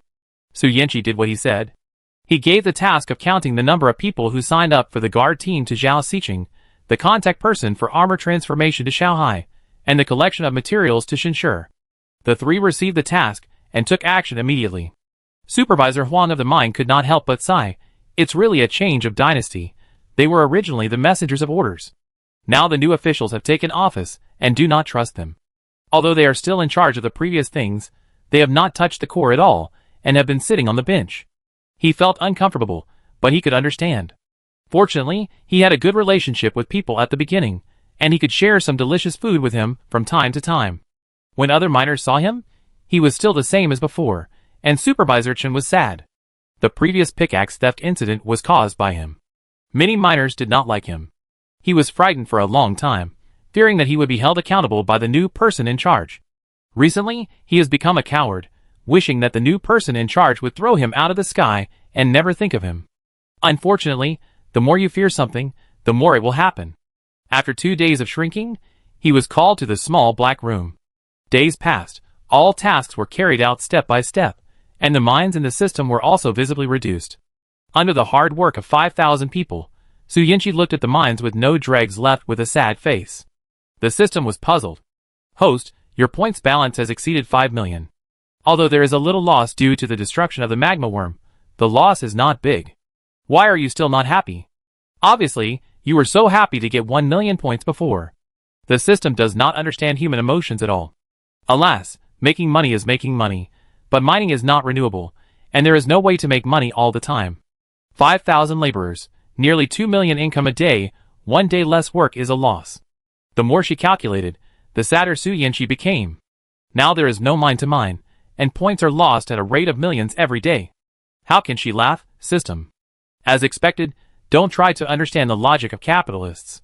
Su Yinchi also understood the capitalists' helplessness. The accumulated wealth bit by bit can no longer fill her expanding heart, and she urgently needs a flood of wealth to irrigate her fragile heart. She chose to expand outward like a capitalist. Since miners equals mines, she will absorb miners crazily, so that in a short period of time, the mine can still maintain daily mining. Su Yinchi happened to think of a suitable candidate for the hateful thing of digging miners in other mining areas. Supervisor Chen, do you know why I called you here today? Su Yinchi sat on the rattan chair. Supervisor Chen tried to see the clues from Su Yinchi's expressionless face, but he was not experienced enough and really didn't know whether the new leader was angry. If the leader wanted to dig up the old accounts, he could only bear it. Supervisor Chen fell to his knees with a thud, leaving Su Yinchi puzzled. He fell to the ground, crying and saying, "Person in charge. I am innocent. I was also forced. Shen Xiao forced me. He said he would kill me if I didn't help him steal the magic pickaxe. I had no choice but to do that." Su Yinchi was silent, and seeing a face covered with tears and snot, the psychological shadow area increased sharply.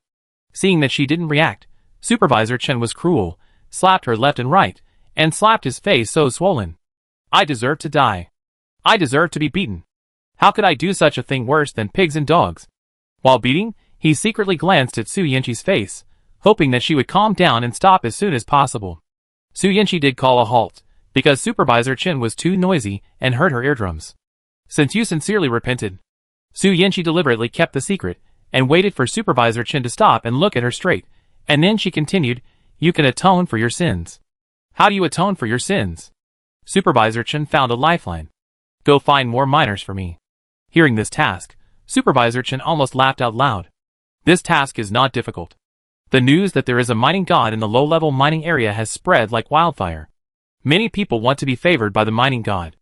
As long as he fools around, many people will be willing to come. Things are not as simple as Supervisor Chen thought. People in the intermediate mining area have ideas, but they can't complete their tasks every day, so they can't spare time to go to the low-level mining area to worship the mining god. After all, they think it is a low probability event to be favored by the mining god, and the high-level mining area thinks it is a gimmick made by the low-level mining area. For a while, he couldn't find a suitable candidate. When he was in a state of panic, he saw the Wang family out of the corner of his eye. Aren't those Qinshi's parents? Supervisor Chen had an idea instantly. He could trick the relatives of the low-level miners over. Thinking of this, he smiled and said to the Wang family, Hey! Isn't this Wang Feng? You can enjoy your life now. Wang Feng had heard this many times. When he gave birth to his first son, others said he was lucky because he had a laborer. When he gave birth to his second son, others still said he was lucky because he would be able to raise him easily. When he gave birth to his third son, he felt a little tired, but 3 laborers were a good thing that others could not envy. When he gave birth to his fourth son, he was completely sick. 3 laborers were enough to support the family, and 1 more was a waste. Wang Feng didn't want to suffer so much, so he raised his fourth son with conscience, and threw him out to fend for himself when he could mine. Now someone is saying that he is going to enjoy his life. In fact, he has raised 3 laborers, but so far, he has not enjoyed any happiness. Instead, he is working like a dog. At this moment, I can't laugh at all when I hear the familiar words. Chapter 38. Wang Feng's family of 5 was taken to the low-level mining area for a gathering. They were accompanied by relatives and friends from various low-level mining areas. They had come from the low-level mining area, and when they came back, they almost didn't recognize the door. The reason was simple, the changes here were too great. The mining area was very clean, and the miners who came and went were well-dressed and had smiles on their faces. On the other hand, most of them were still wearing cloth skirts issued by the mining area, which made them look like refugees for a while. The pride of the intermediate mining area was instantly shattered to the ground. Fortunately, everyone was very busy, and no one noticed the hundreds of people who came in. Su Yanqi looked at the miners brought back by Supervisor Chen. Some of them looked shifty, and looked very uncomfortable. At the time of hiring people, she was not picky. These were all able to contribute to her wealth. Black cats and white cats, as long as they could catch mice, they were good cats. Are you willing to be my miners? Su Yanqi asked. The miners in the intermediate mining area answered in unison, yes. The miners were surprised to find that after they said the word yes, they were no longer in the low-level mining area, but in a completely new world. It looked a bit fake here. There was no sun or wind. It was surrounded by something. Not far away, there were several mines. Is this the space opened up by the mining god? A miner said excitedly, wouldn't it be that in the future, we will also be favored by the mining god? Soon, a message popped up in front of them, offering to lend them a wooden pickaxe, and the miners readily agreed. The pickaxe suddenly appeared out of thin air. After being surprised, the miners happily held the pickaxe and found a suitable location to mine. The more they dug, the more surprised they were. Oh my god, what is this? It looks like food sweet. Oh my god, a piece of clothing suddenly fell out. I got a gift from the god of mines. I got a gift from the god of mines. Great, I got one too. My luck is so bad. The god of mines gave me a few small black particles. I don't know what they are. The miners got all kinds of strange items dropped. This was the first time they saw these new things. Although some of them were unfamiliar, or they subconsciously thought they were worthless, they didn't throw them away, and planned to let others recognize what they were. Su Yanqi was as happy as them. There were more than 500 miners in this group, who contributed 10 blue crystal mines and 2 tricolor mines to her. Her own miners would definitely be able to dig them out in 5 hours a night. Su Yinchi called up the exchange page and stared at the constantly jumping numbers for a while to admire them. If she didn't have something else to do, she would watch as long as the miners dug. Who doesn't like to watch the coins grow all the time? In her mind, she even automatically matched the jumping numbers with the sound of gold coins, the sound of metal collision. It sounds so wonderful. If you want to keep it this beautiful, you have to continue to recruit miners. 500 more people are far from enough. Su Yinchi thought while putting away the dried raisins. When the time came, the miners in the intermediate mining area returned to their original positions. Unlike the strangeness when they came, they felt that they had a bond with this shabby low-level mining area. You all want to move here, don't you? A miner turned sour. He really didn't dare to think about how wonderful it would be to stay here all the time. It is said that the one who is close to the water gets the moon first. If he could go in to mine every day and get a plate of braised pork every day, he would be so happy.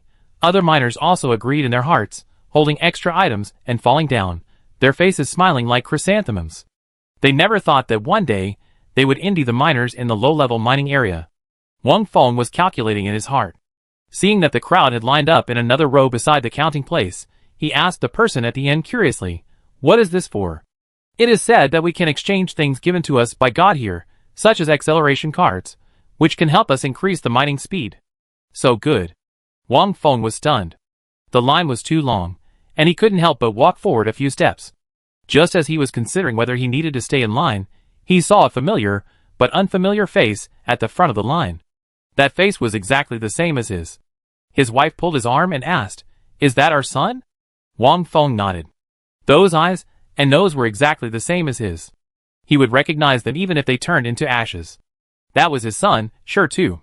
The fourth son was sitting at a small table. The person in front of the table handed him something.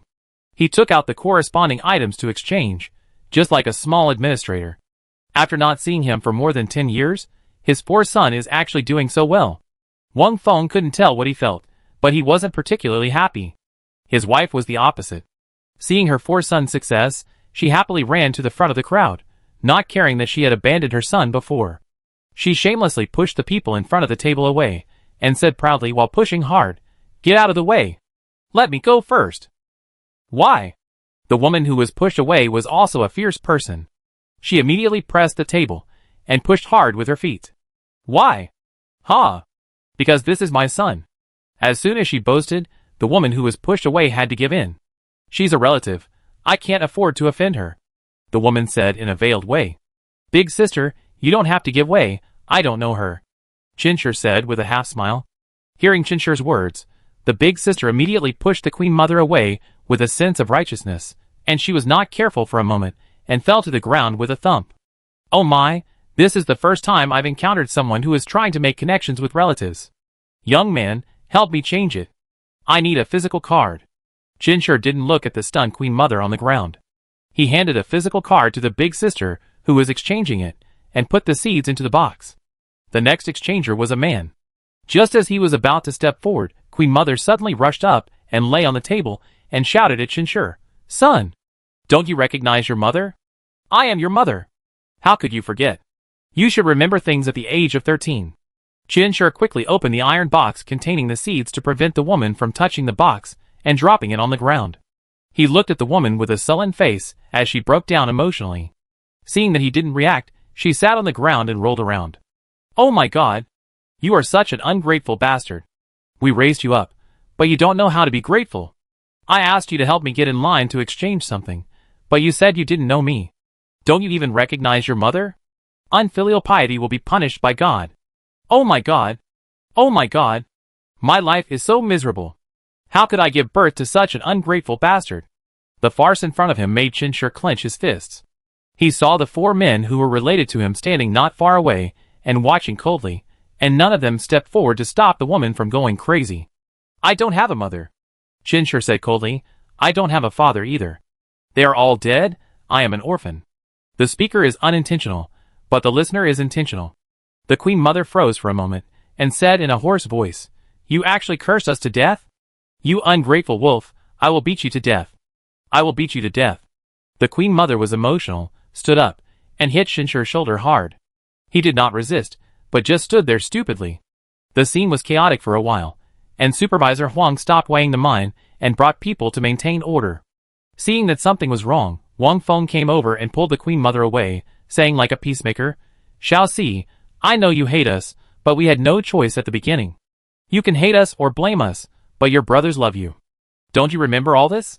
Yes, at that time, Shao Sen had to save every morsel of soup for you. Now you are rich, and this is how you treat us. Bah! You are so shameless." A cold male voice sounded. Wang Feng thought it was Qinshi who was talking, but he kept looking at him, and didn't see him move his mouth.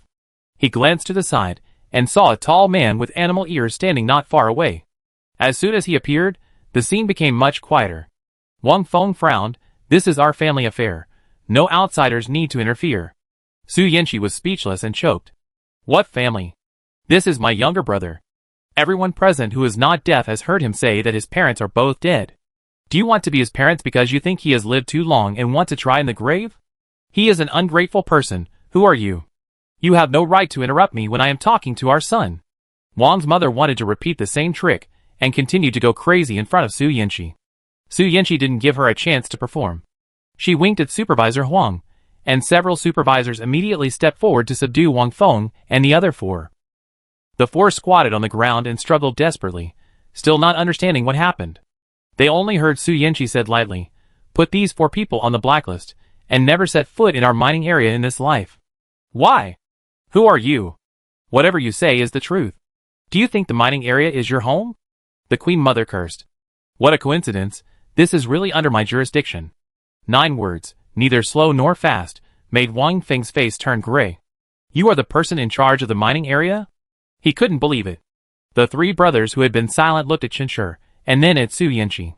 They didn't expect that this brother who was abandoned since childhood would actually do so well, and become a celebrity in front of the person in charge of the mining area. Their family is going to be rich. At this moment, the eldest brother had only this thought in his mind. Seeing that his parents were not doing anything, he stepped out to smooth things over. "Hello, mine manager, we are Shida's brother. You see, this is really a flood that has washed away the Dragon King Temple. Family members don't recognize each other. We are not a family." Qinshi suddenly interrupted. Su Yanqi glanced at Qinshi. He had just been a soft bun, but now he finally stood up. Qinshi's cheeks turned red when Su Yanqi looked at him. He was not good at dealing with emotional matters, especially his childhood experiences, which made him not know how to face this pair of unscrupulous parents. If you say they are bad, they raised Qinshi to be self-reliant. If you say they are good, they abandoned him when Qinshi needed him the most. He didn't want to care about this matter. Even if the matter had been slapped in his face, he still refused to face it, and even entered a state of emotional isolation. Let his parents throw tantrums and make trouble in front of him, he could remain calm and unaffected. But people are not plants, so who can be heartless? That kind of isolation is just a self-protection mechanism. When someone comes forward to defend him, this mechanism suddenly collapses, just like the solid ice in winter encounters a warm morning sun, and in an instant, it melts the frozen heart through the ice. "Brother Nian," he shouted. Qinshi knew that the person in front of him was not the real Shen Yunian. If it was the real Brother Nian, he would definitely defend him. But what he didn't expect was that this stranger who had only been with him for a few days would actually help him solve this mess. He had always been on guard against this person, but this person seemed to be sincere to him. In addition to Brother Nian, the person in front of him was the second person who sincerely helped him. "Thank you, Brother Nian." He swallowed back the extra words. "Brother Huang, please drag these people out." Qinshi was a little embarrassed to ask for help for the first time. Supervisor Huang couldn't stand it anymore, nodded to the 2 of them, dragged Wang Feng's family of 5, and threw them to the ground at the entrance of the mining area. Supervisor Chen spat on the ground and said angrily, "I asked you to come to worship the mine god with good intentions, but you did this to me? Is there anything wrong with your brain?" Wang Feng was scolded without saying a word. After Supervisor Chen finished scolding, he asked carefully, "Brother Chen, it's my fault for not stopping this bitch in time." After that, he slapped Wang's mother, and Wang's mother smiled flatteringly with her face covered as if nothing had happened. "Brother Chen, if we can't enter the mining area, how can we worship the mine god?" Wang Feng continued to ask. Supervisor Chen was speechless, and put his hands in his pockets. "I think you are really stupid. You have been kicked out, but you still want to worship the mine god? Your brain is not good. Find a doctor in the mining area to treat it. Don't come out and embarrass yourself, okay?" Wang Feng was shocked when he heard this. He immediately grabbed Supervisor Chen and begged him, "Brother Chen, please think of a way for us. We still want to come. What if we can't come? Get out of the way." Supervisor Chen kicked him away. He was not like Shenshi who couldn't do it. "Who are you to me? Why should I help you? Besides, what good will it do me if I offend the person in charge?" He couldn't even protect himself. How could he help others catch lice? If you want to blame someone, blame your blindness. You don't know how to hold the gold nugget well, but throw it away as waste.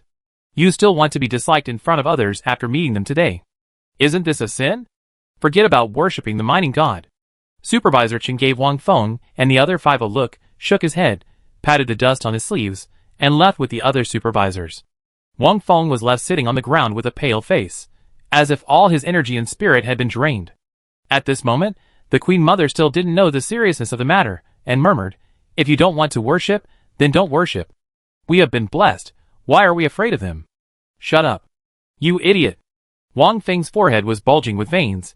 "If it weren't for you, how could we be driven out?"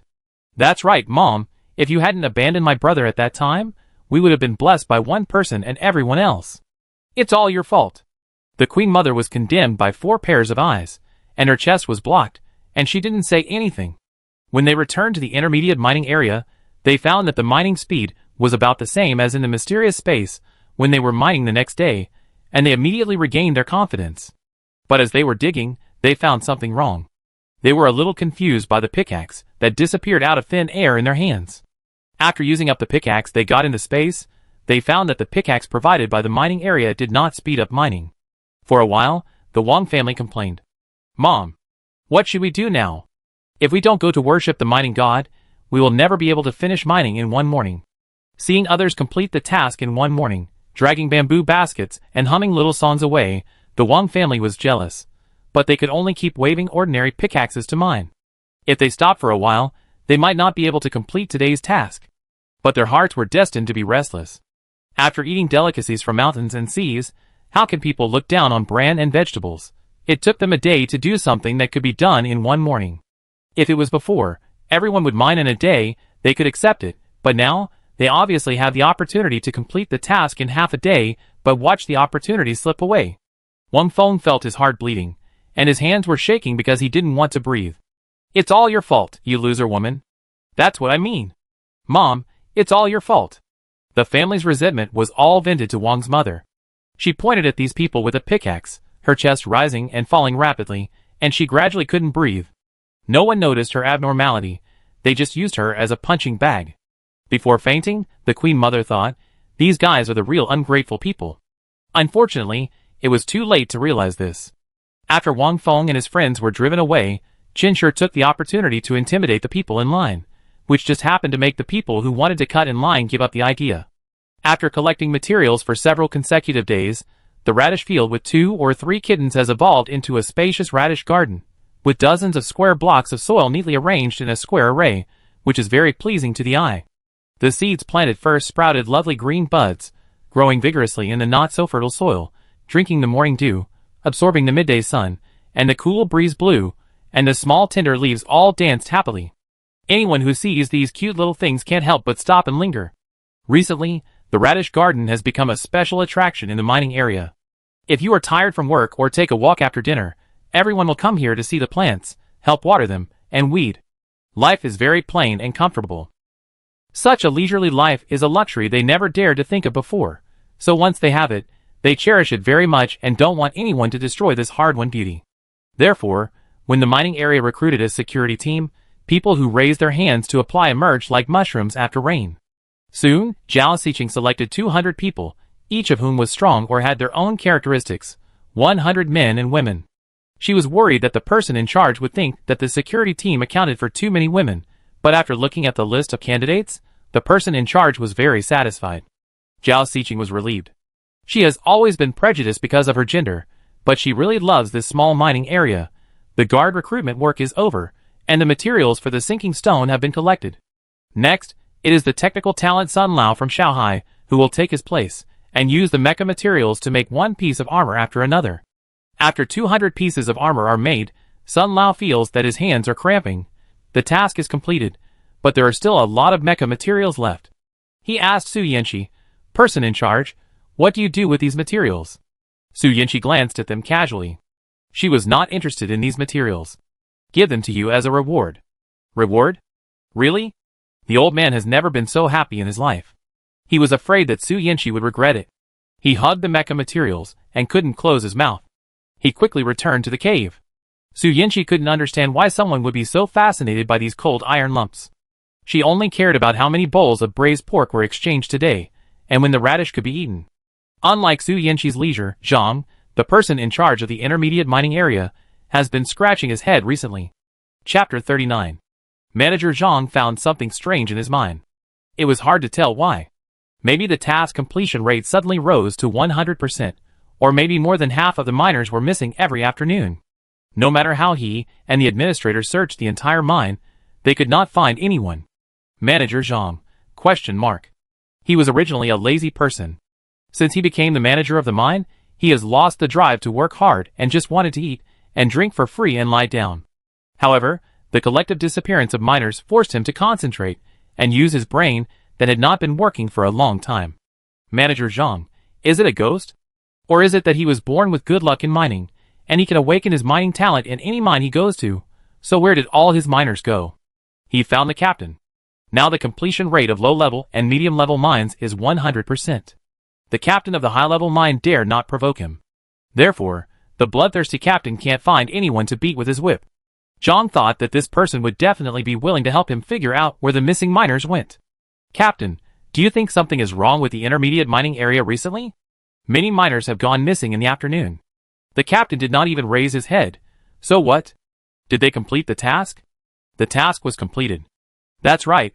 I only take care of the task, and I don't take care of other things. Zhang was puzzled by these words, thinking that you were not like this before. This is such a good opportunity to make trouble, and you can add a few more punching bags. The captain used to like it, but now it seems like he has lost all his emotions. Zhang stood there for a long time, and the captain said impatiently, why haven't you left yet? Seeing Zhang's innocent look, the captain couldn't help but said, use your brain. Think about the low-level mining area. What does this have to do with the low-level mining area? Zhang was full of questions. In theory, the low-level mining area manager had no conflict with him, so he shouldn't be punished. The captain rolled his eyes. It doesn't matter? All his miners were cheated by the low-level mining area, and now he found out, and he still said it doesn't matter? How did this guy become the manager? He was very secretive about the low-level mining area manager, and didn't want to say more, and ignored Zhang. At this point, Zhang had to leave in disgrace, and follow the captain's thoughts to find out the news in the low-level mining area. You don't know until you ask. Once you ask, you'll be shocked. It turns out that the miners in the intermediate mining area have gone to the low-level mining area to worship the mining god. Each mining area is an independent camp with its own rules and power. Generally speaking, they never reach out to other mining areas. Manager Zhang pondered and waited to see who kidnapped his miners. He happened to meet Supervisor Chen, who came to pick up the miners. The two stared at each other. Supervisor Chen saw that the situation was not good. If Manager Zhang found out that he took the miners from the intermediate mining area away, he would beat him to death. He was about to run away when his neck was strangled by a hand. Xiao Chen, why are you running? This is how you act when you see your old boss. Manager Zhang said lightly.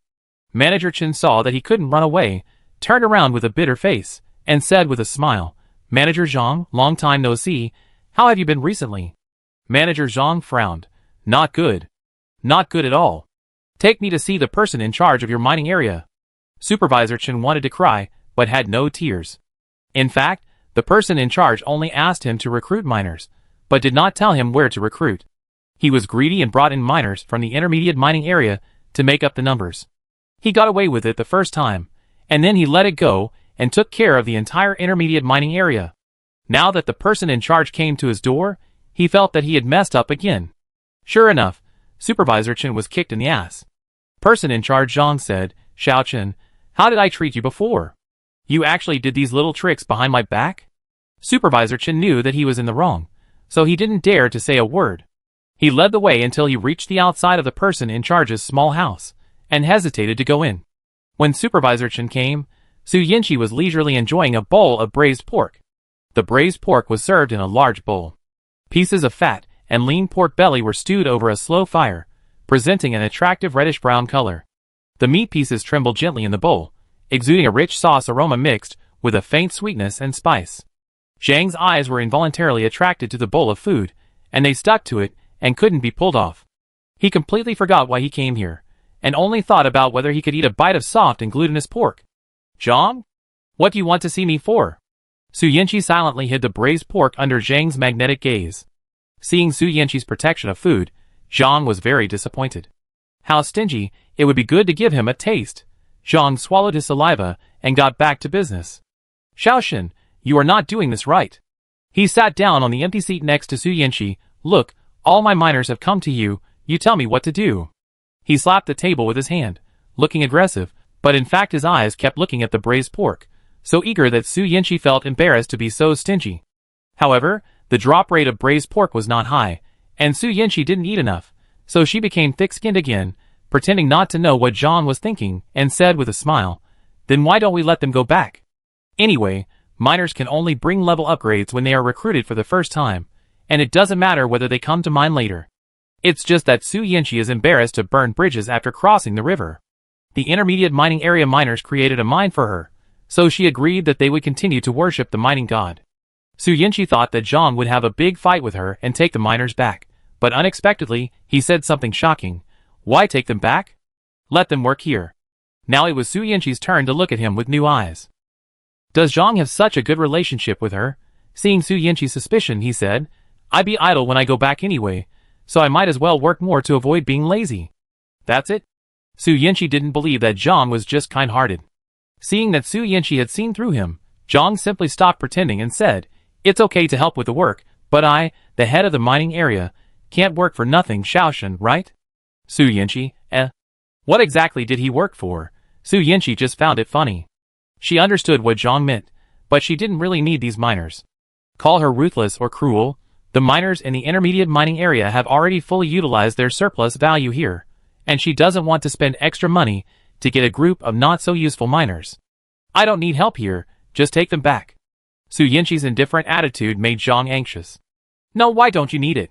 His purpose was not to take the miners back, he also wanted to get some benefits for himself. Unexpectedly, this person didn't respond at all. Let them help here. Zhang was afraid that this person would insist on asking him to take the miners back, so he said anxiously. He didn't expect that one day he would be in a hurry to be helped by others. There was no way. That bowl of braised pork was so delicious. Oh, Xiaoshen, you misunderstood me. What I mean is that helping here is a great thing for those miners. Of course, this kind of good thing must set some thresholds, such as charging an entrance fee or something. What do you think? Zhang was calculating, and he didn't get any benefits from Su Yanqi, so he turned to the miners to get the wool. Su Yanqi smiled. You decide for your miners. Xiaoshen, you agree? Manager Zhang was surprised. Don't worry, you have a share. Soon, the intermediate mining area introduced a new rule that required a random item to be handed in every day before they could continue to go to the low-level mining area to worship the mining god. Since this rule was set by the person in charge of their own mining area, no one dared to complain, and even if they handed in a piece of supplies, they still made money, which was better than having nothing before. It became legitimate for miners in the intermediate mining area to go to the low-level mining area to mine. Even when they had nothing to do, they helped the low-level mining area to open up wasteland and cultivate land. With the efforts of thousands of people, Su Yanqi's real estate exceeded 4 or 5 acres. During this period of time, the security team was formed accordingly. Each person brought their own machete, and armor was distributed free of charge. After getting the equipment, Su Yanqi arranged for them to do physical training. They spent 2 hours every morning mining, and the rest of the time doing physical training, such as running exercises, obstacle training, etc. In the afternoon, they did tactical training, such as individual tactics and group tactics, and weapons training would be added later. Su Yanqi was not good at tactics and weapons, and the miners were also a mob, but it was better to have training than not to have training. The training site of the security team was right next to the vegetable field. A bunch of heroic young men and women wore uniforms, stepped in step, and moved in unison, which immediately distinguished them from ordinary people. The powerful roars during training were also very eye-catching. Oh my god, is that Liangzi? His beard usually covers his face, but today he looks pretty handsome after tidying it up. Look at those female soldiers. I thought they were weak, but I didn't expect them to be no worse than the men in training. TSK, do you really think they are weak? Try to provoke them, and see if they won't beat you to a pulp. Duan listened to a group of girls training inside, and a smile appeared on her face unconsciously. Although she was not among the trainees, she was very happy. Girls' physical strength is not as good as men's, and they are discriminated against because of their gender in the mining area, but now, they are doing the same thing as men, and they are no worse than men, and a sense of honor arises spontaneously. They can also make a lot of contributions, not because they are useless, and will only drag their feet because of being women. But why does the person in charge want to recruit a group of strong people to form a security team? An old man was watching from a distance. Hey, old man Ju, why do you think so much? A middle-aged man in his 40s answered. The old man called old man Ju ignored the gossip and said to himself, weapons, equipment, training. When the person in charge builds a military force, under what circumstances will the troops be used? Yue Wei, what do you think? Yue Wei stared at him, maybe. Because they want to open up wasteland? Explore the forest? Old man Ju shook his head. No, no. Only wars need soldiers. He asserted, and then slowly deduced, our person in charge, he is planning to rebel. Ah? Yue Wei's mind went blank, and he felt that old man Ju could guess the person in charge's meticulous and unbelievable arrangement, and his figure became very majestic. He is playing a big game, old man Ju said loudly. Yue Wei is a big mouth, and he likes to pretend. He took advantage of old man Ju's lack of social skills, and said his deduction was his own, and spread it out. He dressed casually when he met people. Let me tell you, do you know why the person in charge wants to train soldiers? I knew you didn't know, I guessed it long ago. The person in charge just wants to overthrow our mine owner and lead us to become the master. After being pulled by him, and forced to listen to a while of analysis, he was gradually convinced by Yue Wei. Don't say it. Don't say it. Then, with Yue Wei's continuous efforts, the speech of overthrowing the mine owner swept the entire low-level mining area, and everyone unanimously decided that such a big thing should be kept secret and must not be spread outside, and it should be developed secretly, and then made into a big one. This kind of passionate feeling of doing big things made everyone as motivated as if they had been injected with chicken blood. So when Lu Xinghui went to the low-level mining area for evaluation, a group of miners, who had never done anything wrong, felt very guilty. Chapter 40. Because of the mine owner's instructions, Lu Xinghui put the low-level mining area first. The first stop was to come to this mine area that the mine owner paid special attention to and designated as the first level to see what was special. This time, he really found some differences. In his impression, the low-level mining area should be a place full of dirt and dust. The miners should be tired like dogs every day and couldn't stand up straight. The air should be full of whipping and supervisors' violent scolding. However, the scene Lu Xinghui saw was very different from what he imagined. The mining area was clean and tidy. Although the tables and chairs in the mine canteen were old, they were cleaned spotlessly. The miners were radiant. He took a quick look and found that almost all of them had a smile on their faces and were dressed neatly. The supervisors were not arrogant at all, and even chatted with ordinary miners. The scene in front of him was too harmonious, causing Lu Xinghui to feel that he had returned from a remote mining planet to a civilized society that advocated humanitarian spirit. He must have gone to the wrong place. Cinnabar Star is a mining star, but to put it bluntly, it is a slave star created by taking advantage of legal loopholes. The miners here have no human rights. Because it is too far away from the capital star, it is out of reach. This mode of oppression has continued to this day. He took a pen and looked at the clear scoring details on the scoring board. For a moment, he didn't know how to write. Putting his thumb and index finger together, he pinched his tired nose bridge, suspecting that he was hallucinating because of the recent busy affairs and staying up too late. But when he closed his eyes and relaxed, he opened them again, and the scene in front of him was the same as before, without any change. Lu Xinghui froze in place for a long time. This overly harmonious low-level mining area is indeed higher level than the high-level mining area. Assistant Lu? Su Yinchi waved 5 fingers in front of Lu Xinghui. Is it difficult to evaluate? She asked in confusion. Lu Xinghui's soul returned to his body and pulled the corner of his mouth. It's okay, it's okay. Su Yinchi was not interested in staying with this strange middle-aged man for too long. He wanted to finish the evaluation early and rest early. Seeing that he had recovered, he nodded and took him to each evaluation location for inspection. The first place was the mine cave. Unlike the crowded mine cave that Lu Xinghui saw when he evaluated last year, there was no miner in the mine cave at this moment, and there was no sweat odor that miners were born with. Lu Xinghui gave the mine cave an A, and then the surrounding environment of the mine area. Su Yinqi took him directly to the radish garden. Looking at the spacious and bright botanical garden, Lu Xinghui felt refreshed.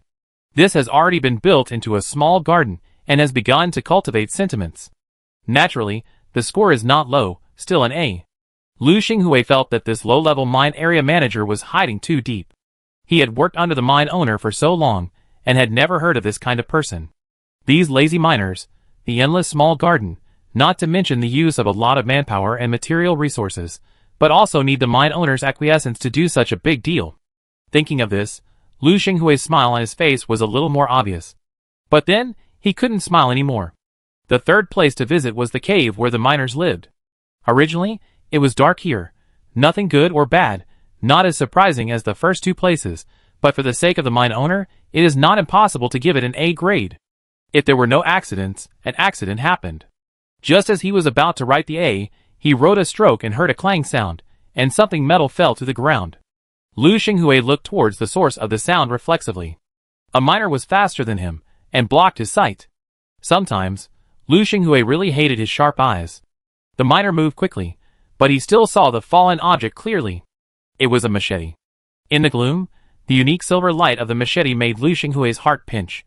He forced himself not to show any abnormality, and continued to talk to the person in charge calmly. Your mine is very clean and tidy. It's completely possible. Obviously, this matter should be exposed, but the miner was clumsy, and rushed over to block Lu Xinghui's sight.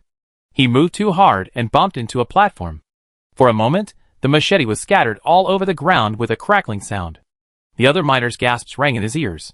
Lu Xinghui secretly hated this miner for being ineffective and causing trouble. Couldn't he be more reliable in doing things? He cherished his life very much. He didn't want to know that there were so many machetes hidden here, and he didn't want to know what the person in charge was going to use the machetes for. These things had nothing to do with him. He was just a little assistant. Lu Xinghui wanted to cry, but had no tears. Fortunately, he had a strong desire to survive. When the machete fell in front of him, he turned around in time, as if he was blind, and continued to say the unfinished words, rated A. As soon as he turned around, the other miners behind Su Yinqi rushed in quickly, stood in a row, and blocked the machete in an attempt to cover it up. Looking at the miner who blocked the machete tightly, and Assistant Lu, who was concentrating on walking out, Su Yinqi felt a little amused. When Lu Xinghui was about to reach the door, she suddenly said, Assistant Lu, didn't you hear anything? As soon as she spoke, the younger brothers standing in a row looked at her in shock. Lu Xinghui stared at his feet, that were not moving fast enough in frustration. Lu Xinghui, this foot is useless. Why don't you run faster at this time? I didn't hear it. Lu Xinghui bit the bullet and pretended to be stupid. Leader, let's talk about it. It's too dark inside, and we can't see anything clearly. Lu Xinghui turned his body away and glanced at Su Yinqi. Lu Xinghui, please don't do it. I really didn't see anything. Can you hide it well? The subordinates are like this. The more they hide, the harder it is to hide. The leader is also like this. Don't chase them away quickly, but ask here. Although the mining area has a clear rule that weapons cannot be privately stored, he is just an assistant and really has no mood to maintain the rules of the mining area. He is dead.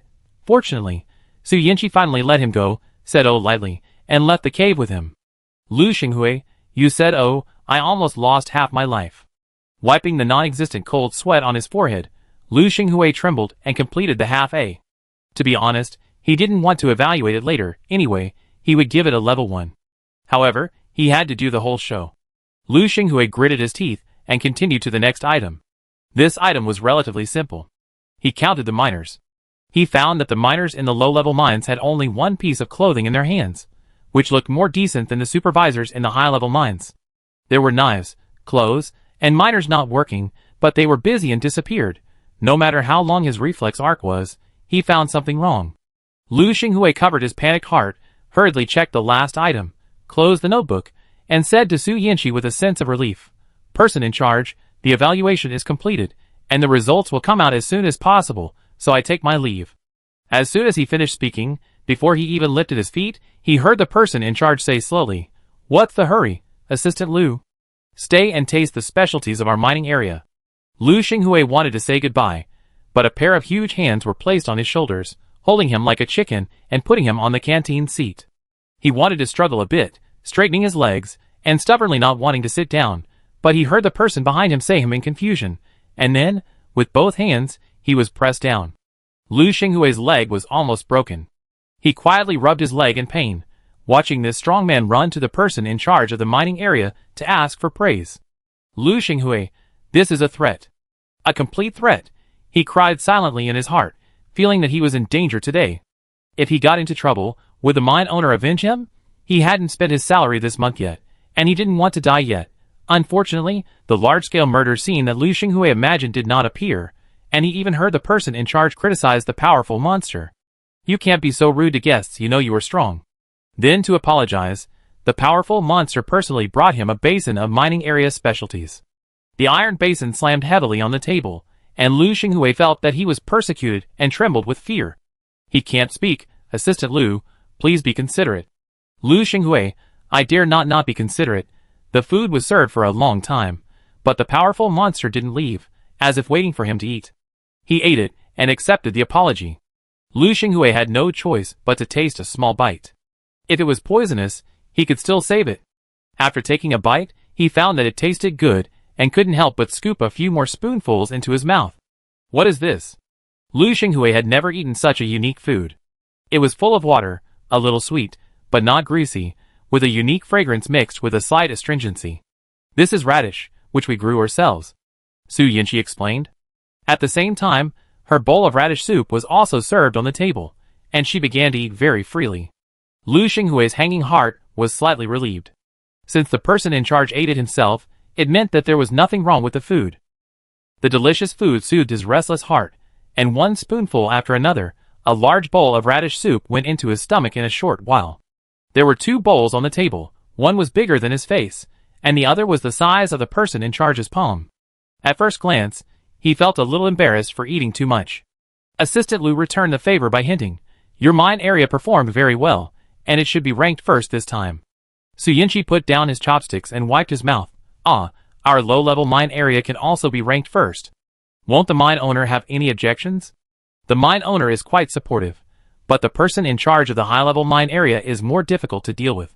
Lu Xinghui said, if someone surpasses him, it's easy to say if there is a backer, but it's not easy without a backer. Lu Xinghui felt that his suggestions were almost enough. After eating and drinking, Su Yinchi got the news she wanted to know and let Assistant Lu leave. From Assistant Lu's words, she got 2 pieces of information. First, she is likely to be ranked first in this evaluation. Second, the mine owner did not openly deal with her, and even pushed her to become the first, wanting to make her a target. It is estimated that the idea is to make the fisherman benefit from the quarrel between the snipe and the clam. However, who is the fisherman is not determined by the mine owner.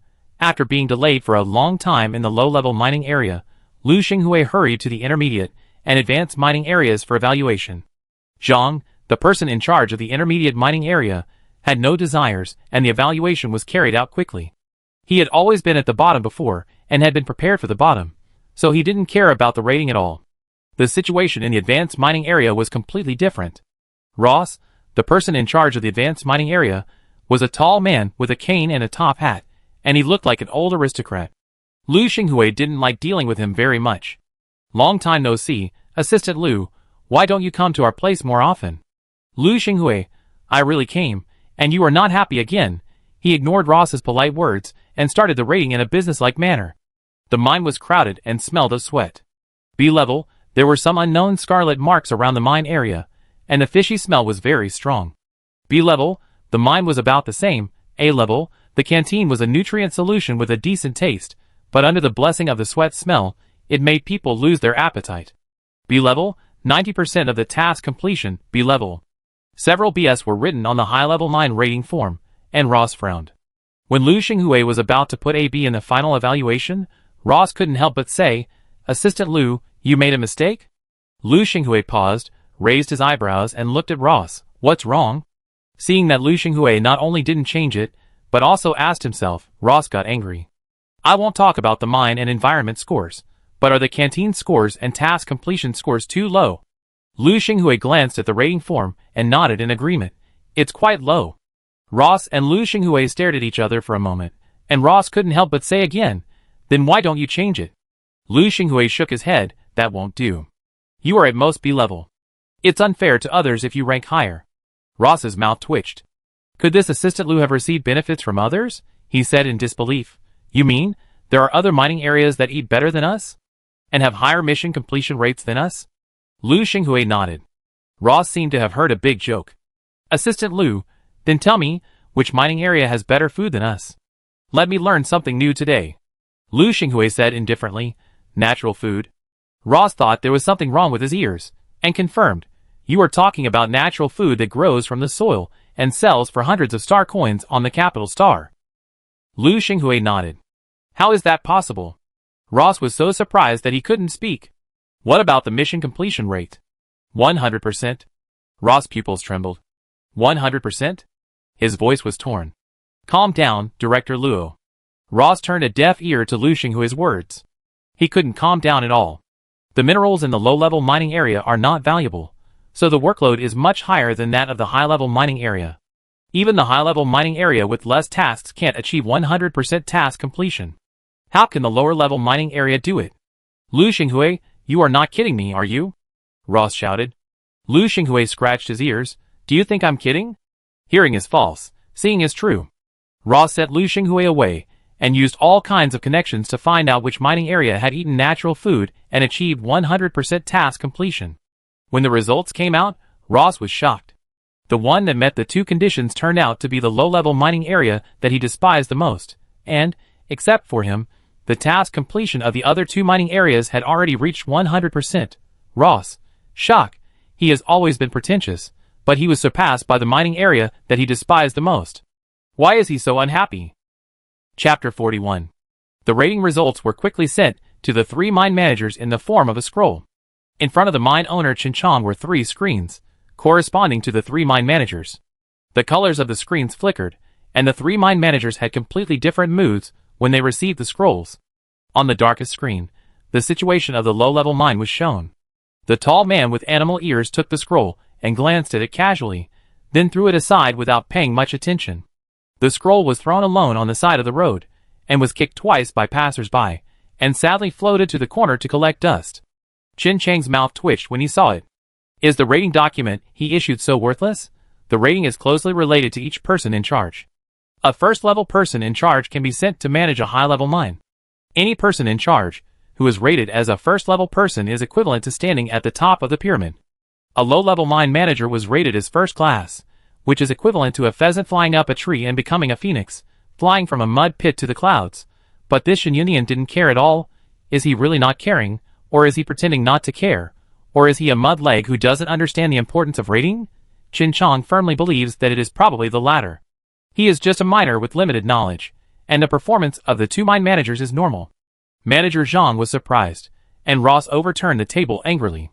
Chen Chong was quite surprised that Ross actually dropped to the last place.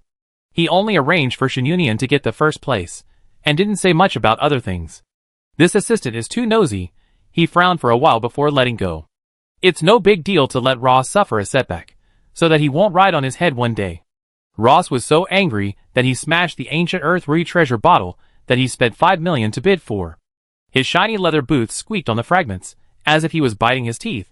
I will pay back today's humiliation 100-fold. Ross crumpled the scroll in his hand into a ball of waste paper, staring at the sea on the scroll, as if he was holding the enemy's throat. Since the opening of Cinnabar Star, he was one of the first people to land on this remote mining planet, and as a planet owner, no one dared to ride on his head. But this low-level mining area manager dared to hide the good things, and only shared them with the middle-level mining areas, leaving out his high-level mining area. Did he really think he could ascend to the throne of the high-level mining area manager through a piece of paper?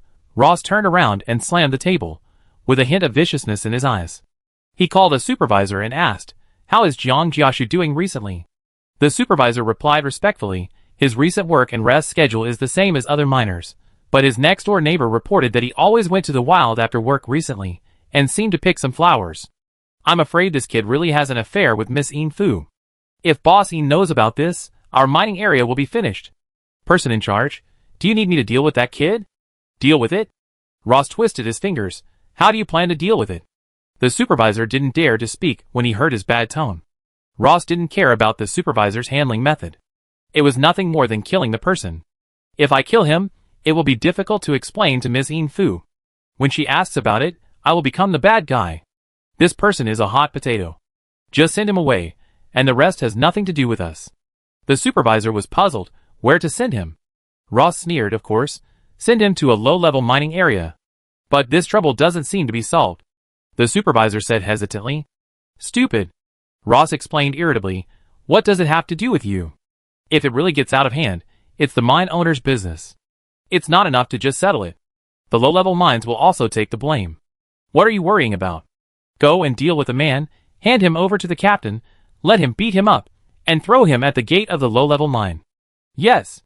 After the supervisor left, Ross smiled sinisterly.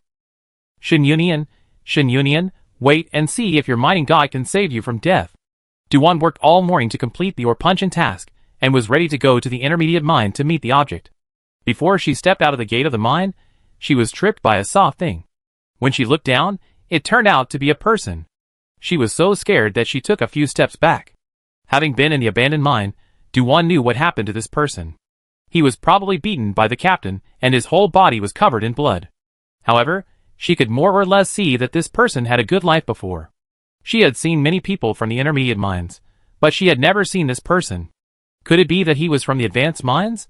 Duan didn't understand why the captain threw people from other mines to her mines, but since the people were lying on the ground, she couldn't just sit back and watch. She boldly sniffed and found that the people were still breathing, but they were breathing out more than breathing in. Putting the meeting with her boyfriend aside, she turned back and prepared to report to the person in charge of the mine. On the way, she met Sun Hui, who looked anxious and asked curiously, Sister Duan, didn't you go to meet your boyfriend? Why are you back again? Duan explained the whole story, and Sun Hui's eyes lit up, and then said, won't this delay your meeting with your boyfriend? It just so happens that I have nothing to do, so why don't I go and talk to the person in charge of the mine on your behalf? Sun Hui seemed to be in a good mood. Duan was puzzled, but Sun Hui did look very enthusiastic to help. Duan did not think too much about it. It didn't matter whether she or Sun Hui reported to the person in charge. Sun Hui wanted to help, which saved her trouble. Then you have to make a trip. Duan handed this small matter to Sun Hui. In front of Duan, Sun Hui was able to maintain her image and looked very reliable. When Duan left, Sun Hui almost jumped for joy. Since the last time they met Brother Nian in the abandoned mine, he seemed very busy, and they had not met again. He was a man who wanted to do big things. She didn't dare to bother him with some small things. Today, she had a good reason to do it. Sun Hui tidied up the braids on both sides of her hair. After making sure they were not messy, she entered the small stone house dedicated to the person in charge. She blushed after just one look. Brother Nian. Sun Hui shouted. Hui, why are you here? Sun Jia shouted, dragged his sister over, and introduced to everyone, this is my sister. Then he said to Sun Hui, shout louder next time, I almost didn't hear you. If I ignore you, you will be unhappy again. As soon as the voice fell, Sun Hui twisted her brother's waist hard, causing Sun Jia to grimace in pain, but he had to pretend to be calm again. When he raised his eyes, he met the man's eyes full of interest. Sun Hui's heart skipped a beat. Could it be that her fierce look was seen by everyone? Would he hate it? Su Yanqi didn't hate Sun Hui, and thought this little girl was quite interesting. Sisters like this are fun, unlike the 48-year-old sister at home, who is not cute at all. Stop making trouble. I'm here to tell Brother Nian something. Sun Hui hid her thoughts. What's the matter? Sun Jia was stunned. There is a half-dead person lying at the door of our mine area. She said, it's from another mine area, I haven't seen it. She didn't go to the door. She heard all this information from Sister Duan. Now she changed the protagonist to herself, which made her very embarrassed. Sun Hui said sorry in her heart, otherwise she really couldn't explain why she had to convey the message on behalf of Duan. Su Yanqi didn't think much after hearing this, and took people to the door to move the injured back. People lying at the door, you can't just ignore it. After using 2 treatment cards on this bloody man, Su Yanqi asked Sun Jia to go to other mines to ask if there were any miners missing. Sun Jia came to the intermediate mining area. Zhang, the person in charge, was very friendly. He said that all the miners had gathered recently, and went to the advanced mining area. He was shocked by the prosperity of the advanced mining area, and was angrily scolded by a supervisor. Where did you come from, country bumpkin? Why are you running around? The other party was aggressive, and Sun Jia almost stuttered, I came to ask if there are a few miners in your mining area? The supervisor rolled his eyes, and said impatiently, the mining area is so big How can I have the mood to check one by one? Oh, there is no shortage. You hurry out, you smell poor. Don't dirty our land. Sun Jie was driven out and returned empty-handed. Su Yinchi had a hunch that there was something wrong with this matter. An unclaimed minor was obviously left in front of her door. What's wrong with this person? Su Yinchi didn't want to waste the attribute card to save a stranger, but now the matter is like a fog, and only the dying party can tell clearly. She directly used 10 attribute cards to restore the man's injuries to their original state. Jiang Jiashu suddenly felt his whole body lighten, and the wounds on his back and arms no longer hurt. He sat up in confusion and saw a strange place. Jiang Jiashu was very flustered. Where is this? This is a low-level mining area. Su Yinchi replied.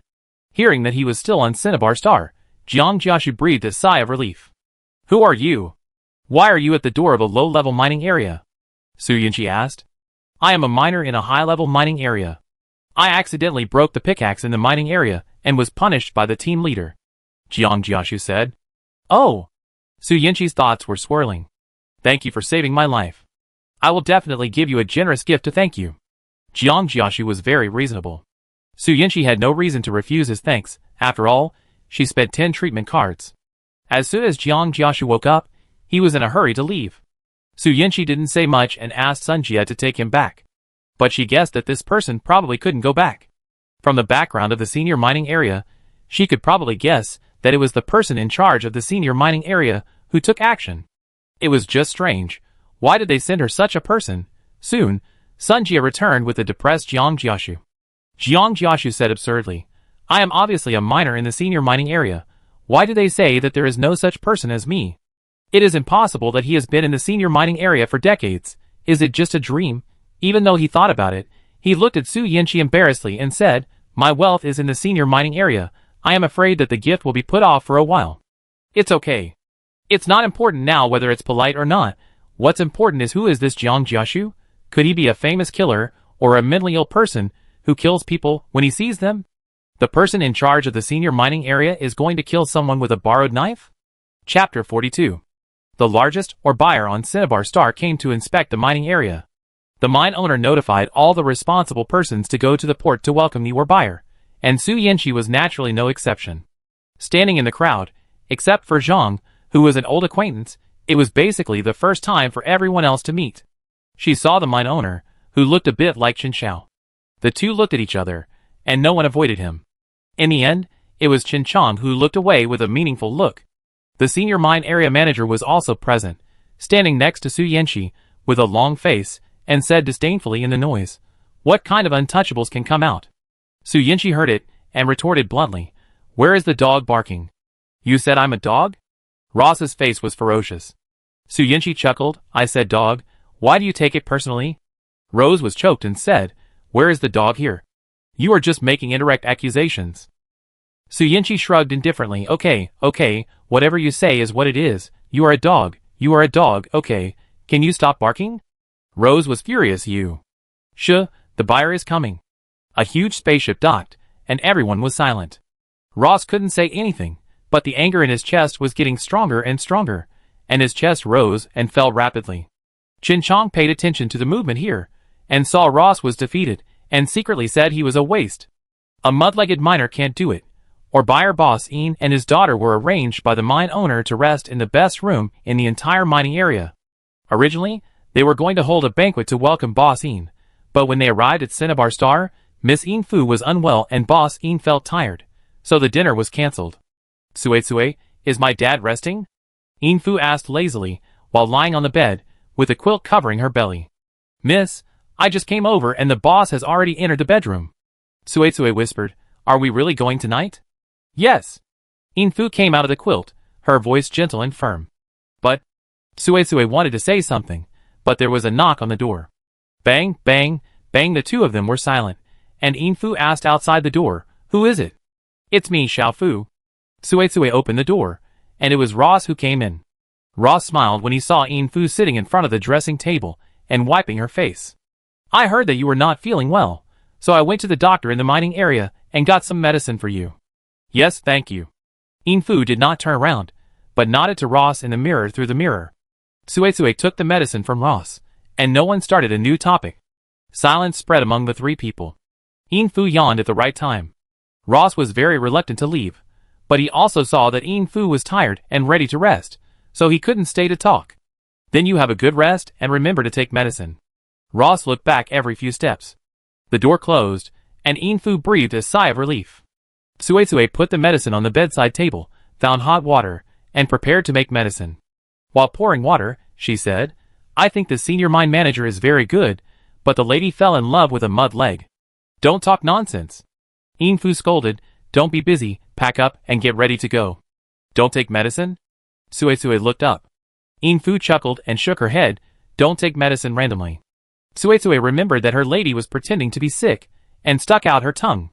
Taking a coat, he released a disc-shaped flying car from the space button.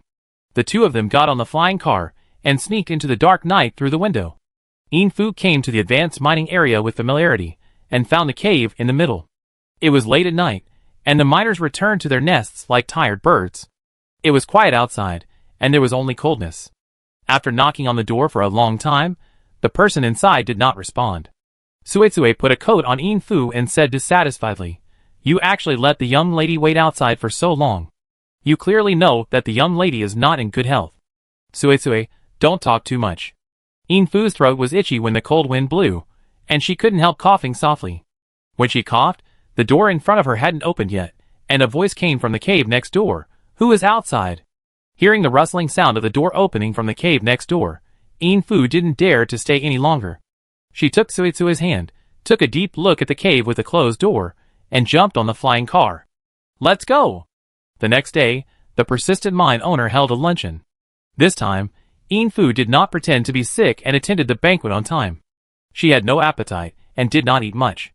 Ross saw it and asked with concern, Xiao Fu, do you feel better after taking the medicine? Yin-Fu touched the corner of her mouth with a tissue and smiled politely. Much better. The beauty's smile was like the return of winter to spring, and the crabapple flowers were in full bloom, which softened the 4 seasons for a while. Ross was stunned. She rarely smiled at him.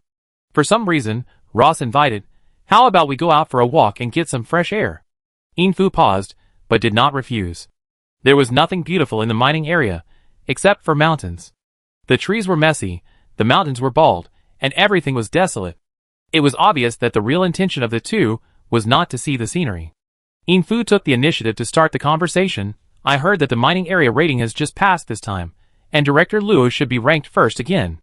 The topic that was foolproof just hit Ross's sore spot. I guess so. Ross didn't want to continue this topic. If the first place is pulled down, the second place is not to be feared. He can be considered to be ranked first again. The two talked about meaningless topics for a long time. Yin-Fu wanted to ask something, but didn't ask. In the end, she just said, Can I go to your mining area? I want to see what the first-ranked mining area looks like. Of course. Ross took Yin-Fu to the advanced mining area. He enthusiastically introduced every corner of the mining area to the beautiful lady, the flat ground, the bright cafeteria, all of which were his medals of honor. Unfortunately, the expected flattery did not come. Ross felt something was wrong, but on second thought, these nobles had seen a more prosperous world, and they should not be interested in things on a small mining planet. Manager, something bad has happened. A supervisor rushed over and interrupted Ross's date with the beauty. Ross was surprised. Why are you so impatient? Yin-Fu finally came once, but it was not good. Not good. Ross was not feeling well. He couldn't let Xiao Fu question his ability. The supervisor also found that there were outsiders, so he leaned close to Ross's ear and said in a voice that only the two of them could hear, The glass mine cave collapsed. Ross was shocked. Glass is a very good mine. If it no longer produces ore, it will be a huge loss to the entire Cinnabar Star. Although he was very anxious, he still looked like it was a small matter, and said to Yin-Fu with apology, I have something to deal with here. It's okay, I can go alone, you go, and do your work first. Business is more important. Yin-Fu was considerate, Ross nodded, and before leaving, he told the supervisor, You accompany Miss Yin. Next, the supervisor took over Ross's task and introduced the mining area buildings to Yin-Fu. Yin-Fu was not interested in these at all. Visiting the mining area was just an excuse. She winked at Tsuetsue, and Tsuetsue started to talk to the supervisor. How long have you been a supervisor here, little brother? Tsuetsue looked innocent, and few people were on guard against her. The supervisor was no exception, and answered honestly, I have been here since I was a child. So impressive. Then you must know the mine area very well? Has anything interesting happened in your mine area recently? What interesting things are there in the mine area? There are a lot of dirty things. But I am afraid that I will dirty your ears if I tell you. Tell me. Someone in our mine area was fined recently. Generally speaking, high-level mines will not be fined. But recently the team leader couldn't find anyone to punish in the low-level and medium-level mines. So he reached out to our high-level mines. Cui Cui glanced at Yin Fu and said, "Is this team leader so lawless?" When Ross finished dealing with the matters at hand, Yin Fu had already left. Stupid, don't you know how to delay time? Ross was full of unpleasant black air. Yin Fu only thought of one possibility for Jiang Jiashu's disappearance, that is, he had an accident. She sent Sui Sui to the captain's residence to inquire about the news. When she heard that the subordinates of the largest buyer's favorite daughter were coming to visit, the captain hurried out to entertain them. "Miss Sui Sui, what's the matter with you?" asked the captain. "Oh, it's like this. A miner in the high-level mining area picked up my things. I didn't have time to return them last time. This time I was going to get them back, but the miner disappeared. I heard that the captain took him away." The captain immediately knew who the miner was. Wasn't he the unlucky guy who was beaten up by him last time and sent to the low-level mining area? He felt that he was really in a bad mood recently. He went to the low-level mining area, got stabbed a few holes, and beat up a miner at random. It was related to the big boss of the buyer. They are all people you can't afford to offend. The captain didn't dare to mention the miner being beaten, and only said, "The person should be in the low-level mining area." "Thank you, Captain." After sending Sui Sui away, the captain was sweating coldly. He thought that now that he was not blamed, it should be fine. Yes, it was just a thing he picked up. Who would help a miner for this? He must have thought too much. At night, Yin Fu sneaked into the low-level mining area while her father was asleep. This time, her whereabouts were discovered by Ross. Ross smiled grimly and said coldly, "I mean, why are you smiling at me and visiting the mining area? It turns out that you have other intentions." The daughter of a big boss seemed to be blind, and she only had that untouchable in her eyes. She asked around and even went to ask the captain. She really spent enough time on him. The entire mining area was under control, and many people told him about the whereabouts of Miss Yin, who he was concerned about. But he didn't expect that Yin Fu was so brave that she dared to sneak out in the middle of the night to find that damn miner. A toad wants to eat swan meat, but he is not afraid of falling from the sky and dying. Ross woke up Boss Yin anxiously. He was still breathing when he was woken up just after lying down. He only heard someone say, "Boss Yin, Xiao Fu is missing." Boss Yin immediately ignored his image, wore one less shoe, ran to the room where his daughter lived and knocked on the door. No one answered, and his men broke the door. As expected, there was no one inside. Boss Yin turned to the mine owner and Ross with a gloomy face. "What's going on? Where is my daughter?" The mine owner glanced at Ross, who was mean-spirited and just wanted to curse. Ross made the plan, but he was the one who bore the anger of the big boss. He wanted beauty. "I heard that Ling Qianjin was with Luo this afternoon." The mine owner threw the pot back. "You can sing the play you directed yourself." Yin Fu quietly came to the low-level mining area. She was not very familiar with this place. She could only grope in the dark and look at the vast and similar caves and beg God in her heart. If they are really destined to be together, if things can turn around, if he is still thinking about her, please let them meet again. She is willing to exchange 10 years of her life for today's meeting. I don't know if God really heard her inner begging, or if it was a coincidence. Jiang Jiashu suddenly came from the corner, saw her face with shock, and took her to the cave where she lived now. Sui Sui disliked this cramped and narrow cave very much. It was bare, the lights were dim, and it was uncomfortable no matter how she looked at it. Yin Fu was not affected by the environment, and hugged Jiang Jiashu's waist tightly. "Finally found you. You didn't wait for me." Yin Fu buried her face in Jiang Jiashu's chest. Her voice was muffled, and she was very aggrieved. Jiang Jiashu hugged Yin Fu's waist distressfully. "It's my fault. I'm useless. I can't enter the advanced mining area, so I can't leave you a letter. Unfortunately, I didn't bring out the gift I prepared for you." "It's okay." Yin Fu interrupted Jiang Jiashu. She had more urgent things to discuss with Jiang Jiashu, so she didn't have so much time to talk to each other. After calming down, she said, "Jiashu, I have something to tell you." In Jiang Jiashu's shocked eyes, Yin Fu lifted her shirt to expose her abdomen, untied the cloth strips around her waist, and released her obviously bulging belly. She said word by word, "I have our child. Let's elope." Chapter 43. The 3 mining areas on Cinnabar Star were shaken by the thunderous wrath of Boss Ian. The mine owner quickly arrived and arranged for people to look for Miss Ian. After searching for a full hour, Miss Ian finally came out of another remote room. "Dad, I just changed a room to rest," Ian Fu said. Seeing his daughter, Boss Ian breathed a sigh of relief. "There are all kinds of people here, and those miners are dirty and stupid. I don't know what stupid things they will do. You must not run around." "Yes, Xiao Fu, those lowly people have never seen the world," Rose said. "I know." Ian Fu did not refute. After making trouble for most of the night, Boss Ian was exhausted. His daughter was fine, so he sent her back to the room and prepared to go to bed, but he was stopped by Ross. Ross worriedly said, "Boss Ian, do you think Xiaofu will suddenly change rooms?" Boss Ian was disturbed by his sleep and was very unhappy. "What do you mean? Do you mean my daughter is lying? Should the daughter of my largest buyer change rooms and be questioned?" Ross smiled and said, "Boss Ian, that's not what I meant. I'm worried that Xiaofu is out. Someone in the mining area saw a flying car leaving from here. I'm worried that it was Xiaofu. Logically, Xiaofu is prone to allergies and will not change rooms casually." After he said that, Boss Ian also pondered. "What do you want to say? Why don't we send someone to guard Xiaofu's room, so that we can protect her? If she really goes out, we can also get the news." Ross's suggestion is very good, and Boss Ian readily agreed. When Ian Fu returned to the room, she began to pack up.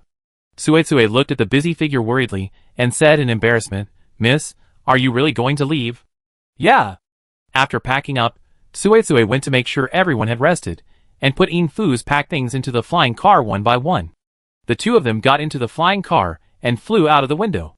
But they didn't expect that before they flew out of the high-level mining area, the flying car was stopped. In the convoy blocking the road, Boss Ian got off the leading flying car, walked to Ian Fu's flying car with a sullen face, knocked on the window, and asked, "Where are you going so late?" Seeing the slowly jammed flying car, Boss Ian's face was as gloomy as water. "Are you moving?" Ian Fu's face was gray, her heart was dead, and the whole person was like a walking corpse, letting her father take her back. Then, she faced interrogation all night long. Ian Fu couldn't accept this kind of high intensity, staying up late with her baby in her arms, and her mood changed drastically. After Boss Ian got angry, she fainted. This fainting caused a big mess. "You mean my daughter is pregnant?" Boss Ian looked at the doctor in disbelief. "Yes." After sending the doctor away, Boss Ian slumped on the sofa, as if he had lost all his brilliance.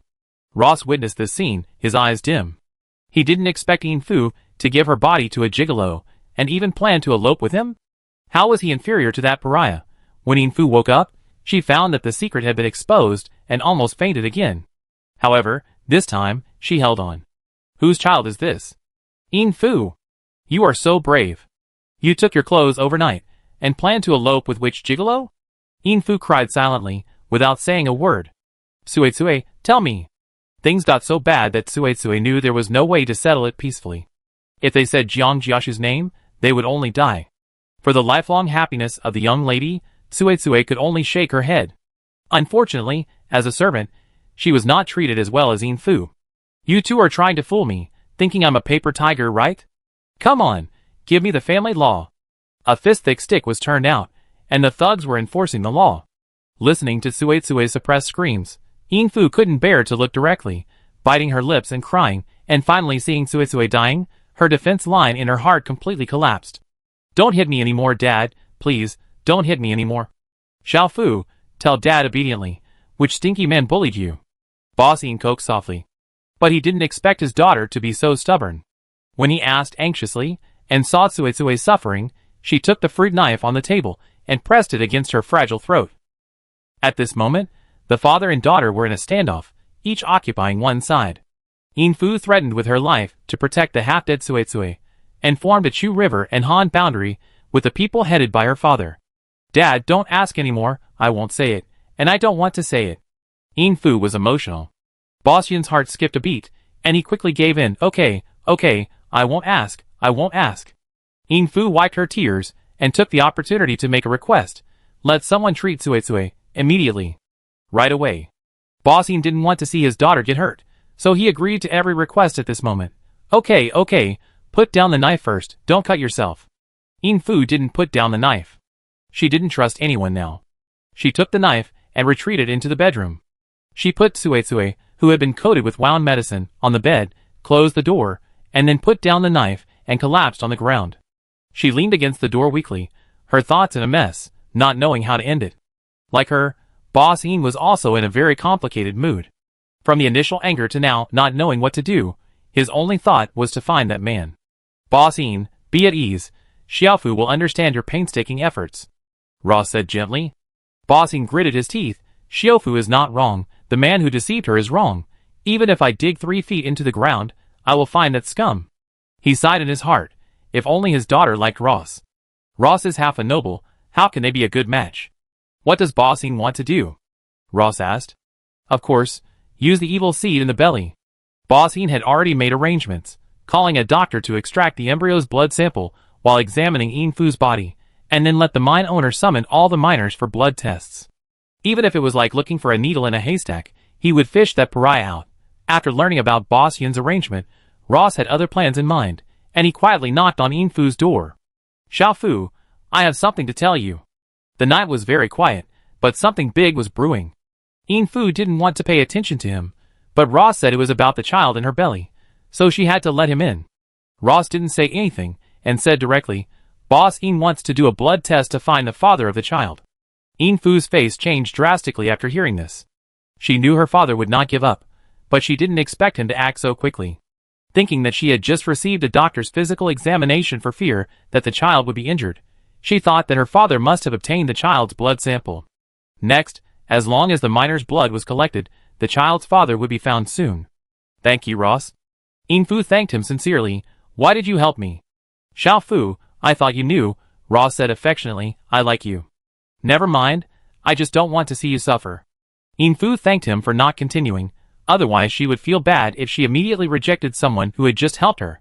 Since she knew her father's arrangement, Een Fu couldn't just sit there and wait for death, but on a strange planet, the only person she could ask for help was the injured Tsuetsue, and she couldn't find any help for a while. Xiaofu, if you trust me, I can help you, Ross said. There is a drug that can temporarily change the blood gene sequence. Su Yinshi was enjoying a morning when she could sleep until she woke up naturally, but she was woken up at 4 o'clock in the morning, saying that everyone on Cinnabar Star had to take blood samples. In an open space between the high-level and intermediate mining areas, dozens of white coats lined up in a long line for blood sampling. Su Yinshi met Zhang here and asked curiously, does Zhang know why blood sampling is suddenly required? Zhang actually knew something. He motioned Su Yinshi to come closer and said in a low voice, I heard that the largest buyer, Mr. Een, is looking for a liar who cheated his daughter. I don't know why Miss Een has such a bad taste that she can like the miners in the mining area. Anyone from outside is better than the one in our remote village. Su Yinshi raised her eyebrows. It sounded like this matter had nothing to do with her, but she always felt that it seemed to be directed at her. This inexplicable mood continued until she returned to the low-level mining area after taking blood. She found a syringe at the crack of a cave door, and her bad premonition became stronger. The syringe looked like it had been filled with an unknown medicine before. After being used, it was thrown away casually. It was estimated that no one would notice it, or no one in the low-level mining area had ever had an injection or seen a syringe. Su Yinshi knew everything. Such a delicate thing as a syringe should never appear in a low-level mining area. She frowned and looked at the names of the people who owned the caves, and finally locked on Jiang Jiaxu. He was the only outsider who would bring accidents. After taking blood samples, Jiang Jiaxu returned to the low-level mining area. The people he met told him that the person in charge wanted to see him. He turned back to the cave and walked towards the person in charge's home. Su Yinshi motioned Jiang Jiaxu to sit down. Before she asked, Jiang Jiaxu got straight to the point. Person in charge, this matter was indeed caused by me. Are you the unforgivable liar who deceived people? Su Yinshi asked. Jiang Jiaxu's face flushed red, and he said anxiously, I'm not a liar. We really love each other. Su Yinshi couldn't understand why a socialite from the upper class fell in love with a man from the bottom of society, but she respected him. Please rest assured, I will never implicate you. I have used the gene modification agent, and they can't detect anything, Jiang Jiaxu promised. Su Yinshi hummed indifferently. In her opinion, Jiang Jiaxu was innocent enough. The means of the rich are more than that. As Su Yinshi expected, after searching the entire Cinnabar Star and not finding the right blood sample, Boss Een smashed the cup worth millions. Ross appeared at the right time and gave Boss Ian advice. All miners in the mining area have received blood samples. It seems that someone has changed the blood gene sequence, which led to this result. Boss Ian agreed with Ross's speculation. As Ross expected, Boss Ian did not think deeply about why a small miner could get the genetic modification agent, so he continued, "Why not do a sperm test directly?" Boss Ian nodded. Sperm testing is absolutely impossible to fake. He did not expect that the damn miner could get the genetic modification agent at that time. Otherwise, he would have adopted this highly realistic testing method from the beginning. Sperm testing has no effect on other miners, but Jiang Jiashu and Su Yinchi are unlucky. Jiang Jiashu is the person involved and deserves to be unlucky, but Su Yinchi did nothing wrong and really wanted to cry at this moment. I haven't eaten pork, but I have seen pigs run. Sperm testing needs to be done by yourself, and then put into a fixed container. How could she do that? How could she touch this civilian male's body? She was almost sick to death just thinking about it. I really couldn't accept it. Her soul staying in a male body was her bottom line. Change body. I want to change back. Su Yinchi rolled on the bed. Host, you need to get the other party's consent to exchange bodies. Connecting to target host Shen Yunian. Target host refuses to connect. Su Yinchi's eyes widened. What do you mean? Chapter 44. The Gala of the Galaxy is a national banquet held once a year by the royal family to celebrate the birthday of the empire. On this day, the whole country celebrates, and there is music and singing everywhere from morning to night. The royal family will hold a dinner party at night on this day, inviting celebrities from all walks of life to attend. As the head of the four noble families, the Su family naturally received an invitation letter, and Su's father attended with his wife and daughter. As soon as the Su family members stepped into the banquet hall, the queen sent someone to call Su Cheng over. For a while, there were many whispers in the banquet hall. As the once recognized daughter-in-law, Su Yinchi was ignored by everyone, and Su Cheng, who had just emerged recently, was the focus of attention. Most nobles could understand the deep meaning behind the queen's actions. Although it was not authentic to do so, Su Yinchi had nothing but a face, while Su Cheng was talented and had a promising future. They would do the same if they were asked. Shen Yunian was calm, and ignored Su Cheng's hypocritical question before she was taken away. Sister, do you want to go together? This is a trick used by the queen. As the one in power, she can give power to her favorites, and then force some insignificant little people to death. This is why Shen Yunian hates nobles. Nobles always kill people with borrowed knives, and finally learn about other people's misfortunes, and say in a high-sounding way, "What a pity." Others also praise their kindness. Hypocrisy, falsehood, insidiousness, all nobles are like this. Su's father, who was standing aside, had a gloomy face, and watched the queen take people away with cold eyes, very unhappy. Su's mother was worried that her daughter was upset, so she comforted her. Maybe the queen called Cheng Cheng over to ask about the second prince's study. That being said, she actually didn't believe this reason herself.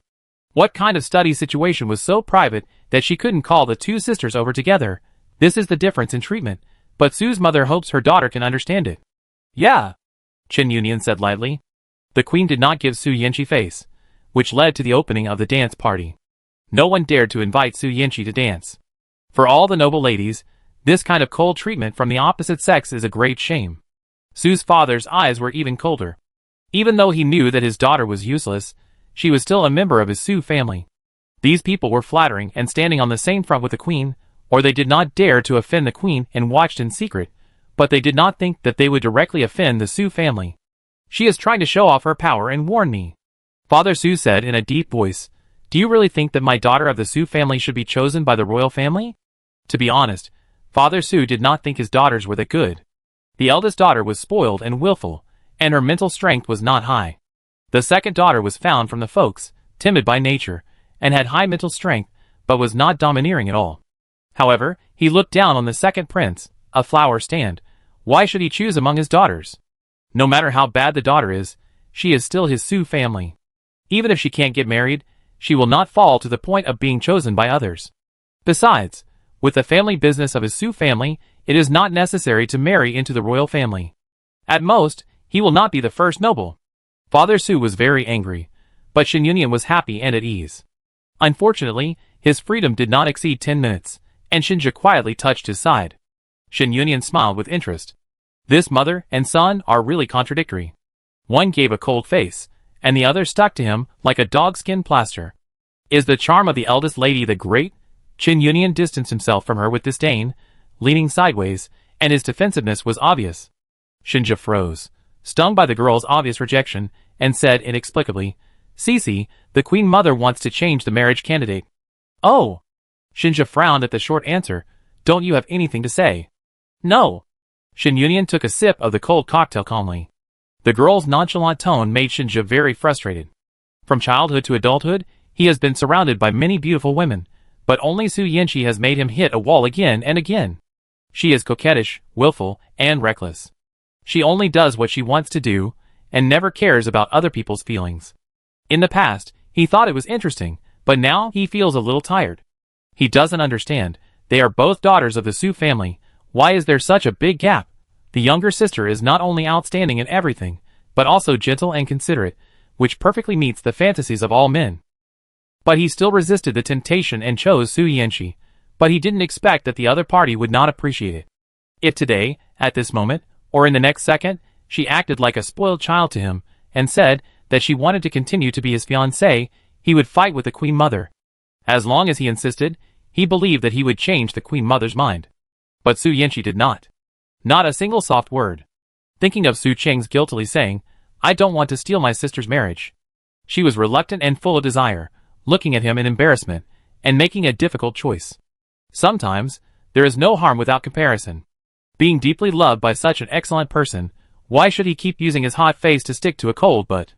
Thinking of this, Shinja's heart gradually leaned towards Su Cheng. Since Su Yanqi didn't care, why should he fight the whole world for her? But he was damn unwilling in his heart. "Su Yanqi, don't you have any feelings at all?" Shinja asked without giving up. "What feelings?" Shin Yunian just felt funny. The matter has been settled. As a party involved, he was the last to know the news. Does his feeling matter? Shin Yunian smiled sarcastically. Shinja was too thick-skinned, and Shin Yunian felt a little compassion for no reason. Su Yanqi is quite pitiful. After all, she is just a tool for family marriage. Shinja was confused by the girl's attitude. The laughter that overflowed from her lips was so harsh that he was angry and embarrassed. "Su Yanqi, do you know that your false and noble appearance is very annoying?" Shinja couldn't help but be sarcastic. If you can't marry with the royal family, a noble lady, without high-level mental power and strong background, do you think you can live well in the future? Do you think the aristocratic circle will accept you? He wanted to anger Su Yanqi, but he failed. After the failure, the familiar feeling of defeat followed. As if to save his dignity, he stabbed again. "Who dares to marry you in the future if I don't want a woman?" Shin Yunian raised his eyes, and looked at Shinja with a cold face. If the situation did not allow it, he would have punched him. In an occasion like today, he felt that he should be more decent, and not cause trouble for the young lady. Seeing that the girl was immune to those offensive words, Shinja laughed in anger. "I hope you don't regret it." Looking at Shinja's back, Shin Yunian said TSK irritably. If she came back, and knew that the crown of the prince's fiancé was taken off, the young lady would cry. Yes. It's really annoying. Halfway through the banquet, the queen finally appeared in the banquet hall, and beside her stood the shy Su Cheng and the cold-faced Shinja. Su Cheng looked at Shin Yunian from time to time, and Shinja didn't even glance at Shin Yunian. Sometimes, Shin Yunian felt that the eldest sister was very contradictory. She clearly showed that she hated her sister, but every time Su Yanqi appeared, she seemed to catch her eye. Shouldn't it be out of sight and out of mind? In short, he was very annoyed by this kind of shadowy scrutiny and probing. Like a dogskin plaster, he couldn't get rid of it. Like a maggot attached to the bone. Soon, this scrutiny weakened, because the queen began to organize everyone to raise their glasses and sing the national anthem. After the song, everyone drank the wine in their cups. At this moment, the atmosphere of the banquet reached its peak. While everyone's attention was focused on the queen, she suddenly turned to Su's father, who was not far away, and said, "Duke Su, you are very lucky. The second daughter has just been found, and the eldest daughter has chosen the mecha course. These two daughters may help the Su family to move to a higher level." Su's father was not sure what the queen meant by this, and did not blindly agree. He just said, No, as an elder, I just hope that these young people are happy, and don't do these trivial things like us all day long. Duke Su is too modest. The queen said, "I have a suggestion.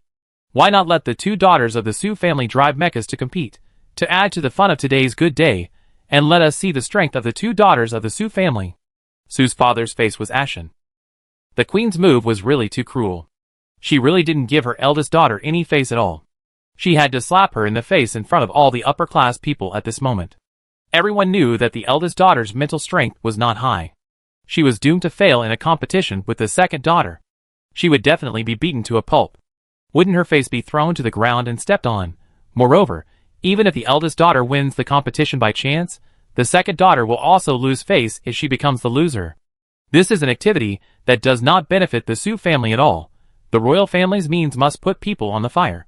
Su's father wanted to refuse on behalf of his eldest daughter, but Shen Yunyan refused. The royal family is too ugly to eat, which is intolerable. If Madam wants to watch, I am happy to compete, but I have a request. Shen Yunyan stepped forward and said neither servile nor arrogant. Oh, what request? Things went smoothly, and the queen gave Shen Yunyan a straight look. I want to change my opponent. I want to compete with him. Shen Yunyan raised his hand neatly and pointed at Shinja.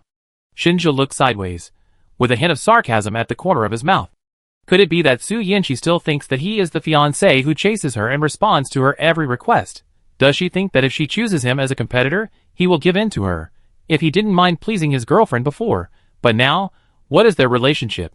Shinja did not refuse, and accepted the invitation to compete when the queen wanted to speak. The queen stared at her son with regret. He should not have accepted this competition. Who is Su Yanqi? Even if he wins, it is not fair. She originally wanted to create a gap between the two sisters of the Su family. She wanted the future prince consort to stand firmly on the side of the royal family, instead of becoming a prince consort, helping her mother's family, and letting the foreign relatives dominate. The silly son was too honest, which directly broke the game for Su Yanqi. It seems that she underestimated this former daughter-in-law. A gentleman's word is as good as a horse. The queen could only let her son play, and she lost interest in the game. Shen Yunyan and Shinja both jumped onto the stage, each selecting a mecha on the smart brain, which was then sent to the warehouse for delivery by a special person. After choosing the mecha, the two people in the center of the stage were silent at first, and then Shinja couldn't help but say, Su Yanqi, I won't let you go.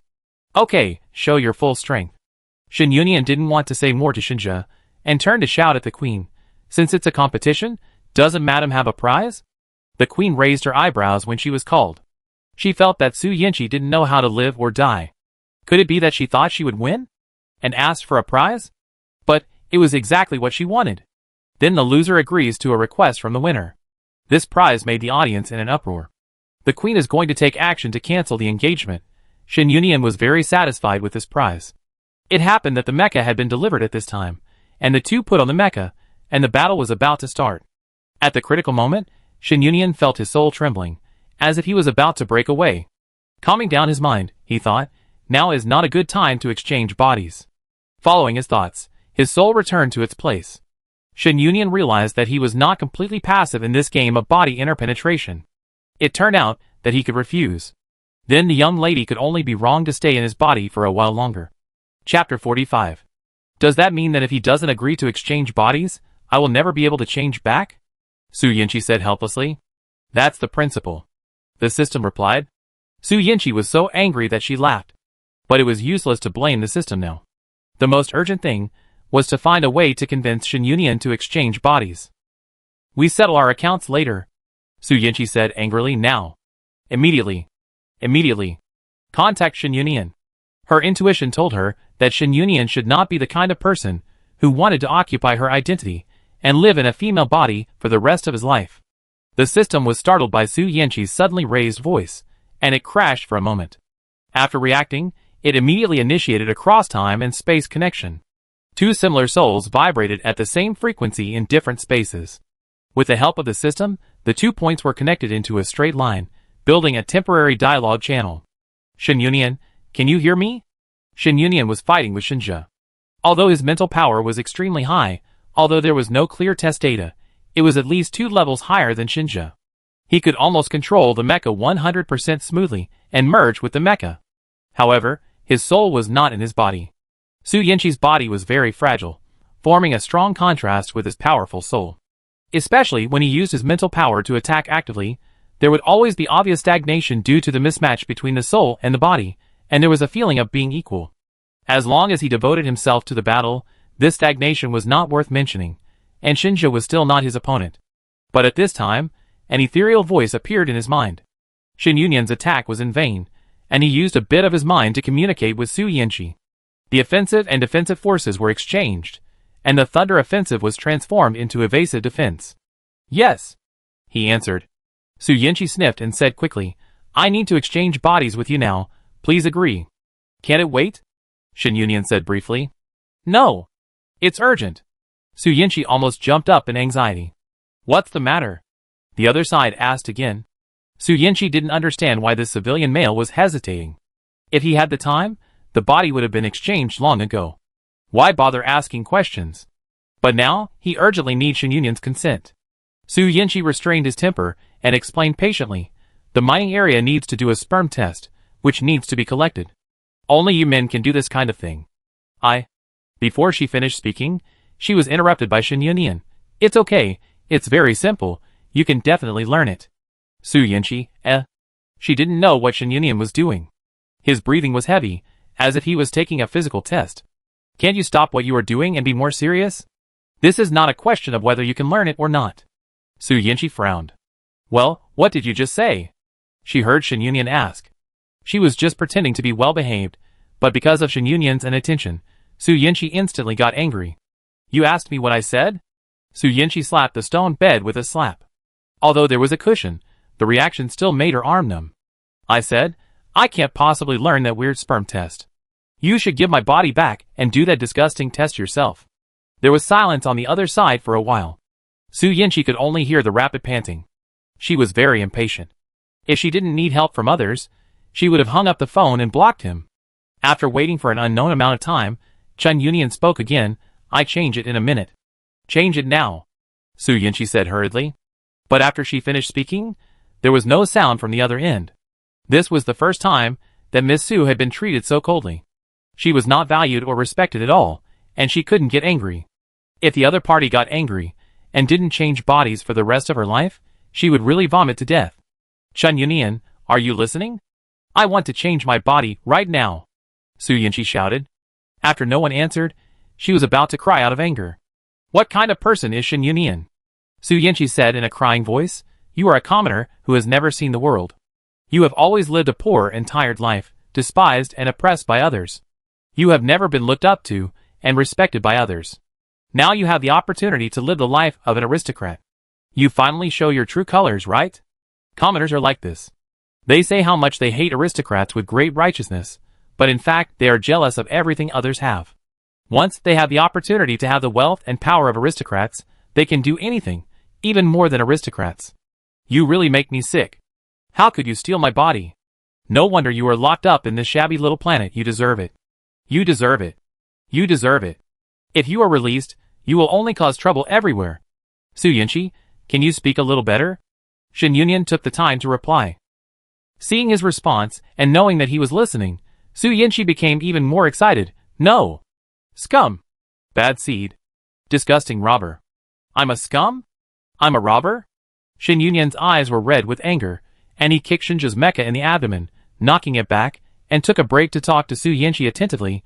Did you ask for my consent when we exchanged bodies? You and I are just strangers. Why should I listen to you in everything?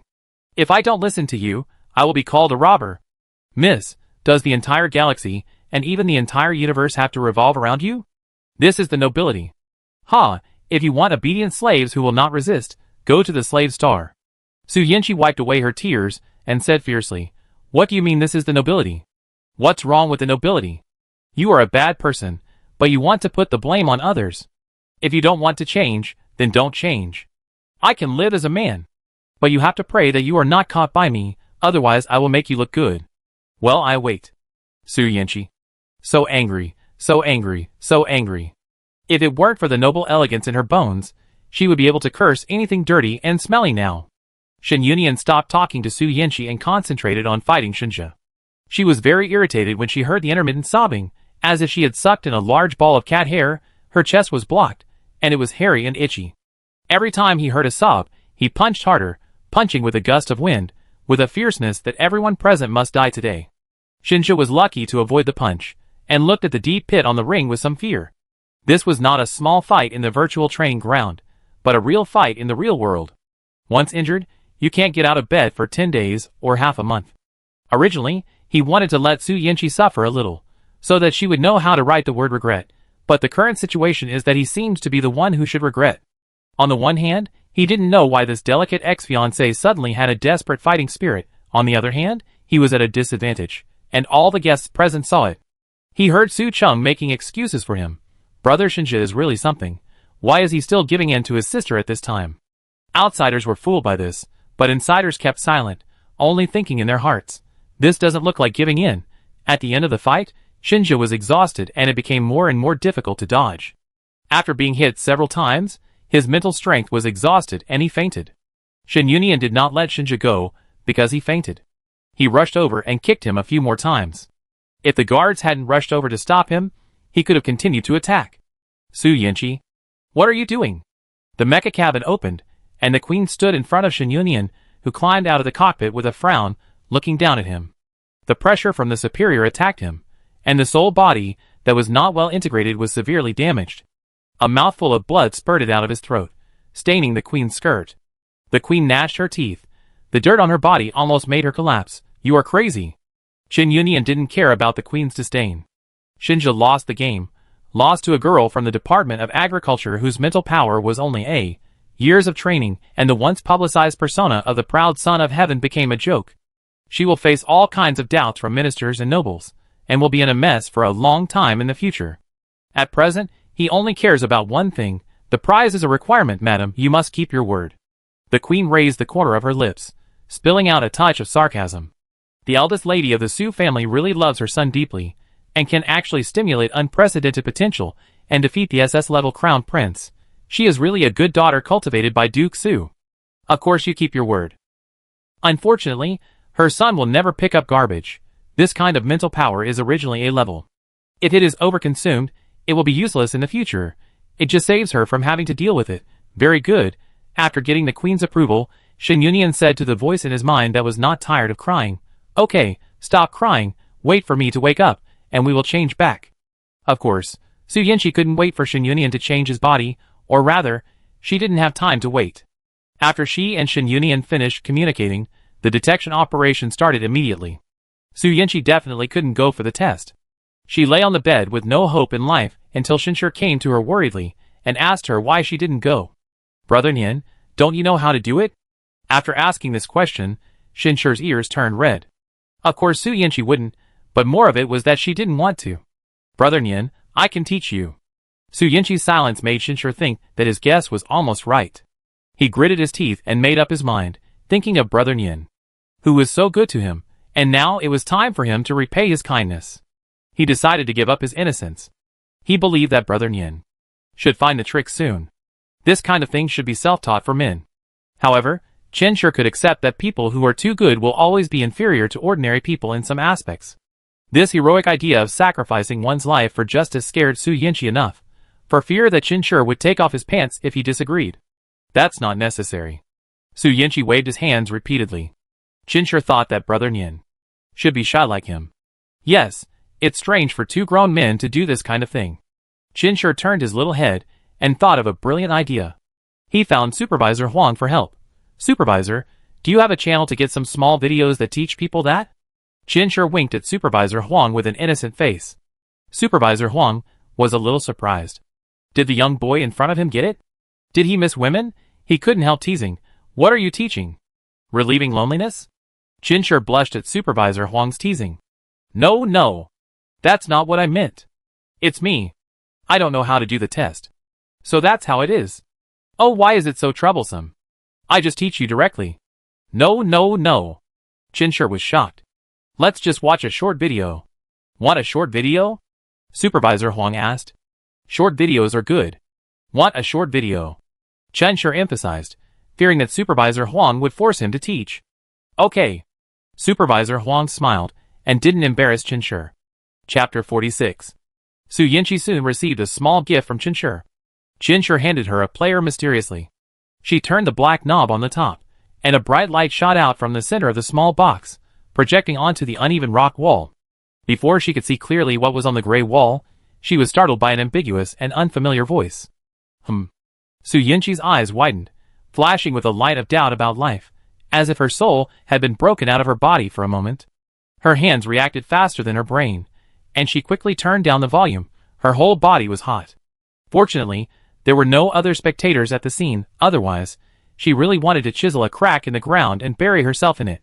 Although it was embarrassing, when she was the only living thing in the whole space, curiosity took over. The blurred image projected on the wall vaguely showed two figures, seemingly entangled together, making some strange sounds. It was difficult for Su Yanqi to imagine how those sounds were made. The more secretive and curious she was, the more carefully she looked. Unfortunately, the image quality is too poor. In her opinion, the picture on the wall is distorted, almost like a horror movie. There is really no sense of substitution.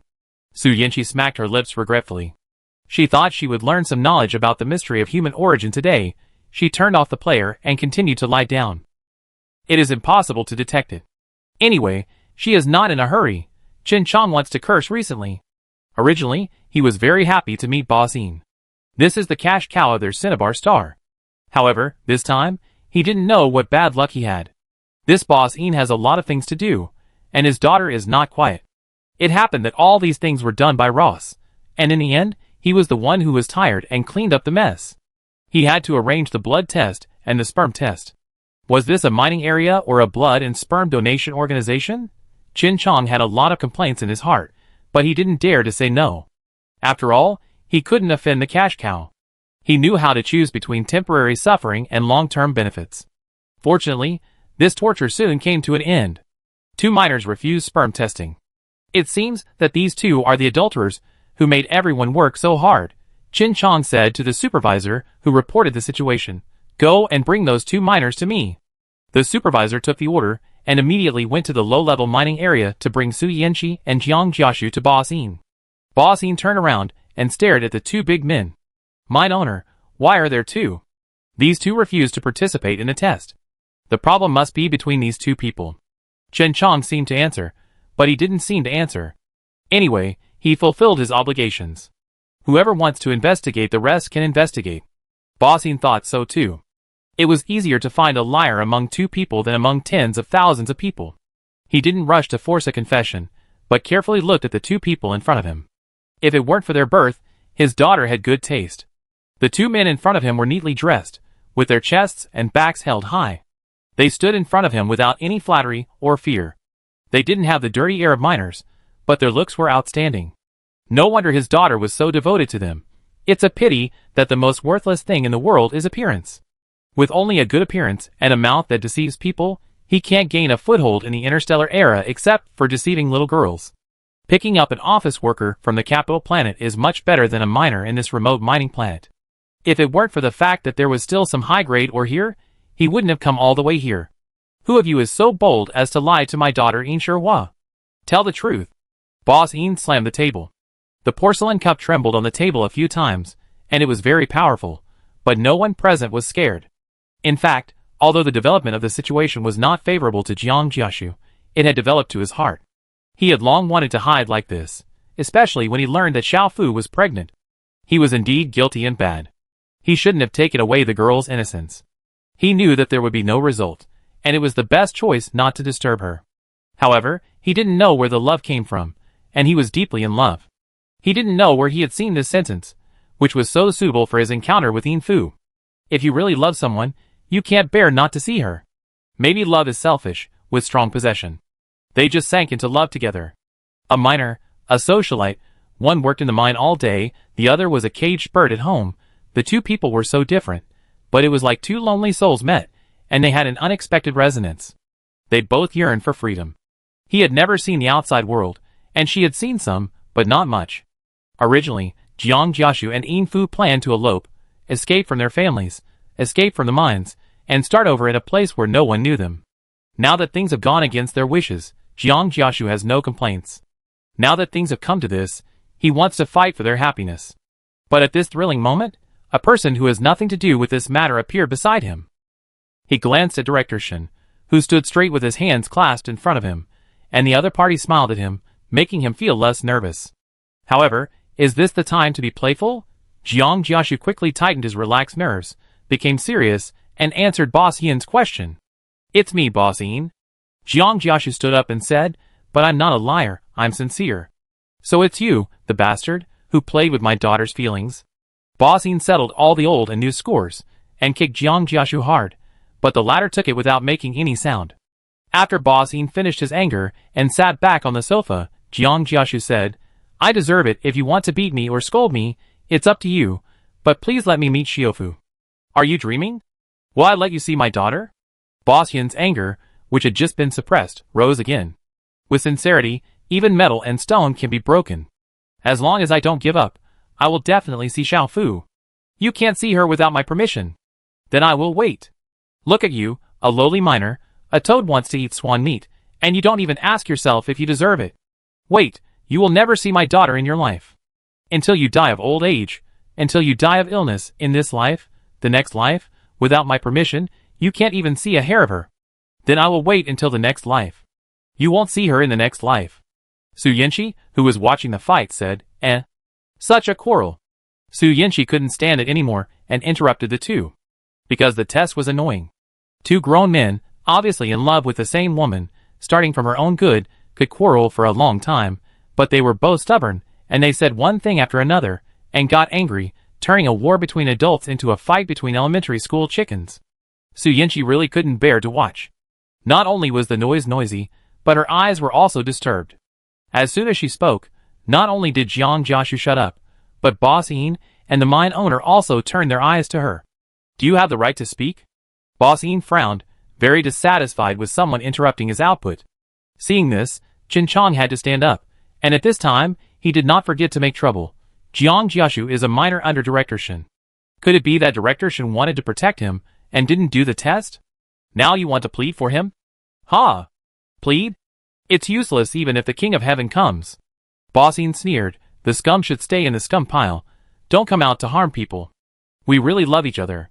Seeing that the two were about to start again, Su Yanqi rolled her eyes. What a trouble. She used a compulsory execution card, and Boss Yin disappeared instantly. Jiang Jiashu was really confused at this time. He turned his head blankly and looked at Su Yanqi. His intuition told him that it must be the person in charge, who was favored by the god of mines, who helped him. "Don't you want to see Xiaofu? Go quickly," Su Yanqi urged with his eyes. The owner of the mine, who was forgotten by the two, jumped out at this time. "Qin Yunian, you are too brave. Where did you take Boss Yin?" Qin Chong wanted to die. In the end, he underestimated this miner. He didn't expect that he could make a living person disappear in an instant.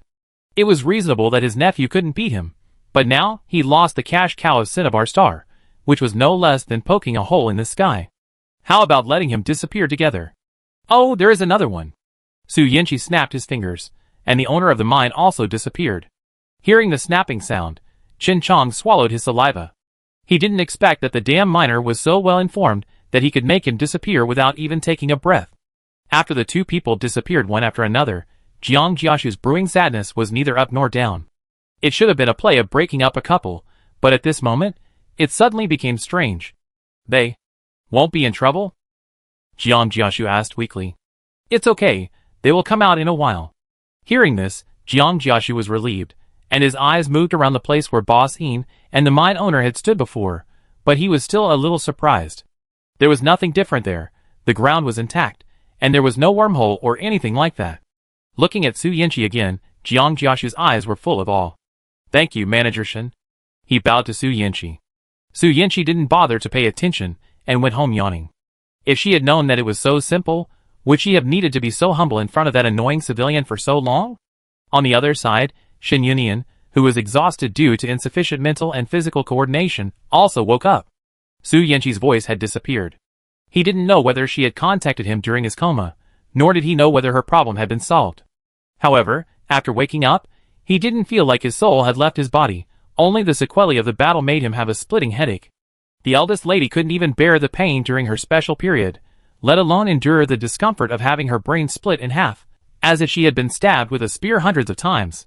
She didn't contact him, so she probably didn't need his help, so he should take care of his body, and it wouldn't be too late to exchange after he recovered. Lest the eldest lady get angry again, thinking that he had abused her body, and who knows how she would cry again. Qin Yunian couldn't help but chuckle. It was obviously a trivial matter, but she cried like the sky was falling. This was exactly the same as before, nothing changed. The mouth is still the same as before, with thorns. Chapter 47. After a nap, Su Yinchi returned to her body. Her soul returned to her familiar body, feeling very comfortable, and her lower abdomen no longer ached. Finally, something good happened. But for some reason, she appeared in the hospital, and the pungent smell of disinfectant lingered in her nose, and she couldn't get rid of it. "Sister, are you awake?" Su Chung pushed the door open, holding a sky-blue thermos cup in her hand, and skillfully opened it, placing the dishes in front of Su Yinchi one by one. Su Yinchi raised her eyebrows.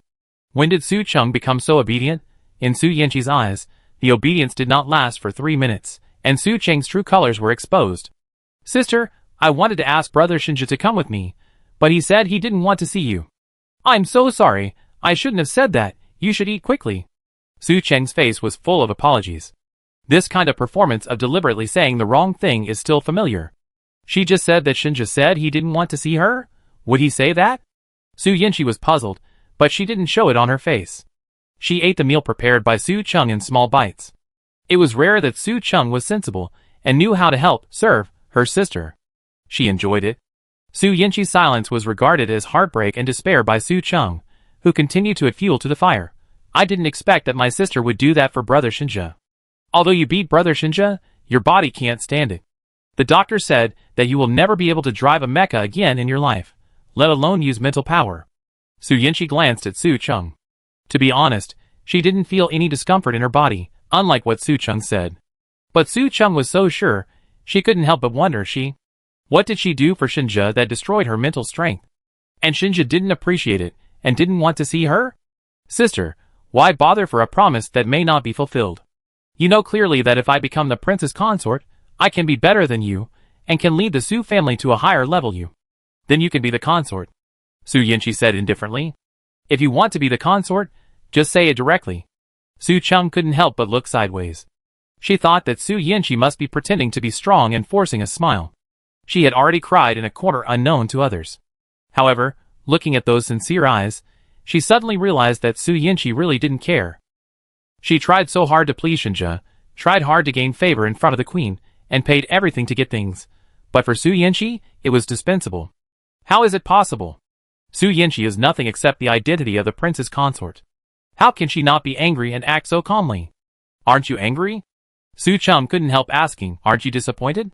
Don't you think you are abandoned by everyone because you are not good enough?" Su Yinchi looked at Su Chung with a fool's eyes, took 2 mouthfuls of rice, chewed and swallowed, and then said, "I don't think so. Didn't you come to see me?" Su Yinchi raised her lips. "Su Chung, you are so strange, you seem to care about me, otherwise why do you pay so much attention to my affairs and emotions? How is it possible?" Su Chung stood up suddenly, and took the empty thermos cup for rice. She didn't care, but just proved herself in a panic. "I don't care about you. You'd better keep your promise and don't fight with me." After that, Su Chung fled. Su Yinchi shrugged, and after a full meal, she felt very good. She packed up and prepared to go home. As soon as she got home, she found Su Chung was doing something weird. Su Chung was going in and out of her bedroom, rummaging through boxes and moving things. This touched the reverse scale of Su Yinchi, who had a strong sense of territory. "What are you doing?" Su Yinchi asked coldly. Su Chung seemed to have just discovered Su Yinchi, and she looked apologetic again. "Ah, sister, you are discharged so soon?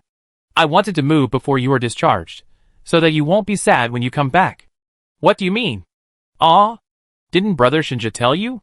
He said that the things he gave you should be given to his fiancée, and now all these jewelry belong to me." From Su Cheng's words, Su Yinchi roughly understood what happened. She and Shinja had a falling out, and Shinja wanted to change his fiancée. Su Yinchi was strangely not angry, and she wanted to know how Shin Yunian did it. Shinja was quite tolerant of her. No matter what she did, he would always be the first to coax her. Why did she suddenly turn hostile? However, one thing is one thing. Su Chung entered her room without her permission and rummaged around. When Su Chung moved away all the items that Shinja had sent, Su Yinchi looked at the mess on the floor and the cabinets that were roughly messed up, as if they had been ravaged by robbers, and her anger was rising. This time Su Chung really irritated her. "System, how many compulsory execution cards do I have?" "About 100,000, host." "TSK." Su Yinchi chuckled, and her smile was so creepy that even the unsympathetic system felt creepy. "First dig for a week to see how strong you are." Su Chung returned to that inexplicable space again. It was when she was happiest. This time, there was no mine in the mysterious space, but her hands were still forced to hold a pickaxe in the air to simulate the action of mining, and no matter how she struggled, it was useless. The absurdity of everything almost drove her crazy. She looked at the hand that automatically dug the air in disbelief, and couldn't help wondering, is this a punishment from God? Because after her rebirth, she took away everything from Su Yanqi and changed her fate of being a group favorite? If so, she felt that this was not a punishment for her, but a different kind of recognition. This means that she, Su Cheng, took away something very important. Her idea was too simple, and she soon found out that it was wrong. This time the mining time was unusually long. There was no food, no water, no trees, no sunshine and rain, only her, and a pickaxe, as if she was in a cage isolated from the outside world. Even if she was really in prison, there would be prison guards and cellmates to communicate with. But here, there was nothing. This was a real cell. After an unknown amount of time, her wrist had lost feeling. She had been in the quiet space for too long and even had tinnitus. She seemed to have hallucinations in front of her eyes due to hunger and thirst. How long would she have to dig here? Was she going to suffer this just because she tried to steal her own happiness? Why should God help Su Yanqi get justice when she was bullied? Why did she live such a miserable life in her previous life? But no one had pity on her. This is unfair. Su Cheng collapsed and screamed, and what made her even more upset was that the mining action was still going on. Dig! Dig! Dig! What on earth can be dug here? Is there something wrong? The whole world is sick. I did nothing wrong. I just want happiness. Why should Su Yanqi not have to pay anything, and everyone should like her and revolve around her? She is just a waste with a mental power. I can kill her with just a flick of my finger. You still have the energy to curse. Didn't you dig enough ore? Su Cheng suddenly felt a chill on her back, and a familiar, but unfamiliar voice came from behind her. She turned around and saw a familiar figure. It was Su Yanqi. Realizing this, Su Cheng suddenly laughed wildly. You were also dragged to mine? Ha ha ha, you deserve it, you deserve it.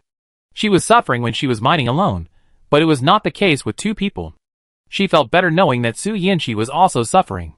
Unfortunately, Su Cheng soon discovered the difference between her and Su Yanqi. Su Yanqi didn't have a pickaxe in his hand, nor was he forced to mine by an unknown force. What's going on? Su Cheng restrained his smile, and his face became gloomy in an instant. Could it be that Su Yanqi should also be treated preferentially in this kind of thing? She felt unbalanced again. Why don't you have to mine?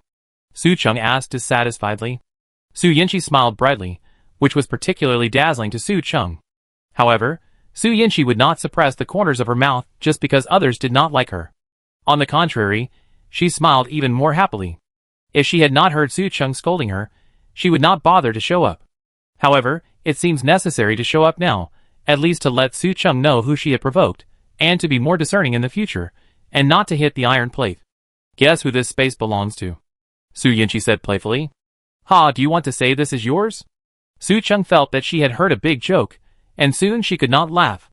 As Su Yanqi took out a few strange cards, the cards disappeared, and her mining speed became faster and faster. This is an acceleration card. Su Cheng heard Su Yanqi say this, and now she couldn't help but believe it. Do you still want to strangle me to death now? Su Cheng pursed her lips. Seeing Su Yanqi have such a good thing, she was not afraid, but jealous to the point of going crazy. The increasingly fast mining action made her still have some rationality. Stop it! Su Cheng yelled. Her body couldn't bear it. Her hand was about to break. If the situation didn't allow it, she even thought that amputation would be a relief. Sorry, there is only an acceleration card, no deceleration card. Su Yanqi whispered devilishly in Su Cheng's ear. Su Cheng swore that Su Yanqi was definitely doing it on purpose. Su Yanqi? Su Cheng shouted angrily, and soon, she thought of something and adjusted her mood. Didn't you say you weren't angry? Didn't you not care about Xinjia? What are you doing now? Are you angry that I stole your happiness? Ah? Su Cheng's words simply opened Su Yanqi's eyes. Well, first of all, you have to know that I asked you to mine purely because I hate you as a person, and it has nothing to do with other things. I am not against people, but things. Secondly, not everyone can lower their status like you to please someone who is not as good as you. Finally, I hope that what happened today will make you remember it, and be my good sister in the future. Su Yanqi gently patted Su Cheng's head in Su Cheng's eyes, that wanted to bite her to death. It was not very harmful, but it was extremely insulting. But Su Cheng knew that he could not beat Su Yanqi, so he could only endure it silently. Okay, then you continue. Su Yanqi turned and disappeared. Wait! You haven't said when you are going to mine?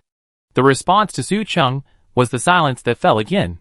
When the deathly silence came, she realized how hard it was to endure without Su Yanqi's company.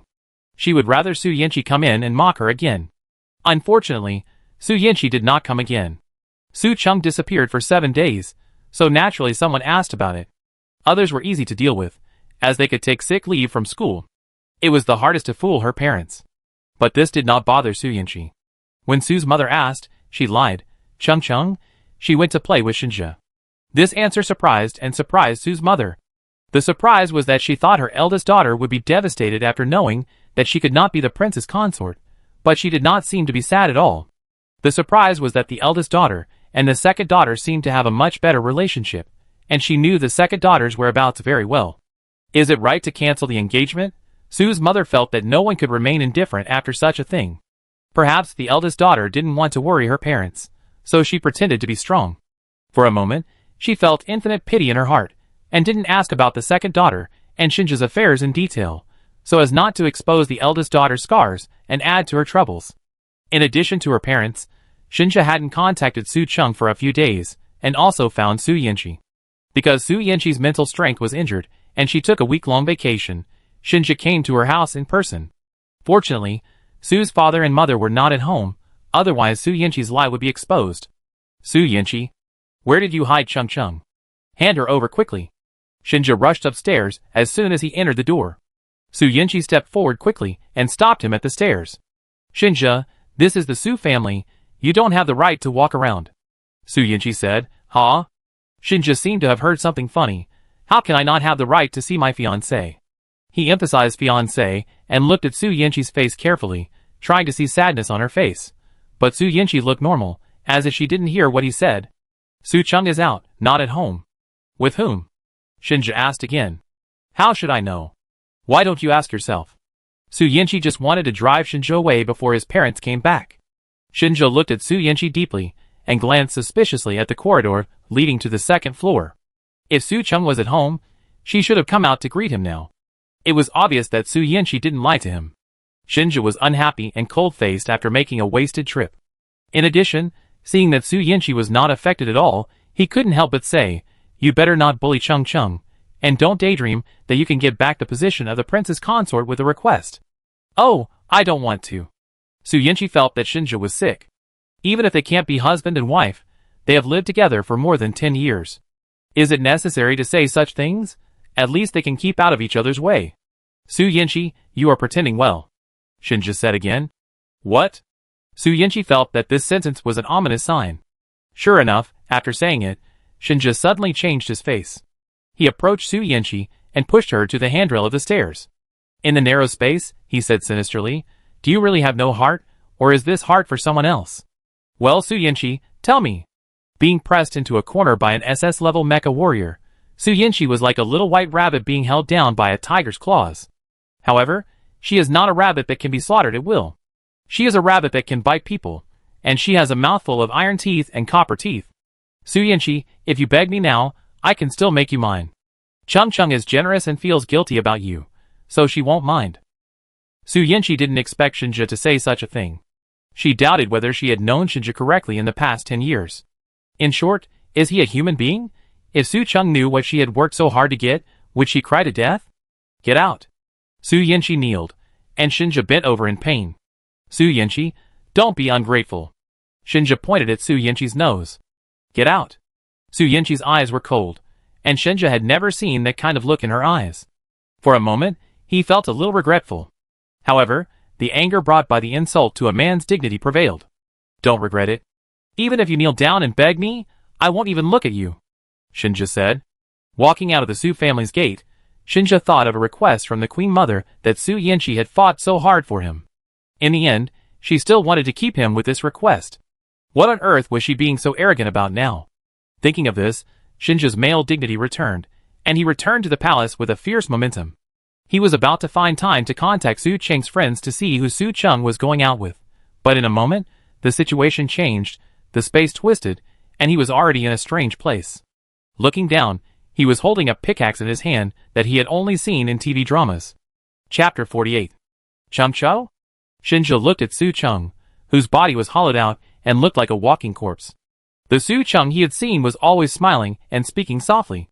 At this moment, Su Chung clearly heard him calling her, but she didn't even turn her head or even look at him. The people who usually chased him suddenly became cold, and Shinja felt uncomfortable. Su Yinchi said you went out to play with friends.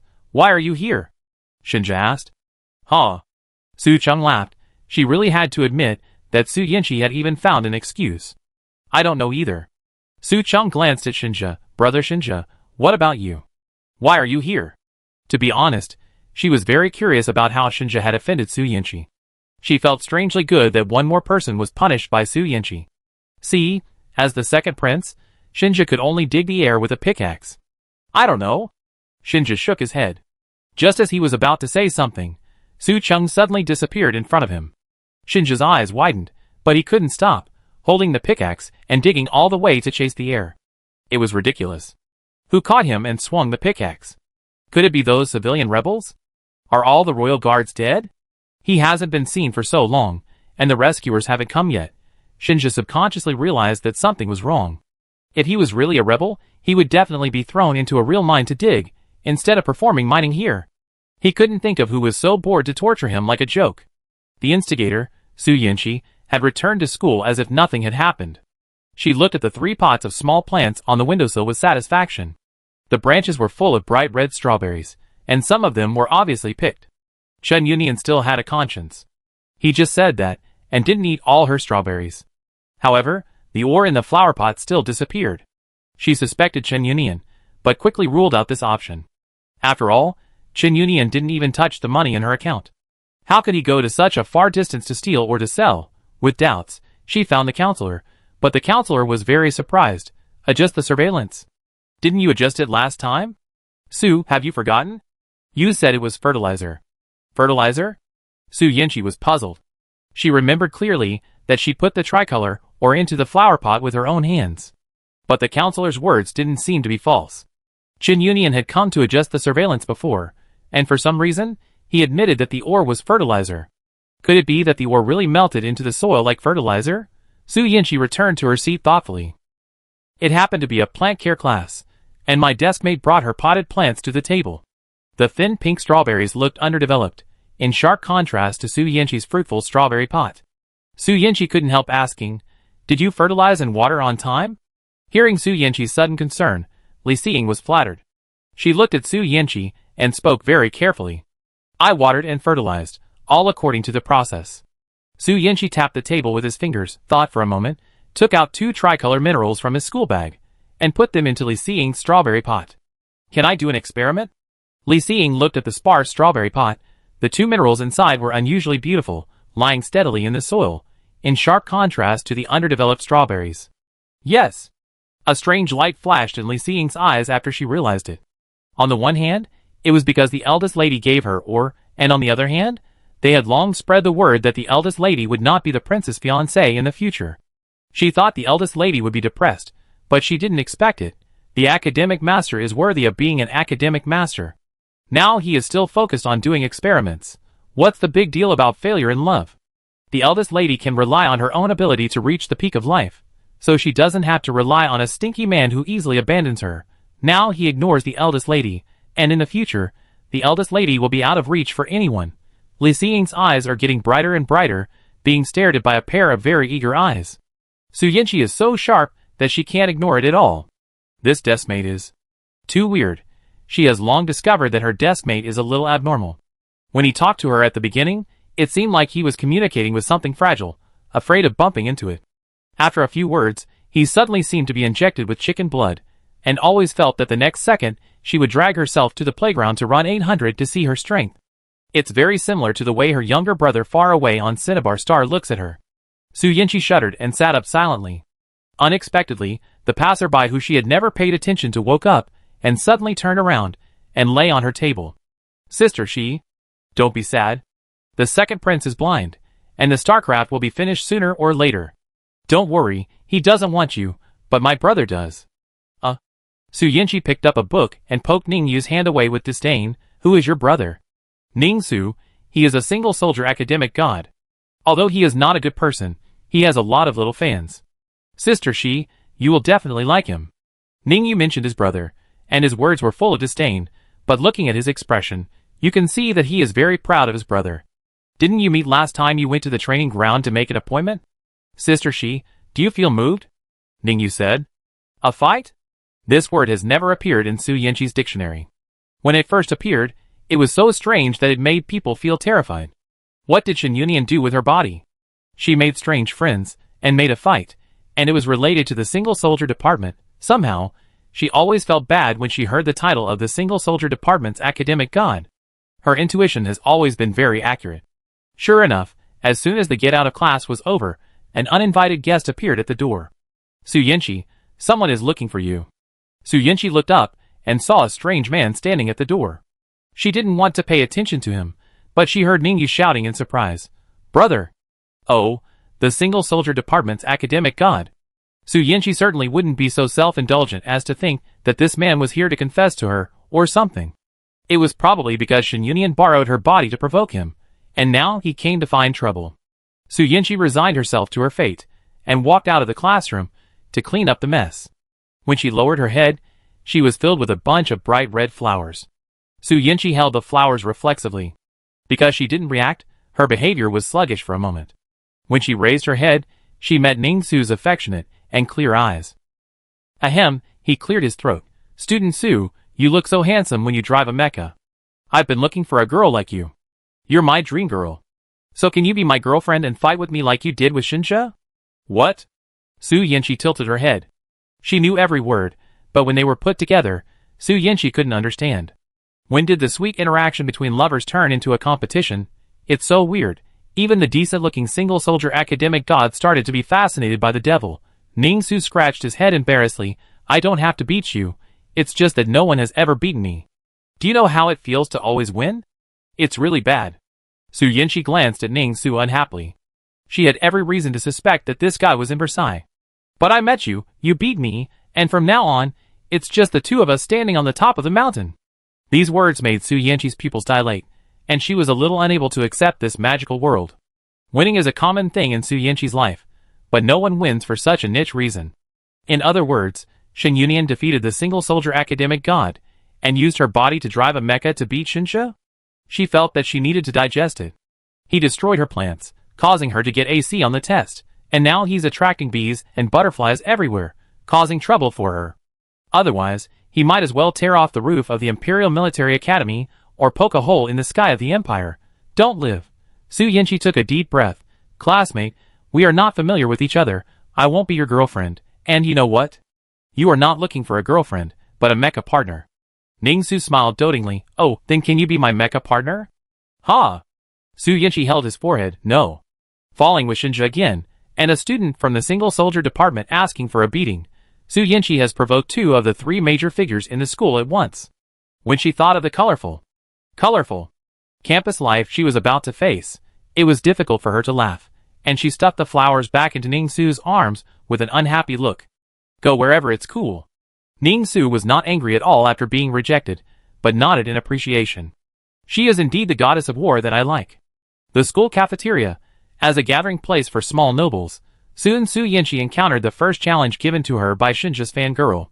Wow, someone actually has the nerve to go out and come to the cafeteria to eat. A sarcastic female voice suddenly appeared behind Su Yanqi. As soon as the voice came out, the cafeteria suddenly became much quieter, and everyone's eyes were focused on her. As if standing under the spotlight, she turned around gracefully, and the first person she saw was Su Cheng, and then Li Xia beside Su Cheng. You mean me? Su Yanqi raised her lips. Although there was someone else who was provoking her, Su Yanqi's eyes fell on Su Cheng. This smile made Su Cheng feel creepy. The last time she entered Su Yanqi's bedroom to move things, she smiled like this.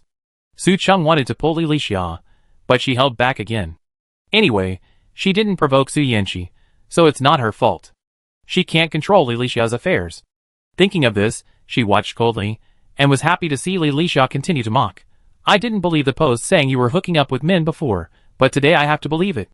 The second prince broke off the engagement, and you still have the nerve to seduce the academic god? Can't you live without a man? Too impatient. Su Yanqi made an irritable TSK sound, resisted the urge to roll his eyes, and said with a fake smile, Where is the smell so bad? If you don't know, you would think this is the toilet? It seems to come from your mouth? Have you not brushed your teeth for a month? Li Lixiao was quickly led astray by Su Yanqi's counterattack, and couldn't help but follow Su Yanqi's rhythm. You didn't brush your teeth. You have bad breath. How could I not brush them? But I see your teeth are yellow. Is it because your heart is dirty, so the bad smell comes from your mouth? Su Yanqi asked innocently. Li Lixiao was completely defeated in the battle with Su Yanqi. She couldn't open her mouth and breathe out to prove to others that she didn't have bad breath, so she covered her mouth and fled. Su Yanqi turned around generously amid the whispers of the crowd, found a seat with a plate, and ate elegantly, as if what happened just now had never happened.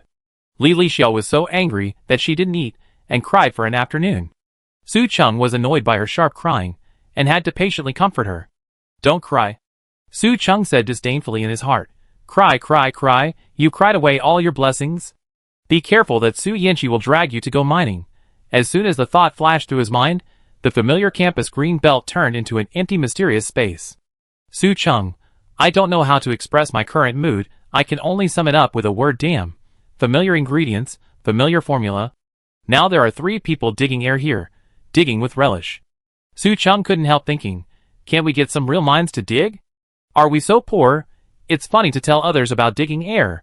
Li Lixiao was still crying. Xinjie was immersed in the surprise of seeing the two of them, and Su Cheng saw the bored self in him. The most difficult thing about mining here is not digging but boredom. Xinjie has been in the space all the time. Li Lixiao was sent here by Su Yanqi because she was looking for trouble, but what about her? What did she do to be sent here together? Su Cheng was crazy. She shouldn't have appeared in front of Su Yanqi. After several hours of hard work, she and Li Lixiao finally got out of the mysterious space. Xinjie was still struggling in the space. In a blink of an eye, it was a new day, and it was time to go to school again. She didn't even close her eyes. She rushed to school without stopping. She had to attend the mecha practical class that she least wanted to attend early in the morning. She also saw Su Yanqi, who chose this course in class. Su Cheng, I have a bad feeling. Miss Su, why are you still taking the mecha class? Why didn't you catch Ning Xueshen?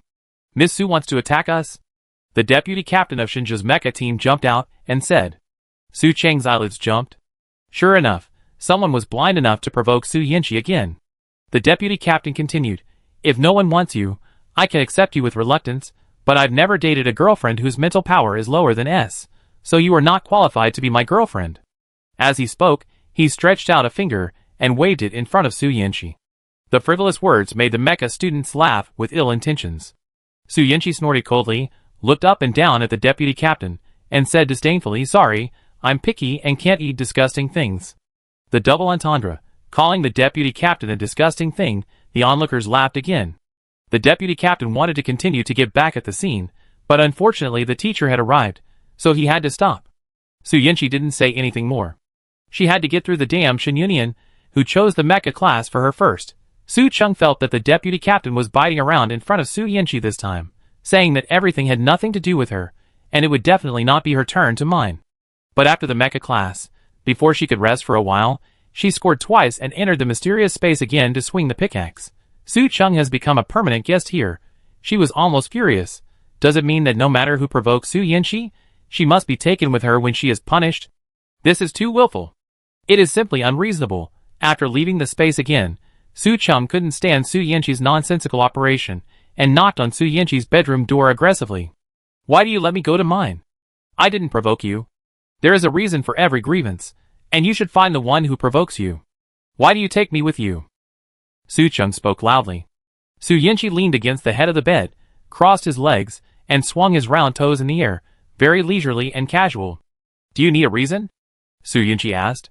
Su Cheng pulled the corner of his lips. Look, look! This is revenge. She did it on purpose. If you need a reason, I find one.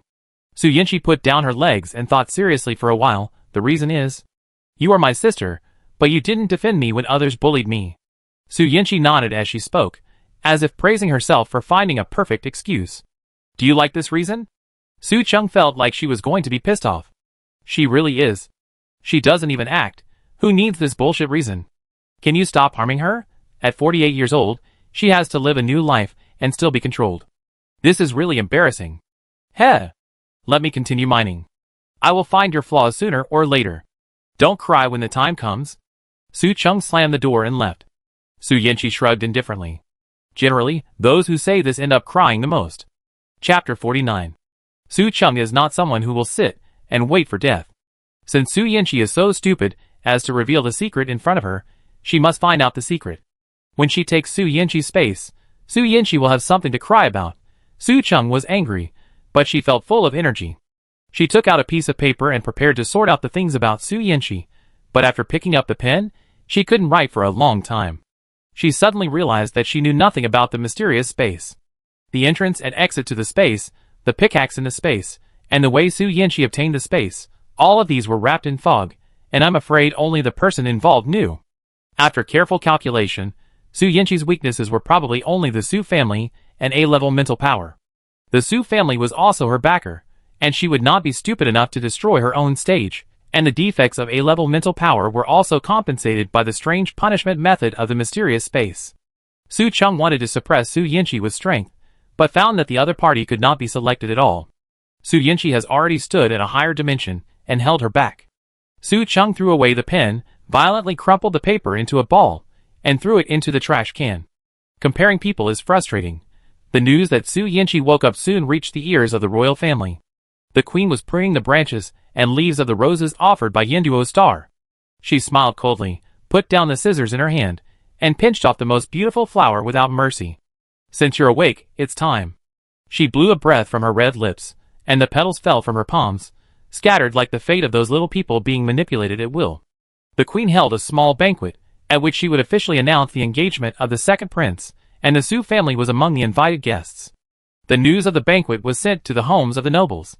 At the same time, the news that the queen had summoned Su Yanqi alone was sent to the Su family. Sister, I wish you good luck. Su Cheng lip-synced proudly. Tonight will be her highlight moment. Even if it is mining, she will show off in front of Su Yanqi. Su Yanqi smiled at this childish behavior of deliberately seeking a sense of presence. She was in a bad mood, but not because of Su Cheng. In a way, she and Su Cheng are a community of interests. Their confrontations are all minor. On the other hand, the queen created competition and sowed discord between the two. This behavior is quite meaningful.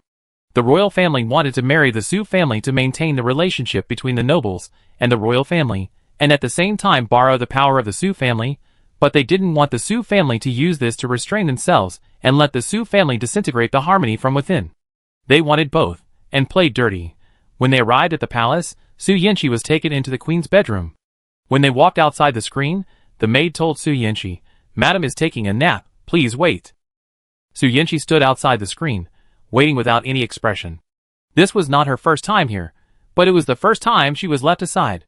The queen wanted to set rules for her, but Su Yanqi didn't want to take the bait. She said bluntly, "Since you are taking a nap, I will come later." After that, she was about to leave. Seeing this, the maid had no choice but to stop her. The queen also woke up at the right time and walked out from behind the screen with a little apology. "Oh Cici, you're already here. It's all because these girls are unreliable. They didn't wake me up because they were afraid of delaying my rest." Su Yanqi just smiled and said nothing. She didn't want to whitewash the situation with the queen. They were all 1,000-year-old foxes playing strange stories from a Chinese studio. The queen pulled Su Yanqi to sit down and talked about some random things. Finally, when she saw that Su Yanqi didn't respond, she got to the point. "Cici, what do you want to exchange for that request?" the queen said kindly. Su Yanqi deliberately asked, "Anything?" "Of course," the queen said. "Shinja." She suddenly mentioned it, and the queen suddenly took over the conversation coldly. "He and Su Cheng are a good match, aren't they? Today, I will announce the news of their engagement. As a sister, will you bless them?" The queen answered anxiously, and Su Yanqi looked at her with a smile. Her eyes were very clear, as if she saw through everything, watching the performance quietly. If the girl in front of her was not only 20 years old, and was a noble lady who was not outstanding in anything, whom the queen knew better, she would have been almost bluffed. "Madam, this request can be exchanged." Su Yanqi did not respond to the queen's question, but continued to make requests. The queen frowned slightly, feeling that this little noble lady was not appreciative. Didn't she make it clear enough? "Cici, if something doesn't belong to you, don't force it," the queen said coldly. "If you want it, you can pick a planet under my name as my birthday gift to you." With the queen's tone of almsgiving, an electronic map slowly unfolded in front of Su Yanqi. Su Yanqi was shocked by the queen's stingy behavior. She wanted to exchange a planet for her request, and also wanted to use it as a birthday gift. She was really calculating. It's so ugly. I exchanged the request first. It's too early for my birthday. Su Yinchi declined and turned the topic back to the request. She should not be given anything less. No one can be cheap, but the royal family can be cheap. There are many planets on the map that the queen unfolded. Although there are no extremely prosperous and wealthy ones, some are resource stars and are not cheap. Su Yinchi wanted to choose the most expensive one, but accidentally found a planet the size of a little finger in the corner of the map. It was Cinnabar Star. Fate is always wonderful. Su Yinchi decisively chose Cinnabar Star. The queen laughed at Su Yinchi's choice. Could it be that this little noble lady thought that she would still have a chance with her son if she exchanged a worthless planet? Are you sure you want to exchange this little star? If you exchange it, the request will be invalid. Sure. The queen waved her hand and marked Cinnabar Star under Su Yinchi's name. After finishing the business, the queen did not forget to remind Su Yinchi before she left. Cece, an elder sister is like a mother. I believe you will get along well with your brother-in-law, right? Why should I get along with my brother-in-law? Su Yinchi said speechlessly.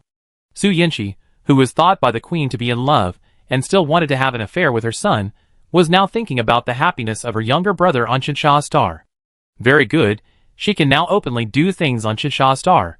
After chatting with the queen, Su Yinchi felt a little overwhelmed when she continued the formal dinner. For her, the engagement dinner was a seamless second dinner, boring and tiring. Not only that, Su Yinchi was not the protagonist, but she was better than the protagonist. After the queen announced the news of Shinja and Su Cheng's engagement, some bored socialites began to come to Su Yinchi to seek a sense of existence. Miss Su, why are you alone in the corner feeling sad? Su Yinchi looked up and recognized that this was the direct descendant of the Lu family. Like Su Yinchi in the early days, she was the favorite of everyone at home and had a brother who was obsessed with her sister. The two willful young ladies were completely incompatible and could not play together. Su Yinchi glanced at her lightly and was too lazy to speak. The indifferent attitude made Liu Yunfei feel insulted. Miss Su, I came to advise you with good intentions. Why are you so repulsive? You, don't hang yourself on a crooked tree. Look, there are so many young talents at this banquet. It doesn't matter if you pick one up at random. Liu Yunfei hinted at the post that said Su Yinchi was a gold digger. Seeing that Su Yinchi was not angry, she continued, look at the one in the blue suit. He is not bad. Su Yinchi didn't even turn her eyes. She saw that the man in sapphire blue that Liu Yunfei pointed at was a famous playboy in the Yun family. Although he was a direct descendant of the aristocracy, he was notoriously unreliable and had nothing to look at except money. People who love their daughters will never send them to this fire pit. If you like it, go ahead. Su Yinchi rolled her eyes. What do you mean I like it? Liu Yunfei was anxious. I'm asking you to seize the opportunity. After all, you are the one who was picked by the royal family. Other nobles will think twice if they want you. Then you are even more anxious? Your Liu family doesn't even have a chance to be picked. Su Yinchi stepped on Liu Yunfei's sore spot. Liu Yunfei couldn't argue with him, and she was asking for trouble. She laughed strangely and left with her high heels. You don't know what's good for you. Standing not far away, Liu Yunfei and some other noble ladies pointed at Su Yinchi and chattered for a long time. You can tell with your toes that the group of people were teasing Su Yinchi. I don't know which one of them said with a loud voice, Daylily, who would love it. There was also a group of men who echoed, yes, they are all left over by others. No matter how strong Su Yinchi's psychological quality was, she didn't want to stay any longer and dirty her ears. She left early and sent a message to Ningyu at home. 5 minutes, I want all the news about the noble children of the Lu family. Ningyu was careless and didn't ask anything. He had a strong execution ability and quickly sent a document to Su Yinchi, which contained various information about the noble children of the Lu family. Even some privacy appeared in it. Immediately afterwards, the other side sent another message. Student Su, if you need anything, you can come to me directly. I am more reliable than my brother. Su Yinchi chose to ignore it, and looked at the names of the children of the Lu family and pondered. She was too lazy to identify who had said bad things today, so she simply punished them all, and dragged them all to mine. After spending thousands of compulsory execution cards in a row, Su Yinchi's heart skipped a beat. There are so many people in the Lu family.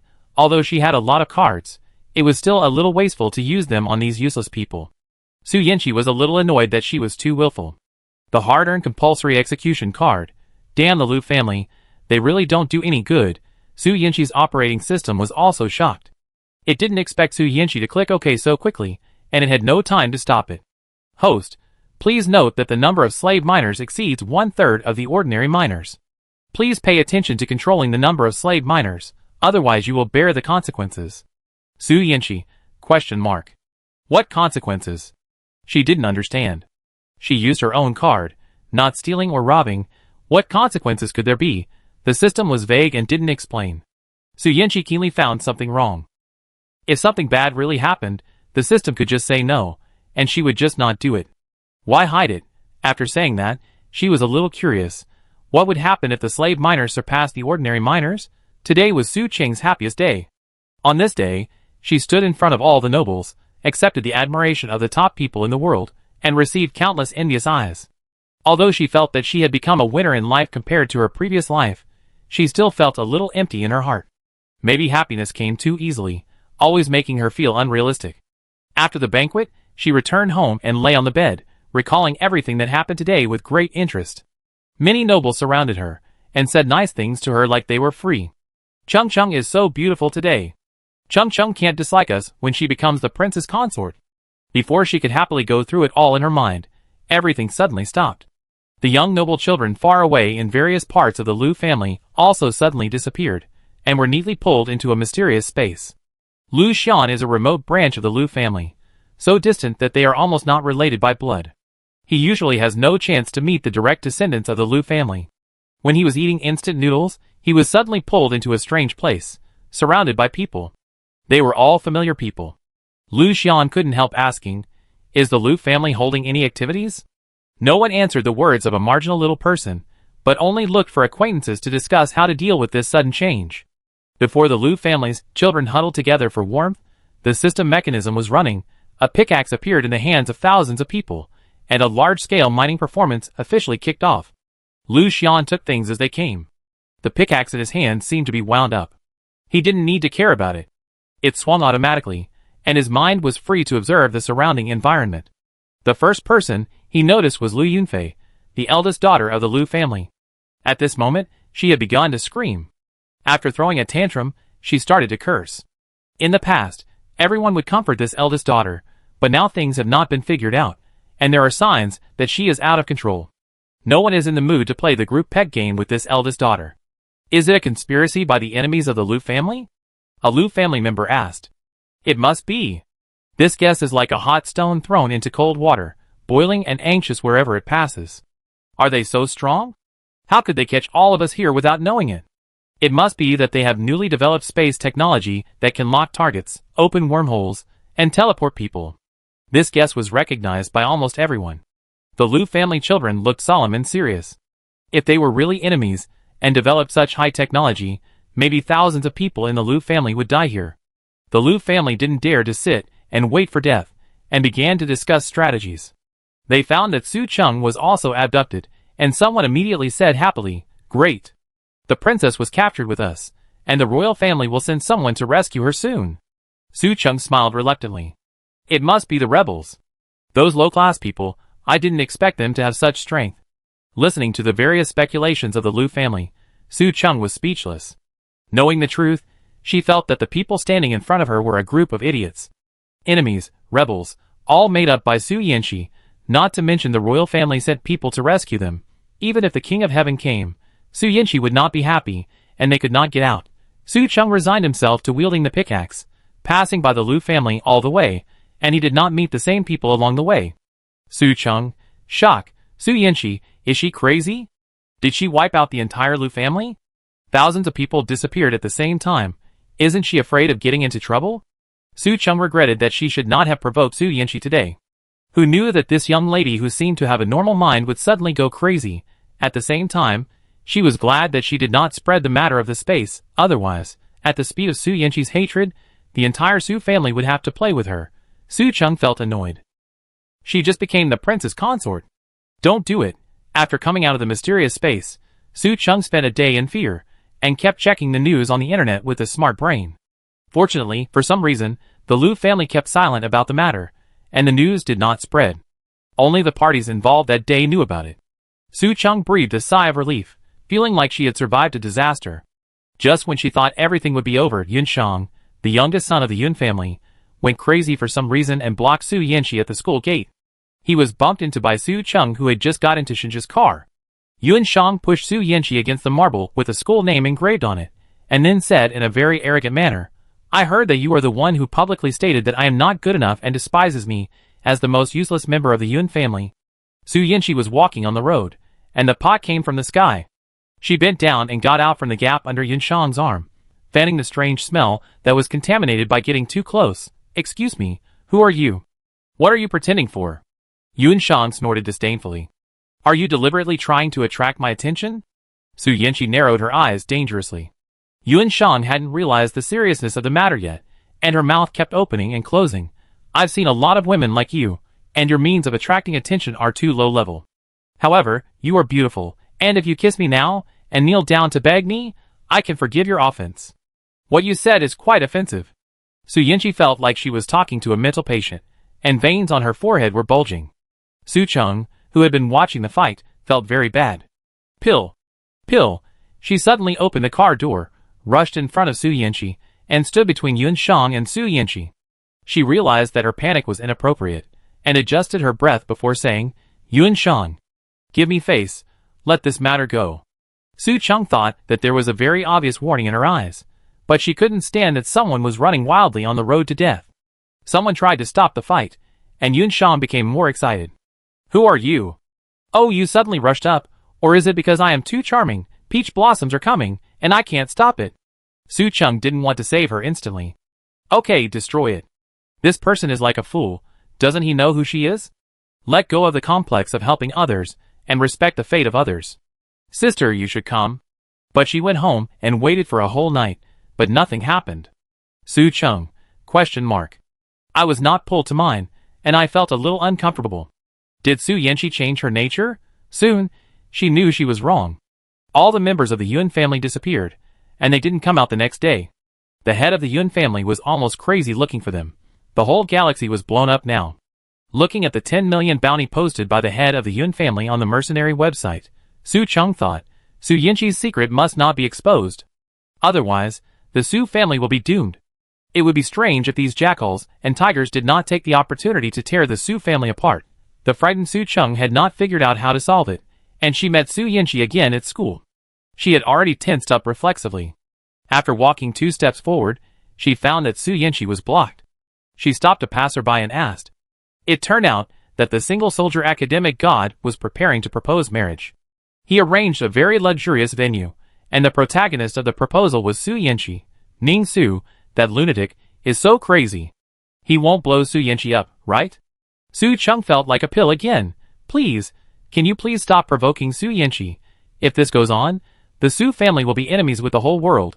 Chapter 50. Su Yanqi was thinking about turning the Lu family members into slave miners on a whim, and letting the Yun family members enter the mine was definitely not because Su Yanqi wanted to be a scapegoat. After letting the 2 major families enter the space one after another, the number of slave miners exceeded 2/3 of the number of ordinary miners. Su Yanqi was thinking about whether to randomly draw lots to find another scapegoat noble to enter the system mine, but she was too conscientious and gave up this treasonous idea. While thinking about how to get another batch of slave miners, Ning Su happened to bump into her at this moment. Su Yanqi, come on! Provoke me. Let's have a fight. She is so strong now.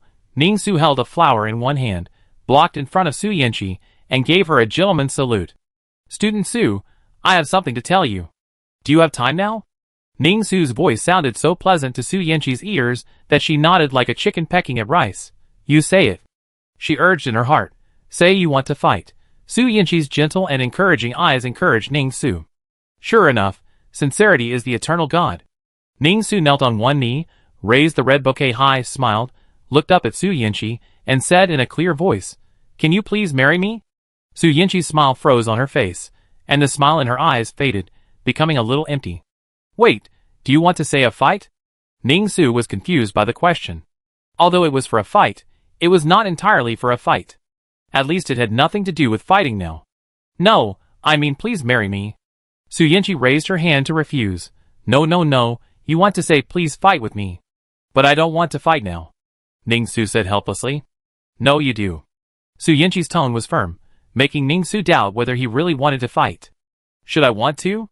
Ning-Su stood up holding the flowers. Su Yanqi nodded seriously.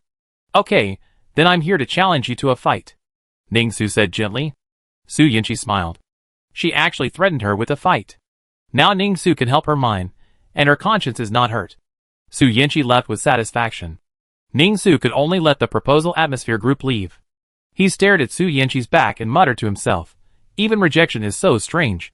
She really has a kind of magic that can always attract other people's attention. Once the Ning family joined, the number of slave miners exceeded that of ordinary miners as planned. Su Yanqi ignored the systems. At your own risk. Warning speech, clicked on the mine owner information panel, and found that only one piece of information had changed. At the top of the information panel, her identity was supposed to be a mine owner, but now she has become a slave mine owner. The name is easy to understand, but the consequences mentioned by the system are not reflected. You mean the consequence is to change the name? Su Yanqi was disappointed. What kind of consequence is this? She wasted so many compulsory execution cards. Su Yanqi felt that she was cheated by the system, biting her lip and crying silently in her heart. The system remained silent. This silence made Su Yanqi feel abnormal. At this time, she had suffered heavy losses for not listening to the system's advice. At this time, it was a bit unnatural for the system not to jump out and say something like "don't listen to the old man's words."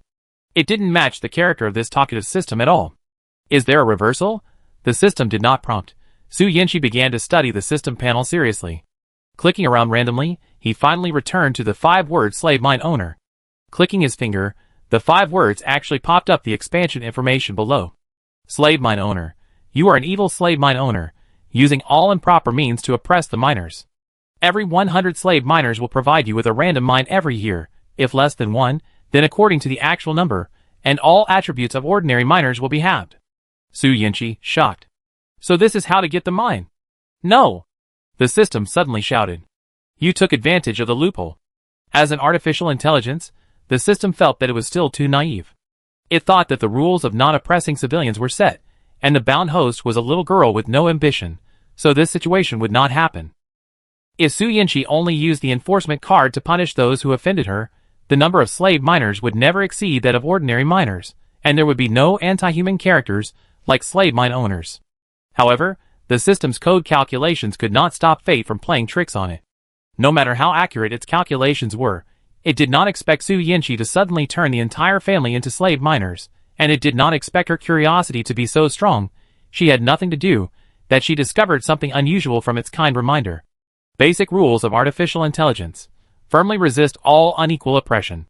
So, the system criticized Su Yanqi righteously. Evil slave mine owner, you should be ashamed of everything you have done. Su Yanqi, This level of criticism is not painful. Do you dare to say you have no selfish motives? Su Yanqi didn't believe it. The system must be anxious that she has no mines to dig, and can't complete her KPI. I am a law-abiding good artificial intelligence. Su Yanqi smiled with I understand everything. She has already got the benefits, and it would be too much to say more. After she discovered this rule, the mine information changed. Black crystal mine 83, blue crystal mine 46, 3-color mine 10, snow seal mine 5, blood amber stone 6. After breaking off the engagement and intercourse with men from the deserted planet, Su Yanqi can be said to have experienced many ups and downs, but she was still shocked to see so many mines at once. Not to mention the 3-color mine, the snow seal mine, and the blood amber stone are precious ores that even the top nobles and royal families have to fight for, and they are indispensable fuels for top-level mechas. Su Yanqi could basically guess who contributed these mines to her. They must be the family assets of the direct descendants of the nobles. Not knowing who was so unlucky, Su Yanqi mourned for 3 seconds for the nobles who lost the snow seal mine and the blood amber stone. By the way, system, some people are not bad. Can we only let those who did bad things pay tribute, and forget about those ordinary nobles? Su Yanqi asked. No, evil slave mine owner. Okay, then I will accept them all reluctantly. Su Yanqi felt a little guilty. Lu Yunfei was lying on a recliner for beauty treatment. She was the most distinguished top VIP in the most luxurious beauty salon in the galaxy, so she was treated specially and received by the beautician alone. It was supposed to be a comfortable afternoon, but someone came to disturb her peace. Miss, it's bad. A mine on our Xiaowang star suddenly disappeared. Lu Yunfei didn't open her eyes. Her brow slightly frowned, and her mask wrinkled, and she said sternly, "What are you arguing about? It's just a mine."